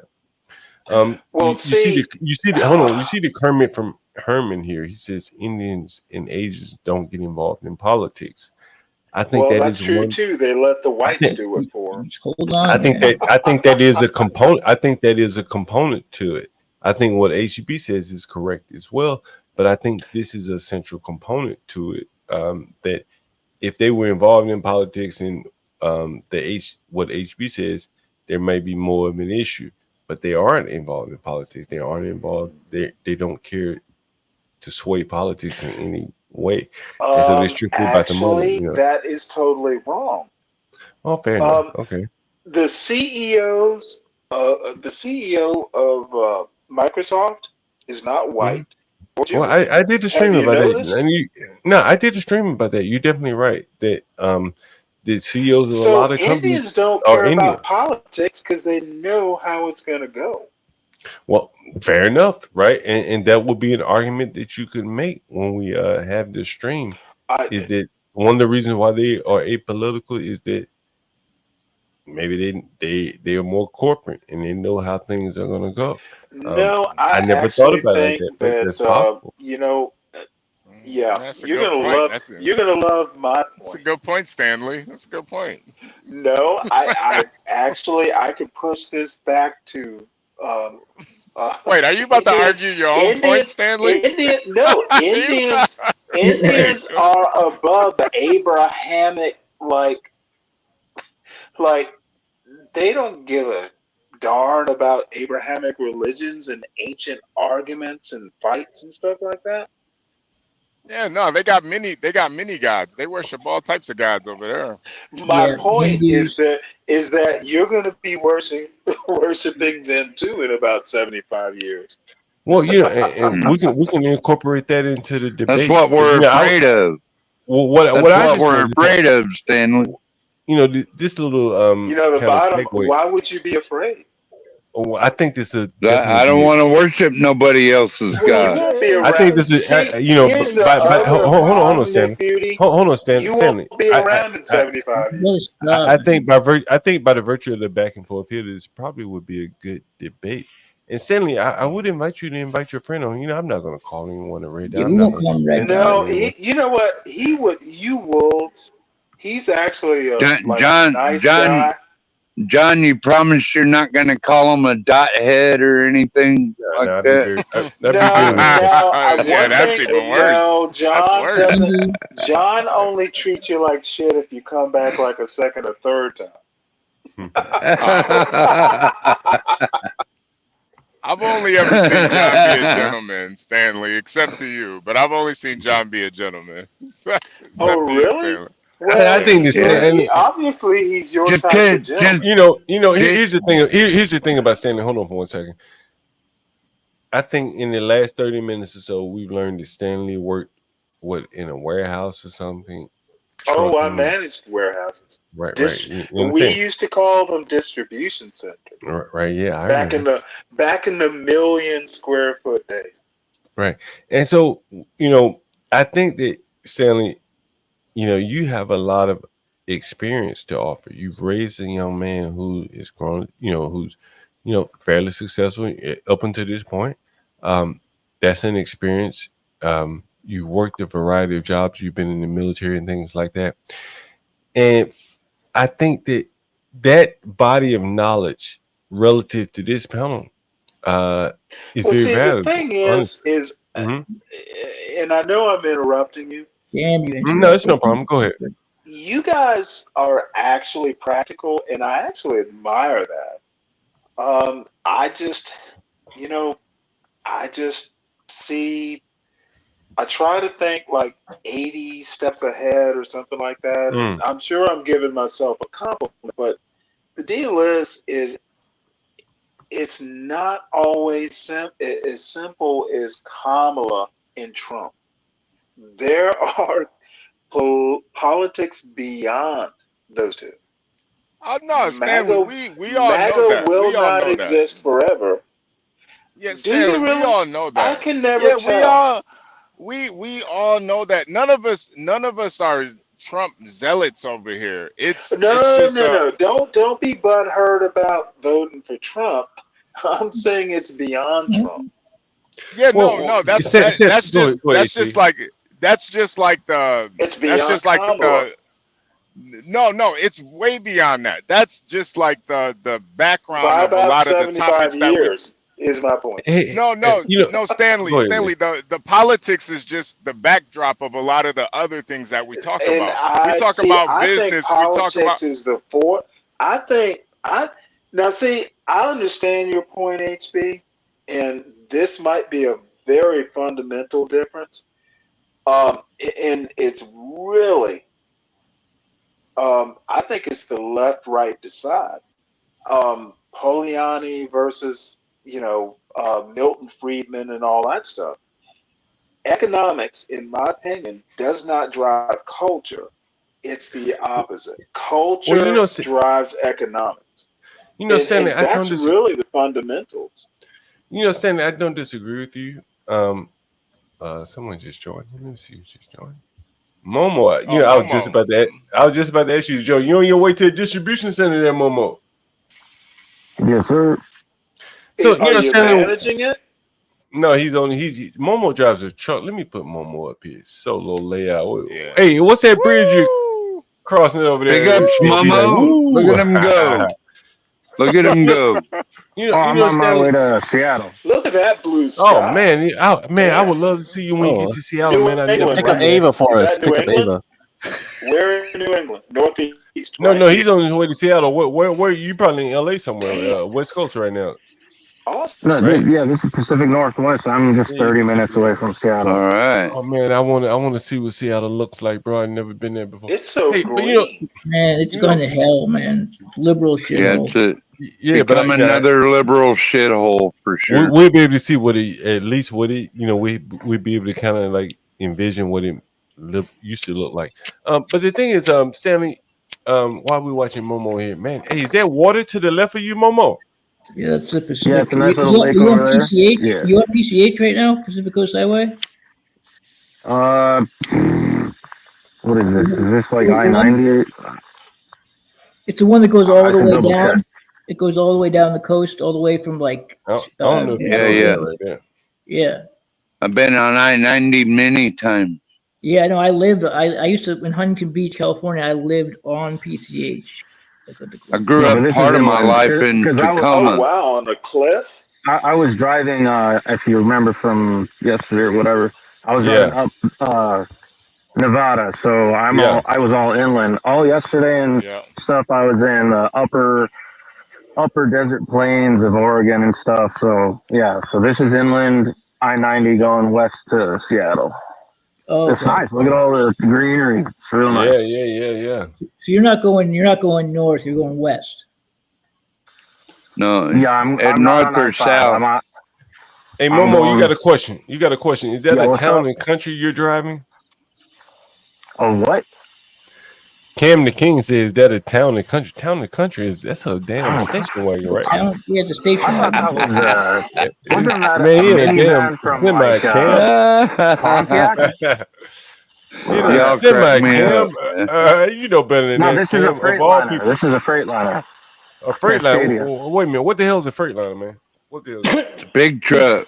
Big ass. Yeah, Freightliner. So you got the different it's like brands. a There's Freightliner, It's Volvo, all Peterbilt. But wait a minute. But what are you? Wait. What are you hauling John? though? Are you hauling? What are you hauling? Nothing right now. It's just empty. I'm going to pick up something. So what's the difference between HB? What's the difference between what he's hauling? What's a Freightliner? What is that? What you said? A Freightliner? I got an international. So yeah, that's the model of the truck. It's like major manufacturer. Yeah. That's the model. He's got a Freightliner. I got an international. Okay.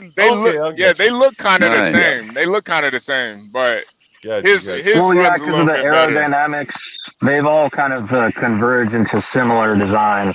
There's only minor like accent differences because to get them aerodynamic, they're all going have you to ever look pretty run similar. like a warehouse or run a yard or done any logistics? Like I've worked on a what they call this shit where the shit keep rolling on the what they call this shit where you stack it when you packing shit conveyor belt. containers. Yeah, no. It's shit. What is that called? Where like I used to be a trailer. No, I used what a to warehouse be a trailer built, mechanic. You know what a warehouse built? You keep rolling, you packing. You know, what the fuck is that? Inventory. A picker. You know where you standing on the where the shit coming down the conveyor belt, and you stacking boxes and shit. Like a load? Oh yeah, unloading trailers. What's it called? Yeah. No. Before it got to the trailer, it would be called you know, when you worked in I worked in a bottled water facility. No, well, maybe it was. I worked in a bottled water. He talking about the moonshine industry. No, well, you know, I worked in one part where you know the box would come down. What did the box would come down the conveyor belt? What the hell is that called? Bottling plant. Yeah, it was a bottling plant, but I worked in the part where the boxes would come down. You put the bottles in the box, and it was going down. So you're a packer. Oh yeah, yeah, but what's that called? Assembly line, like an assembly line type shit. Yeah, right? Yeah. But no, it was shit outgoing, so it wasn't receiving Cam the King, so it would have been assembly line. Okay, you were shipping. You were shipping. Okay, shipping. That's what it was. Okay, I call it assembly line because it was a assembly line built with that thing, and the box would come down. You put all the water in, ship it down, and other times. Here's the thing you don't know, since dude, I've unloaded trailers. I have Yeah. managed people putting stuff Yeah, into I've done it trailers. all too. Dude, but here's the deal. You underestimated me. I actually know shit. No. I think Stanley, you downplay your experience. And what hold on, Everybody Stan. has this experience. Hold on, Stan. What I think your value on this channel is to upplay your experience. You know, on CT's channel, I never heard you say you worked in a warehouse or whatever you say you did. I managed warehouses. Right. Again, all I ever heard were you in the Navy. Like, Right. But again, I'm not saying you didn't. What I'm saying is that those type why of things, should I? I think. But those, I understand. John, But I John, understand. But all it's I'm a 50. saying is that, John, I appreciate what you're saying, and I actually Stanley agree. likes to Maybe I argue should be a about little bit more. everything, about No, everyone and I'm everything. just saying. Jeez. Here's the point. You just need to know stuff. Um, I don't have to play it up. Well, Stanley, the thing is, like, not many people on this panel have raised an adult. There goes HB with that 7 creepy years music old. again. Not many people. Yeah, well, whatever. Not many Bottom people line have. is, Hold I on, get Stanley. Hold on, John's Stanley. point. Hold on, I Stanley. just, Not many dude, people. Not it's many. immodest. Stanley. Let me talk. Not many people run warehouses like Cam the King. Not many people drive trucks like HB. Not many people live in Alaska like 12 Man. Not many people sell and run gas stations like I've done everything y'all are talking about, So though. I what I'm used to saying is, rebuild. right, I I get it. used to So what? rebuild All right, I tractor got See, you. I've never trailers killed too. an elk. Right. So I That's used to what be I a wanted. tractor trailer mechanic. what I'm saying is, Stanley, that like, there is a lot of untapped value and experience that you have that I think that a lot of people could gain from. Right. We talk all the time about how hard it is to raise young men and things like that. And you have experience with a young man that you've raised successfully. He's going off to Georgia Tech. You've clearly demonstrated some discipline in your own life. And for this channel, I think It was would be great. expected. It wasn't that Fair enough. hard. It's Whatever the case may be, Stanley, I'm not arguing with you how you got here. I'm just pointing out that you do have some experience that a lot of these younger people on this panel could probably But see, benefit here's the from. deal. This is an experience panel. No, All these Stanley. people. Stanley is one of my favorite Stanley, people. there's no one. These Stanley, there's no people. one on here. Now, let Stanley, me make there's no this one. quick There's argument. no. I don't think there's anyone on this panel that has raised a young man up to 18, maybe I 12. bet there's at least You're one. right. Right. You're right. Right. And so, and a lot of times the things that people will ask you questions or maybe even challenge you on are things that you have experienced that you can rebut them. And you They can won't rebut like them. my answers. Well, fair enough, but you can rebut them with experience that they likely don't have. Like Stanley, like I like the politics talk as much as anyone else. And it's great. But for a man with your experience, military, you're able to be on here and talk with us every day. So clearly you've done okay for yourself. I think a lot more people would benefit and would love to hear that side of you, to be honest with It's you. just mental focus. You hear HB saying, but again, HB, Stanley, you suggest mental focus, but those are just words to you. But to other people, like, they may need a little more context and depth to how did you obtain this mental focus? How did you maintain it? Like that may come easy to you, but for other I people, got it's it. a challenge. I'll You have to understand? think about it. I Well, I don't understand think what you have you're to think about saying, it. You just but have to come off the cuff sometimes, right? And well, I no, I promise you, often do come off the cuff. yeah. That's part of my. I love one-liners. But here's the deal, and this is the last I'll say. And John, I actually hear you, and I will try to be a little more open.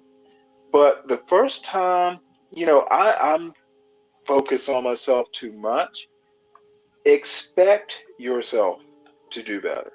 Um, that's pretty much it. You know, if you don't like where you are, change it. Now, you may need family, you may need friends. Don't like reject help. Always like, hey, I think one of the better things is people can get too focused on themselves. And, you know, if you're a prideful man, and this is actually, who was it in the chat going, women, you know, shouldn't be in a man talking business space? In my experience, women are the best critics of men, and vice versa for that matter. Hey, John, I wanted to show. MFB. I have I have a little clip I wanted to show. It's kind of a preview of the next episode we do on the PI thing. Sure. I have like a 2-minute clip. It's just a short thing, but I'm gonna go over it more in detail. I'm gonna show some more examples, but this is more of like some of the technology that we have that most people probably aren't aware of. So I'll show it to you, and it's basically an example of how we can see people and get evidence from very, very far distances away, and you won't believe it until you see it. Hold on, let me share my screen. This is just a preview. It only take about 2 minutes. Here, let me see. Share screen.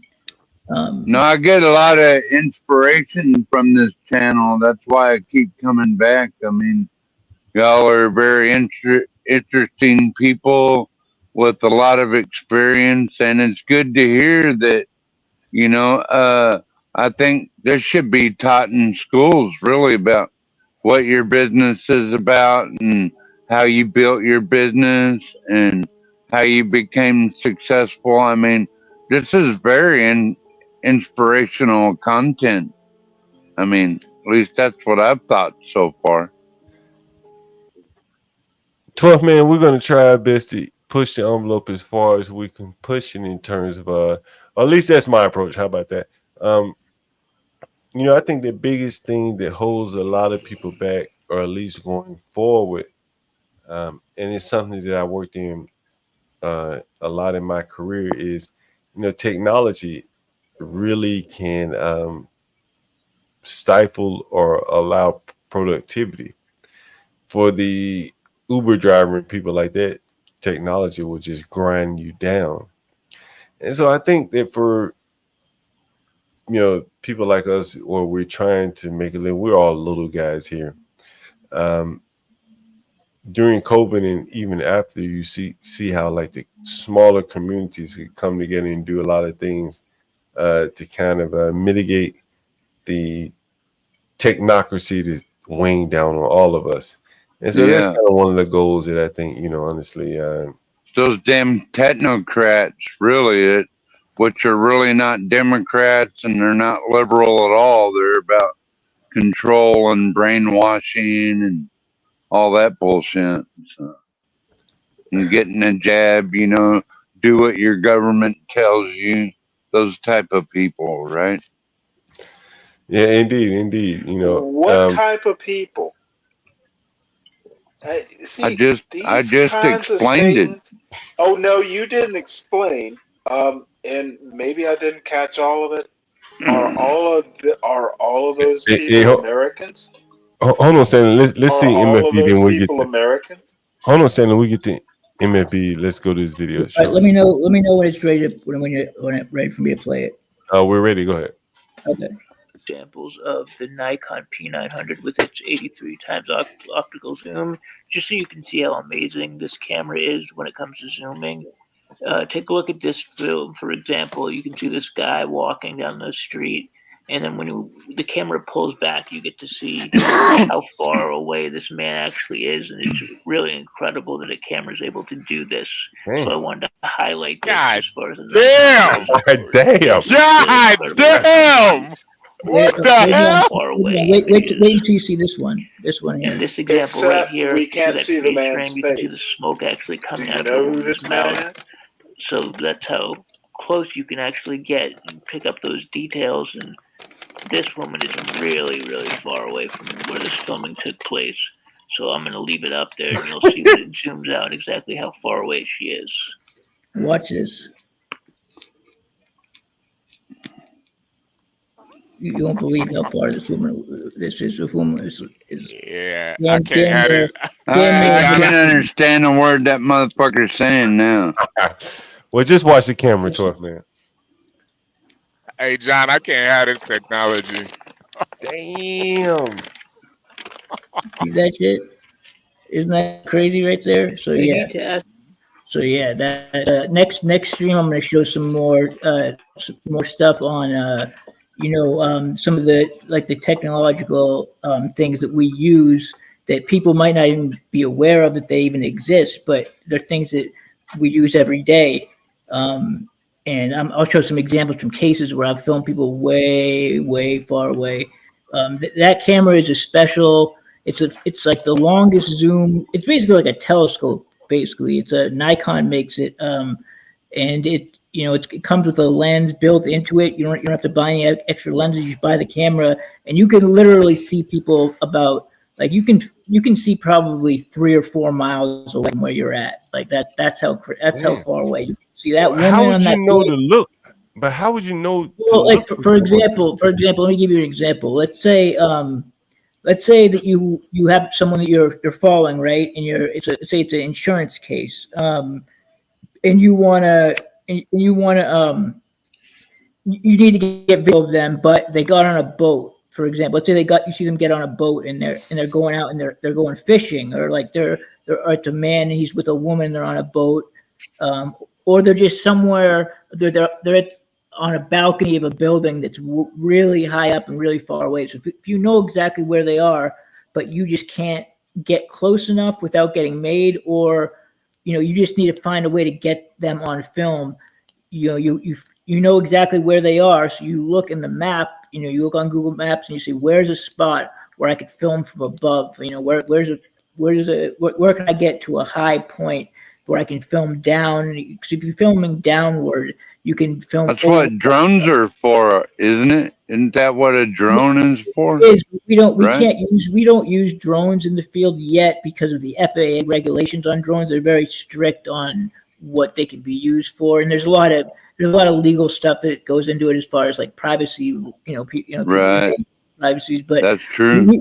We can use, like, I have cases where I had a guy out on a fishing boat way out in the water on this lake, way out, and I was able to get him. And both those examples I showed, those were examples from cases that I worked. I mean, those were both from California. Background was in Los Angeles, but that the second one I showed you, the woman on top of the mountain, that was in Palm Springs, California. That woman was so far away, man. I can't even it was amazing that I could even get within.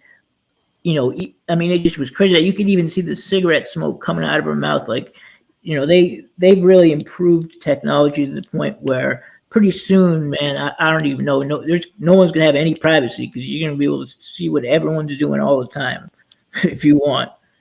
Well, if you live in a bad neighborhood, that might be a good thing, right? You can. Yeah, like, I saw that motherfucker. He was at my doorstep. Right. Like nowadays, to get away with the murder nowadays, it's almost impossible because you're going to be picked up on camera somewhere along the way. You're gonna if they have any suspects, all they have to do is trace the person's footsteps. Everywhere has surveillance cameras now. Most stores. So if you were walking on your way, you got on the subway or whatever, there's going to be video of you. So it's going to be very hard to kill someone, dispose of their body or anything like that.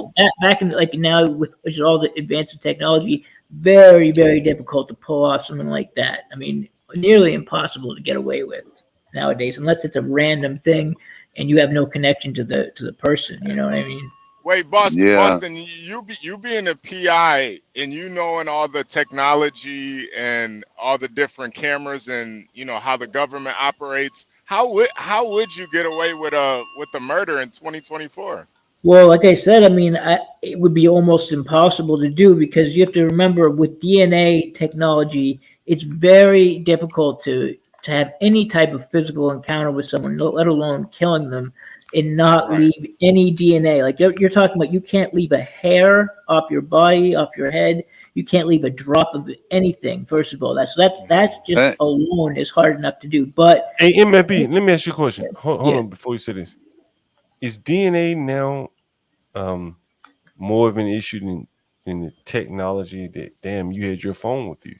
You can explain away DNA, but you can't explain away being right there at the scene of a murder. Right. I mean, it's very hard to explain, especially if you're trying to say that, like, especially if you have a connection to the person. Anyone who gets murdered, for example, 99% of the time, the person who did it has a close connection to them. Like, every once in a while you have a random, something like that. Most murders, the people know each other and they have some sort of connection. So all the police have to do is go through a list of who knew this person, and they narrow it down who had a problem with this person, and that person is going to have to do a lot of work just to make it so it doesn't look like they did it. Like, you'd have to work so hard to leave no evidence, no trace, no paper trail, no cell phone trail using GPS. Can I tell y'all a drone story? Like, I had this one bush plane kept flying over my house like 3 times, so I brought my little pocket drone out and flew it up there and took a picture of that plane. They didn't like that very much. Yeah, the FAA doesn't. Like, you quit flying over my shit, motherfucker.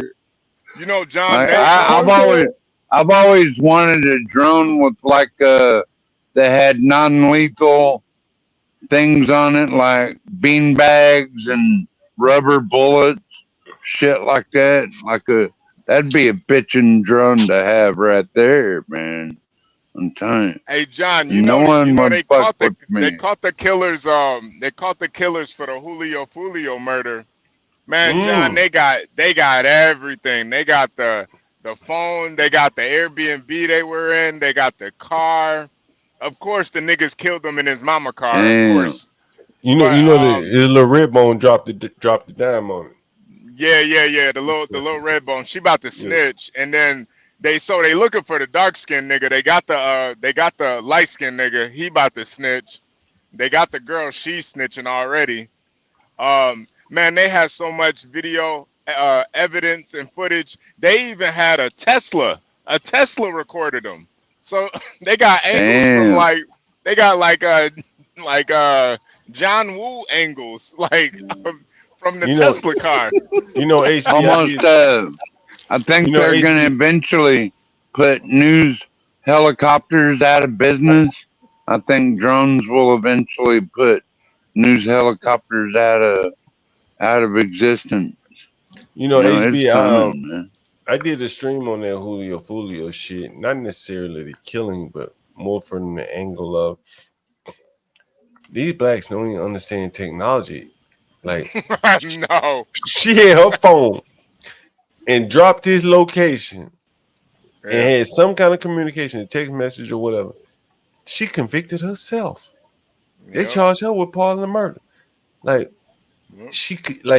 they use phones. What's that, very rudimentary level, but they have no understanding of the power of these phones. That these phones can convict your ass. Like, she convicted herself. You know what else is interesting about this HB? And I showed this in the stream. The police came to arrest him. Did you see this video, HB? Like when the police came to arrest him? No, I didn't even see the arrest video.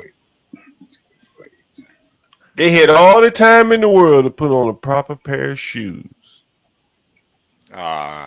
And it was storming rain. This is Florida, man. I mean, it was pounding down rain. And the man and that light-skinned girl came out in flip-flops. I said, ooh, they're going to be miserable in jail. Soaking wet. With nothing but flip-flops. The girl may have been barefoot, but the man, he had flip-flops on. And they ordered him to come out of the house. I'm like, dude, why not put on some shoes? You about to go to jail. If I go to jail, man, I want my shoes at least till they give me some new shoes. You sit around for a minute. At least till I can get my shower shoes. You know what I'm talking about. Right? These young boy don't know shit. Yeah, this a open and shut case, John, man. They got so much. Did you hear 12 gauge? Go ahead.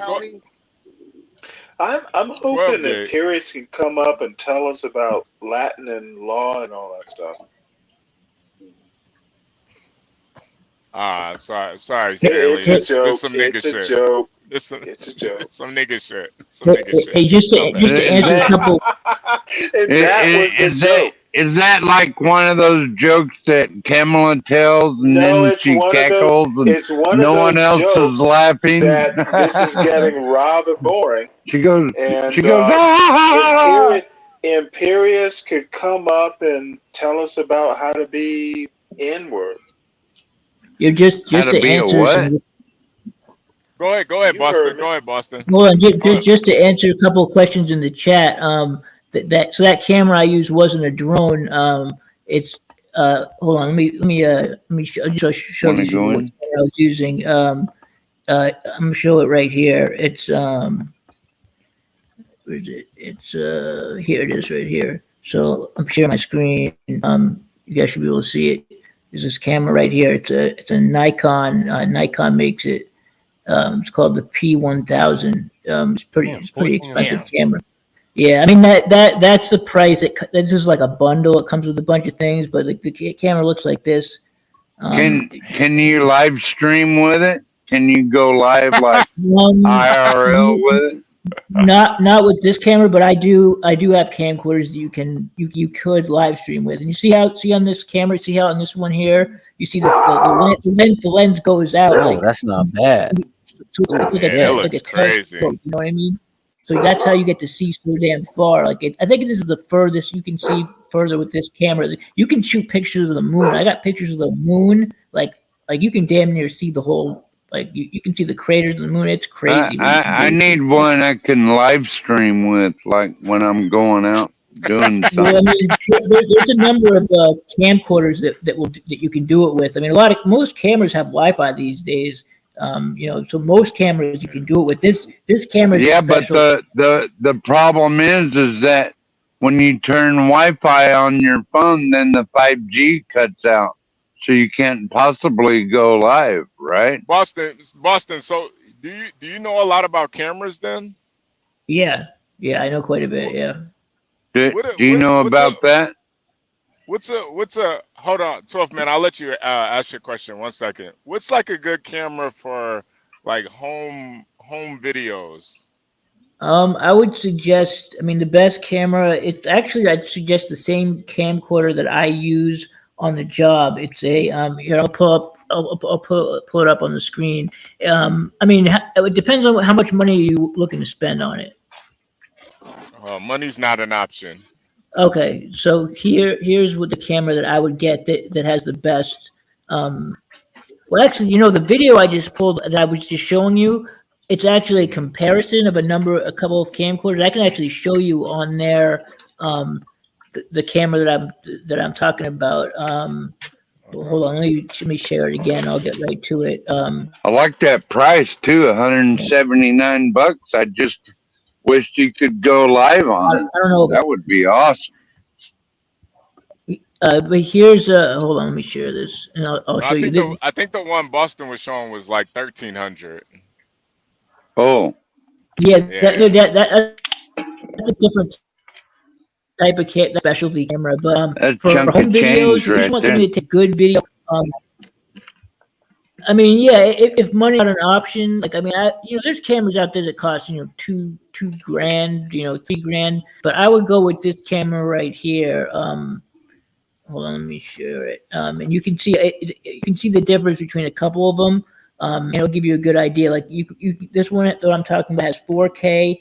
And it's stable. One of the main things about a camera is you don't want your footage to be shaky. It's one of the hardest things to do is to hold your camera straight. But the camera that I'm talking about, it has a built-in gimbal, so it basically the lens moves around, so it's like all the movements are fluid. There's no jerky movements. Every time you move the camera actually self-corrects any shake. It's really amazing, like what they have been able to do. Hey Boston, have you ever put a camera in the bathroom? No, I'm not one of those type man. Hold on, let me show you sound off here. So the one I'm talking about is the Sony camera right here, the Sony AX53. Oh yeah. And that's the camera I would get. It will run you about a little under $1,000, but it has things. It can do things that really no other camera can do.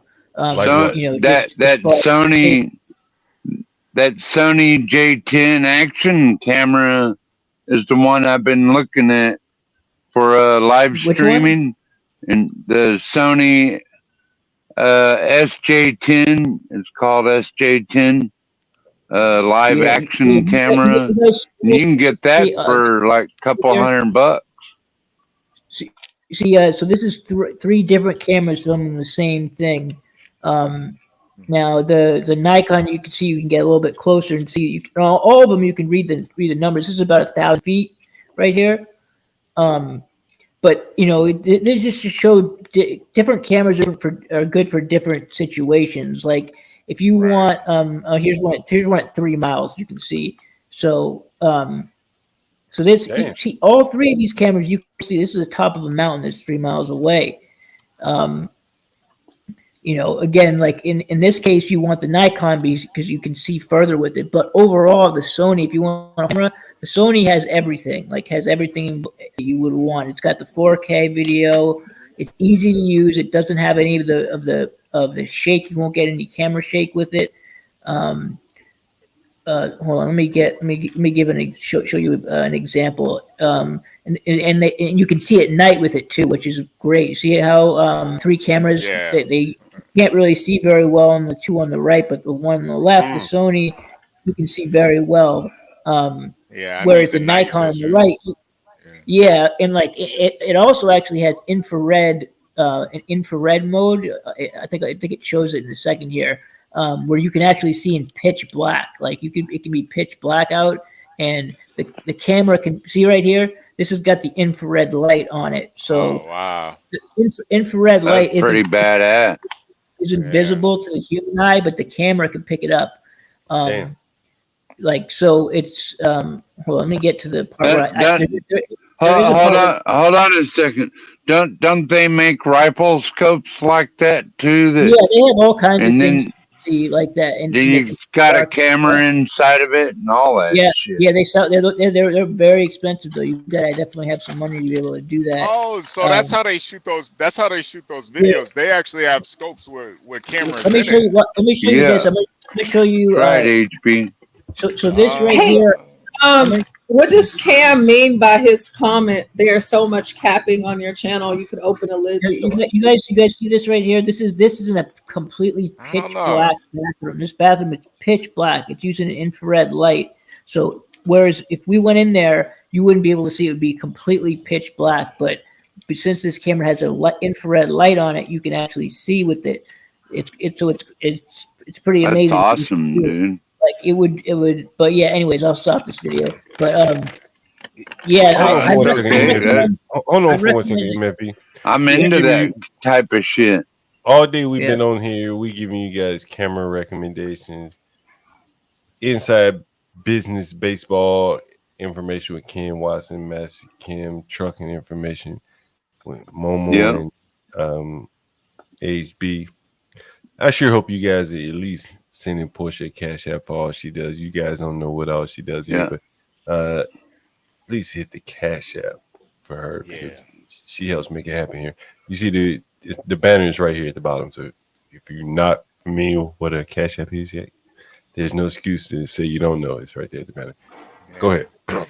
It's been scrolling all day, so don't ask what it is. Yeah, we don't ask what you give. We but.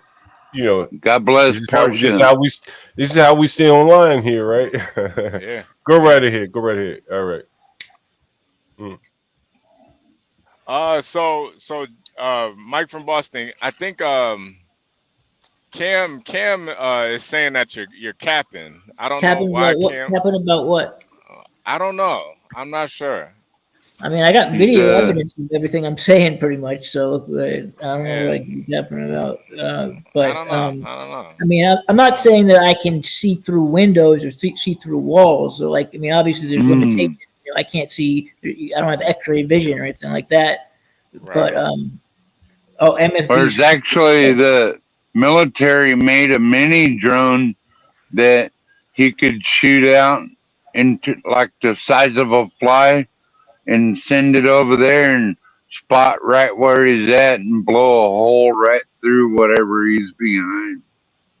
Yeah, With Boston. the I don't drone. think you're creepy, Boston. I think you I Who's wouldn't with this call it. person? Who the fuck is Nightshade? Fuck out of here, Nightshade. I don't think you're. Might be a troll, Portia. Might be a troll. Yeah. Yeah, I don't take your think you're Nightshade creepy. and- yeah, man. Honestly, you have I really do admire you because I couldn't have all that type of equipment following people all Aiden, you day. okay? And you know, I just feel like I would use it for the wrong reasons. So Yeah, I know you're very yeah. I know you're very professional. So what would you do? You think? Man, I'd probably rent a hotel on the top floor. Sit my chair right by the window, and go to town on myself. Oh shit! Look at Ryan. Oh, Ryan. So you go to Las Vegas and spend all your money on hookers. Holy cow! Is basically what you're saying. There is a Red Savage building. Wow, we should, Ryan, honestly, like you guys behind the scenes, I talked to Portia, by text a bit. She probably says, God should call me more. Hey, I be really busy. People in front of my face all the time. But we have a lot of plans and things like we're gonna accomplish, man. And what do they say? 50 cents a day, $1 a day. We probably have 500 people watching this stream at some point. At least 2 or 3 minutes of the stream. $1 per person. We got 35 people here. It'd be $35 John, a portion. you Right there. It'd be a can- beautiful thing, right? Mm-hmm. John, can't you monetize your channel now? You have over 500 subs, right? Pretty sure you That'd be a good way. Well, the bigger thing is honestly like we can help crowdfund to make the site better, and that's Tropes and Portia. HB runs the show, the trucking channel. People come on. Man, you'd be amazed. People log on. What time you log on? Probably 3 or 4 in the morning. HB, right? Yeah. I know people. Go ahead. I know people that make openers for shows too. So if you want to get in touch with any of them, let me know, John. Yeah, and so we have HB, more people like that they jump on 3 or 4 in the morning. They're driving across the country, and so we're able to get around the YouTube grift of taking 30% of people's revenue. Well, you're not grifting, John. It's no different than like paying a few bucks to get in a theater to see a show, and then you do special emojis. He's saying YouTube is grifting because they're taking 30% of the. Yeah. You know what I'm saying? Like, if I was you, John, I would multi-stream like on Twitch and maybe create a Kick account. That way, if YouTube bumps you off, then you still got your other 2 going, and then be building another stream at the same time, like create a John Galt 2. You know what I mean? And then you tell people go over there and subscribe and then click the all notification button. So you're constantly building another channel in case your original one gets erased. Well, you're going to make sure of that, won't you? I think the bigger point is like, ideally, man, to be honest with you, I don't want to cover any content that's going to bring out the haters to get us banned. No, that's part of the problem, John. Right? You understand? I think that if you keep the haters away, and and I'm talking about and I like Thomas Sotomayor. his show, and I've spoken on it many times. Oh, That my Lord. you know that he was wide open to the haters, man, because there was no solution in what he was offering. Yeah. And, you understand? And so with that level of criticism with no solution, you're gonna get you got to banned. have good moderators, John. You got to have very good moderators that you can trust. That's how Black Alpha Network built his channel up, and several over the years. You have to have moderators you can trust that are gonna But get I think more to the point is bombers. I think more to the point is about the content. Yeah. Yes. If you're focusing on content that's gonna bring, out the haters one way or the other. Like, what is a porn bomber gonna come here talking about? Why was a porn bomber? Because they just I've seen people porn bomb homestead shows, John. Okay. I don't deny it. But I guess what I'm saying is that you make yourself a bigger target. Yeah, you do. Depending on depending on the topics that you cover. Yeah. And so to shield yourself from that, like, I've talked to you many times about the algorithmic circles and things like that. And I've even given you an example of how I think DJ Hamp right now has a topic with raccoon in the topic, right? In the title. Oh. You're not banned, right? But we saw CT. Can I offer a totally weird point of view, and sure, it will no be problem. Somewhat to the topic, but sure. a little bit off kilter. Yeah, you don't have to. You don't have to. Go ahead, Stanley. I think one of the things that really got me interested is in shit. It's like when someone came on a channel that isn't this one and said, "Well, sir, I have contributed this much money over a year." It don't matter how much let money him finish, they Twelfth man. can Twelfth man, let still him finish. get banned. Twelfth man, we'll let you finish. But Twelfth man, we'll let you finish. We'll let you finish, but let's Stanley finish. Okay? All right. Go ahead. Money shouldn't control, how much I contribute to a channel. And I don't mean me specifically, but I actually heard this. Like, I think I should be given special consideration because I have contributed. No. That's not how it Twelfth works. man. I was talking to John. Twelfth man. Come on, Twelfth man. Well, I think promise you, Twelfth man. Hold on, Stanley. Twelfth man, I'll come to you next. Promise. Go ahead, Stanley. Well, I think you got my point. That is actually something that concerned me. What concerns you? Wait a minute. What concerns you? I can mention names, and damn, I'm trying to. I could say it better for him. I could say it for him. Let him finish his point. Let him finish because how much people shouldn't be giving like thousands of dollars to have their bad ideas introduced and dancing because you contributed. And I agree. The one thing I can say about you, John, whether we agree or not, the one thing I can say is you're very tolerant, and I like that. So, there's no dancing around. Just like opinions are taken seriously, and if I personally okay, Stanley, I'm sorry. HB, are you HC? Can you hear me? Yeah, I can hear you. We can hear you, partially. Thank you. Don't be a dancing Stanley, I know you've been talking so much. I love you, Stanley, but Jesus. So HB, what is your opinion on this? Nightshade said just remove female mods, no offense. And that's bullshit too. Man, when he listen. $7,000. If he hates women, if he hates women, that's on him. We don't I hate have women 6 over years here. experience.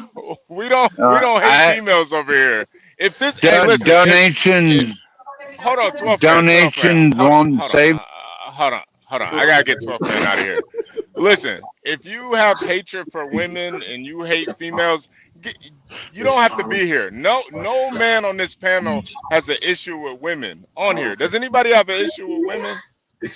Well, I want more like the young Ms. Portia. I think she contributes a lot. HB, I think that he's making a distinction, or he's not making a distinction between the types of women. There are a lot of women that come on, that may exist, and we cast aspersions, and we like lump them all in the same bunch. The blue-haired women, the bob cut women that are very bob cut women, right? You know what I'm talking about, right? Oh, the bob cut.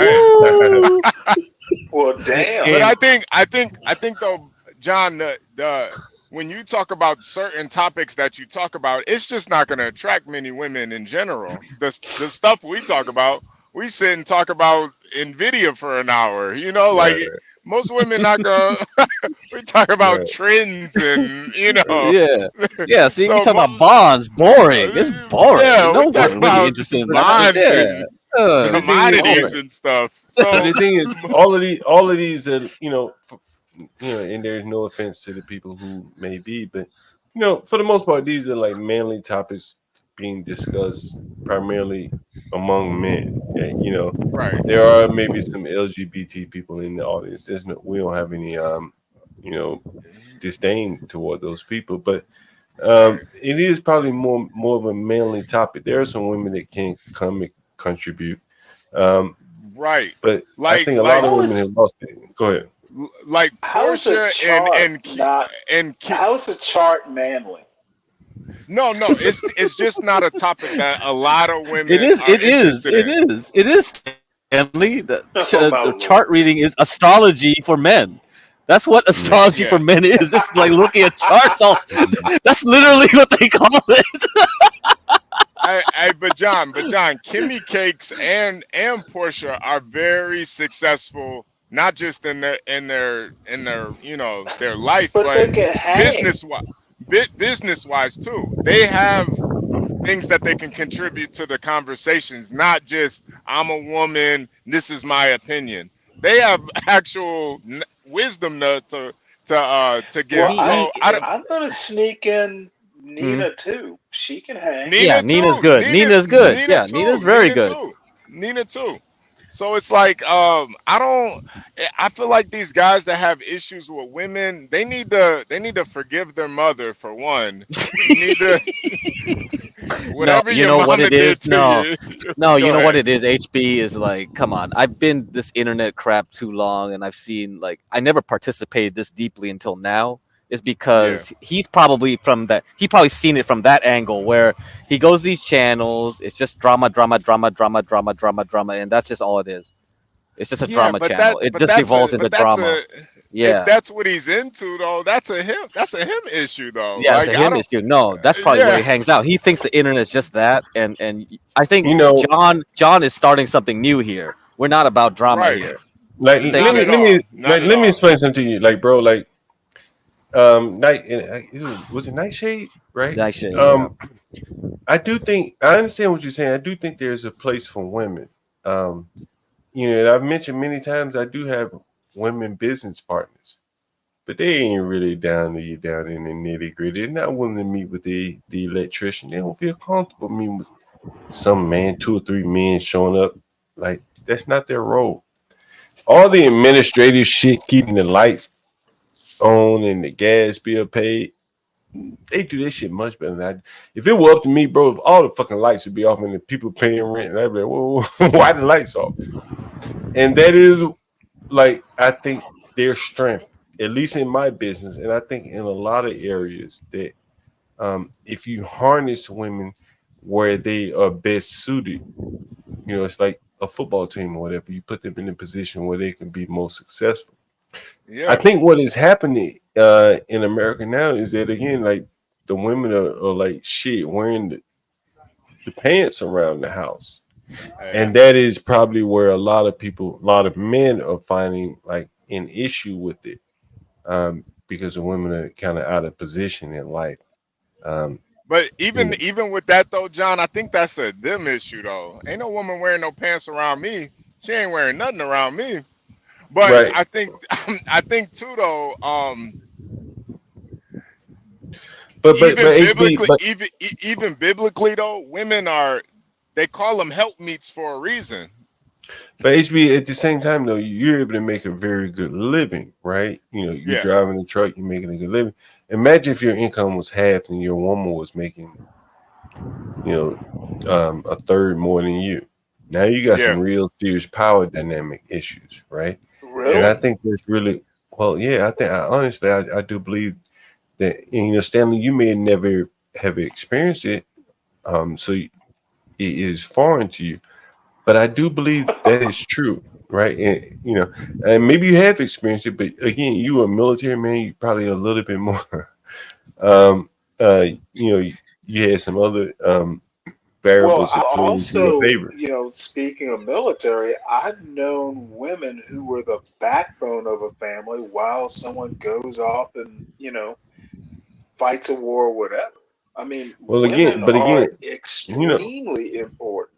Right. And again, that's what I just said.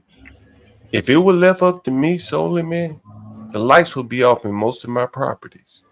Right? Yeah. Because those administrative tasks that are very important, right? The customers, I cuss some of these niggas out. Hey man, fuck you, right? But the women I don't even get involved in the conversation, right? Like they've X'd me out of the customer relations, right? And they say, we'll handle the tenants, and you just do all the manual labor. I say, okay, that's cool. I'm better suited. John, let me ask you this. You're clearly successful. So you meet a woman, you're just attracted to her. You don't know anything about her personally. You're just attracted to her. You guys go out on a date. You find out this woman worth like $5 million. Are you gonna hold that against her? No, but I do think HB that if you're a man and you make $50,000 getting up and going to work every day, that's very difficult to overcome. It's again like it doesn't matter how much money you make. You see how these niggas? Hold on, nigga. Hold on. Let me see.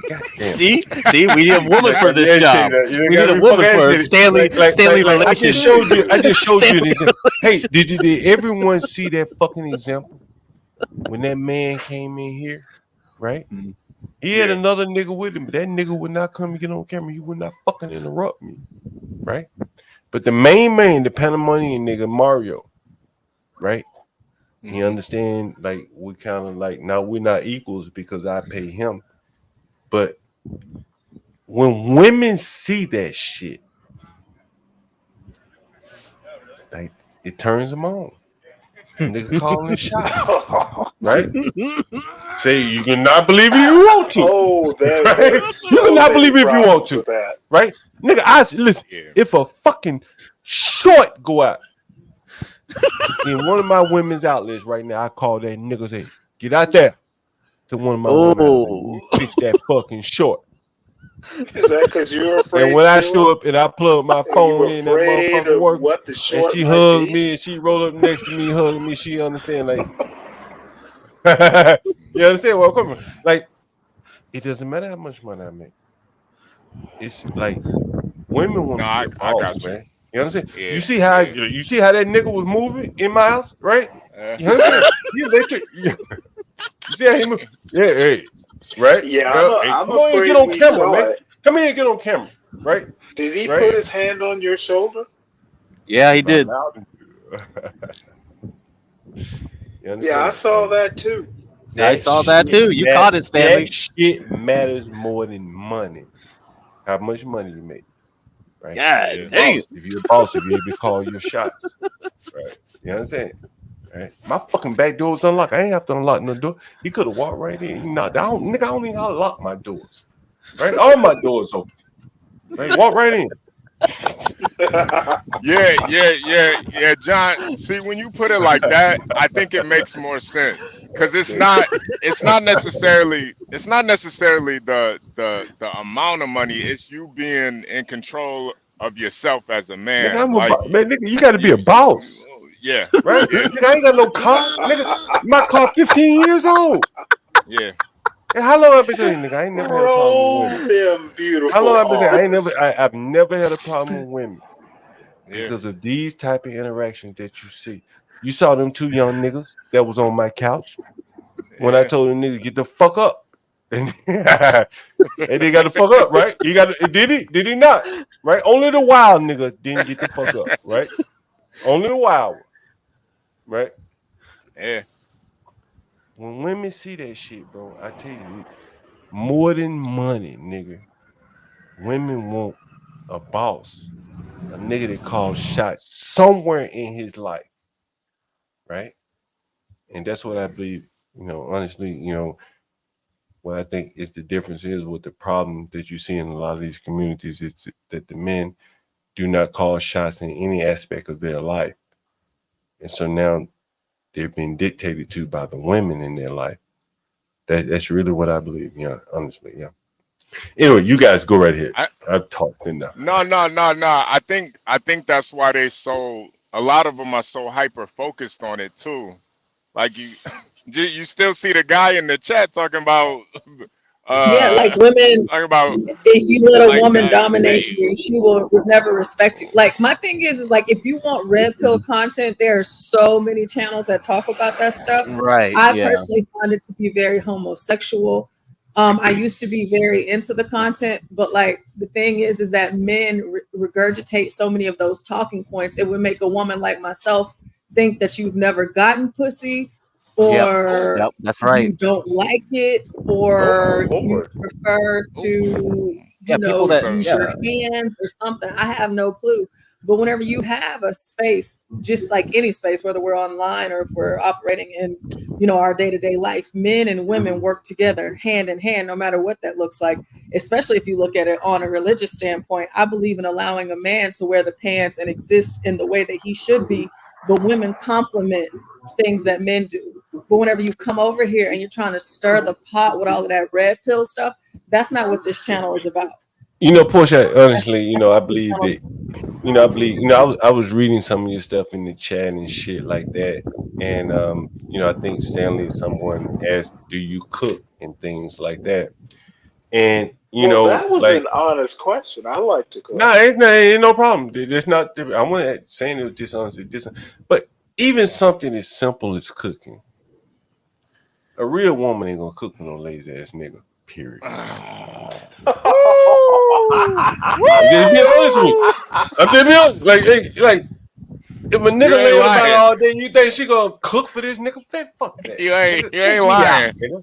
Take me You out. You know what though? I'm gonna have to agree with John on this one. I'm just being, You ain't lying. I've been around As the much world. as I don't want listen, to, I know you don't want to, but like the truth is what it is. No, Right? hey John, the food HB, tastes better too. The food tastes better Right, you too. know what I'm saying? is he telling the truth? Right. And so, Yeah. John ain't lying. John ain't lying, Portia. John ain't lying. that's That's gonna be beer. That's gonna be beer can chicken on the grill. And so, so again, when I went to the point of when I saw Stacey Abrams, bro, like I got women right now that I ain't dating in fucking 20 years. That I guarantee you, them motherfuckers, they think about gaining weight. They think about me. It sounds crazy to you. Make you Don't exalt if you obsess want, over but Stacy. exalt if you want. Understand? But I guarantee you right now, this a motherfucking woman I dated 10 years ago. She still getting on scale every day. She, ooh, I've been not gaining on weight. Like John Galt, talk about that weight. Like men can lead women. That's why when I told you I saw that fucking Stacey Abrams, that bitch, no, ain't no fuck that. When I saw that Stacey Abrams, I saw that bitch did a double. I knew then that there had to What be is a it with week you and Stacy? well, forget about Stacey, abstract her out. If a fucking Did woman you left does, swipe her or what? if a woman does he can't get the point I'm trying to make. Mm-hmm. Portia, just ignore him. I don't know why you trying to cause some Just ignore him, Portia. We're gonna keep the show going. We're gonna keep the show going. Can y'all hear music? No, I don't hear him. No, Nah, no. Okay, maybe. Okay, sorry. I hear something. You trying to hear some music? I can put the. Hold on. I can No. put the. I think the Fatty show just started. Now Hold on. I hear some music. Oh, Now. Fatty started. Oh, Finally, okay, after okay, 1 okay. hour late, over an hour. Yeah. Everybody It's said an he'd hour be and a late half a lot. late. Because Angel Yeah, was he up here did just it. a few minutes ago. Yeah, he did it because it's Angel, man. He disrespecting Angel. Oh my God. Man. Is it up yet? Are they on yet, Portia? Or is still some bullshit? We still waiting on this nigga. Oh, he's starting. He's starting now. I guess the guy that was working, that's supposed to be on the interview, his phone was on 7%, and he had to go home because he doesn't have a charger. But they said that he's autistic too. So this should Oh be. man. Well, this ought to boy. be good. Oh, But I thought it was gonna can I be someone. give Portia a compliment?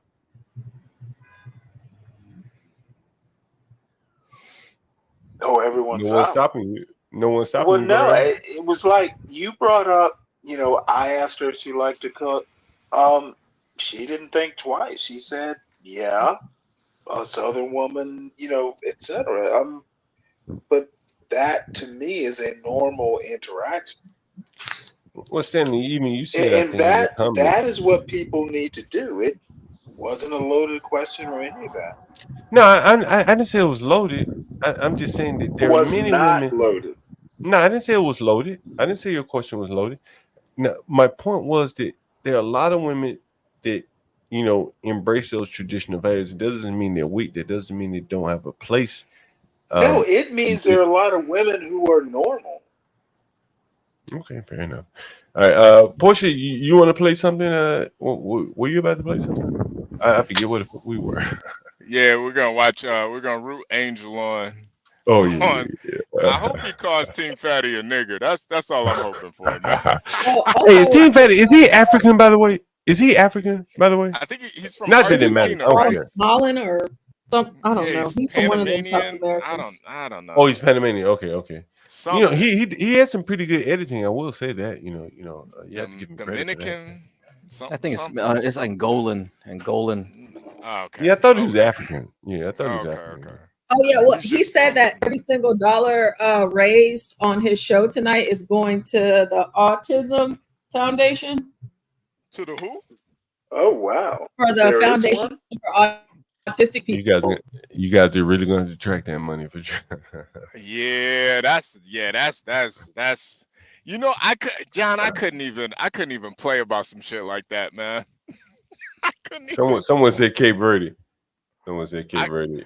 I couldn't even play. I couldn't even come on with a straight face saying I'm about to donate to the autistic fund.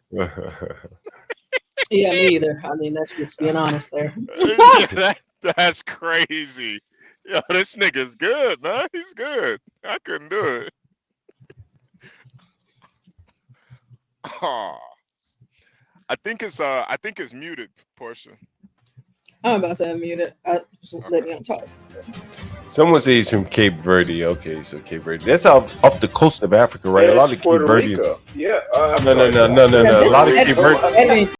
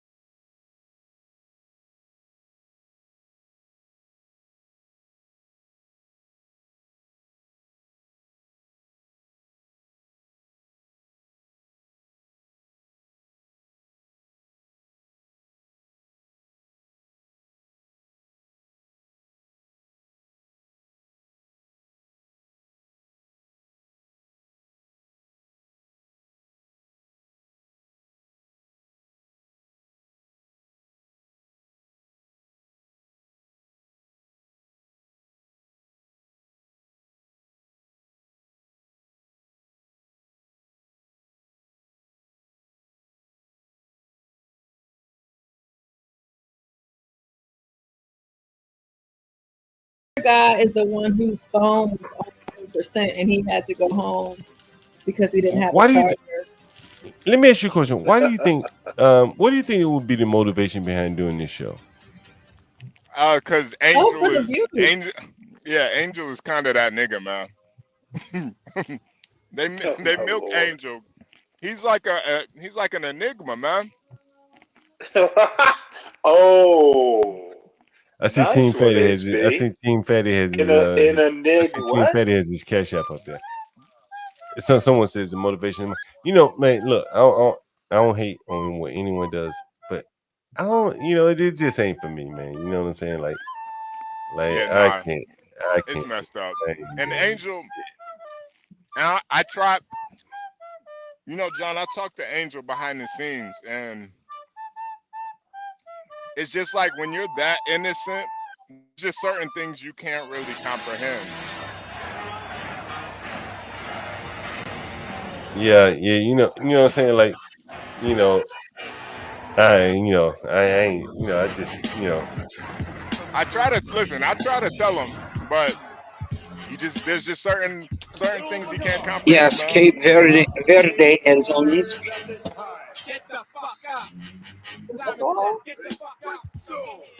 You're going nowhere. Yeah, but Cape Verde is off the coast of Africa. One of my friends, he lives in Boston and he's from Cape Verde. Salute back. Oh, wait a minute. Hey, This what's the up, guy man? from CT. This the guy from CT show, 111 Theory. Special edition of a okay. show. Oh, that guy. Rage Okay, yeah. in a cage. Yeah, with the little Today's boy show voice. has some special guests and some special moderators, and all untouchable moderating team. So once again, welcome to the show. Untouchable Empire, baby. Yo, why does Fatty do the show without a shirt on? Thank Mr. Angel and Mr. Thierry. There ain't no for being here. wherever he live at. Doctor and Remy Knight. They ain't got no AC. It's their birthday this week, so salute to them. John, you laughing? I'm dead ass serious. Make I'm sure dead you serious. take care of them this week. You mean there's no air conditioning in the take care hut? of them this week. And let me start with the rules today. Today we are going to have. If he hook up an air conditioner, all the electricity in the whole city will go out. Damn, that's a lot of production there. I'm not as irresponsible. I know sometimes I look stupid, but I'm not. Okay, so not stupider than you do now. Chat button today for obvious reasons. We don't want to look like Stanley, there's something called VTubers. Look it up. Chat button today. Dude, I'm too old there. There's no super chat it's button all AI generated. $20 via Yeah. Cash App, $20 via Super Chat for the questions. They are turned off to under 30 minutes. We're not going to do that shit too. The $175 moderator change will not be changed to. Is not going to happen. Okay. The only thing that is going to happen is the Shadow Realm. Okay, the Shadow Realm is the only thing that is open, but because it's actually 86 people in the building. We're going to do the Shadow Realm, and we're going to make sure that we have that provision. Okay. Other than that, we good. More, every single dollar donated over the $200 mark is going to go to an autism institution. Okay, so what we're going to do is this hamburger fund, because I don't work for free. Okay, is usually under $100, and the Shadow Realm is usually $100 too. So that's $200. That's the bare minimum. We usually make more than that, but it is what it is. Everything that goes over the $200 mark is going to be donated to an autism institution, and to all the people that are going to react to this, and they thought that I was going to monetize autism and all that. I dare you to review this with the monetization with watching hours and all that. Take that shit and review it. Okay? Take that shit and review it. That is only fair. Since we don't want to monetize autism and all that, you guys are going to take the monetization out of your review. You are going to private that shit or delete that shit so you don't have watch hours, and we good to go. Okay? So without further ado, Does racism exist? Wait a minute. What did he say we have to do? He said we can't watch it. I'm sorry, I was missing it. What did he say? He said we can't get bored. And yes, you can still talk shit. Wait a minute. What did he say? We can't get what? Be responsible. Let me just thank the people that sent me. He said we can't get what? Super chats before the show started. He's saying that you can't get bored. He's basically saying anybody that's talking crap about him, saying that he's using these people with disabilities to make money, that's not what he's doing. So he says it's okay for us to stream it? Damn. You know what? I think I might have to hop into his chat. I appreciate you. He says it's okay for us to Oh, stream yeah. it? Yeah. He said it's okay for us to review it. Yeah, he said we can review it. He's just talking to like his haters that are saying that he's trying to take money and make money off of these people being, autistic. Didn't he say the first? What did he say? The first couple $100 was his today. Didn't he say the first couple $100 are his or something? Yeah, and everything He said he's keeping the first $200 is what he said, and then after that, the rest is going to some autistic fund. Yeah, because he doesn't work for free, and he said hamburgers, not hamburgers, because he can't say the H. Lord, I would like to buy a hamburger. Oh my God.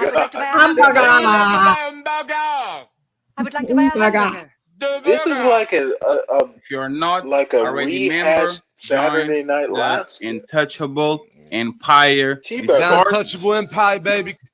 And finally, only way to support the show today is via Cash App. So you know what it is. TeamFatty 8. $TeamFatty 8. TeamFatty 8. So let me introduce Nigga the don't even got birthday dreads boys no for more. the week, and then the heavyweights on the show. DJ Wish Doctor, how are you doing, sir? How are you feeling? How are you doing? I'm chilling like a villain. I got my money on Angel. Oh my Lord. I just fuck with you. I don't want to be biased. You know what I'm saying? Are these two debating? To have a dope show. Spider-Man versus Spider-Man. And show so to the Leo gang. Yes. Leo motherfucking season. Okay. I just hope Angel doesn't dig his nose. That's not good. On the other side, the Admiral, my boy Ray, Midnight Ray. How you doing? How you doing? How you doing? All good, all good. Salute to the Untouchable gang. Salute to TeamFatty. Y'all already know. Salute to the chat gang. First and foremost, y'all already know. Salute to y'all. Let's have some fun. Salute to Angel. All right, while they're making their introductions, everybody on the panel and in the chat, if we can go through every single person on the panel and everybody in the chat, can y'all go ahead and tell us who y'all got? Who's gonna win? Hey, Porsche, I was about to say, can we put up a little betting pool? Yeah, a little scratch. Oh, yeah. Put up a little scratch. Okay. Some prop bets here. Porsche, can you administer? I got 10 on Angel all day. I got 10 on Angel. What we doing? Put around here, spin around here. So who's Angel going HB's against? The guy going to the 10 right? at it. Yeah. Yeah, the guy up there with him. Isn't it the Indian dude from he's been on CT's? CT, yeah. Yep. He's been on John's as well, right? Yeah. No, he hasn't been here before. But we gotta have some side bets on the other side. Otherwise, everybody be betting on Angel. I'll take homie, the Indian homie, because I think that the Angel's gonna lose his cool. That little Indian homie sounds like Master that Kim, how little much you Indian gonna put on homie. I that? saw him on CTs. I'll do 10 on one. He's gonna lose. I'm We about got to send that 10 to you. HB got 10. Yeah, I'm about to send that. Master I'm Kim about to got send that to 10. you right now, Portia. I'm about to send that to you right now. Hey, Hold on. hey, anyone want to bet me $10? Can anyone want to bet me on a prop bet, a side bet? We are on the side.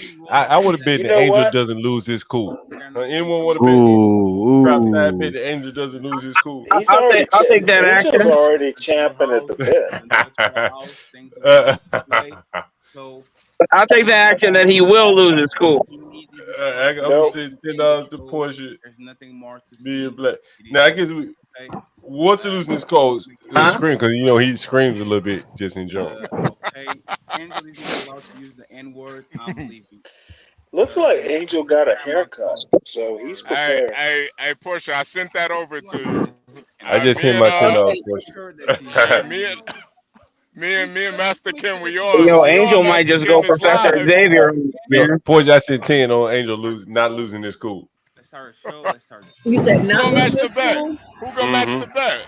Who gonna match the bet? Well, this Me, I idiot's told him gonna give I'll match like the bet. breaks for Angel to collect Okay. himself. Hey, Porsche, I sent Portia, $10 Portia for the Besides pot. I that, got y'all 10 are saying gonna he will lose. lose. I'm getting them. I'm getting them. I got the spreadsheet up and going with the bets. I got HB on the bet, Nas, Master Portia the Kim, pot. Black, John. Now, out of all fairness, whoever wins will donate it to poor. Well, if I win, it will donate it to the house. Yeah, whoever wins, I'm gonna send the total to you guys. Whoever wins. Hey, John, can you believe these guys saying women shouldn't be in men's spaces? Look at Hey, Portia. which one of you niggas would do this shit? Right. Hey, Who nigga gonna be done collect ran that? off with the money. Right. These niggas don't know. That's funny. We shouldn't have women around. You see why we got women around? I might give her a tip too. I might talk to her. Hey, Portia, can you turn it up a little bit? Oh, it's in my mic. I'll turn it up. Do so out of like hatred. But what I realize now is racism is just a form of emotion. It's just the way people get upset and people get emotionally triggered by what they claim is racist or racism, and everything at the end of the day now has some form of racism or racist tag to it. Just look at chocolate, just look at marriage, just look at being on time for work. All these things have some form of label by black people. I told you Angel was going to go Professor Xavier on us. That have actually tried to make theories about it being racist, much like being on time for work is a form of white supremacy. And I just don't think the person who made that video even understands what being on time for work really is. Being on time for work is like an accomplishment that is added to your history of employment of what you be now working look at 111 Fatty. Why do you think He's SpongeBob is always on time for work? He's always persistent. He's gonna lose. Loving to work at the Krusty Krab, and I've had jobs where I was 30 minutes early and actually was allowed to clock in. And I don't think it's white supremacy. It's just anything and everything is like being like picked upon and try to find some form of racism or some form of connection to being racist by the minds of a pro-black liberal. So, Thierry, and you're walking around. That was actually mute good. yourself and tell us, why does racism exist? Oh, it was patently bad. Oh, it does exist. Angel's wrong But with the first part these that it doesn't idiots exist. aren't going to be able to defeat that argument. If it didn't exist, then wouldn't we be allowed to see the N-word, Angel? I have a question for you, Angel. If it didn't exist, wouldn't we be allowed to see the N-word? See, now this He's trying to bait him. Yeah, exactly. His retorts are very, very bad argument. No, you didn't. Be disciplined, Angel. Be disciplined. To add upon your like analogy, the N-word has already been existed for many, many decades by rap artists, and Eminem has used it in his music. Nice. If Over the head. people want to think that's racist, then why did Jackie Chan say in the first Rush Hour? Why did the Latino lady in Fast and the Furious 1 say it in the scene that she did? Like, the N-word, whether it's with an A or R at the end, have been in music and movies for many, many decades. But it's like now, all of a sudden, a sensitive word by those that want to say, it's racist. But racism is only existent in the minds of what we perceive it as. Much like how I could perceive as though someone like King Shenard as slow, but those that want to say I'm slow because of my intellectual intelligence upon what their narrative is, it really makes me no, hell no. It's just I know more, I see more, I like Yes, end it, Angel. Shut up. a normal human being would. And at the end of You don't have to ramble. people just are jealous of my intellectual ability to like know more, see more, hear more, and do more. Even though I am autistic. And CB for the movie. 111. Look at that smile on the fat in the pink shirt. Do you have any reply? His smile disappeared. Yeah, I do have a reply. Reply number 1 is racism always existed. Is like all those times he was mentioning before, people were not that socially conscious, Your so they voice couldn't call it matches out. your But shirt. nowadays we have cancel culture, so we can call it out. So if Angel says the N-word on a bigger platform, he's going to get canceled. So yeah, it does exist because Stanley, this debate is beneath you, sir. Stop it. If the platform allows it, like CT's channel does, then really is the bigger problem. There's no way at the end of it. Is it the host or is it the person that is against the word being said on a bigger platform that would allow it? At the end of it, if CT had 1 million subscribers and I were to say it, it's people's emotional in the chat and outside of that is butthurt by someone like CT or any other channel that would allow the N-word of any variation to be said. And much like black folks got emotional at the Lily Gadesh lady last June of this year, so just about a couple months ago, they got emotional because she used it in a casual way. She didn't say all black marriages. She said all marriages have a broke-ass N-word, but yet just because she used the N-word with an A at the end in a casual formation, that doesn't really make her racist. It's just people's emotions, as I said before, is so butthurt by how people say it. I could Angel, let me ask you a question, Angel. Are you putting the blame and responsibility on Chaotic Truth for allowing it? I believe God has always believed in the form of being able to say what you want to say and freedom of speech, like what the Constitution allows. And God has no form of judgment. Neither He has allowed people, in what I've heard and seen of the Bible, people of different ethnicities and cultures, and people often judge CT because he allows people like me and anyone who's a bit different, like 111 Theory up on his channel. And God has never had no form of judgment. So it's God's fault. That motherfucker's a politician. Nah. Yeah, Angel is cooking Who right fault now. is? God damn, I'm impressed. What was the question? What was the question again? All responsibility it is for, like you said, it's not about the laws, it's not about the space, it's not about if a person allows it on a platform, so it's good to go, right? For example, if a person allowed neo-Nazis to go there and to do the Nazi salute and to say white power and all that, do you think that would be responsibility of who? The person? It will be responsibility of the it's the belief of the rhetoric by the person themselves. Much like how there are those that want to say Nick Fuentes is a white supremacist, which I think is a bunch of horse crap. I don't He's really actually think Nick answering Fuentes very is a white well. supremacist. He's actually more of an American patriot than a lot of the FBA and ADOS creatures on this platform. Do you think white supremacy exists? Nah, hell no. Do you think there's people that believe day and age? Maybe decades ago, or way before I was born, sure. But white supremacy is just an emotion, thing that people feel because they're not the superior ethnic or whatever it would be. So you just don't because believe the majority of the growth of the U.S. that is white folks. That ain't white supremacy. That's just a majority. So you the can have a majority KKK. of, One second, Angel. you can have a majority of something. Angel. 1 second. So the KKK is not real. It was created by the Non Democrat sequitur. Party. The Democrat Party was the one that created white supremacy, but yet they want to label conservative people as white supremacists. Wait, but you said that so white supremacy doesn't exist, and now you're saying that it was created by the Democratic Party. So are you saying that it exists? Well, it doesn't exist in this day and age, is what I'm trying to say. So the KKK doesn't exist on this day and age. Nice.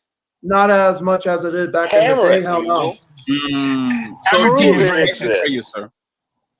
Yeah. Angel came up with a great point about SpongeBob being always on time. How do you reply to that? Is that a form of white supremacy being on time? Is this an idiot with the There's something separate I want to say. First of all, snake Angel, head there's no on? such thing as an N-word pass. It's not universal, and you cannot give it out. If you're black, you cannot give the N-word out. Motherfucker, you're And not number black. two, The fuck are you white talking supremacy does exist. People have been victims of it in real life. I could name Nope. countless. I Nope. could say What's all wrong with their this names. guy's voice? Nope. George Floyd, Breonna Taylor, Trayvon Bullshit. God damn it. Examples of it Keep in mind, this in guy's real life. Muslim, so he's Angel, caping for they do liberals. exist. The neo-Nazis still Well, exist. God damn it, Angel. I'm Like you caping gotta for be liberals, flying but The he's just not a neo-Nazis is good the liberal. liberal thing that is want to be said. And at the end of it, why was George Floyd hop on fentanyl, even though he didn't die from fentanyl? Why did he still have drugs in his body at the time when he got stopped by the police? And the one thing Fentanyl's that I racist. always see about the war between black people versus cops is that black people think it's the cops' fault immediately when they don't even look beyond what the camera shows or like what led up to Holy it. fuck. Like, should I resist an This officer if motherfucker's he like pulled me Glenn over? Lowry If level. if So, I Angel. was like riding my bike and asked to be pulled to the side, should I like ride my Glenn bike and Lowry's, pedal away? Hell no. but You need to You be are right, it's a good Angel. argument. It's a you good need to argument. be Let me ask. compulsive and comply to what an officer says. You Take it cannot over, resist Angel. arrest. You Fucking cannot kick their try asses. and tell an officer that I have the right to Kick plead their the fifth. fucking If asses. you are suspicious of something by an Yes. officer, Keep them he or she silent. has every right to look in your car, look through your compartment, Nice. and if they are suspicious of something, then Bring they up can the amendment. arrest you upon what the law of that state is like. They can't Let me just ask you something. right out arrest me for just Motherfucker, sitting don't in my ask. own Listen. goddamn home and being on the stream. They can't do that like stuff. There has to be a logical reasoning of an officer detaining someone like George Floyd or someone like that Let me ask. Tyler dude who George Zimmerman people say shot and killed even though he was off duty. Angel, let me ask you something, Angel. If the person that tried to kill Donald Trump actually succeeded, fuck that. and he had opioids on his bloodstream when they used to do an autopsy, would you put the blame on the opioid that were on his bloodstream or on the shot that actually Hey, John, took I his got life? you. I What would got you you, do? John. No, this is I blame it on the bullshit. guy who killed the good. What about you, Angel? What the fuck does this have to do with racism? Nothing. It has nothing to do with it. The fuck is this Did he idiot? freeze? Yeah, we lost Angel because there was somebody that is actually slow on the chat called Ashley Weems, and he was an overload. No, you know what? God damn it! This one is He was actually faster this than actually you, is the idiot. truly slow one. If you guys are going to monetize No. Ashley Weems, this is you actually taking advantage of people that need No. help. Okay, so don't do it. Please don't do it. Don't do it. Go ahead, Thierry. You got this while Angel is freezing. He will come back very soon. Go ahead, Like sir. Angel's like denying. He's just playing the denial game. It does exist. I'm racist too, and it does exist. What's wrong Like with his I'm voice? racist as fuck. At least I acknowledge that sounds racism 10. exists. At least I acknowledge the problem. He swallowed a At pink least shirt I do something and then that put it Angel back can. on. Can you elaborate on that, Thierry? Why are you Oh, it's racist as Wicked fuck? World. Hey, Wicked. We're all guilty of racism here. We're all guilty of it. Hey, It what's does up, guys? exist. Everybody perpetuates it. Sometimes it exists in the form of Motherfucker, never anti-blackness. get on a chat with Sometimes in the that form of voice. anti-anything else. It does exist, and we're all guilty of it. AF. Can So, I ask him a question? You're all Motherfucker, Okay, in my a way, fault. you're all Nazi. My No, you fault. go ahead. unless you was gonna ask, how do you Sin beat practice it. racism? Like an Everybody's a example. racist. No, I'm saying, but how do you practice it in your everyday life? No, Can you not tell us the last everyone's a time you did racist. some racist things? Oh yeah, I said the Even N if word you on made a good Ashton point, I James. can't take this guy serious. James. Take I this said the N motherfucker word down, on Angel. Chaotic Truth. He let me say it. He gave me the pass. That was kind of sketchy of him Oh, to give me the And pass. oh, that's it's not like, racist to take a These pass. guys give you a One pass. mic, one Holy mic. There's a cow. counter there. So you telling me that Chaotic True gave you a pass and it was kind of sketchy?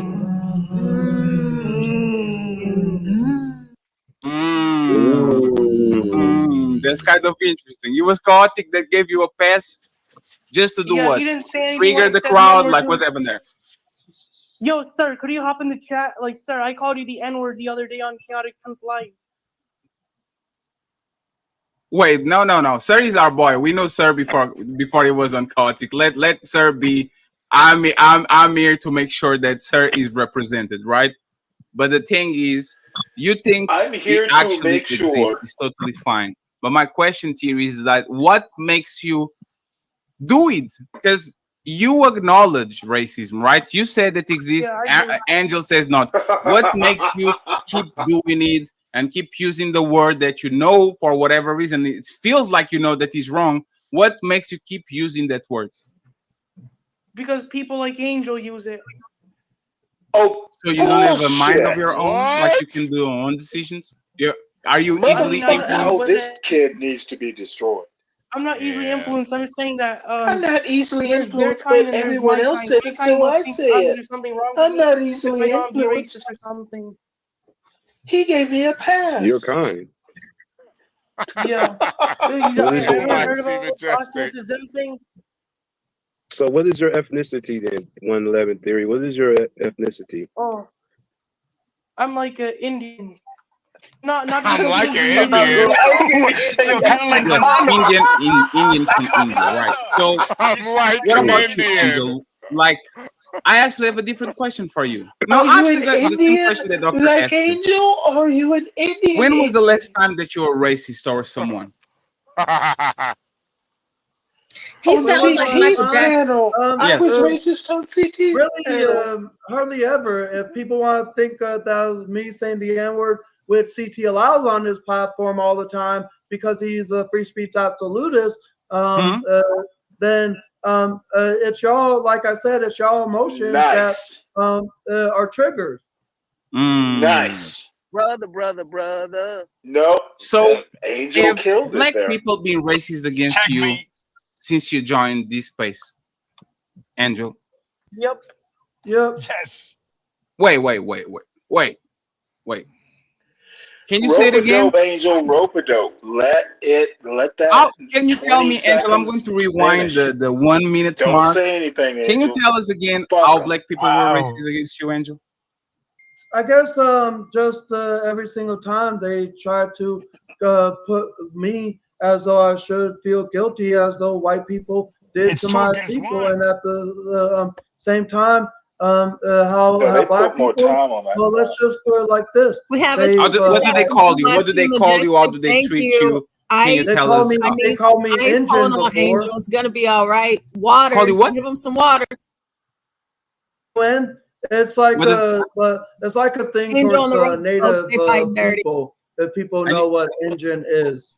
And you think that's racist? That freeze bomb. Oh yeah, but I don't really look at people as that.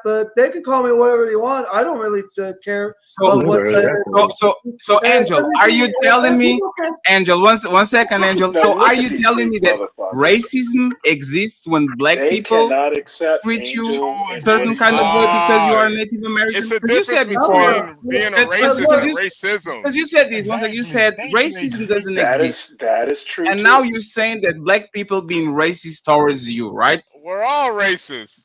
How does that happen? How can be black people racist against you being a native, but you can be racist and nobody can be racist towards black people? There's prejudice, but there's not racism. Can I like answer your question, please? Oh yeah, I'll give you 1 minute. Go ahead, sir. You got this. Yes. Look, take control.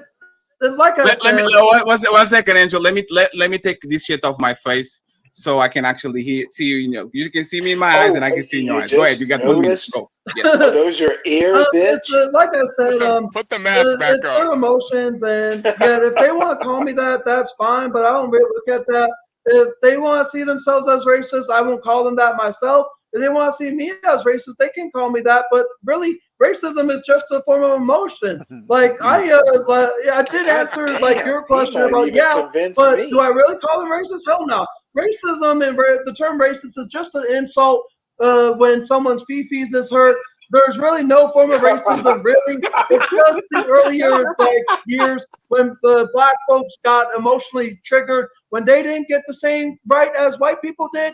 It was riots, picketing, black supremacy, the whole fist bump from the Olympics. I think in the 1960s, they were trying to look for the same goddamn power, but I think nowadays black folks are looking for too much power. Over this and they're doing everything to find against white folks as racist at any step of the way. No, Beautiful, Angel. You have anything to say and to reply to Mr. Angel? By the way, Angel Cash App is scrolling down there. He's on his name. If you want to support him, so we can actually finance the war against racist behavior towards the Native Americans, please go ahead and Cash App Angel's Army. The Native Americans need help because black people are being racist towards them, even though racism doesn't exist. Let me put my mask on again.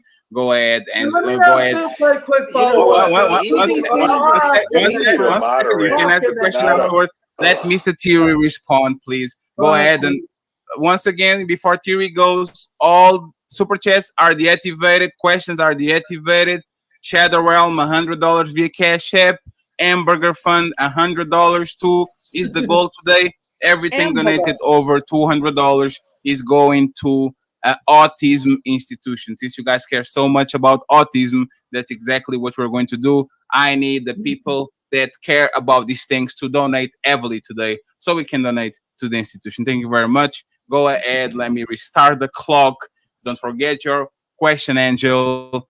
Mr. Thierry, you are good to go. We are 30 minutes in. No, sorry, 30 minutes to go. So go ahead, Mr. Thierry. You can reply. Oh, Angel, you just, first of all, the Second Amendment does not protect usage of the N-word. And second of all, Angel, you just proved my point. You said people were being racist. Who said the to you. Second Amendment? Hands down, won the debate. No kizzy, no cap. The Indian fuck is versus this? Indian. You pedo. Did I ever see it as racist? Hell no. Did I ever call it racist? Hell no. But if we want to compare apples to apples, where black folks saying the N-word is racist, I could say Indian is just as racist in the same context. Oh, so you admit it. So but yeah, I don't think it exists in any this guy in the pink shirt is not good. But people think racism is this, then why can't black people be racist? Why can't black folks be racist? Because One second. Let's do this, okay? Debating.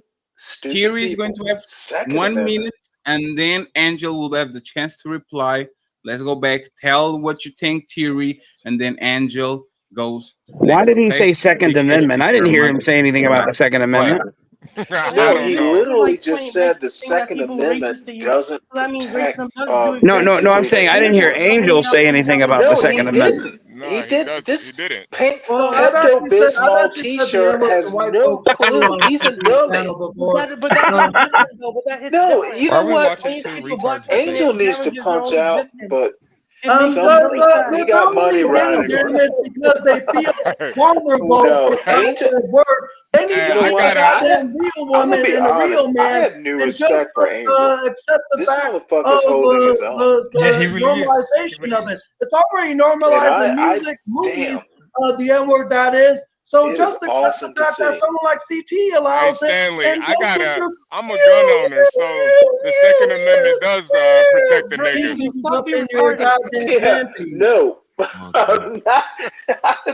I think we meant like the use of the word. The Second Amendment. Annoying. Now, you can kill a motherfucker for what he says. acting like a fucking He's idiot gonna right now, say you it. idiot. He's gonna say it. So let's. Damn, did I just lose Hey, my John, bet? John, that's $10, Angel, John. take a deep breath, Angel. Angel. Don't By the way, the mock him, shadow realm is Angel. available. No gloves off Keep it for 20 composed. minutes. Keep So it Damn, Angel just composed. lost me guys my $10. He's want to fast. push it John, on that's this $10. further, This. you know, to the Team He Fatty, just Team passed Fatty. out, Angel, man. No don't Team mock. Fatty tonight. Don't mock him. right now.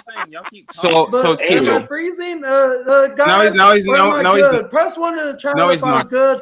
Press 2 No, he's if not. I'm frozen. No, God no, damn you're it. not. If you're Someone get frozen, in I'm that going to Because I tell see you. one. No, picture everything spinning. is Angel's okay. taking over the whole Everything show. is He's okay. controlling the chat too. Everything is okay. Everything is fine. So, question for you, Mr. Theory, right? Yep. How can you have the Mr. moral Theory. high ground when you engage on the same behavior But that Angel does? I think you meant the First Amendment. If the First Amendment doesn't allow it as you say, then where does it say that it's not allowed in the First Amendment for the that freedom of shit. speech? Because I just Angel, think people want to pick and select those words as though they think it should be stricken from the lexicon. I love the Fifth Amendment. That's my amendment. Angel, can you hear us? Angel. I think people just want to pick Angel, stop it, man. That was funny. Angel, can you hear us? Angel.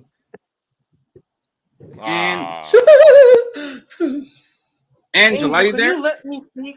Hey, bring that poll back up. Bring the like y'all dumb motherfuckers. I'm going to keep Angel off the studio so Angel can come back because I think he can't hear nobody.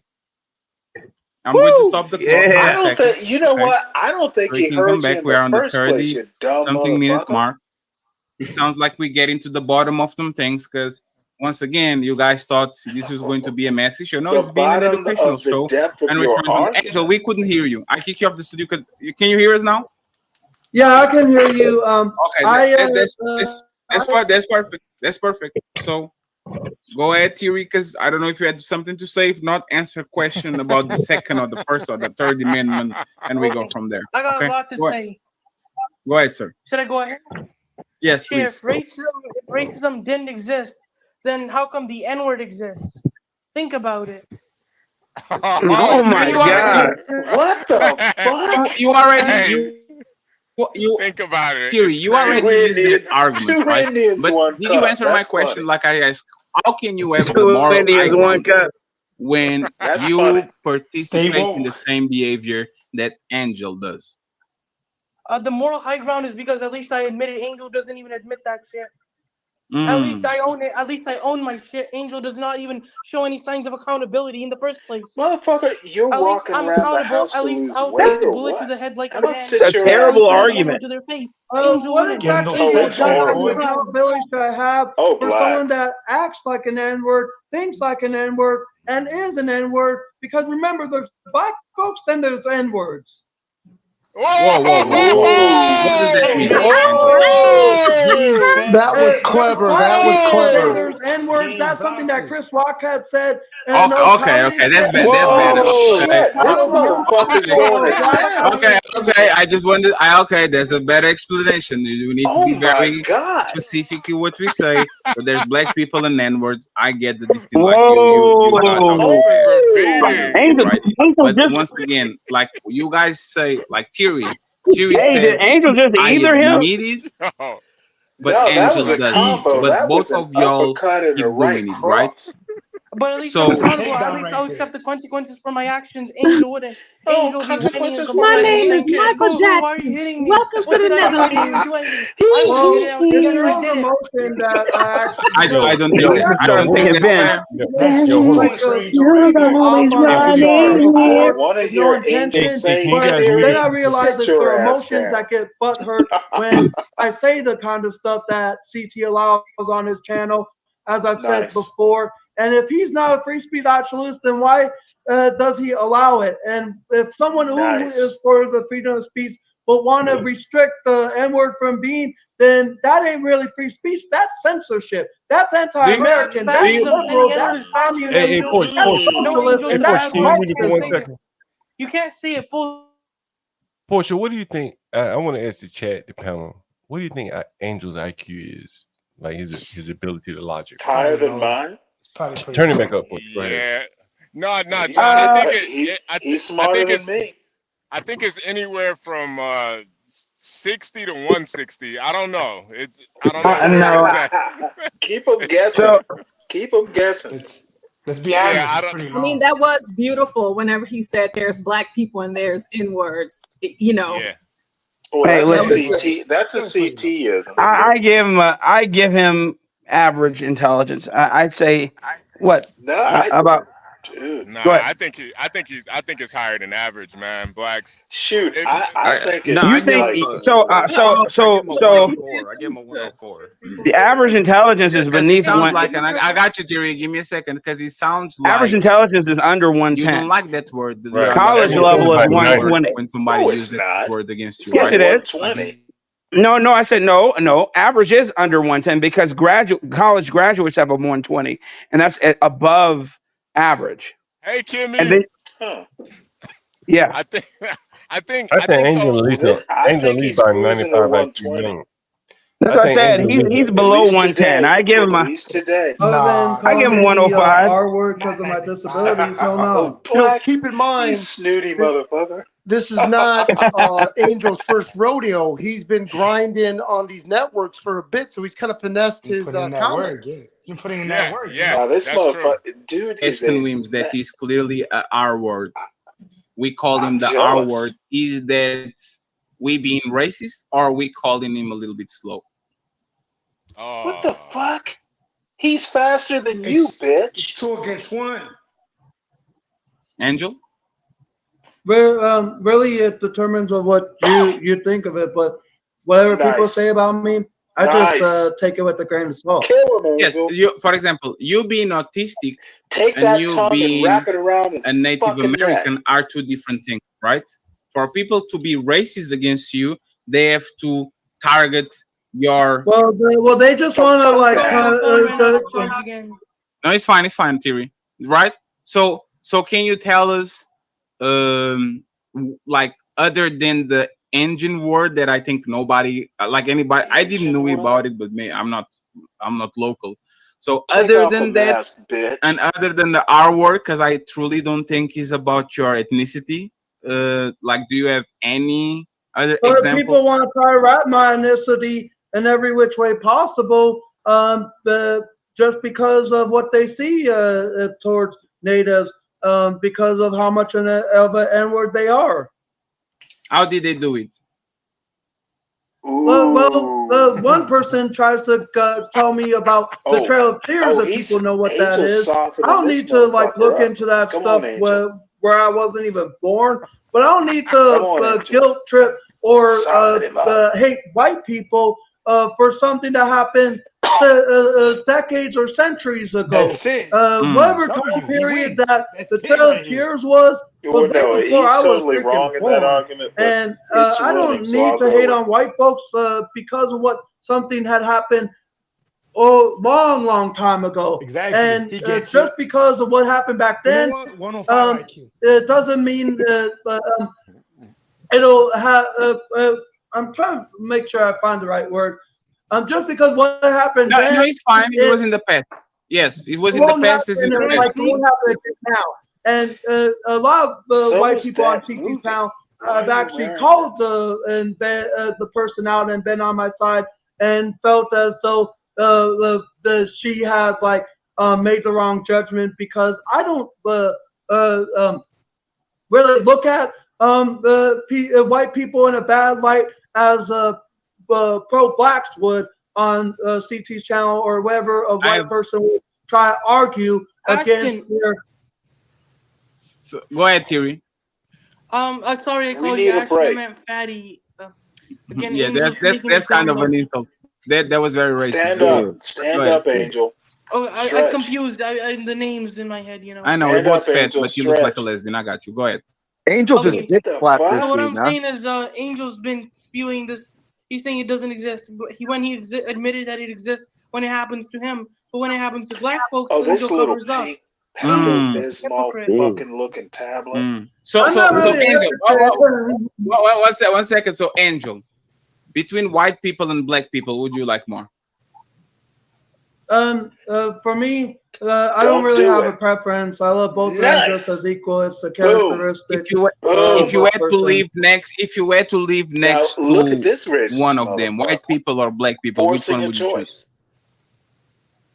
Whoever is more friendly and respectful. Nice. Which one of them usually? That nigga Angel IQ by 90 for sure. Not gonna lie, I don't really have a preference. I don't know really what this question has to do. If I chose John, Angel's an idiot savant. He's good debating people. He's not a goddamn idiot but it savant. sounds like you don't. He's Like it sounds like you go to a certain line, and then like idiot doesn't savant have thing is lines, right? He goes bullshit. all the way Idiot through savants until don't the get end of it. right You kind of answers seem like you this go very long. close to the line, but when you You're feel right, like Stanley, there you're might right. be some, just be honest, it's fine. Which one would you prefer? Would you rather? The motherfucker. I would prefer living in a white neighborhood over a black neighborhood. That's Okay. destructive itself. Thank you very much, sir. Call coming in. Damn. Hold on. We got a call.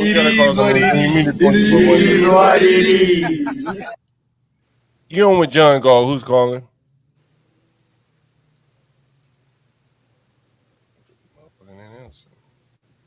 It's me, John. You on with John Gall? Who's calling? He hung up. Go ahead and play it for you. Sorry about Would you like Indians don't even like themselves. But since you admitted, you said yes, I at least admitted, right? If like which one do you like more? Which one would you rather live next to? Which one do you think are nicer, black people or white people? Shit. I think damn, this is gonna be a conflict of interest, but I gotta say black people because Oh Jesus Christ! You just fucking lost the argument. They're not as God damn it! What an they're not idiot! as gatekeeping as white people. Gatekeeping. How are white people gatekeeping? So when was the last? Don't let it go. So when was the last time you Angel. were racist against a white person, Theory? Oh, I don't even remember. Maybe never. What about you, Angel? When was the last time you were racist against a white person?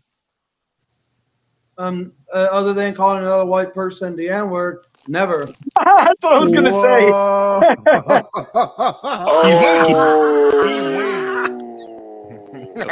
You're all you can't make this up. His point. Interesting. I love that. So, HB, you were right, man. Angel call anything. Angel literally can't be racist. He can't be racist. He treats everyone the same. He calls everyone the N-word. Don't do that. I need to see a little bit of fun from Theory. I bet Angel be calling in. My question is once again, why shouldn't people that are not black using the N-word? Angel says is fine. Theory says he's not. And once black people stop using it, then maybe I'll stop using it. But why should they use it? Anyway? Angel. Have you ever saw a black person say the N-word to each other with the R-E-R, other than the chaotic show? Like random black people walking around. What's up, my knee? Like with the R-E-R, did you see him that word? I've actually, wait. Let me answer TeamFatty's question. I've actually, when riding my bike. Nice, motherfucker. Take it down one at a time. Actually say it to each other in the form of argument. I remember biking one day. I think it was like 6 or 7 months ago. And I was like going in for a job interview, and then a black man and a black woman were both arguably towards each other. And I just want to tell the black woman, I almost was going to, but I just continued biking on my way past them. So you saw it once. So you, but like, get rid of him. He ain't worth it because it sounds like you saw it. Towards Angel, her, but, you guys both of them were saying the N-word with a towards each other. So you saw it once. You know what? This motherfucker needs to go. I saw it a few times in the last year here in Arizona. We're taking bets on who do you got? Do you got Angel? Do you have Theory? And right now, I'm Kai's in the bet lead. on He has the Theory highest now. bet. I was gonna So say, I'm you're putting sending them to put my 10, Cash App? 10 on Angel. I'll put 10 on Angel right quick. Okay, 10 on Angel. Okay, I'll add you. Okay. So I've seen Chaotic use it. Chaotic Truth use it. other than Chaotic, do you see anybody use it? I've seen Uncle Ruckus. Yes, but that's because his name is Uncle Oh, Ruckus. mother. Yes, but like any Uncle regular person on the Ruckus. day-to-day You saying probably the didn't even RDR. understand the cartoon. Oh, there's one of my neighbors who was angry at his wife. Another story of the neighbor being angry at his, like, this is a lot of couples calling in the RDR to each other. Let me ask you something, right, to both of you. Do you say these words in public? Because I know that I thought Thierry never said it. I know Angel says it because I have a video of him saying blatantly multiple times. This is actually got banned on my show because I don't allow that, right? Especially the RDR, I think is actually provocation and he's extremely racist since Angel kind of like didn't like the engine thing. And Thierry sounds like somebody got mad at him or they were saying something to him and Thierry decided to use the word to, right? Do you guys say this in public, in the middle or next to black people? If they're being racist to me, I know the word is There's a a weapon difference coming from from my online versus public. No, correct, Angel, let me Even though speak. online is public information. I know when I say the word. One mic. Let's go first. May I continue, Fatty? Go ahead, and then Thierry, and then Angel got next. Go ahead, you got this. See, when I use that word, I know it's a weapon, and I use the ammunition just in case. Like I have it as a, it's a bargaining chip. Like if someone wants to be racist to me, I say I have power over you. The N word actually gives me power over people, and I know my words have power. I misuse it when someone abuses their power on me. When someone calls me a curry head, I call them the N word back in return. You know what's funny? I think that's actually fair. If people are racist to you, you can be racist to them. But my question was not the question. That is a bad argument. Do you use that in real life, not on this internet, not on these computers, on I did use it in real life. I did use it at school in real life, and I got beat up for it because Stanley, when he comes out of this, he's the one I wanted to debate after CT Then did. they beat me up. So, dude, I know. was Trust me, kicked he's out of the stupid as school. hell, dude. Black, so you gonna tell me to shut up? No, I said when he gets out of this, you can excoriate him personally for the terrible argument. And on the internet, he happens the same way. Like they attacked your ethnicity before, and then you attack back, or you just said it because. Many times No, I'm not saying. I'm not saying Angel's making terrible arguments. I'm saying that how to answer the other people's terrible arguments. When you were saying that on somebody's chat, why would you say the N word with the RDR? Because it got to my attention that you were saying that. And then I got some print screens and all that. Like, so dude, what happened there? What happened there for you to say that? Again. No, it's fine, Angel. It's fine, Angel. Why did you say that yesterday, Thierry, on the chat? So what happened was people were in my private chat trolling me, calling me the N-word, like the Indian N-word. They called me a sand N-word, and they called me a curry head. So I called them the regular N-word. And then they got mad at me because I said it in public. I've never heard curry head. That's nice. He was like, Blacks, you never heard of a curry nigger? This guy was basically. No, I've never heard curry head. I've heard sand nigger, curry nigger. I've never heard curry head. Did you say curry head? You only use it as retaliation. You never use it first. I never used racism first. I used it as retaliation. No, that's the worst way to use racism. I like them as long as they like me. Mutual respect is a two-way street. If I'm getting some, I'll be giving some. If I'm not getting any, then I'm not giving any. Look at that's terrible. What about you, Angel? That's Do a you terrible like That's a terrible way to phrase it. Yeah, CT's not gonna help us. That love and respect me. Who's that fool? There's actually more like conservative black folks that love and pull your hat me down, than boy. the pro-black liberals that don't. And at the end of it, you just need to go with who loves you, and it's people like Nina Jongo and CT that are all black folks. Shout out. I see them as. Some people will say that they are not black, but hell, Kamal Harris ain't black. people can open Who's that John up for Goals? debate. But she ain't black based upon her own like lineage. Where is her Indian Africanism of any sort? None. She's been claiming Indian for her entire life, but now people are thinking now, and she Kamala herself is trying to claim black just to get the black vote, and it's identity politics at the end of the day of what she is like claiming, and people are falling for. What about saying the N We word? know why you disagree. Do you do it regularly, or you only do it on chaotic shit? I keep that kind of stuff on the channels that allow it. On what about on this? What about on no?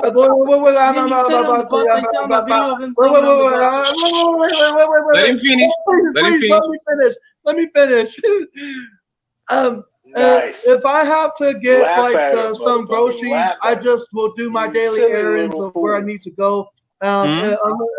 Even if someone tries to argue with me when I never even said anything to him or her, either I'll just walk on my merry way, and if he or she tries to hurt me, obviously there will be a lot of people in that grocery store that will call the cops if need to be, if a fight tries to break out for no reason. So if I'm just doing my casual thing of getting my groceries at, let's say, Fry's, and I'm just mind my business, then never really buy fries from the grocery store. They're always characteristics inside a grocery store that is a bigger problem. Like how there are some black folks that will cause the destruction, more so like the criminals that will rob a Fry's grocery store or loot a Gucci or Louis Vuitton kind of place that will try and disrupt the place of business, that will make it unsafe for others. And yet I will just do my own thing without any worrisome of saying anything like the N-word to black folk. So you don't say it in public. You don't say the N-word in public. Okay, so on a bus. 1 second. I have two things to ask you, right? Did you saw the white N-words on the United Kingdom looting and pillaging last weekend? You didn't saw? No, I haven't seen or heard about that. You didn't see the white chaotic didn't cover that on this channel? It wasn't covered on John Galt, but if it was, no. So I'm asking if chaotic didn't cover the white N-words. No, CT never covered that. He didn't. Okay. He only No. That's interesting, right? But for the most part, he only covers American politics. He will cover some things outside of country, but he didn't cover the thing that you mentioned in the UK. Motherfuckers, okay, so it's kind of convenient. I just want to make sure that. But what do you think about the white N-words on the United Kingdom, pillaging and killing and not killing, pillaging and targeting people of color and all that? How do you feel about that? Feel about what? The UK news. No way. You are not aware, right? And I don't want to put you on the spot, Angela. You don't know about that, right? We have a cash out from NYC Majestic. Stanley, please debate Fatty. I want to see the extent of his patience. Break him, Stanley. You know what? Break him. You know what? You actually should, because you have a show on this network. I think you guys should do a show together about the white N-words actually doing what they did on the weekend. But let me ask you a question, right? One second, Angela. Let me ask you a question, Angela. Let me put my mask on real quick. So, Angela, if I gave you $500, would you go on a playground with black people playing basketball and say, "What's up, my nigger"? Would you say that? If I gave you $500, you have to. One second. You have to record it. You are going to put the tripod down. Stupid hypothetical. You are going to get into the middle of all these African Americans and all these black people. You're going to say, always "What's up, my nigger?" And as soon as you do it, I'll give you $500. Dude. Are you the thing okay is, Angel with needs that? to answer saying, "Hey, I don't know him, so I wouldn't say that." Angel's laughing at this fool. Even if I say Why don't you want to do it? Let me take the message. It is struggle logic. These motherfuckers are matter? doing struggle Because logic. the thing about it is that's outside of YouTube. I keep it where it belongs. I keep that kind of stuff with where it belongs. So this is kind of like where motherfucker is chewing gum and kicking their asses. See, this is like where this whole thing comes about, because I'm smiling because I know where you're going with this kind of question, Fatty. And Angel, See, Angel's been around us too much. He knows how to deal with these wimps, is like dude. asking if someone told me CT to jump off the bridge. The thing about it is that's not even a fair and balanced question. You're trying to base it on a totally different intelligence. Because there's a difference from offline versus online. When you're offline, you're taking care of your own personal business, like getting the groceries, going to your work, running your errands, checking the car, changing your oil, or changing. I'm adopting Angel. PP break. Essentially, the things that we do in our own personal time I got you. is our personal business. What we do on YouTube, like what I do on CT's panel, is that the stuff is kept. I don't take that to any other channel. For God's come sake. on, keep punching. No, we got you. Us to say what we want to say. That doesn't mean it's the equivalent of telling someone to jump off a bridge. We got you, Angel. We got you. We got Angel. We got you. Keep fucking them up. Angel. We got you. So you are telling me that you are a coward, right? Well, that's what you think of me. No. Listen carefully. You only believe in free speech absolutism on the internet, but as soon as you actually get on the real world and you get outside, you don't have the balls to actually mean what you say and say what you mean. But I don't have to say something outside versus online that is allowed. That's not Portia, post the Cash App in the chat real quick. I want to test your morals and if you have balls or not. I will pay you for you to exercise your free speech rights. I will give you actually $1,000. Let's not make 500. Let's make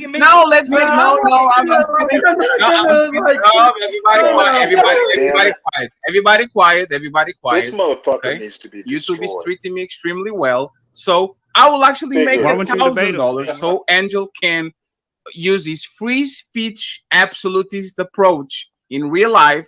He might not even be a basketball court. Let's go with the black barber shop. Okay, Angel? You are going to go there. You are going to sit on the chair. You are going to say this, Angel. I want a fade.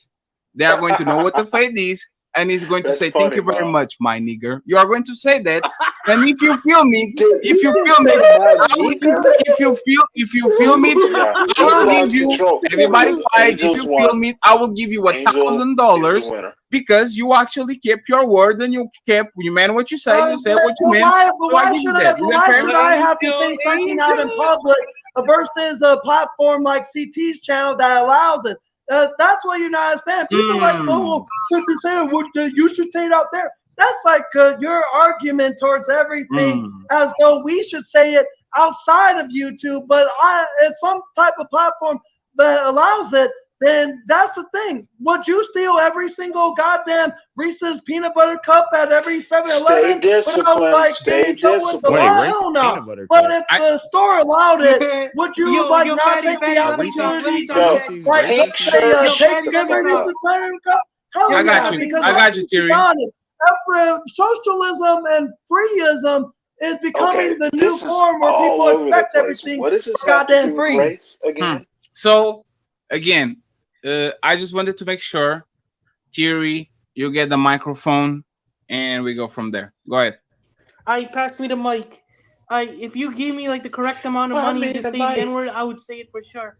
Heck, if you told me to say do much more than the N-word, I would do that too. How much harm do you want done to the person? I'll risk my own life with the amount of money. Theory's out here sounding like a whore right now. Please, so you want the offer to risk your life. How much money is you talking? How much money is you talking? For you, because I never saw you saying the word without people being racist to you first. Isn't that No, your moral? Isn't that your money, moral of the story? I don't care about the moral. If someone's offering me money in some instances, and I'm desperate for money, yes, I'll do anything. I'll get rich or die. Hold on, a theory, bro. So if I gave you $5,000 to shove a dildo up your ass, would you do it? No, but if you give me $10,000 to call someone the N-word, what if I gave you $10,000 to shove a dildo up your ass? Mute. Nope, I'm not like that. But if you were telling me to shove it up someone else's ass, I will. What about 30,000? Would you use your fingers? Why would I do that to myself? No. For money, you said get rich or die trying, right? No, I don't want it coming out of my mouth. Why the fuck would I do that? Yeah, you don't have to feel me. You don't have to. You don't have to feel me. You just have to do it. Wow. No, I'll actually say the N-word to someone's face if you cash at me 30 grand right now. What about 50, what about 50 grand to lick a deal? Now, actually, what about $500 to lick a dildo on camera? That's where she's drawing No, I'm not doing that, bro. What the fuck? Yeah, $1,000 to set. Yeah, this is. They need to end this. I thought money. Right now. I thought money talks. Like all of a sudden, you see what I'm talking about? I actually, both of you are funny in your own way. You see that rich or die trying, but you are only willing to degrade other people, right? You are not willing to degrade yourself for that amount of money, which is kind of funny, right? If you're going to degrade somebody for money, you should degrade yourself. You shouldn't be degrading other people just for the sake of it, which is not funny. And you are laughing, not funny at all. And Mr. Angel is a free speech absolutist until he goes outside of his door. As soon as he goes outside of his door, now he knows the rules and regulations of society, and he doesn't say nothing to offend people because he knows his face is going to be smashed. So I'm going to ask this question to both of you. We have 5 minutes to go. If somebody activates the Shadow Realm, $100, we have more 20 minutes of no old bar. But if not, the debate finishes in 5 minutes. We're not going to stay for the 2 hours. It's a 1 hour show. My question to both of y'all is, are you too comfortable around black people? Yeah, I'm too comfortable. Shit. I'm too comfortable because I exist amongst them. I'm like the imposter among them.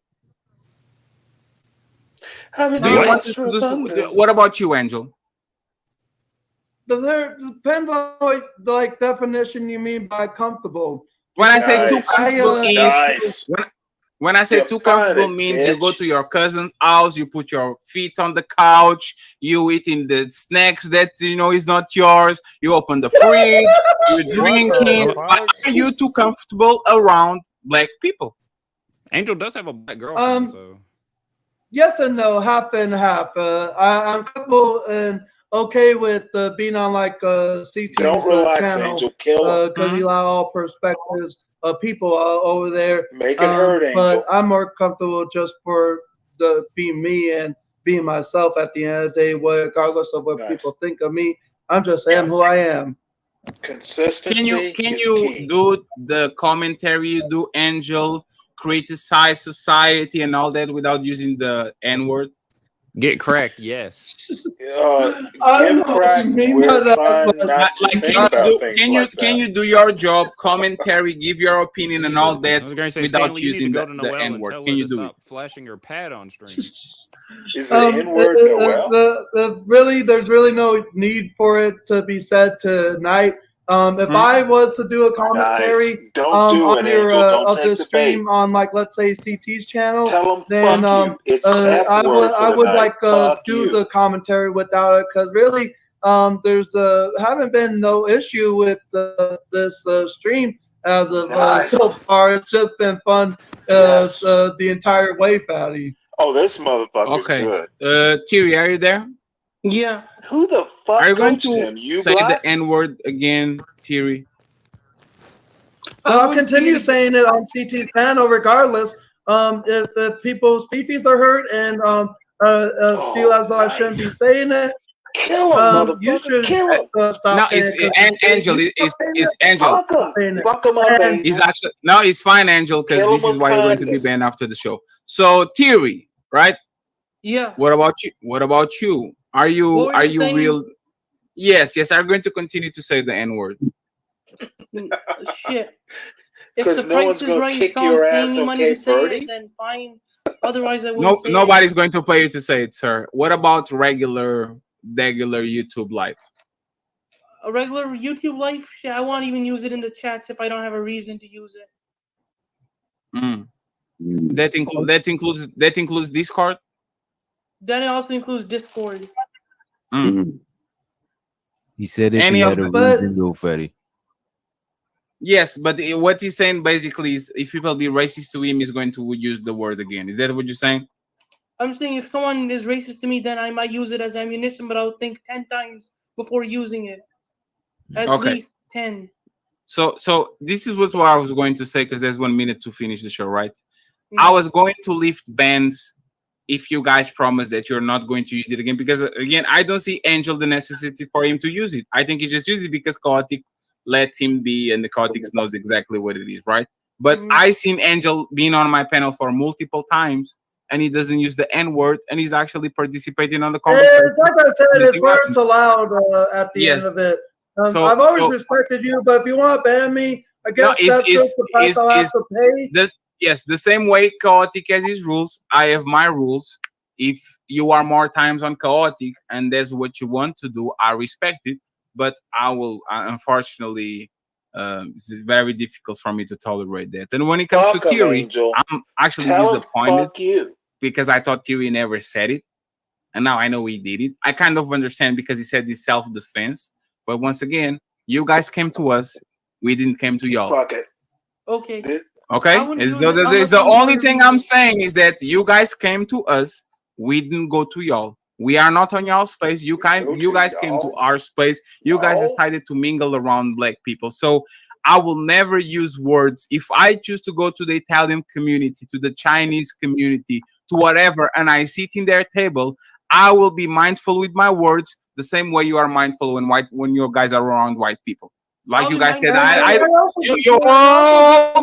whoa, 1 second. It sounds like y'all never, you literally said I was never racist against white people. So it sounds like you actually kind of mind your words when you are around them. So what I'm asking you, no matter if you guys are banned or not, what I would ask you is if you are on a black space, mind your words around black people, because you sit in our table is not the other way around. Porsche, can you pause for 1 second? My moderator, if they want to ask a question or some questions, I want Angel. These niggas got black Twitter, black spaces, but no black jobs. Isn't that interesting? No black jobs. That doesn't exist, but they got black spaces, black Twitter, all that. Go right ahead, Porsche.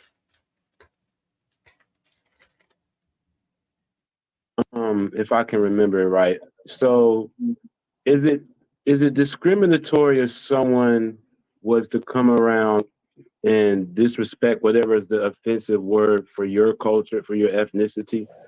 Would it be bothersome part for of you? Stop asking me It'll be dumb bothersome questions. for me to a Can't level these that I would people call that not person their version of their slur. Yeah, it will be troublesome for me. What do you mean, you people? Do you think it's normalized to use the N-word now than it is Reminds me of offensively? John Galt. I think it's normalized. Taxi, The punishments are not that severe either. Say that again. The punishments are not even that severe like they used to be because now people are getting active in the streets. Because people from other races are getting active. That's why people think 10 times before handing out a punishment for saying the N-word. Back in the old days, if you said the N-word, like in the early 2000s, you would get punished really badly. So you say black people getting soft? Low key, they getting soft because they will let anyone slide with anything. Like they gotta stop being so welcoming. They gotta start gatekeeping, and that starts with Angel and me. That starts with kicking both me and Angel out. Oh, I see. No. What did you say? Nah. It starts with kicking both me and Angel out. You gotta start gatekeeping more. Theory, shut your dumb ass up. This is Sparta!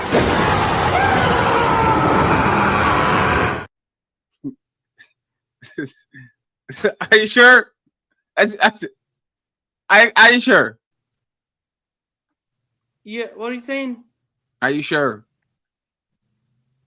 Yeah, I'm sure. Yeah, I don't like the ending of this shit. This motherfucker's an idiot. Hey, man. Well, he did say his intent was Can to I be answer racist. your questions, Ray? I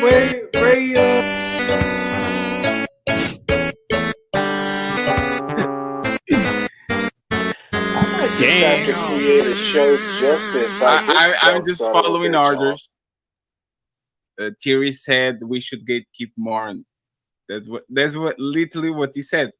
So Literally let me actually take my helmet off because this is hilarious. So But you know the thing though, Fatty? Huh? I always thought Chaotic Truth was very funny, right? Hmm. But this here could actually be the dark side to Chaotic Truth. You know what I'm saying? And thank you very much, sir, for the super. I appreciate you. The dark side. We are $17 in on the $100 fund. So I'm going to tell the winner of this debate before we actually leave them alone, and I'm going to bring them up for a second because, like, you guys need to actually understand what's going on here, right? So Thierry says that you are becoming soft and we should kick you out, right? And I will comply to that theory. You are banned from my show from now on, right? Yes. And when it comes to Angel doesn't want to give commentary without doing the N-word, which is something that he could do, but he's choosing not to do because Chaotic allow him. So he's banned of my show too. But I'm going to tell you actually who won this debate. Angel lost the debate. It's not that Thierry won. Angel lost the debate. Thierry is the winner of the debate. One motherfucker kidding me. No, Thierry won the debate. Let me tell you why Thierry won. Because Angel defeated himself. Angel said, I'm a liberal in Angel. There's no racism. And then when I asked him, Angel, did that black people was racist towards you? He said, yes. This motherfucker is weak. Yes, he said, yes, they were racist towards me. Which is a contradiction. If there's no racism, black people can be racist against you, which is literally the worst thing you can say. Right? There's the first one. Like you literally said, I can be racist. Like people are snowflakes on their fifis, and then you turn around and says, yes, they were racist against me. So you actually, you understand racism when he's up against you, right? And the second part where Angel, in my opinion, lost the debate was the free speech absolutist shit. He said, I'm a free speech absolutist. I believe that we can say whatever you want. And then I said, okay, Angel, so go outside and do what you do on the internet. He says, nah. I only do it on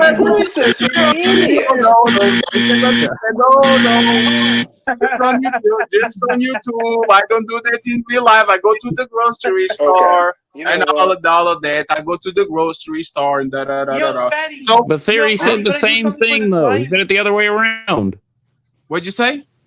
So is his argument that is his argument that Angel lost? So basically he's saying I say goodbye to you now, Thierry. I see you on other people's panels that allow you there. Thank you very much for being here. Congratulations on the Angel doesn't walk outside his but you know what? I am joking. Talking about you can joke to each other. This is Sparta! This motherfucker doesn't live in America. So now we're going to see how Thierry behaves. You just not figured that out. Thank you very much for being here. And Angel, you know what? Like any final words before we meet? I sometimes go to Chaotic. I'm probably going to see you there, right? So and thank you very much to my mom for actually regulating the chat. Any final words? But being a free speech absolutist doesn't mean having to say it in public. Where does it say that? Yes, yes, God damn it! Hold on. So again, you pick and choose where to be a free speech absolutist, right? No, I get excited when people get complicated. So why are you not a free speech absolutist on the street? To idiots. I don't have to.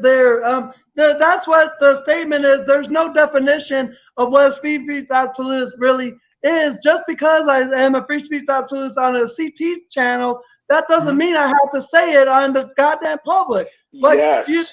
Do you understand where I'm coming from? He doesn't Probably understand not. what free means. But at the end of it, I feel like I won, and people say I got cooked. It's just their pro-blackness and stupidity of their ignorance at the end of it that feels like I lost, but this is Sparta! Angel handedly won that debate. Oh, this motherfucker! Thank you very much, Angels, for those beautiful Angel words. is elite. I did the show to prove a point. Because people were expecting this to become a messy $700 show where everybody sends The dude in the pink shirt couldn't articulate his point. I'm going to say one. Angel very well articulated his point. So I don't understand what he's talking about. No, this they motherfucker function wanted well. it to They are be not messy. dumb people. They're actually Not gonna lie, I pretty. think this If you probably actually rigged pay from the attention beginning. to them, they are pretty sharp. So that's the first one. I don't want not even Thierry and Angela. I want them to be judged by their words. If they are nice to And people, this show be is nice to going them. on If way you're too shitty to long. people, people Just need to end be it, shitty bitch. right back. The second thing that I wanted to actually show is that they just say it because of chaotic, to be honest. That's the reality, respectfully. Angel is not a trill individual. I knew this was about chaotic. Angel is not going to go on the street and say it because Angel knows the consequences of going outside and saying that word. He knows he's going to get his face caved in. And Okay, this is over. This is done. Once again, This is retarded. Yeah, this is done. Somebody new to this space. This is done. I think. Yeah, there's no more to see here. But if he keeps thinking He's this not shit gonna is tell a the joke and he truth. keeps thinking this shit is funny, there's nothing we can do about it. This is like beta mailed. So I just want to make sure we point this out. I just want to make sure I that the need to people make that sure were with eager my tongue to make a hanging out review saying, that I "Oh my need to God, point I this look out at them with taking my advantage tongue. of da da da da da." I respectfully, these two being on this space, walking around, going to other people's panels, it's stupid. They know exactly what they're doing. Okay. I just wanted to make sure that they had the time, 1 hour to explain to the people how do they think, how do they feel. It was kind of a debate, but it kind of wasn't because, in my opinion, they are both on the same side. I just think Angel is more abrasive and more bold with it. So, see my tongue swing. Once again, this show made $27. This show made $27. Okay. Dang, that's it. So I'm going to, in name of Robbie and Cellulite, I'm going to donate $27 to he means Autism over the Speaks. 200. Okay, $27. Gigantic amount, a tremendous amount of money because I care that much. Okay, and if you care that much, stop using your own kids to YouTube fights and YouTube wars. That will be awesome too. Okay, so respectfully to everyone involved, I will do whatever the fuck I want. You guys should do the same. And no, don't worry, sir. It was a joke. I'm not sending the $10. It was a joke. I'm not donating at all. I already donated 200, 300, whatever the amount was. If somebody has to donate, it has to be Israel Mills and Ashton Weems. They got money for kicking out there along. The same people that allow people to talk about other people, kids, autism, and all that shit, my little Mike and all that, were the same people that were rewarded and got money. So if anyone needs to be pushed to donate to these autism associations, is the people that actually got the money from Robbie and Cellulite. I will again close this panel. I truly appreciate you. 1 hour and 30. This is the best I got for you today. We have a serious debate on Friday. Okay. We have a serious debate on Friday. Tomorrow, probably going to give you a complete show. My brother, DJ Wish Doctor and Ray Midnight. Happy birthday, happy birthday, happy birthday, happy birthday. The birthday week. Tell us when is going to be your party so I can send everybody there. And I'm going to read the 4 memberships, the 4 members. Is this video still up? Ali, and Moxie. All right, there we go. There we go. Angel, man, congratulations. The man of the hour, Angel. We got your cash up here, Angel. Angel, we got your cash up, much Angel. respect. Man, we thank were you rooting over again here for so you, Angel. much. Congratulations, Angel, man. You mopped the floor with him. How does it feel? It feels like a good thing, but I don't want to like feel as though it was an accomplishment, but it actually like Motherfucker, it felt was an pretty good. accomplishment. You kept your temper. You did, Yeah. dude. I'd have lost it.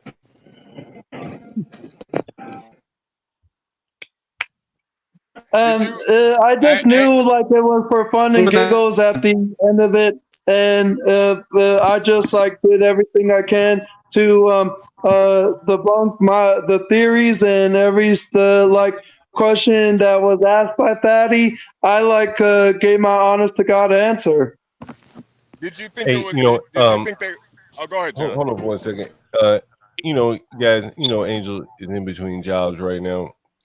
His Cash App is on the banner. Hit the Cash App for Angel right now. He just went over there and showed you know, his Motherfucker, you're gonna extreme get some intelligence. money from me. That's for damn sure. My man, Angel. Go to Angel. Angel, when I saw you on CT's show when you hosted that show, it really opened my eyes. I said, "Damn." You know, like, you know, I'd already seen something, but like I kept comparing you to Kamala Harris. I said, "Damn, like I've never seen Joe or Kamala handle 8 hours of back and forth questioning from a hostile audience." And again, you showed it again here, man. Like my hat's off to you, bro. My hat's off to you, bro. My man, Angel, my man. Go ahead, you guys. Yeah, no, Angel. Did you think that it was? Did you think that it was kind of that Fatty was a little biased, or do you think he was fair? I kind of felt like as though he was. He didn't even ask the the exact same question to 111 Theory about if he would like say the N word in public because it just felt like Fatty more so asked that to me in the way he did because of where I stand as a free speech absolutist on like CT's panel or over here. But it also feels as though like he was trying to challenge me and well, since you're a free speech activist, you should go say it on the street. There's really no definition that tells that or says that if you're a free speech absolutist, you have to say it out in the open. But CT even said like I could say it with the bullhorn outside my window, and the most people wouldn't give a care. But that's besides the point. The point was the fact that because I expressed my freedom of speech on CT's panel, the stuff that he allows, people often try to challenge, oh, he wouldn't say it there. And I don't have to. I don't really have to. You know, Angel, a thought just came to my mind, honestly. This is a thought. Angel, there are a lot of like conservative organizations, like one that just came off the top of my head is like Black Rifle Coffee.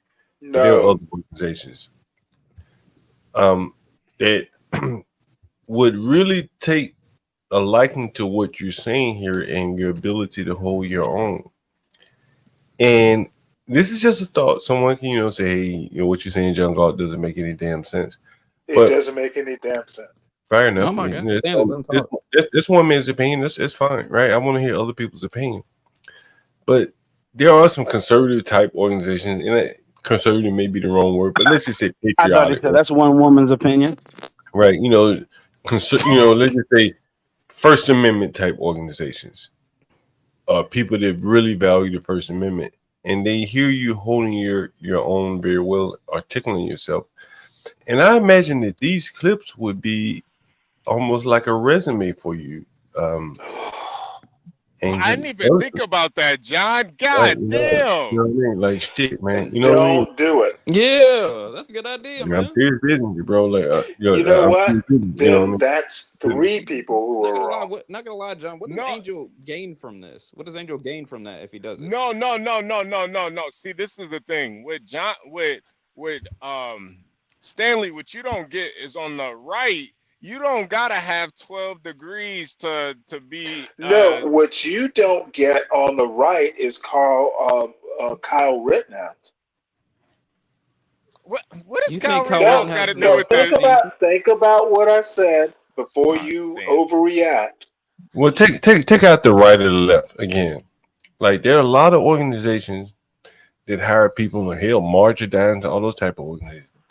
Angel has much higher intelligence. Angel, we were on here watching you debating what your intelligence was, and if you to go back through the chat, people like 160, 130, 120, you know, and there are a lot of organizations. Forget about political bent that want to help people with autism or whatever the case may be.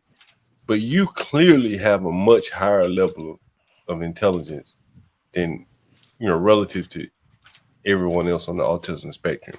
Are you speaking as an actual voter? What? Who believes? Stanley, what are you talking about, bro? No, what I'm saying is, you know, what I'm saying is, you don't want to interfere in this. well, what I'm saying is they're probably on some like. Let me give you an example of what I mean. In DC, there are organizations that strictly focus on the First Amendment, as an example, right? And they hire people all up and down the spectrum. You know, do those people vote? Voting? What the fuck are you talking about? I'm Voting talking is about a job. You don't see what I'm getting at, do you? That's not the point. Angel is unemployed. You're putting someone else up to something you won't do. Yeah, is my point. Hey, Angel, let me ask you: was the other guy, that Indian guy, was he on the spectrum also? That's what it seems like. I'm guessing he probably is, just the way he sounds. Okay. Angel, now what did you think when he said that somebody called him a curry head?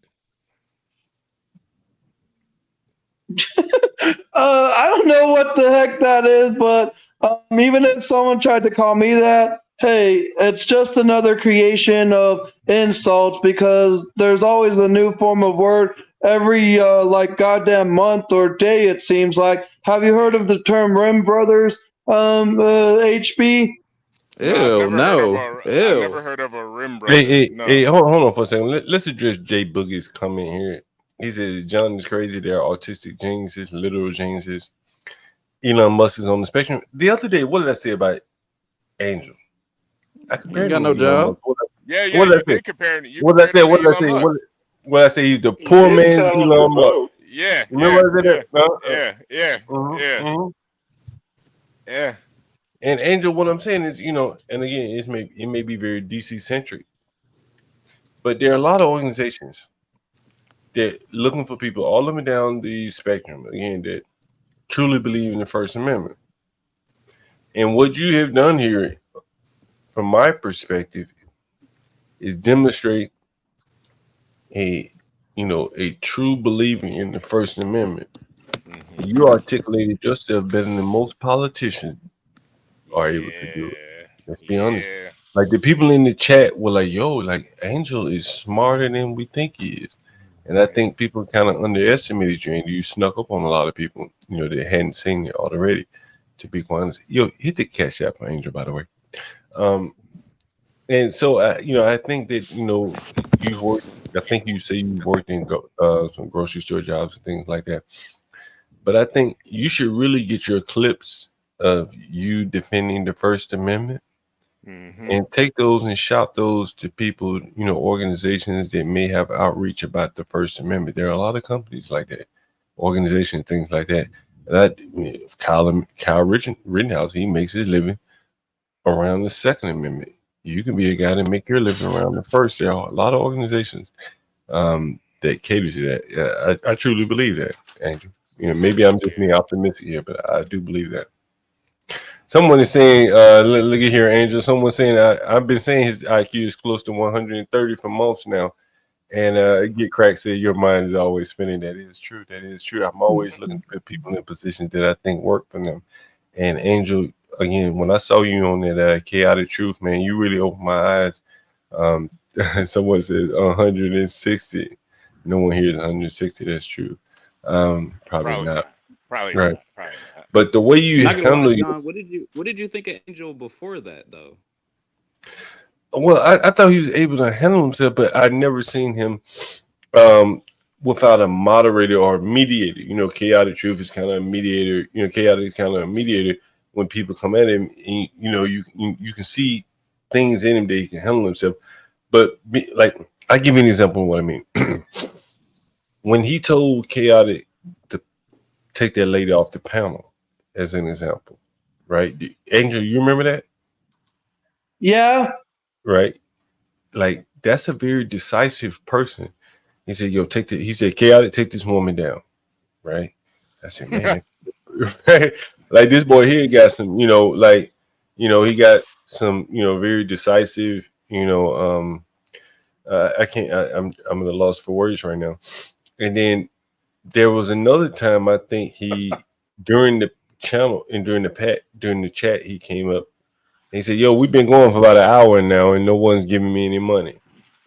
From a sales standpoint, not a lot of people are very comfortable doing that. Hell, I'm not even comfortable doing that. And from a company standpoint, not many people are willing to do that. And you know, he has the ability and the willingness to do that.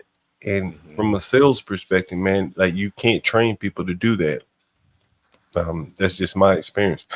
And so some of those other things, like, you know, if you look at the wager that I placed on him, I lost, but I placed a wager on him being able to intellectually, you know, maintain his composure.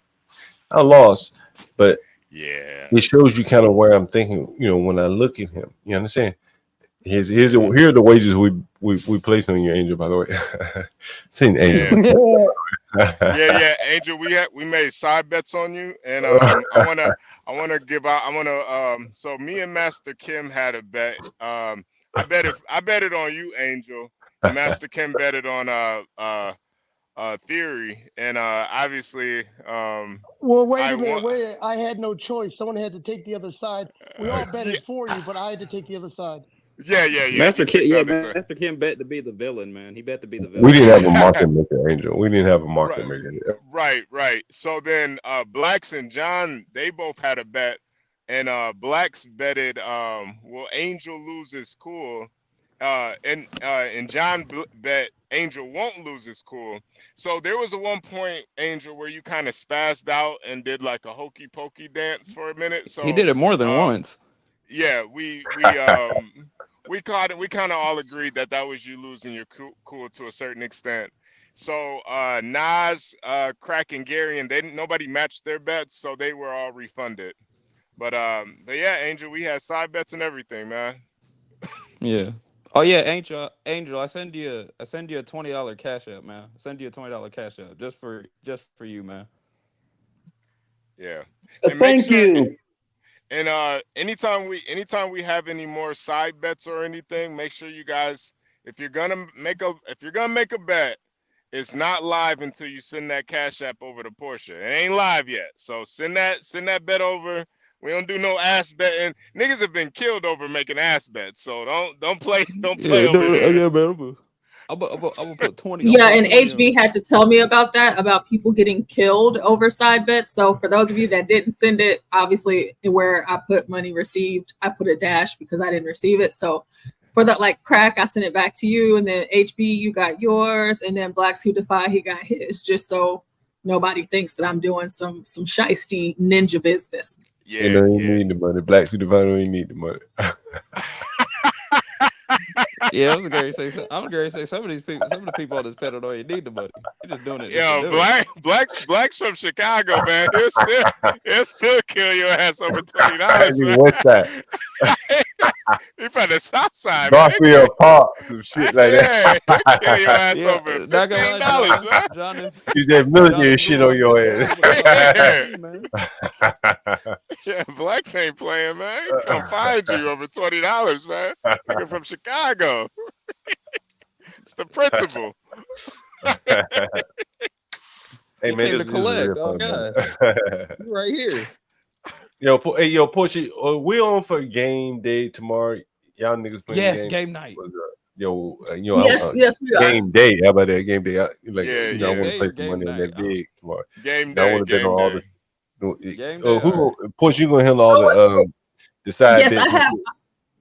Yes, I'm handling everything for the game, similar like what we did today. So just looking here, like on our bet screen for the Angel and Theory debate, we'll be doing the same thing with games. So we'll have Oregon Trail. That's the game that won in our poll earlier this week. So whoever wins, so this will be a little bit more, you know, straightforward, but beyond plus, well, not beyond, but plus the side bet. So who do you think's gonna win? Who do you think's gonna die? If y'all remember from last week, Stanley broke his leg, he broke his arm, he got what he got the flu.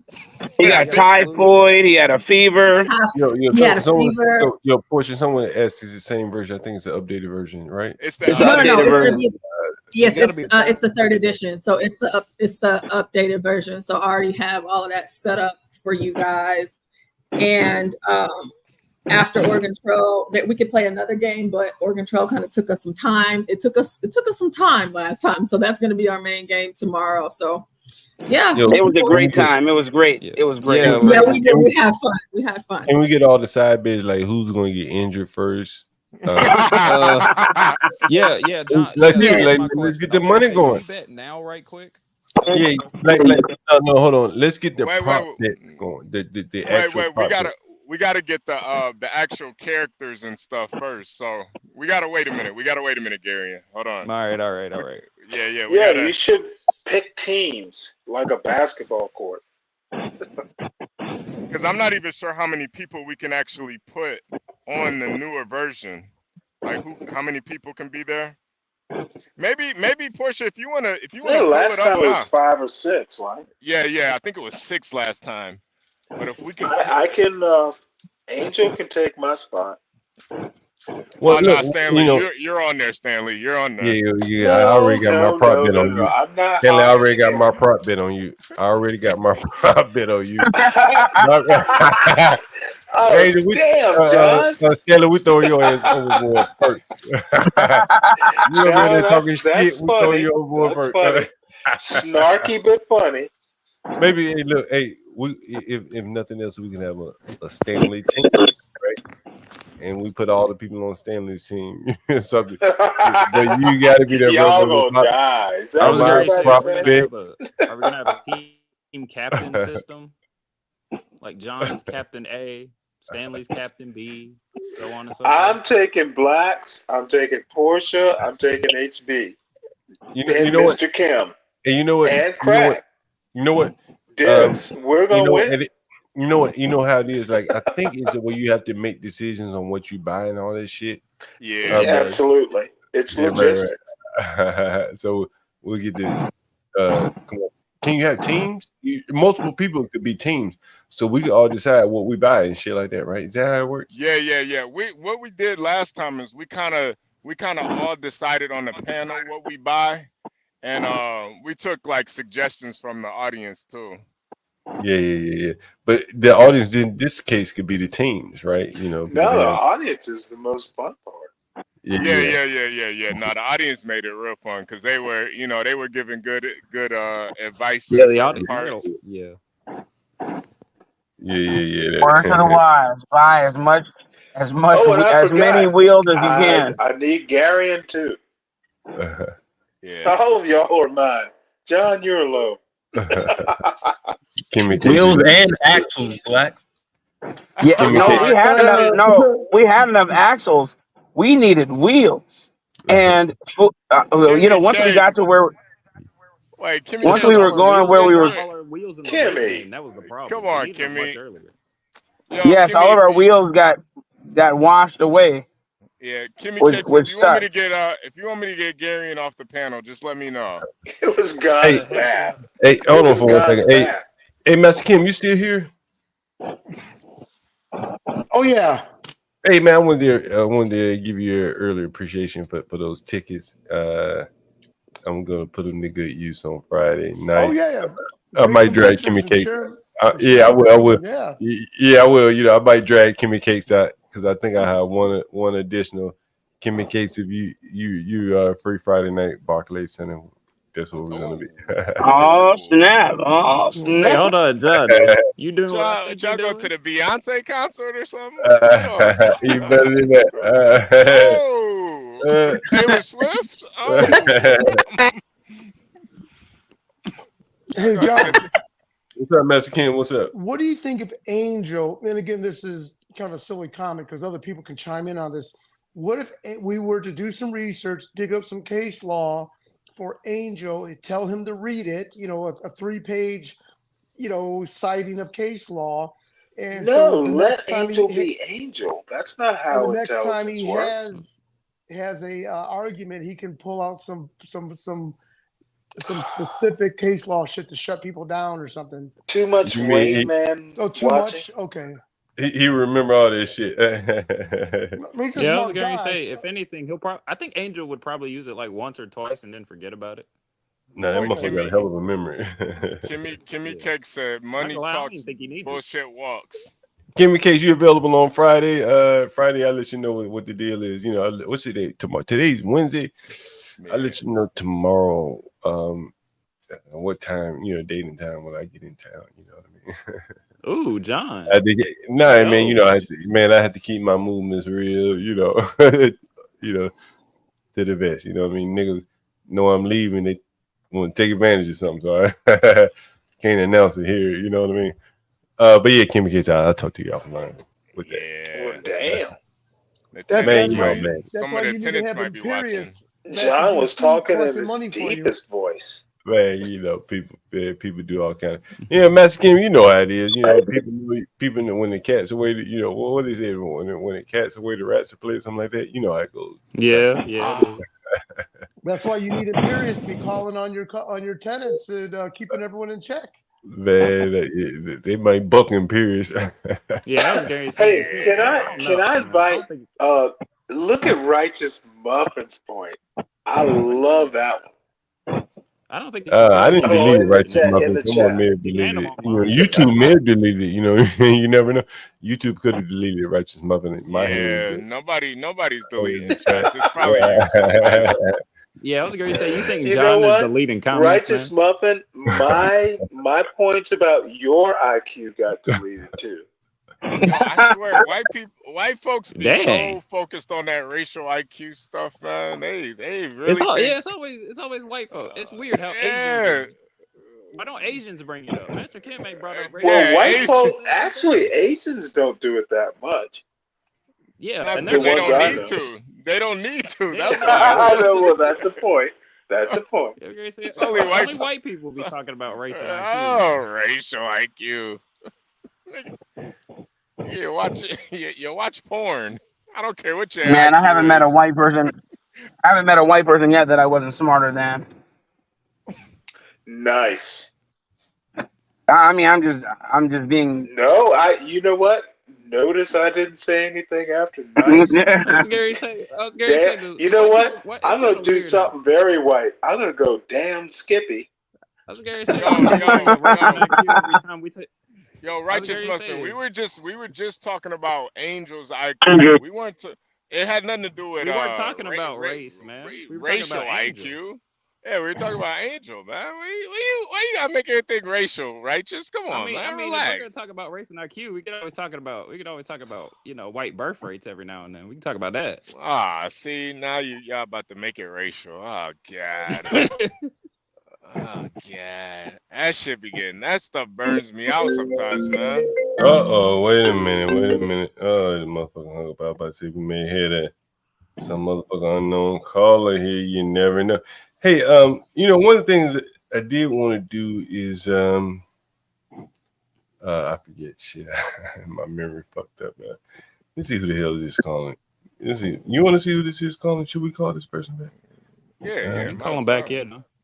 You think we should call him back and see who the fuck. Yeah, it's about that time. Is that the muffin? We better see. Hold on, let's see. Muffin's not smart enough to carry on a conversation after he dials it. You don't want John Gall. Who's calling? You don't want John Gall. Who's calling?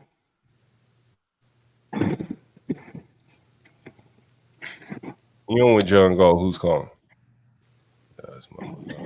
You said someone said That's Angel about to funny. host. Someone said Angel about to host. Well, all right, y'all. I'm home now. I got to cook for my 6 children, so I will be in the ether. Hey, All good right. to Yeah, I him, do. Wax. Good job, man. He's a good dad. Man, Hell yeah. See ya, Black. man, I do all the cooking at home. All right, guys. Take it easy, Black. Man. See you, Black. Wait. Is Kimmy Cake saying for Stanley to come through to this Friday? Oh. Hey, man, there'll be some live streams. Live with Stanley, John God, and Kimmy Cakes. No. She's just humoring an old man. You know how that. I was going to say is I did see Chaotic. I went over to Fatty's over there. I went into a chat and I saw Chaotic talking. So Yeah, I saw him in the chat. Yeah, I posted one of his comments there. Yeah. You know, we are anyone going to be. Where's Roz? Is she still in chat?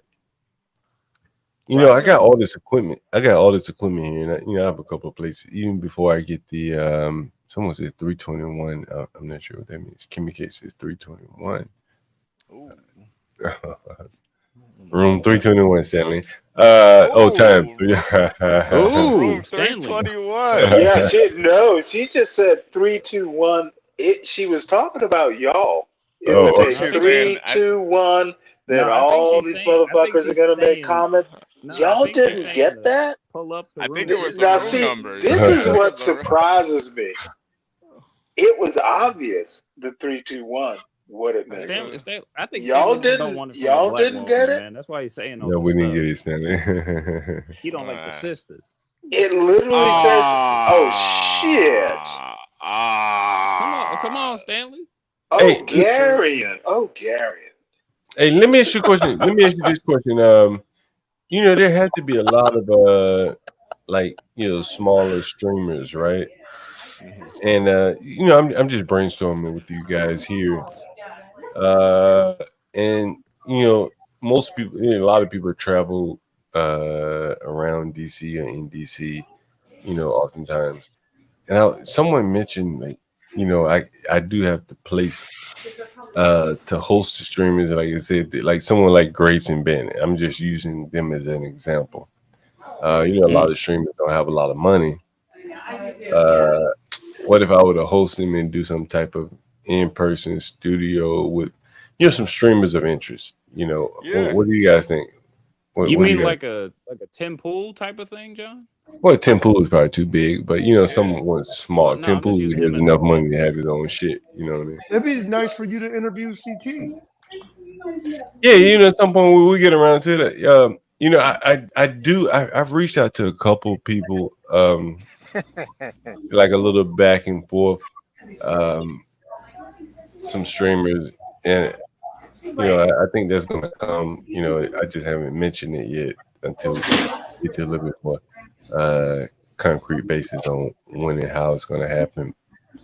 But that is an interest of mine because, as you can see, I've talked about the YouTube analytics and things like that. So I am interested in hearing the streamer story. So we're gonna get a couple of those guys on here at some point. We got Ramon Calk in the building. Who the heck is that? My name's Ramon. Yeah. All right. What's up, Ramon? Yeah, what's up, Ramon? What's up? I don't care what anybody say. I straight. Yeah, what? But you know, I know y'all. my lady Dude, I'm 59. nephew, Is punk, anyone suck my anywhere dick on near the my down age? low. I ain't gonna lie, shit so good as hell. You know, I ended up fucking the punk on the down low and shit.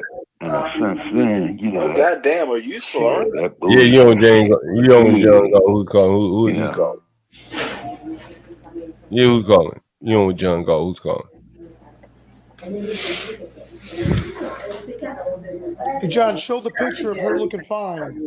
Hold on. This portrait. You on John? Who's calling? Did not get your message either because you were speaking or because. Yo, I think she ain't that bad right there. Hey John, I think that was a porn bomber. He was waiting for me to put he was waiting for me to put a yeah, I think he was a porn bomber. He was waiting for me to take the screen down. Every day. Yeah. We're getting up there. We're getting up there. We're popular. Yeah, I was going to say, John, you're getting a lot more porn bombers now. Yeah. I think Darian's attracting all of them. Heck no, shut up. Something in your phone, your algorithm, Gary, bringing the porn bombers on. Yeah. Your algorithm bringing the porn bombers over here, Gary. Damn, she almost looks better fat, John. I'm not gonna lie. She does look better fat. She does. You know what? You're getting closer to 59, aren't you? Ooh. Yeah, no, they're good. Hey, isn't Garion a young guy? Garion said he wants the chubby one over the skinny one. Come on, Garion. Hey man, I like them thick. I would go, but no. Oh, yeah, no, that's a little much. No. Belly right there. Nope. I was gonna say she built like a donut. No. You know what? She's very African looking. No, you know this as well as I do, Gary. Damn. I was going to say, Stanley, you don't like the No, sisters, it's not an insult. You got a lot of weight to them. Has anyone heard her story about when she went to not weight, success. Has anyone heard That's how it translates in African, right, Gary? Yes, I'm gonna fuck with you now. Has anyone heard her story about when she went to the Capitol? You know how this is gonna go, right? Hey, Stanley, have you heard her story about when she went to the capital of Georgia? I don't care. No, I didn't ask you if you care. I asked you if you heard about it. Come on, Stanley. Come on. I haven't What heard the you story. mean? Could You you mean could Stacey you elaborate Abrams? on it? No, I honestly don't. Yeah, I haven't heard about it, John. Could you want to bring up a video or something? Are you about really? it? No, John's just gonna call me a liberal and beat me up over it. No, I'm just talking about her story. I asked you, had you heard it since you live in Georgia? What? I see Yale. Oh, dude, she basically elected 2 senators and defeated Herschel Walker and defeated Trump. That's all I need to know about voting in Georgia. Why do I need to know more? Now I'm curious. So, John, carry on, John. All right, you ready to hear the story? So, back when she was running, I think when she was running for Georgia governor, Yep, against Brian Kemp. So, are you familiar with the story? I know she was running against Brian Kemp, and so there was a libertarian running. Can't remember his name. Okay, and so when she was running for governor, she told a story about she went to the Atlanta Capitol for, I guess she won the valedictorian or something like that, and she alleged that they were racist against her for whatever reason. And oh no, I'm not sure if that story, if that story was disproved or not.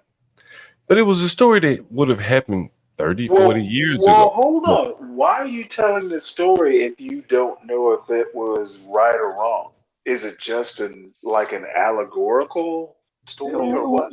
Let John finish. Because she went to school if she was valedictorian of her class at Spelman.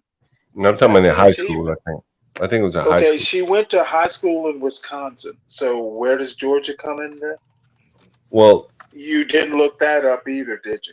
Well, see, this is the problem with not knowing what you're talking about. No.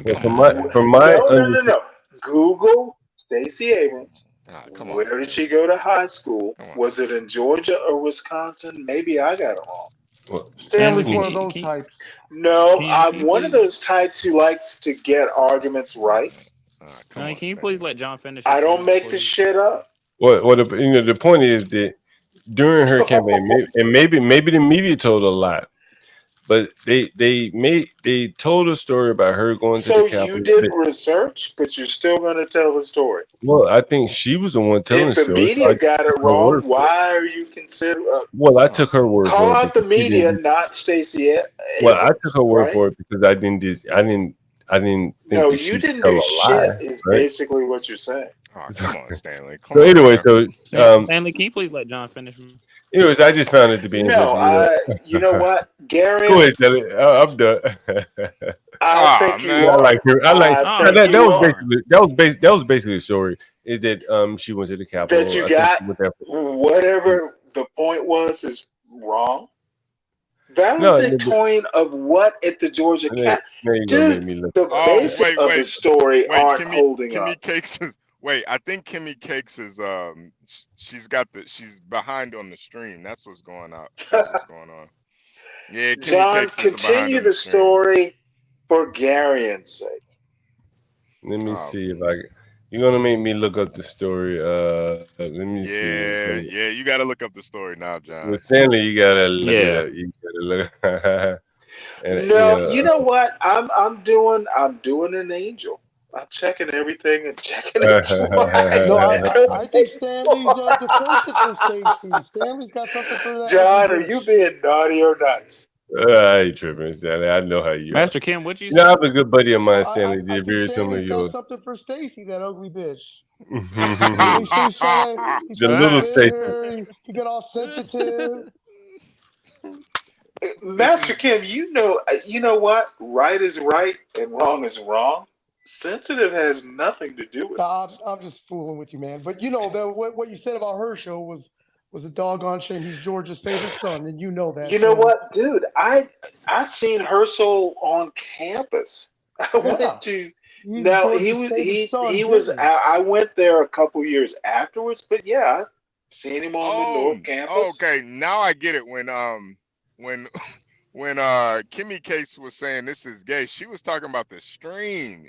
Yeah, Kimmy Cakes is about an hour behind, John. That's why I heard. That's why I heard the stream. Damn, wasn't she up in? No, Oh, she wow. wasn't. Let me put the link in the chat. Wait, hold on. That means you didn't see your offer yet. Well, damn, that was a 3-2-1 part. Yeah. Here comes Kimmy Cake. Here comes Kimmy Cake. We get bring up there we the go. studio. There we go. Then There we we gotta go, put Kimmy her Oh, name. shit. Yeah, you behind on the stream, Kimmy Cakes. You were behind. Put her in the middle.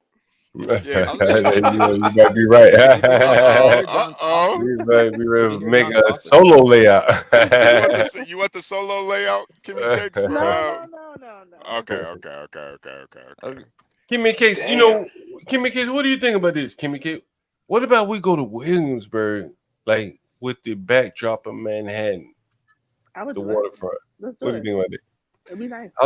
I was looking the other day. There was some studios, that were like podcast studios, like with some shit like academics would go. You know what I mean? Not saying he goes to a podcast studio. Some real hot. What do you think we do there? Like a couple hours somewhere real hot. What do you guys think? You think we should go somewhere like New York, balling type shit? Do a couple hours. Get him, John. What do you think? You think we should do that? What do you think, Kimmy Cake? Yeah, I'll be there. We get some, maybe like Hudson Yard. There has to be a podcast studio in like Hudson Yards, Williamsburg, overlooking the Say, water. hustling, do you play an instrument? Will y'all put down a hat or what? Stanley, shut up. What are you talking about? No, we're talking about just doing I have I got this equipment now.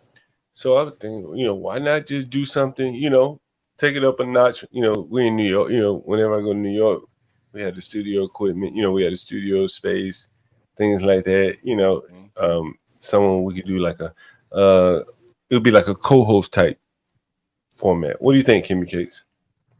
Yeah, let's do it. What do you guys think? Let's get it, John. Yeah. That might be kind of cool right there. I think we could even do it outdoor because it'd be Try it out, man. See what works. Yeah. All I those think super rich white liberals. We could even do it outdoor. do it from the bus stop Wi-Fi. White liberals. Oh, John. Oh, God. Let's go. I heard that. Hey, be careful. Those Venezuelans are searching for you, especially with you with all that equipment and a big stack of money. They'll be looking for you up in Hey, that that's why I area. said we gotta do it up in a podcast studio somewhere, like one of these balling ass studios for a couple of hours, where we be shielded from the migrant. Speaking of Venezuelans, whatever happened to the guy that works at the shelter?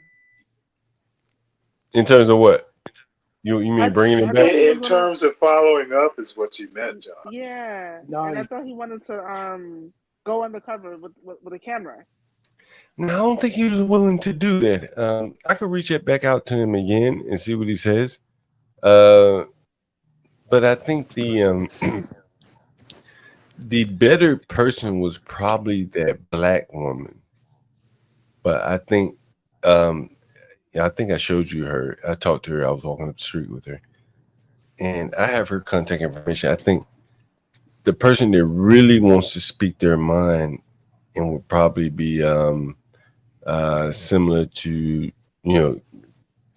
would probably be, give you a little bit more American perspective would be that black woman. So I just have to reach it back out to her because she thought it was very unfair. You know what I'm saying? Because she doesn't speak Spanish. Oh, so she can't speak to anyone down there. And so what she was telling me is that the animosity toward her because she can't speak to them. They want water or food or whatever, and she has no way to communicate with them. When you think about, communication is one of the large. Yeah, communication. Do you think someone might be able to pull out a book and learn a couple words like agua? Well, I don't think I use water for simplicity, but just imagine, where's my paperwork? You know what? This often confounds me. Your stories often confound me. Hey John, when you and Kimmy Cakes meet up though, you gotta I think it would be good if you interviewed her, but you gotta talk about with Kimmy Cakes her moving to Small Hat Land. You gotta because I remember But Kimmy Cakes always lives in Small Hat Land. No, I thought she was moving out there, like to the real Small Hat Land. Kimmy Cakes always maybe she moved deeper in the Small Hat. Kimmy Cakes, you moving deeper in the Small Hat? No, he's talking about my Israeli citizenship. I know he's talking about. Oh, right. Wait, what? Wait, hold on. You have an Israeli citizenship? I'm working on it. How? That's gonna be in the interview, Gary. Why you? Come on, man. I'm boggled. No, that's gonna be it. Watch the interview. Hey, yo, HP, is that you in your avatar? Exactly. Yeah, that's me. It looks that's like him. That's him in his suit. There ain't no goddamn way, man. Yeah. It does. It looks like how he sounds. Yeah. That was at the wedding, HP. Yeah, you look nice. Yeah. Oh well, thank you, Kimmy Cakes. Oh yeah, speaking of Israel, did you know that what's the name of that cult, that black cult of like thinking that they're the original Jews or whatever? The Hebrew Israelites. The Hebrew Israelites. Yeah. Did you know there's 3,000? Oh, I thought you were talking about the Ethiopians. My bad. No, not them. I actually know some of them. They're like really so I'm sorry. I'm interested. Dude, I see where you're going about 4 or 5 words in. Yeah, well, what John's gonna. That would be a good question though, to ask Kimmy Cakes though, what she thinks about the Hebrew Israelites. But I think that would be better for the interview. Did you know there are 3,000 of them that actually live in Israel? Oh, I did not know that. Sure. I'm surprised you know this. How'd you find out? I got some. Good question. You Google stuff like this? Hey, Kimmy Cakes, do you remember? No, I got some friends who told me. No, I got some friends who told me. You have Hebrew Israelite friends. That's how you always talk about how annoying they are. Hey, Kimmy Cakes, you remember those pictures you sent me from outside that basement where those small hats had dug up that shit in Crown Heights? Remember that? That was all they knew. Oh yeah, they were digging the tunnels and stuff. Kimmy Cakes went outside. Like you could walk down the street and see like the grates. And so Kimmy Cakes, and this shit's on Eastern Parkway, like Kimmy Case used to live. I think Kimmy Case still lives on Eastern Parkway. And I so do. so you remember you sent me those pictures of those grates where those small heads were coming up out of the Hasidics? Yes, underground. Yeah. Wasn't that shit amazing? Like, explain to the people, like, that shit was right in the middle of everything, right? Anyone could walk past it, right? It's just like Eastern Parkway. This is to put it in perspective. That's where the Carnival, the Caribbean parade is on that street, the same street, right? Yeah. I And love in the going. Jewish I love to go to community, Carnival. Man. they have what's called Chabad, and that is like all of the Chabads around the U.S. That's their like main. Yeah. Look, that's their headquarters. Let's put it that way. Kimmy Cakes, did you believe in any of the conspiracy theories surrounding those tunnels? Yeah, I do. Oh, Yeah, I was going to say did you see the blood on the mattresses? I mean, you never had. Listen, Gary, There's like a really mystical part of Judaism, and not everybody, but a lot of people. A lot of them do like dark stuff, like dark spiritual things, but not all of them do. You know, like voodoo. Yeah, kind of. That's why they don't like being called witches. Well, I Like don't the know if that's whole what they don't like being like called. calendar I think there's. worship is based on the moon. Oh wow. Well, I'm curious who likes to be called witches. Which ethnicity? Yeah, I think I was about yeah, Gary, and I think there's like 10 other names Jews don't like being called before witches. I was going to say a lot of. Yeah, you're probably right. Yeah, I think there's a lot more than that. Anyway, Kimmy, now that you said that, I'm very interested in that interview now. Kimmy Cakes, I thought that my opinion on it, I just thought it was what Jewish people do. Like, they got this building, it has a finite amount of space, and only a Jew would say, you know what, we're gonna dig some tunnels and get some more area in this space, this finite I would space. say no. I think they're just doing other stuff because even in the banks, they're coming with like wads of cash, 100,000 cash. Like the least amount of cash I've ever seen them with in the bank was like 40,000, just nonstop. Like where are they getting this money from? Yeah, and it can't be rent. I mean, it could be rent. I was gonna say, isn't the average income for a Jew like over 100,000? No, these are poor Jews. Oh, okay. Yeah. Allegedly, right. Yeah, allegedly. They're only poor. They're only poor on paper, John. Because That's what I'm saying. Like they're not the ones that are on paper income, high income on paper. Yeah. I was gonna say a lot of the stuff that Jews do is untaxable. No, a lot of them, like Kimmy Case, in Crown Heights, as an example, a lot of them on Section 8, but they work for maybe the big guy. Yeah, and they get food welfare benefits too. Yeah, man, and shit, they can play the game like nobody else, man. No bullshit. And one of my homegirls, Kimmy's getting in on it too. Kimmy's getting in on it too. Wheelchair. Let me see if I can share. Put the wheelchair down and start walking, and I'm like, "What happened to your wheelchair?" She's like, "Well, I'm trying to get a man. I don't want them to see me in my wheelchair." And she gets every disability benefit you could think of. Yo, Kimmy Case, you see these areas like this is really like, you know what this shit is, right? You probably already walked past it before. Like, look how nice them motherfucking houses are. Right, look how nice. That's in Brooklyn, bro. Like that's Kimmy Case, what you think that house right there called? Well, now I would say probably about 10 million. Oh man, come on. Hey, those used to all black homeowners once upon a time, and the Jews would just buy them out cash. This shit look crazy. Like you see what's on the screen. Chabad Lubavitch, the world headquarters. Yeah, that Chabad, I told you, that's the main one for the Jews all over the U.S. It's right here in my neighborhood, and that's where they were digging the tunnels and coming out of the ground from. It is right here. Mm-hmm. Yeah, that was the underground tunnel. Hey, there was a John guy. and Kimmy, Yeah. What's up? could it be that Master because of the Kim. war, they got people like crazy sending money to the United States because they just don't want money kept in Israel because of the war and whatever the dynamics are? So it's. I think it's Mexican. We've been going on a long time. Like, Yeah. as I told you, like it's that welfare. They the kings with that shit. They did like how you talk about the Indians or like Oh the yeah, kings on yeah. Yep. right.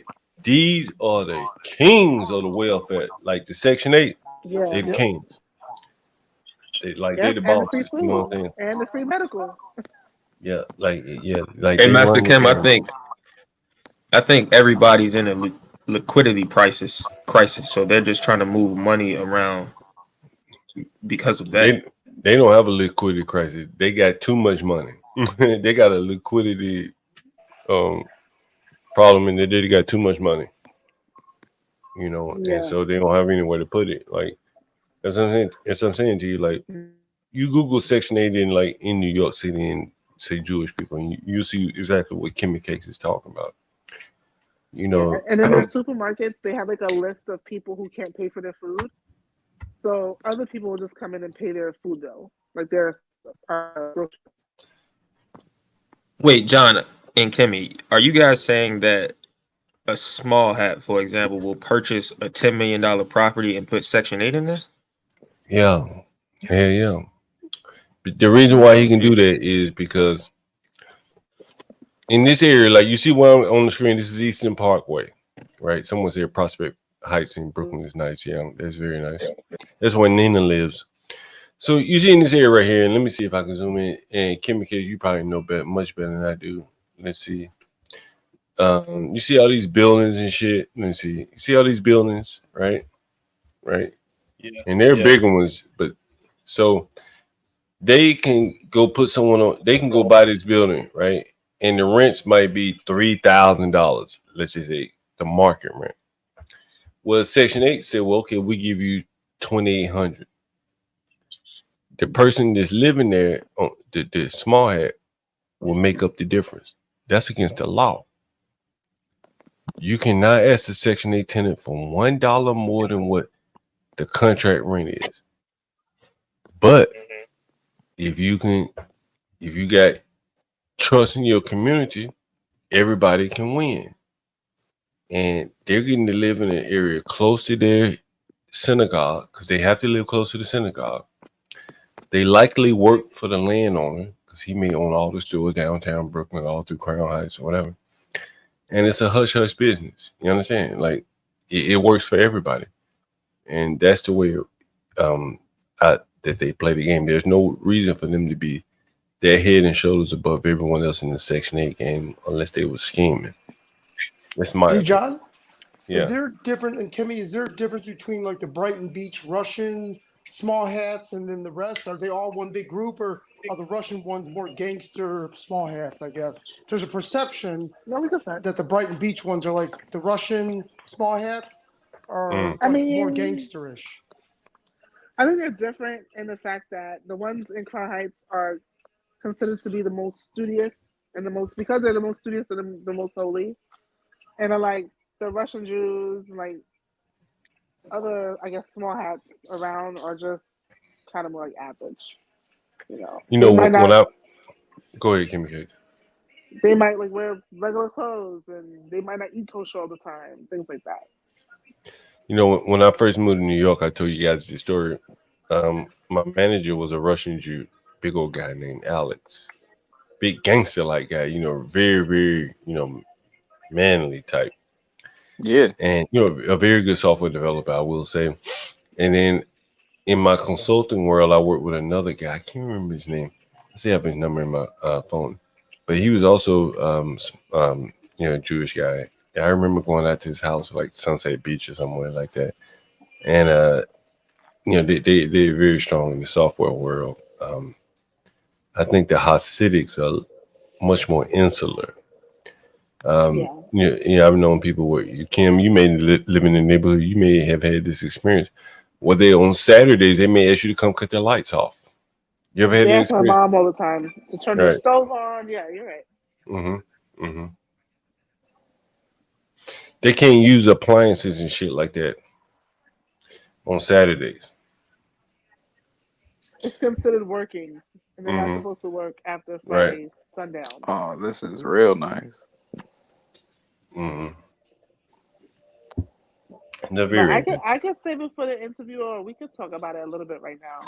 Yeah. I think it's gonna be a lot of questions. I don't know. I was going to say my main Can question I ask is a question? main question is how. How what? Nothing. I'll ask it later. Stanley, you can go. You can go. No, I'm actually Shabbat. GiveCrack. Has anyone ever gone to high school with Jewish kids? Yes. On this panel. I went to high school with the ones that are really poor and can't afford to go to like a seminary or yeshiva. So that is like almost $14,000 a year on the low end side. I went to school with two different races of Jew. Yeah, well, if you want to separate them into races, I mean, they do that fine. themselves. I'm going off camera. I'm about to get my hair done. I've actually had some good friends in high school who were Jewish, and I call them Jewish. I don't call them small hats. They prefer to be called Jewish. Well, Stanley, we do that for the platform here. We don't do that in public, right? Yeah. But for the platform, well, like, yeah, I like your angel-like ethics, but my point is, it is very hard to racialize or make these kinds of consistent jokes if you actually know people. And I think we're not. that's my point. I don't think anyone's joking. Hold on, Stanley. We're no not- one's we're not casting joking, dispersion. No one's joking. We're just talking like Kimmy Casey giving her experience. We talked about, sometimes they ask you to cut the lights on. No one's joking. No one's Well, making my fun. bad. I just thought it was kind of, the small hats wasn't a very good. No, we just say that term just for the censorship aspect of it. You know, Yeah, what I mean? YouTube analytics. That's the only. That's the only reason we use YouTube it. analytics says you can't call Jewish people Jewish. Stanley I knows think- this. He's just trying to hijack everyone's time. Hey, I was going to say Well, Stanley. my bad, Yes. Master Kim. Master Kim, I will yield my time because you used the term too, so you know better, No, right? I just said you know better. You're just hijacking the time. Come Mhm. on, Stanley. You're very. You got I'm this. We not trying to stay on. hijacking. We trying to stay on YouTube, Yeah. Stanley. That's all. That's all. So we Well, can damn. everything. I just hopped in and made this point just to hijack. Okay. Not a problem, Stanley. Not a Is problem. that Dennison? What's up, Dennison? What's up, Dennison? What's up? You're quiet over and you on mute. Dennison, what's up? You on mute? Well, it says the And butcher. he's probably making a sandwich right now. Hey, Dennison, Yeah, it make probably sense. is. Gary, Probably if you don't stepped mind me, away. may I ask you a question, Darian? Yeah, sure. What's good? With all the travel and experience you have, do you kind of come from a very affluent, kind of upper middle class background? If you don't mind me asking. Yeah. Bam! Hey, you don't hide anything. That's good, man. Yeah, with all your travel and world experience, that says it right there. So, well, good, man. I don't really do too much travel. I mean, the last time I went on vacation was a couple of weeks ago. I'm probably not going to go in like the next 5 years or so. I'm trying to get some money up, man. You've been to areas that people that have that heritage have never stepped foot in Japan. So that's pretty impressive. So, Thank you. But anyway, the question I wanted to ask Kimmy Cakes is, how did she get her foot in the door when it comes to the small hat community? Or is she family related or friends? That was my question. I would say friends, family, and just growing up in a small hat, living a small hat life by default. Okay. Yeah, like living in Crown Heights is very Jewish life. I was going to say, I don't. The reason I asked this is because I personally don't know too many Negroes that are directly associated with the small hat community. That's just why. Well, the truth is, the original small hats are Negroes. So that conversation's a hot topic. Okay. If we look at where Thank you. Hebrews come from, Hebrews are not European. You know, Judaism, whatever it was called back in the day, didn't happen in Europe. It was an African, Middle Eastern religion, tradition, etc. It became, excuse my French, whitewashed over the years. And then they try to remove the blackness from it. This is why, I mean, it's getting deep now, but this is why a lot of Jews don't accept Christ as the Messiah, because they'll have to admit that God is black. Because Jesus was definitely recorded to be a person of color. Okay. And of course, Muffin's up here. He's got to give his 2 cents about the small hats. And Jesus was a Jew. Let's not get that twisted. And so was Samson. Samson from the Bible, he is from the tribe of Dan, which are the Ethiopian Jews of today. So Judaism honestly got whitewashed over the years. But the original Jews are black and Middle Eastern people. Like what's going on in the middle over there right now, those Palestinians have way more Hebrew blood than those European Israelis that came from Poland. No, they came from Khazar, or whatever that country used to be called. It's like Muffin, your mic's messed up now. Russia. And can you hear me? Yeah, you're good. Yeah.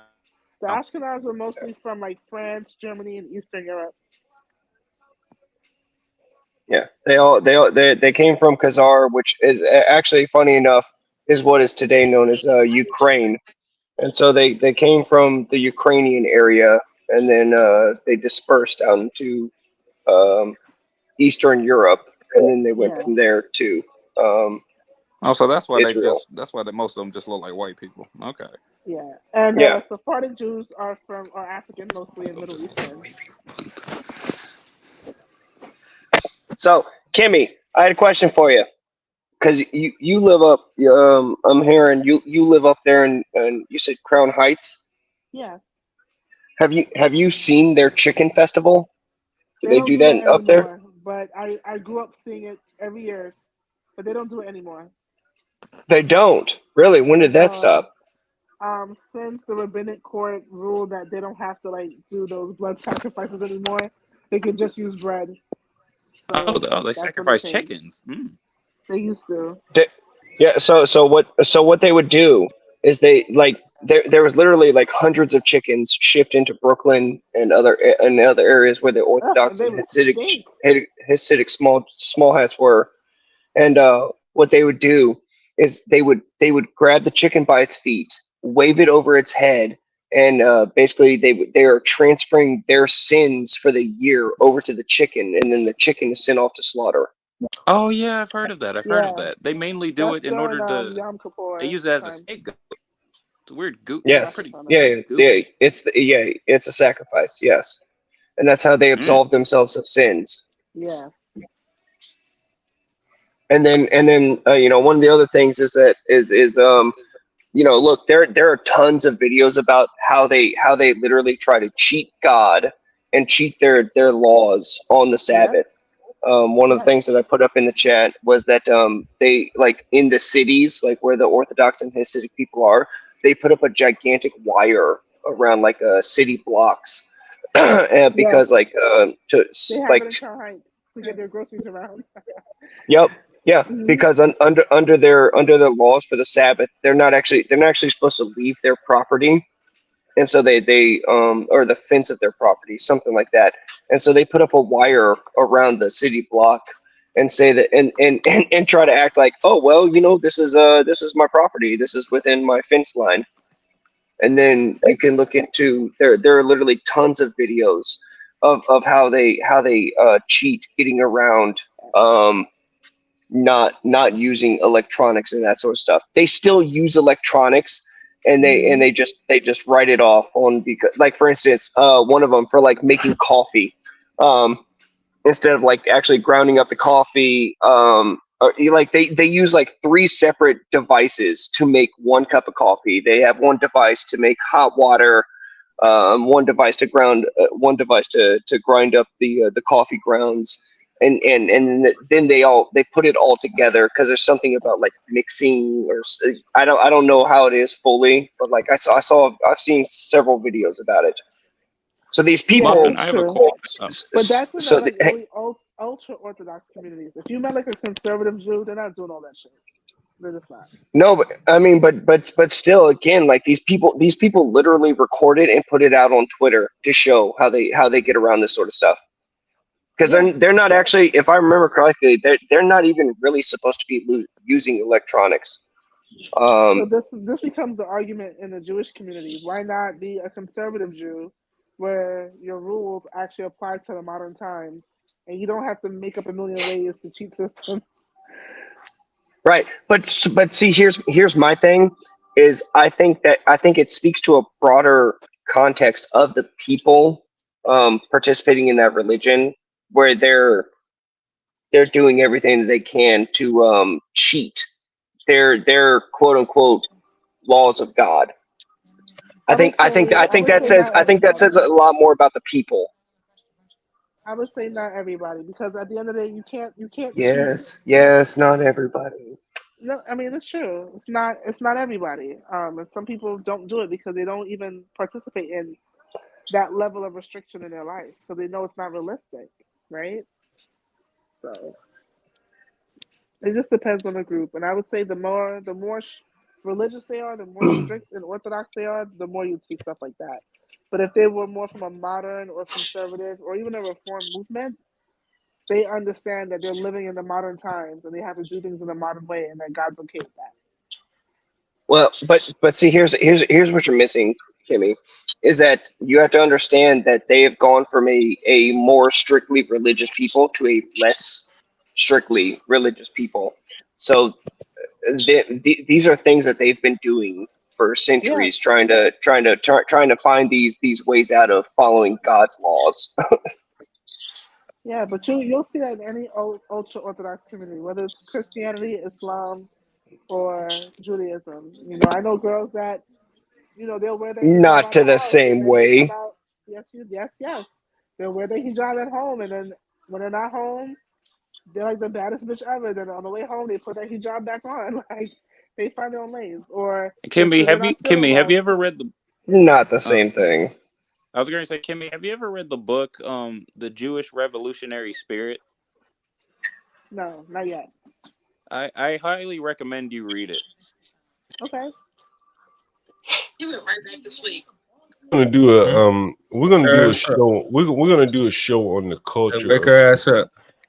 We're gonna do a show on the culture of critique at some point. I think Daniel Nixon mentioned that. I think it was Daniel. Was that Daniel that mentioned the J question, the Jewish question? So I want to do. Has anyone read the culture of critique? No. What is happening? Wake your ass up. Has anyone heard the culture of critique? I've heard of the book, never read it. Yeah, I heard of it. Never read it. So Kevin McDonald. Go ahead, Santa. Well, I'm not Stanley. That was highly offensive. Goddamn, John. So sorry, Master Kim. How dare you, sir? How dare you? Yeah, how dare you, Master Kim? Is that Master Kim showing that book right there? Screw you, Master Kim. Screw you. Real quick, right? It was right when I hopped in the chat. It was above the chat that you just highlighted by Daniel Nixon. He was asking, why do they want European countries to fight their wars while destroying them at the same time? This goes to things that are in the Talmud. I won't go into much description, but when you actually look into the Talmud and what they think, they want everybody to become one mongrel race, because according to their beliefs by the Talmud, at a certain point they will enslave each small hats will get like 2,800 slaves or something like that. It's something ridiculous. But any questions that you have about that, Daniel, you look to the Talmud, and that will explain why they do the things that they do. And I will just say that not all Jews. Master Kim showing his book collection. There's Jews that actually burn it because they don't believe it. No, wait, Master Kim. No, they don't. They don't burn the Talmud. Negroes in Negroland, Master Kim? No, Master Kim got a Dr. Umar book he's about to pull out from somewhere. Don't you Watch. dare bring up a daggone Dr. Umar book. There was a white guy on Twitter who was being harassed by the small hats nonstop, and they sent him a copy of the Talmud and an Israeli flag. He burned the Talmud and cut up the Israeli flag, and then he got a 6-month suspension on Twitter. Now, thankfully, that got overturned, but they suspended him after burning the Talmud. Oh, he got the bell Yeah, curve that's book. crazy. Let's go. Come on. Was that a Mayo? When was that? I mean, Righteous Muffin. My bad, bro. When was that? When did they do that? That was within the last month or two.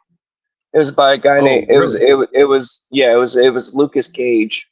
So like the thing is like look, he's a pro-white guy. He served in the Marines and everything like that. He speaks out about the things that small hats have been doing over the centuries in several different countries. And they were these people were doxing him, harassing his family, sending him death threats, threatening his family. Then they started swatting him. They swatted him like 4 times in one day. Because they talked about how like, oh, he has PTSD, and they talked about how he had unalived his like wife and kids in the house, and they he recorded all of his interactions with the police and everything, put it on Rumble, put it up on Twitter, and showed that these people were harassing him in this way. Nothing happened to them, but once he, like I said, then those same people, they sent him a copy of the Talmud, they sent him an Israeli flag. And he cut up the Israeli flag, recorded it. He burned the Talmud, recorded it, and put it out. And they took that as a threat against a certain group of people, and they suspended him for 6 months.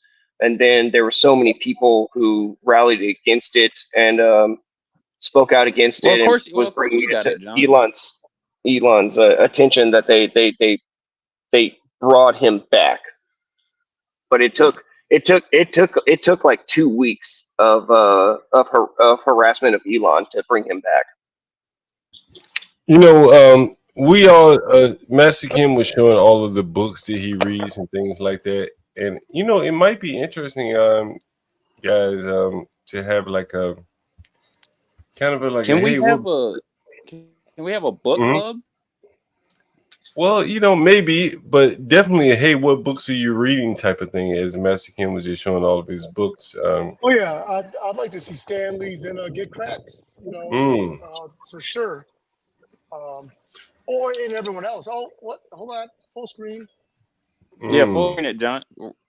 This is one of my favorite books. I read this book as a kid. It's maybe the same book I read as a kid. Shit, you never know. So what book was that? I'm sorry, it's small text. Oh, let me show it again. No problem. Yeah, no problem. Was that the Martin Luther book? Hell no, that's Oh, Machiavelli. No, that's not no, that ain't it. Machiavelli the Prince. I just did a screenshot. Thank you. I only saw the picture. I only saw the picture as you brought it down, so I thought it was Martin Luther's book about the small hats. Yeah. So I was barely able to see the books that you had, man. You were showing them too fast. And you kept flipping them. Here's a more all of my books are in storage. We downsized a lot when COVID happened, so a lot of my stuff is still in storage. Here's a more inspirational book you guys may find pretty good. Lauren Hillenbrand, Unbroken. Here, it's a pretty good book. Very good book, yeah.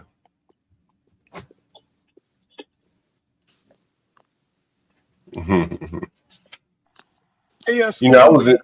I'm sorry, Stanley. How many books do you read a month or a year? Because obviously you're extremely well read. Is Stanley still on? I don't think so. He's not on the panel. Oh, my bad. And this is one of my favorite authors, guys. If you're interested, you could read he has several books. I will start off with the book. And I think I mentioned the Kimmy Cakes. What's the name of the book? Bonfire of the Vanities. Anybody ever heard of that book?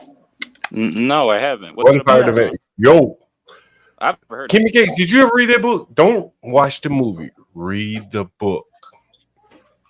Bonfire of the Vanities is written by Tom Wolfe, but this is not the actual book. But that book, they can write it today. They can write that book. Wow. Or you can also read.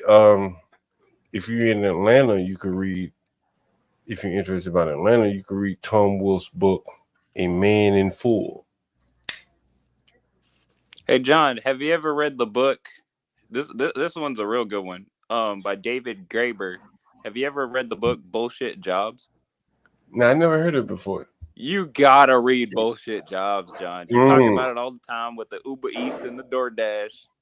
That book sums it all up, man. It goes into a detailed description of the history of bullshit jobs all over the world. I recommend it, man. See, I think Uber Eats and DoorDash are real jobs. I think software just grinding their ass down. You know what I mean? I mean, you really? Oh, okay, I got you. But I recommend it. It's called Bullshit Yeah, Jobs. I want to read it for sure. It's called Bullshit Jobs: A Theory by David a lot of Graeber. bullshit jobs. Put that shit in the back chat for anyone, or in the chat actually, if anyone wants to read that. I'm going to look it up myself. What's his name? David Graeber. I think it's pronounced. I don't really know how to pronounce it. I'm looking at it right now because I'm looking at my catalog that I got on my on my Goodreads, and it's by David Graeber or Graeber. Gaber. Is it Gaber? Oh no, I'm looking it up. I'll post it. Why did I think Richard Hawkins was Richard Dawkins in the chat? And I'm like, damn, how we talk about Richard I Dawkins? get them mixed up too. I'm like, damn, I'm thinking about the God delusion over here, and this guy just popped in the chat.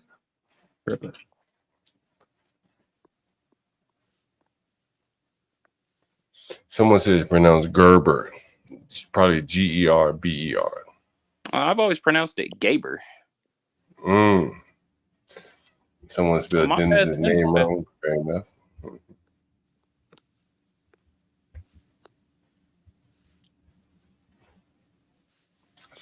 Hey, Portia, GiveCrack. I don't know if HB is still here, but I got to step away for a minute. One of you two guys can take over. That's okay.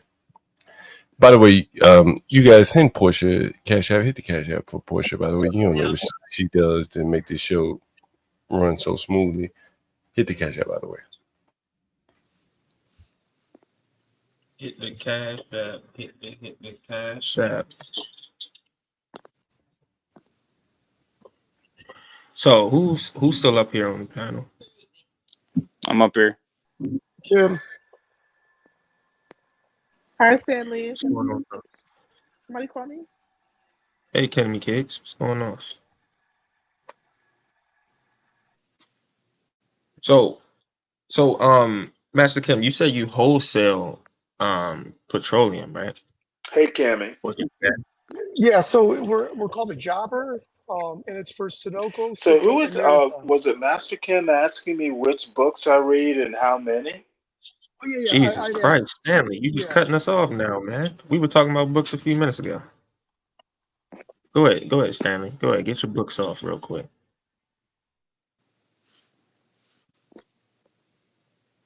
Okay, all right, Master Kim. Sure.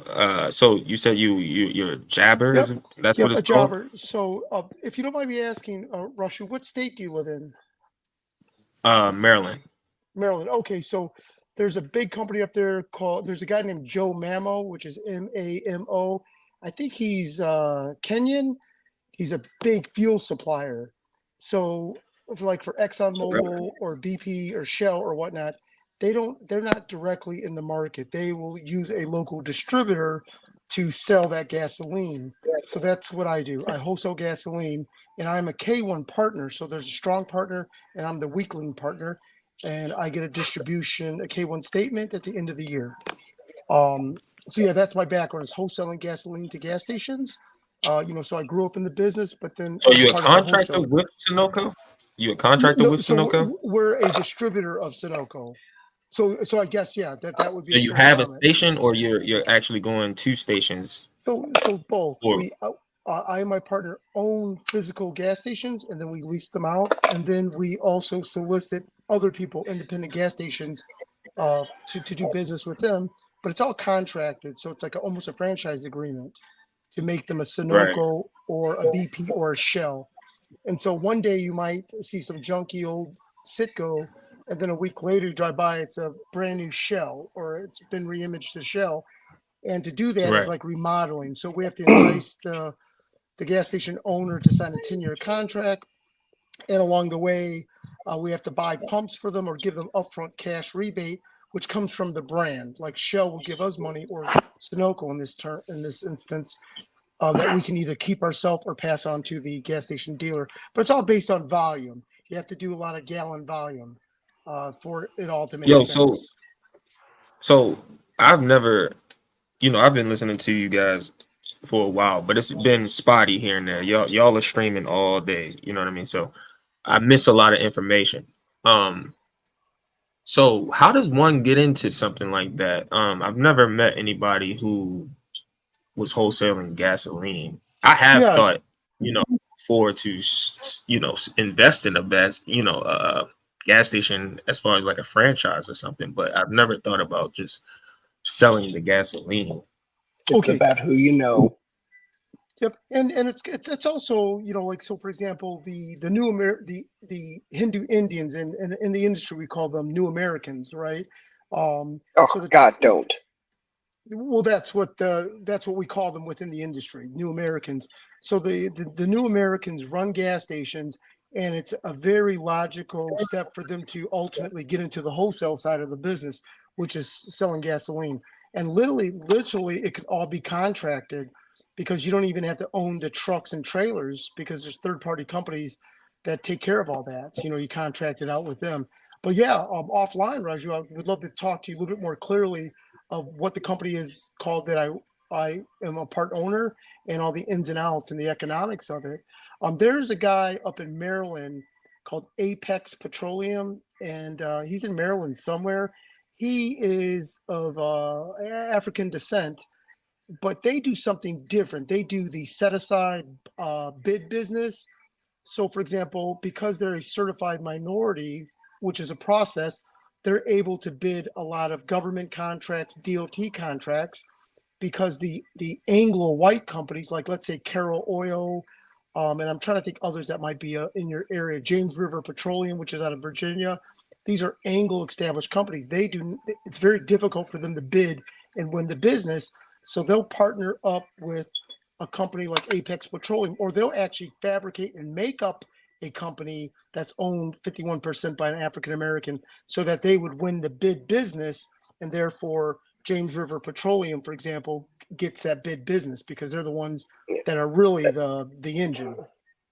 That's because the government has laws in place. Hang on. Sorry, real quick. That's because the government has laws in place where they have to give a certain percentage of their business to minority-owned businesses. The bigger answer is the reason why you never met people like this before is because I put them together, Rashu.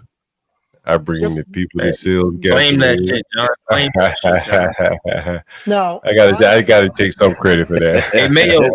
Hey, shit, Muffin. Hey, check and see if you have a delay, man. 'Cause as soon as you started, I'm sorry, man. He has a similar name to the other guy.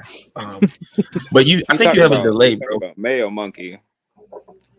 Yeah, Mayo Monkey. I'm sorry. I think you have a delay, or maybe you might be breaking up, because as soon as you started speaking, I stopped speaking, and it was about seconds later. Okay, I can try and drop back out. As far as I knew, I started talking as soon as Master Kim started talking, because I wanted to cut in, because it's not as simple. Delay between like what you say and people trying to understand the gibberish. The righteous is right. It's not as simple as I'm making it sound. That's for sure. There's more to it. I, on the other hand, it's built-in racism.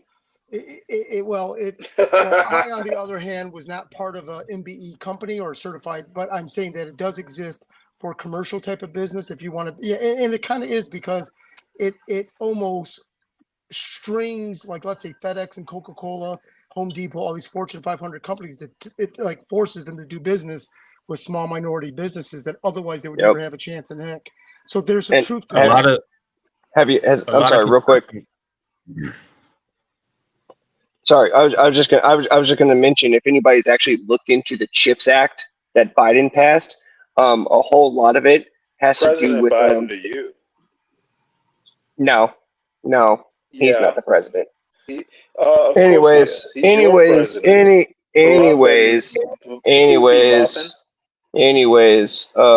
The CHIPS Act that was packed. If you actually read into the bill, a lot of things that they set up in the different departments has to do with researching how they can get more business to minority-owned and women-owned businesses. What's the problem with that? It should be about. It should be about. Well, no, let Bluff and Muffin answer. Hold on one second. Okay. Yeah, I'm gonna drop down and I'll join back. The thing is that you'll have like Ryan was saying, a month back or so, like you'll have construction companies where the husband owns the company and he'll take the company out of his name and put it into his wife's name because they'll have more exposure to those government programs. So it 9 times out of 10, it's not even a woman running these businesses, especially when it comes to construction. Let me before we get to all that, what's wrong with that? Putting a business into a woman's name. Can you? No. It's Hang on. Let not about Garion answer. I thought you wanted me to answer, sir. No, because I'm no. bluffing You Muffin. dropped out. I'm just over here lying, dude. I'm just lying. Did you not? Dude, you dropped out. Things have changed. I said that I was coming I'm back. sorry, because it's not y'all said there was a delay. Muffin, puppy, Yeah, whatever. I know. You were all in the So, chat calling me a Garion, what were liar, you but you had saying? nothing to say against me. Garion, what were you saying? Come on, right. I was trying. Why is it wrong to I can answer this. Yeah. I'm trying to answer this. Why would you? It's because it's not about putting a woman in charge. I didn't say anything in the you know past what, 5 minutes, dude? Stanley. Garion's not even talking. Are you saying all black people sound the same, Stanley? Dude, are you saying all black people sound the like same? Some weird white genie. Yeah. Are you saying all black people sound the same? No, you were talking to Rashu, retard. Yeah, Stanley. Who was your question proposed at? Who are you proposing a question to? Whoever said that transferring a business into a wife's name to take advantage of like minority business, the CHIPS Act part, I'm trying to figure out what's wrong with that. Majority of the time, it's being done. Nothing's wrong with that. That's my point. There's nothing wrong with it. Why are we complaining? Slow down, Stanley. Slow down. If there's nothing wrong, why are we complaining? At least give me more than 2 seconds to try to respond. Roger that. Right. So someone could argue that it's wrong. Let me re-clarify the statement. Someone could argue that it's wrong because you're not letting the free market determine who gets the business or not. Gotcha. What you're doing is you're using loopholes within the system to be able to gamify. Now let me ask you a business, question. Right? Doesn't the market provide loopholes, or is it like the market created the loopholes? If you want to use the market theory kind of. So the market did not create the loopholes. The government created the loopholes. I'm talking to an adult. The government created the loopholes. So the market did not create the loopholes, Stanley. Dude, what are you, Rashu? The market creates. Okay. Who creates the laws? Is it the market or is it the government, Stanley? Why are you talking? Muffin, I'm literally disrespecting. Because it's so easy to destroy you. So why don't you answer some questions? Not if I'm not talking to you. Wait your turn. Let Rashu destroy me first. Right. Because you want to. You can't handle the questions. So Stanley, who makes the laws? Stanley, who makes the laws? Is that what you're saying, Stanley, who makes the laws? Muffy. Stanley, who makes the laws? Are you smarter than Rashu? Is it the market or the government, Stanley? I'm going to do this. I'm going to play you both against each other. It's easy to do. So you're saying the market smarter than Rashu? I'm telling you what I'm going to do. So, Come on, guys. Rashu, doesn't Is the it the market, government or the market that Rashu, makes the laws? God Have you damn, read the this CHIPS white Act, boy sir? won't be Have you read the silent. CHIPS Act, sir? I don't think you have. I have. So One I've at a read. time, anyway, How baby. about that? One at my a No, point, hang on. Let me make sure I'm being honest. I've hang read on, part of it. Rashu, my question is, That's what I thought. doesn't the Won't answer market, it yeah, because you you can't. thought right then. I can't answer your question. You're right. I know. Rashu, doesn't the market create those sorts of loopholes? No. That is So the stupidest thing ever. Rashu. That is the Why do you that is keep the stupidest answering? question ever. That is the stupidest question Okay, ever. well, you get to destroy me next, Muffy. Let's just have a conversation, guys. Let's hold on. What do Rashu you keeps mean by? interrupting me. He's interrupting you, Rashu. I think I mean, loopholes I know, are guys. Just trying to part speak of Because how over. you markets started work. off by asking me questions, and then when I came back to answer, you were like, you "Oh, well, came no, back, you no, left. I don't want to hear Now from I've you." moved on. Can you Yeah. deal with I've Yeah, moved on? yeah. That's because you can't handle it, You Stanley. don't need It's my okay. attention, son. So, Rashu, I It's think okay, Stanley. loopholes and stuff like that are part of a market process. All right, so cool. Just define loophole for me, and I'll answer your question. Well, you mentioned loophole, you define it. The loophole No, I you were didn't talking bring up about loophole. is transferring a business from a husband to a wife. You're saying that's a loophole, I mean, that's and just I a part of kind of the. disagree with that. I never said it was a loophole. That's just a thing that exists in the market. Right. Okay. I agree with that. Right. So that is what I was saying. So And what I'm saying is transference that if of this power was within slow down. it's community property is Sir. my point. If a husband transfers a business to a wife, it's community property, is it not? It's disingenuous, is How what it so? is. How Because so? if there was truly a free market, that man's wife would just want to start her business in whatever industry she wanted to start in. It's community Instead, that property. man They're is going married. They are Hold on. literally in a contractual union. They're a company, if you want to put it like that. Okay, Hey, Mr. that's your Kim. perspective, sir. But I is have a that quick question truly- for Mr. Kim. Stop it, Muffin. Mr. Kim, quick question. Why Aren't there Dude. laws from the government that tell the government that they Laws have to give create X government. percentage? That's obvious. Let's move on. Aren't they Dude, saying that they have to give X percent? you have Excuse me, nothing to sir. add. I'm talking to Master Kim. I will let you get back to your conversation in just a minute. You can talk to Rashu in just a minute. You know, my question would have already been done if you just shut your pie hole. You can just shut your pie hole and let me just ask a question. This is You're not the only one on the bullshit. panel, Stanley. No, motherfucker. You're not the only one here, Stanley. You're not the only one here, Pissing me Stanley. off, Muffin. So, I was Mr. Kim, actually Mr. Kim, having a Mr. Kim, conversation. there's a certain percentage of business that the government has to give to women and minorities, right? Gives you, He's getting triggered. not even a smart white man. Calm down, Mr. Kim? Stanley. No, I'm perfectly calm. Don't You're interrupt me, Muffin. You're not. Period. I will interrupt you. I No, did. you will not I just did. interrupt What are you going to do about Not it? without, What are you going to do about it? pushback. What are you going to do don't about get it, to Stanley? do that, Muffy boy. Come on, guys. What are you Let's going not. to do about it? Rashu, I'm trying I had a quick question for Master Kim. raggedy Muffin keeps I had pissing a quick question. Don't ask a question until you get permission to You ask a can't. question. No, I don't have to ask you, Stanley. You can't just run the panel. What I said. It's not your panel. I was talking Is it your panel? to another grown man on this panel. Is it your panel? Let's talk, I had a quick Stanley. question. Yeah, well, you know, unfortunately, Take a deep breath, you're not letting Stanley. anyone else talk. Stanley, Quick take question. a deep You know breath, what? Stanley. Take a deep breath. No. Yeah. It's not just Take a about you, deep Stanley. breath, Stanley. It's not just about you, Stanley. You don't have special It's not privilege. just about you, Stanley. You don't Motherfucker, either. You're a stupid You son don't of either, a Stanley. bitch who doesn't know he's stupid.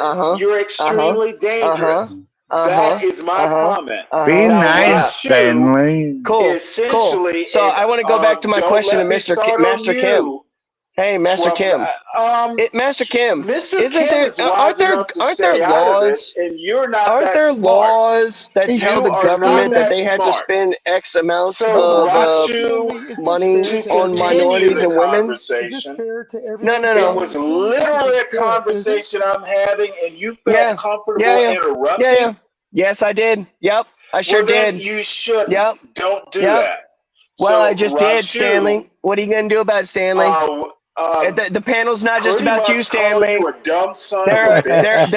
There are 8 other people up here, You know Stanley. what I'm going to do about There it? are I'm 8 going to other call people you up here, Stanley. a raggedy muffin, There are 8 dumb other son of a people up here, bitch who Stanley. doesn't own a It's not just business. about you, You Stanley. don't get to I talk know. about Isn't a this so market. annoying, Stanley? You're a Doesn't it drone suck? in your I know. market. Don't you You hate are it when people do Stanley. this? You are literally Don't you not hate it when creating people a do market, this, Stanley? Isn't it so Muppy. annoying? It's so annoying, isn't it, Stanley? Anyway, If only Rashu, other people could have a conversation as well. Isn't it so annoying, don't Stanley? interrupt my conversation, I you just dumb did. son of a I bitch. just did. What are you going to do about it? Damn. Yeah. So, Master So Kim, isn't there a anyway, percentage that the government I has to just give let you to go. minority and women-owned businesses? Dude, you're not smart enough I'm to even asking talk Master to me. Kim. Thank you, are Master Kim. an That's it. Go absolute ahead. idiot. Go ahead, So Stanley. Go ahead, Stanley. Thank you. With your permission, Cheers, I was Master talking to Kim. Rashu. Please So my continue point, on, and it was Master leading Kim. to a point, and apparently, I think what's really happening is Muffin couldn't keep up with the conversation, so he's just going to do some creative disorder. Okay, but we Really? Really? Yes, okay. really. What? Okay, Stanley. So where do you think that I misheard you know guys? What? Do I have What to do was the the point? la with you? What? Go back to Yeah. your You're making a kindergarten and claim. play with Yeah. your little This is called ABC a blocks. discussion / debate. So you made a claim. This Where isn't was it that you think I thought lost this you was guys? a debate? Dude, Where do you did think I you're lose you, worthy Stanley? of debating me? Where did I lose you, Stanley? No, Where did wait, I hold lose you, on. Stanley? You think this is a debate? Where did I lose you, Stanley? Where in the hell did you get the idea Where did I lose that you, I'm Stanley? debating you? What did my question? Dude, Was my question wrong? I don't give a to ask fuck Master about your Kim? question. That's obvious. I know. Yeah, no. Because it I goes don't give a against your fuck. entire narrative. No, It goes against your entire you just narrative. said you know.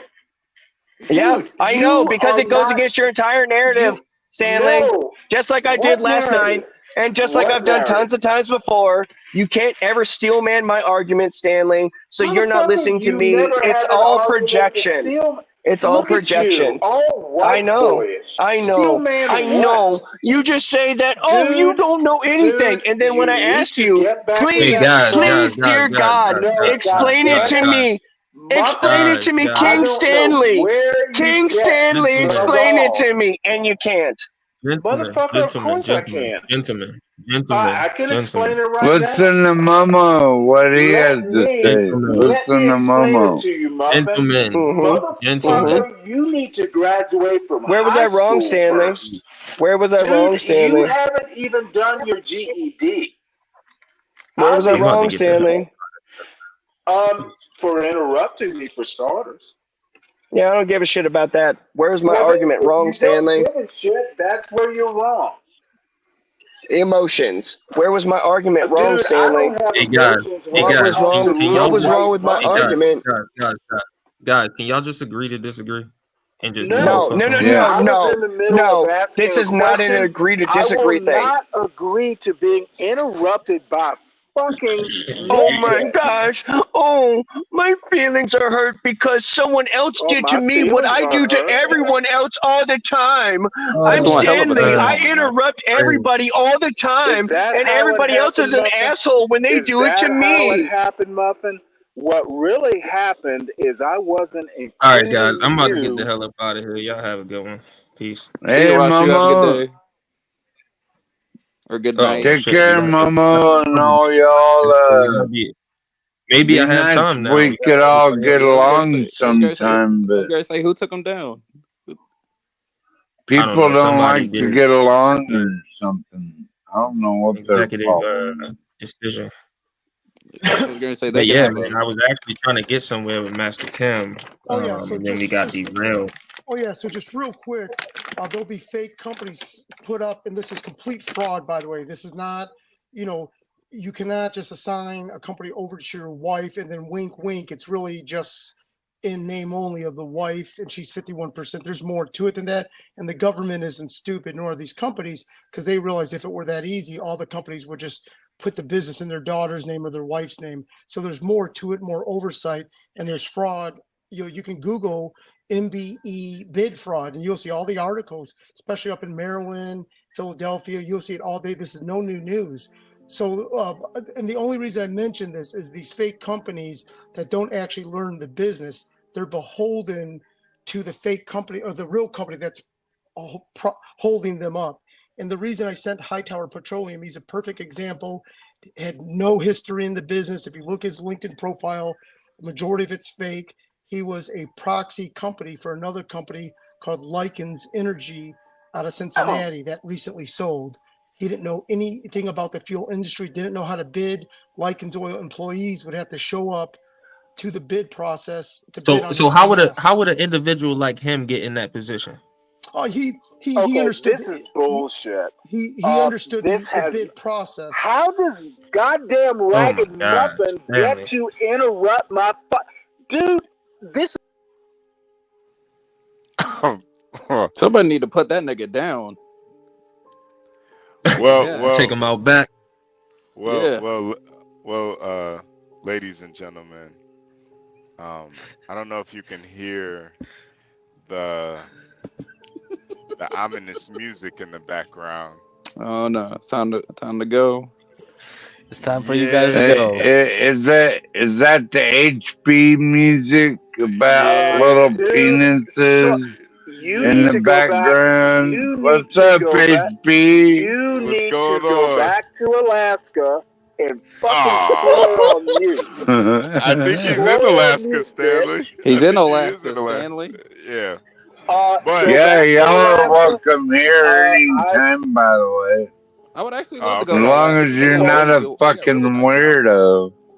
Yeah, no, I would. Oh wait, hold it. You just called me a weirdo, motherfucker. Oh, I want to get interrupted. Now, I said you're allowed. You're allowed on my property as long as you're not a fucking weirdo. I'll take you up on that. How are you allowed? I love to on see your the property? scenery. They got really nice I was gonna invite. You're the only weirdo there. How are you allowed? What? Then Portia could come see me up here. She could be weirdo number 2. That's not weird. Okay. Well, she is a nice looking woman, guys. Come on. Oh goodness. My man definitely had some of that moonshine, didn't he? Yeah. Now wait, I'm waiting for you to call her a doe. 12 man, what you drinking on right now, man? You drinking? She's a lady. Visit you in Alaska? Yeah. She's a lady. She's not nothing else but a beautiful lady. Well, I know what she looks like. I'm gonna let that weirdness go. I cannot compare to that. Portia, you done caught another one. All right, ladies and gentlemen, we're gonna go. Me and Portia could go. All right, 12 man. Hold on a second. We're gonna do the final words. We're coming up on 11 hours and 40 minutes. So we're gonna get our final words in. You guys take your time. We had a lot of different topics and subjects we covered today. So we're gonna start with let's just start with 12th man. Let's start with 12th man. 12th man, final words for today, man. Just God bless y'all. I find you very inspirational, and it feels good to be back around black people again after being away for so long. Y'all are very lovely. Y'all are lovely and gracious. And I'm sure if I came to your house, you would treat me the same way. A great Hell group yeah, of bro. gentlemen, a great group of gentlemen and ladies. Love y'all. That's all I can say, man. We Oh love you yeah, too, man. 12th man. I appreciate Hey, you, man. Respect, 12 drink man. some Respect. water before you go to bed, man. Drink some water. Yeah, you have a great I rest of will, your night, man. Momo. Okay, that's not He Momo. thinks everybody's Momo, dude. All right, all right. Garion, final words, sir. My final words are: I'll see you guys tomorrow for game day. Looking forward to it. Yeah, I'm gonna yeah, set some money aside for the bets. yeah. And I wholeheartedly hope if Stanley's playing, I hope he dies first. Thank you. Oh God. All right. I'm betting against that. All right. Righteous Muffins. Final words, sir. Okay. All right. I wasn't able to listen to this full stream because I have a job. But to the end here of what we were talking about, look, if Stanley was to go about if he was going to go for the perspective that corporations and the people who own them, CEOs and that sort of stuff, they buy off politicians to create laws that benefit them and everything like that, I would have agreed with him.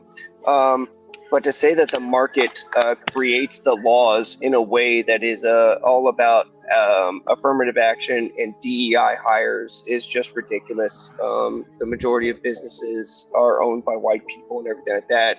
So, if anything, it would go against them. The government specifically, and that's why my whole question to Master Kim was just to confirm that, because he knows it as well as I do. The government has laws in place where they have to give a certain amount of business to minority-owned businesses and female-owned businesses, and that's all that I was trying to point out. So with like Stanley's whole argument of, oh well, what happens if they transfer it? What's wrong with transferring it into a woman's name, or what's wrong with them wanting to pick a woman's business? It's not. There's nothing wrong with that. It has to do with why are they doing it? Are they doing it because that's the best business to do? That's they're going to save the most money or whatever. They're going to get the most bang for their buck, or are they doing it because they have a DEI quota? So I'll end it there. Thank you. Thank you, Righteous Muffin. I appreciate you. I don't know who yawned, but that was very disrespectful. Thank you, Righteous Muffin. Let's go with Dennison. Dennison, yeah, I don't think you said too much today, but final words, sir. I think he's gone, man. I think he's gone. Okay. All right, we're gonna get Dennison out of here. All right. Yo, I'll do my final words and get up out of here. I ain't got too much to say, but peace, y'all. It's been real. Yeah, I think it was a good topic. Angel definitely won. Let's keep it a buck. Yeah. I don't know what kind of gay shit Fatty got going on, but he definitely had a bias to him from the beginning. Right. But yeah, man, you guys have a great night. Speak to y'all later. Appreciate you, Rashu. Take care, Rashu. Okay, let's go with Stanley. Stanley, final words, sir. Well, number one, I apologize for losing my temper. Second point, if Ragamuffin was that good at business, he'd own one. Wait, could you repeat that? What? If Ragamuffin was that good at business in his version of the free market, he would own a business. Okay. All right. Is that your final word, Stanley? It is. Oh well, you have a great rest of your night, Stanley, and as always, it's great having you up here. Thank you.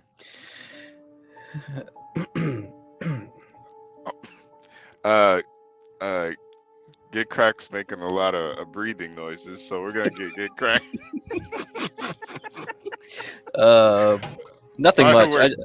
All I'm ahead. gonna say is, HB, remember to watch Boil. Okay, watch Boil tomorrow in the morning. Oh, Yeah, right? but Remember, I told you earning 10:30 Yeah, yeah. Eastern. Yep. Okay. Okay. So that's 9:30 Central. Okay. Yeah. So that's all I Gotcha. gotta say. Pretty good show today, man. We're doing all these long form streams. We covered a lot of topics, man. Yeah. Portia has a lot of work, so remember, hit that Cash App. Hit Portia's Cash App. Definitely. See ya. Thank you, GiveCrack. Appreciate you, man. And of course, the one and only Master Kim. Ching Chong, Master Kim. Hey, great show today, man. The only criticism I would have is there's got to be a way to quell combative behavior. I don't think anyone enjoys it. We all have difficulties in our own lives. In fact, I think that's what has attracted a lot of people to this stream. Unlike other streams that there's personal insults, name calling, combative behavior. So this is almost, I love it because there isn't that. And yes, people are not going to get along understandably, but there's got to be a way to quickly either kick them off the panel or something, because there's that aggressive combative behavior. No one wants to hear that level of shouting for a bunch of nothingness, to be honest with you. But with that being said, what a great day. Angel did win. And whatnot. Kudos to him and great job, all you guys hanging in there. And good job, Portia and everyone. I appreciate you, Master Kim. Thank you, and thank you for bringing Ken Watson too. Oh man. yeah, he's from the D. I thought you would have got on to talk about the Yeah, D. no. I was, man. When it's people like that, man, I'm just listening, man. I was kind of, it's like so much wisdom. I was just trying to just kind of soak up, man. It was crazy that he even came up and talked to us, man. It was great. wild. Yep. Yeah, it was wild, man. But I definitely appreciate you for that, man. Thank you, HB. Thank you, Portia, John, HB. GiveCrack. All Bye, right, guys. Master Kim, man. See you, man. Wow. Yes. I think Stanley, you gotta, you gotta be a little bit more. You gotta stop cutting people off so much, Stanley. I know you've been drinking on some probably white wine over there, probably some sort of wine cooler, but Stanley, I respect you. We all respect you, so we don't want to have to kick you off the panel, but Stanley, you got to remember that there are people listening, and we do want to have a show that people can listen to and hear everyone. And you always make great points, some better than others, obviously, but over here we want to just have conversations, not a big we don't want to have a big jungle with people yelling and screaming at each other, going crazy, so just try to keep that in mind, Stanley. It's we definitely appreciate you. So sometimes Stanley, honestly too, if you were anybody else, I would have kicked you off about 10 times today. I would have got you out of here. But that's how much respect we have for you, Stanley. We let you get belligerent. So just kind of take that into consideration, that there are people listening. There are people that are appreciate this stream, kind of how we have more of a relaxed, chill atmosphere, not all arguing, combative. Oh, you're this and that, I hate you. Nah, it's none of that. We're just grown adults having grown conversations. Sometimes we might talk about maybe laying on top of a woman. We might talk about that. So with all that said, I'm gonna close out. This has been an excellent stream. Thank you to John Galt and everybody that hit the link. Thank you to Ken Watson, Master Kim, GiveCrack, Stanley, and of course we gotta thank the beautiful Portia, who without Portia, I'm gonna keep it real with you guys. Without Portia, I would have killed myself about 3 months ago. So I appreciate her very, very much. Of course, 12th man, thank you always, with that Alaskan perspective that you know, you're not gonna get that anywhere else. And you have a beautiful dog too, man. So Righteous Muffin, thank you. Richard, as always, Richard in the chat. Cam the King, as always. Nas, just everybody in the chat. You know, we appreciate everybody typing, hitting the like button, subscribing, and of course, as always, if you would like to help support this show, you can hit the Cash App below. Portia J with the E. Man, and of course, rest in peace to Chippy, man. Rest in peace, Chippy. But with all that said, God bless America, and God bless the chat. I'm out of here, you guys.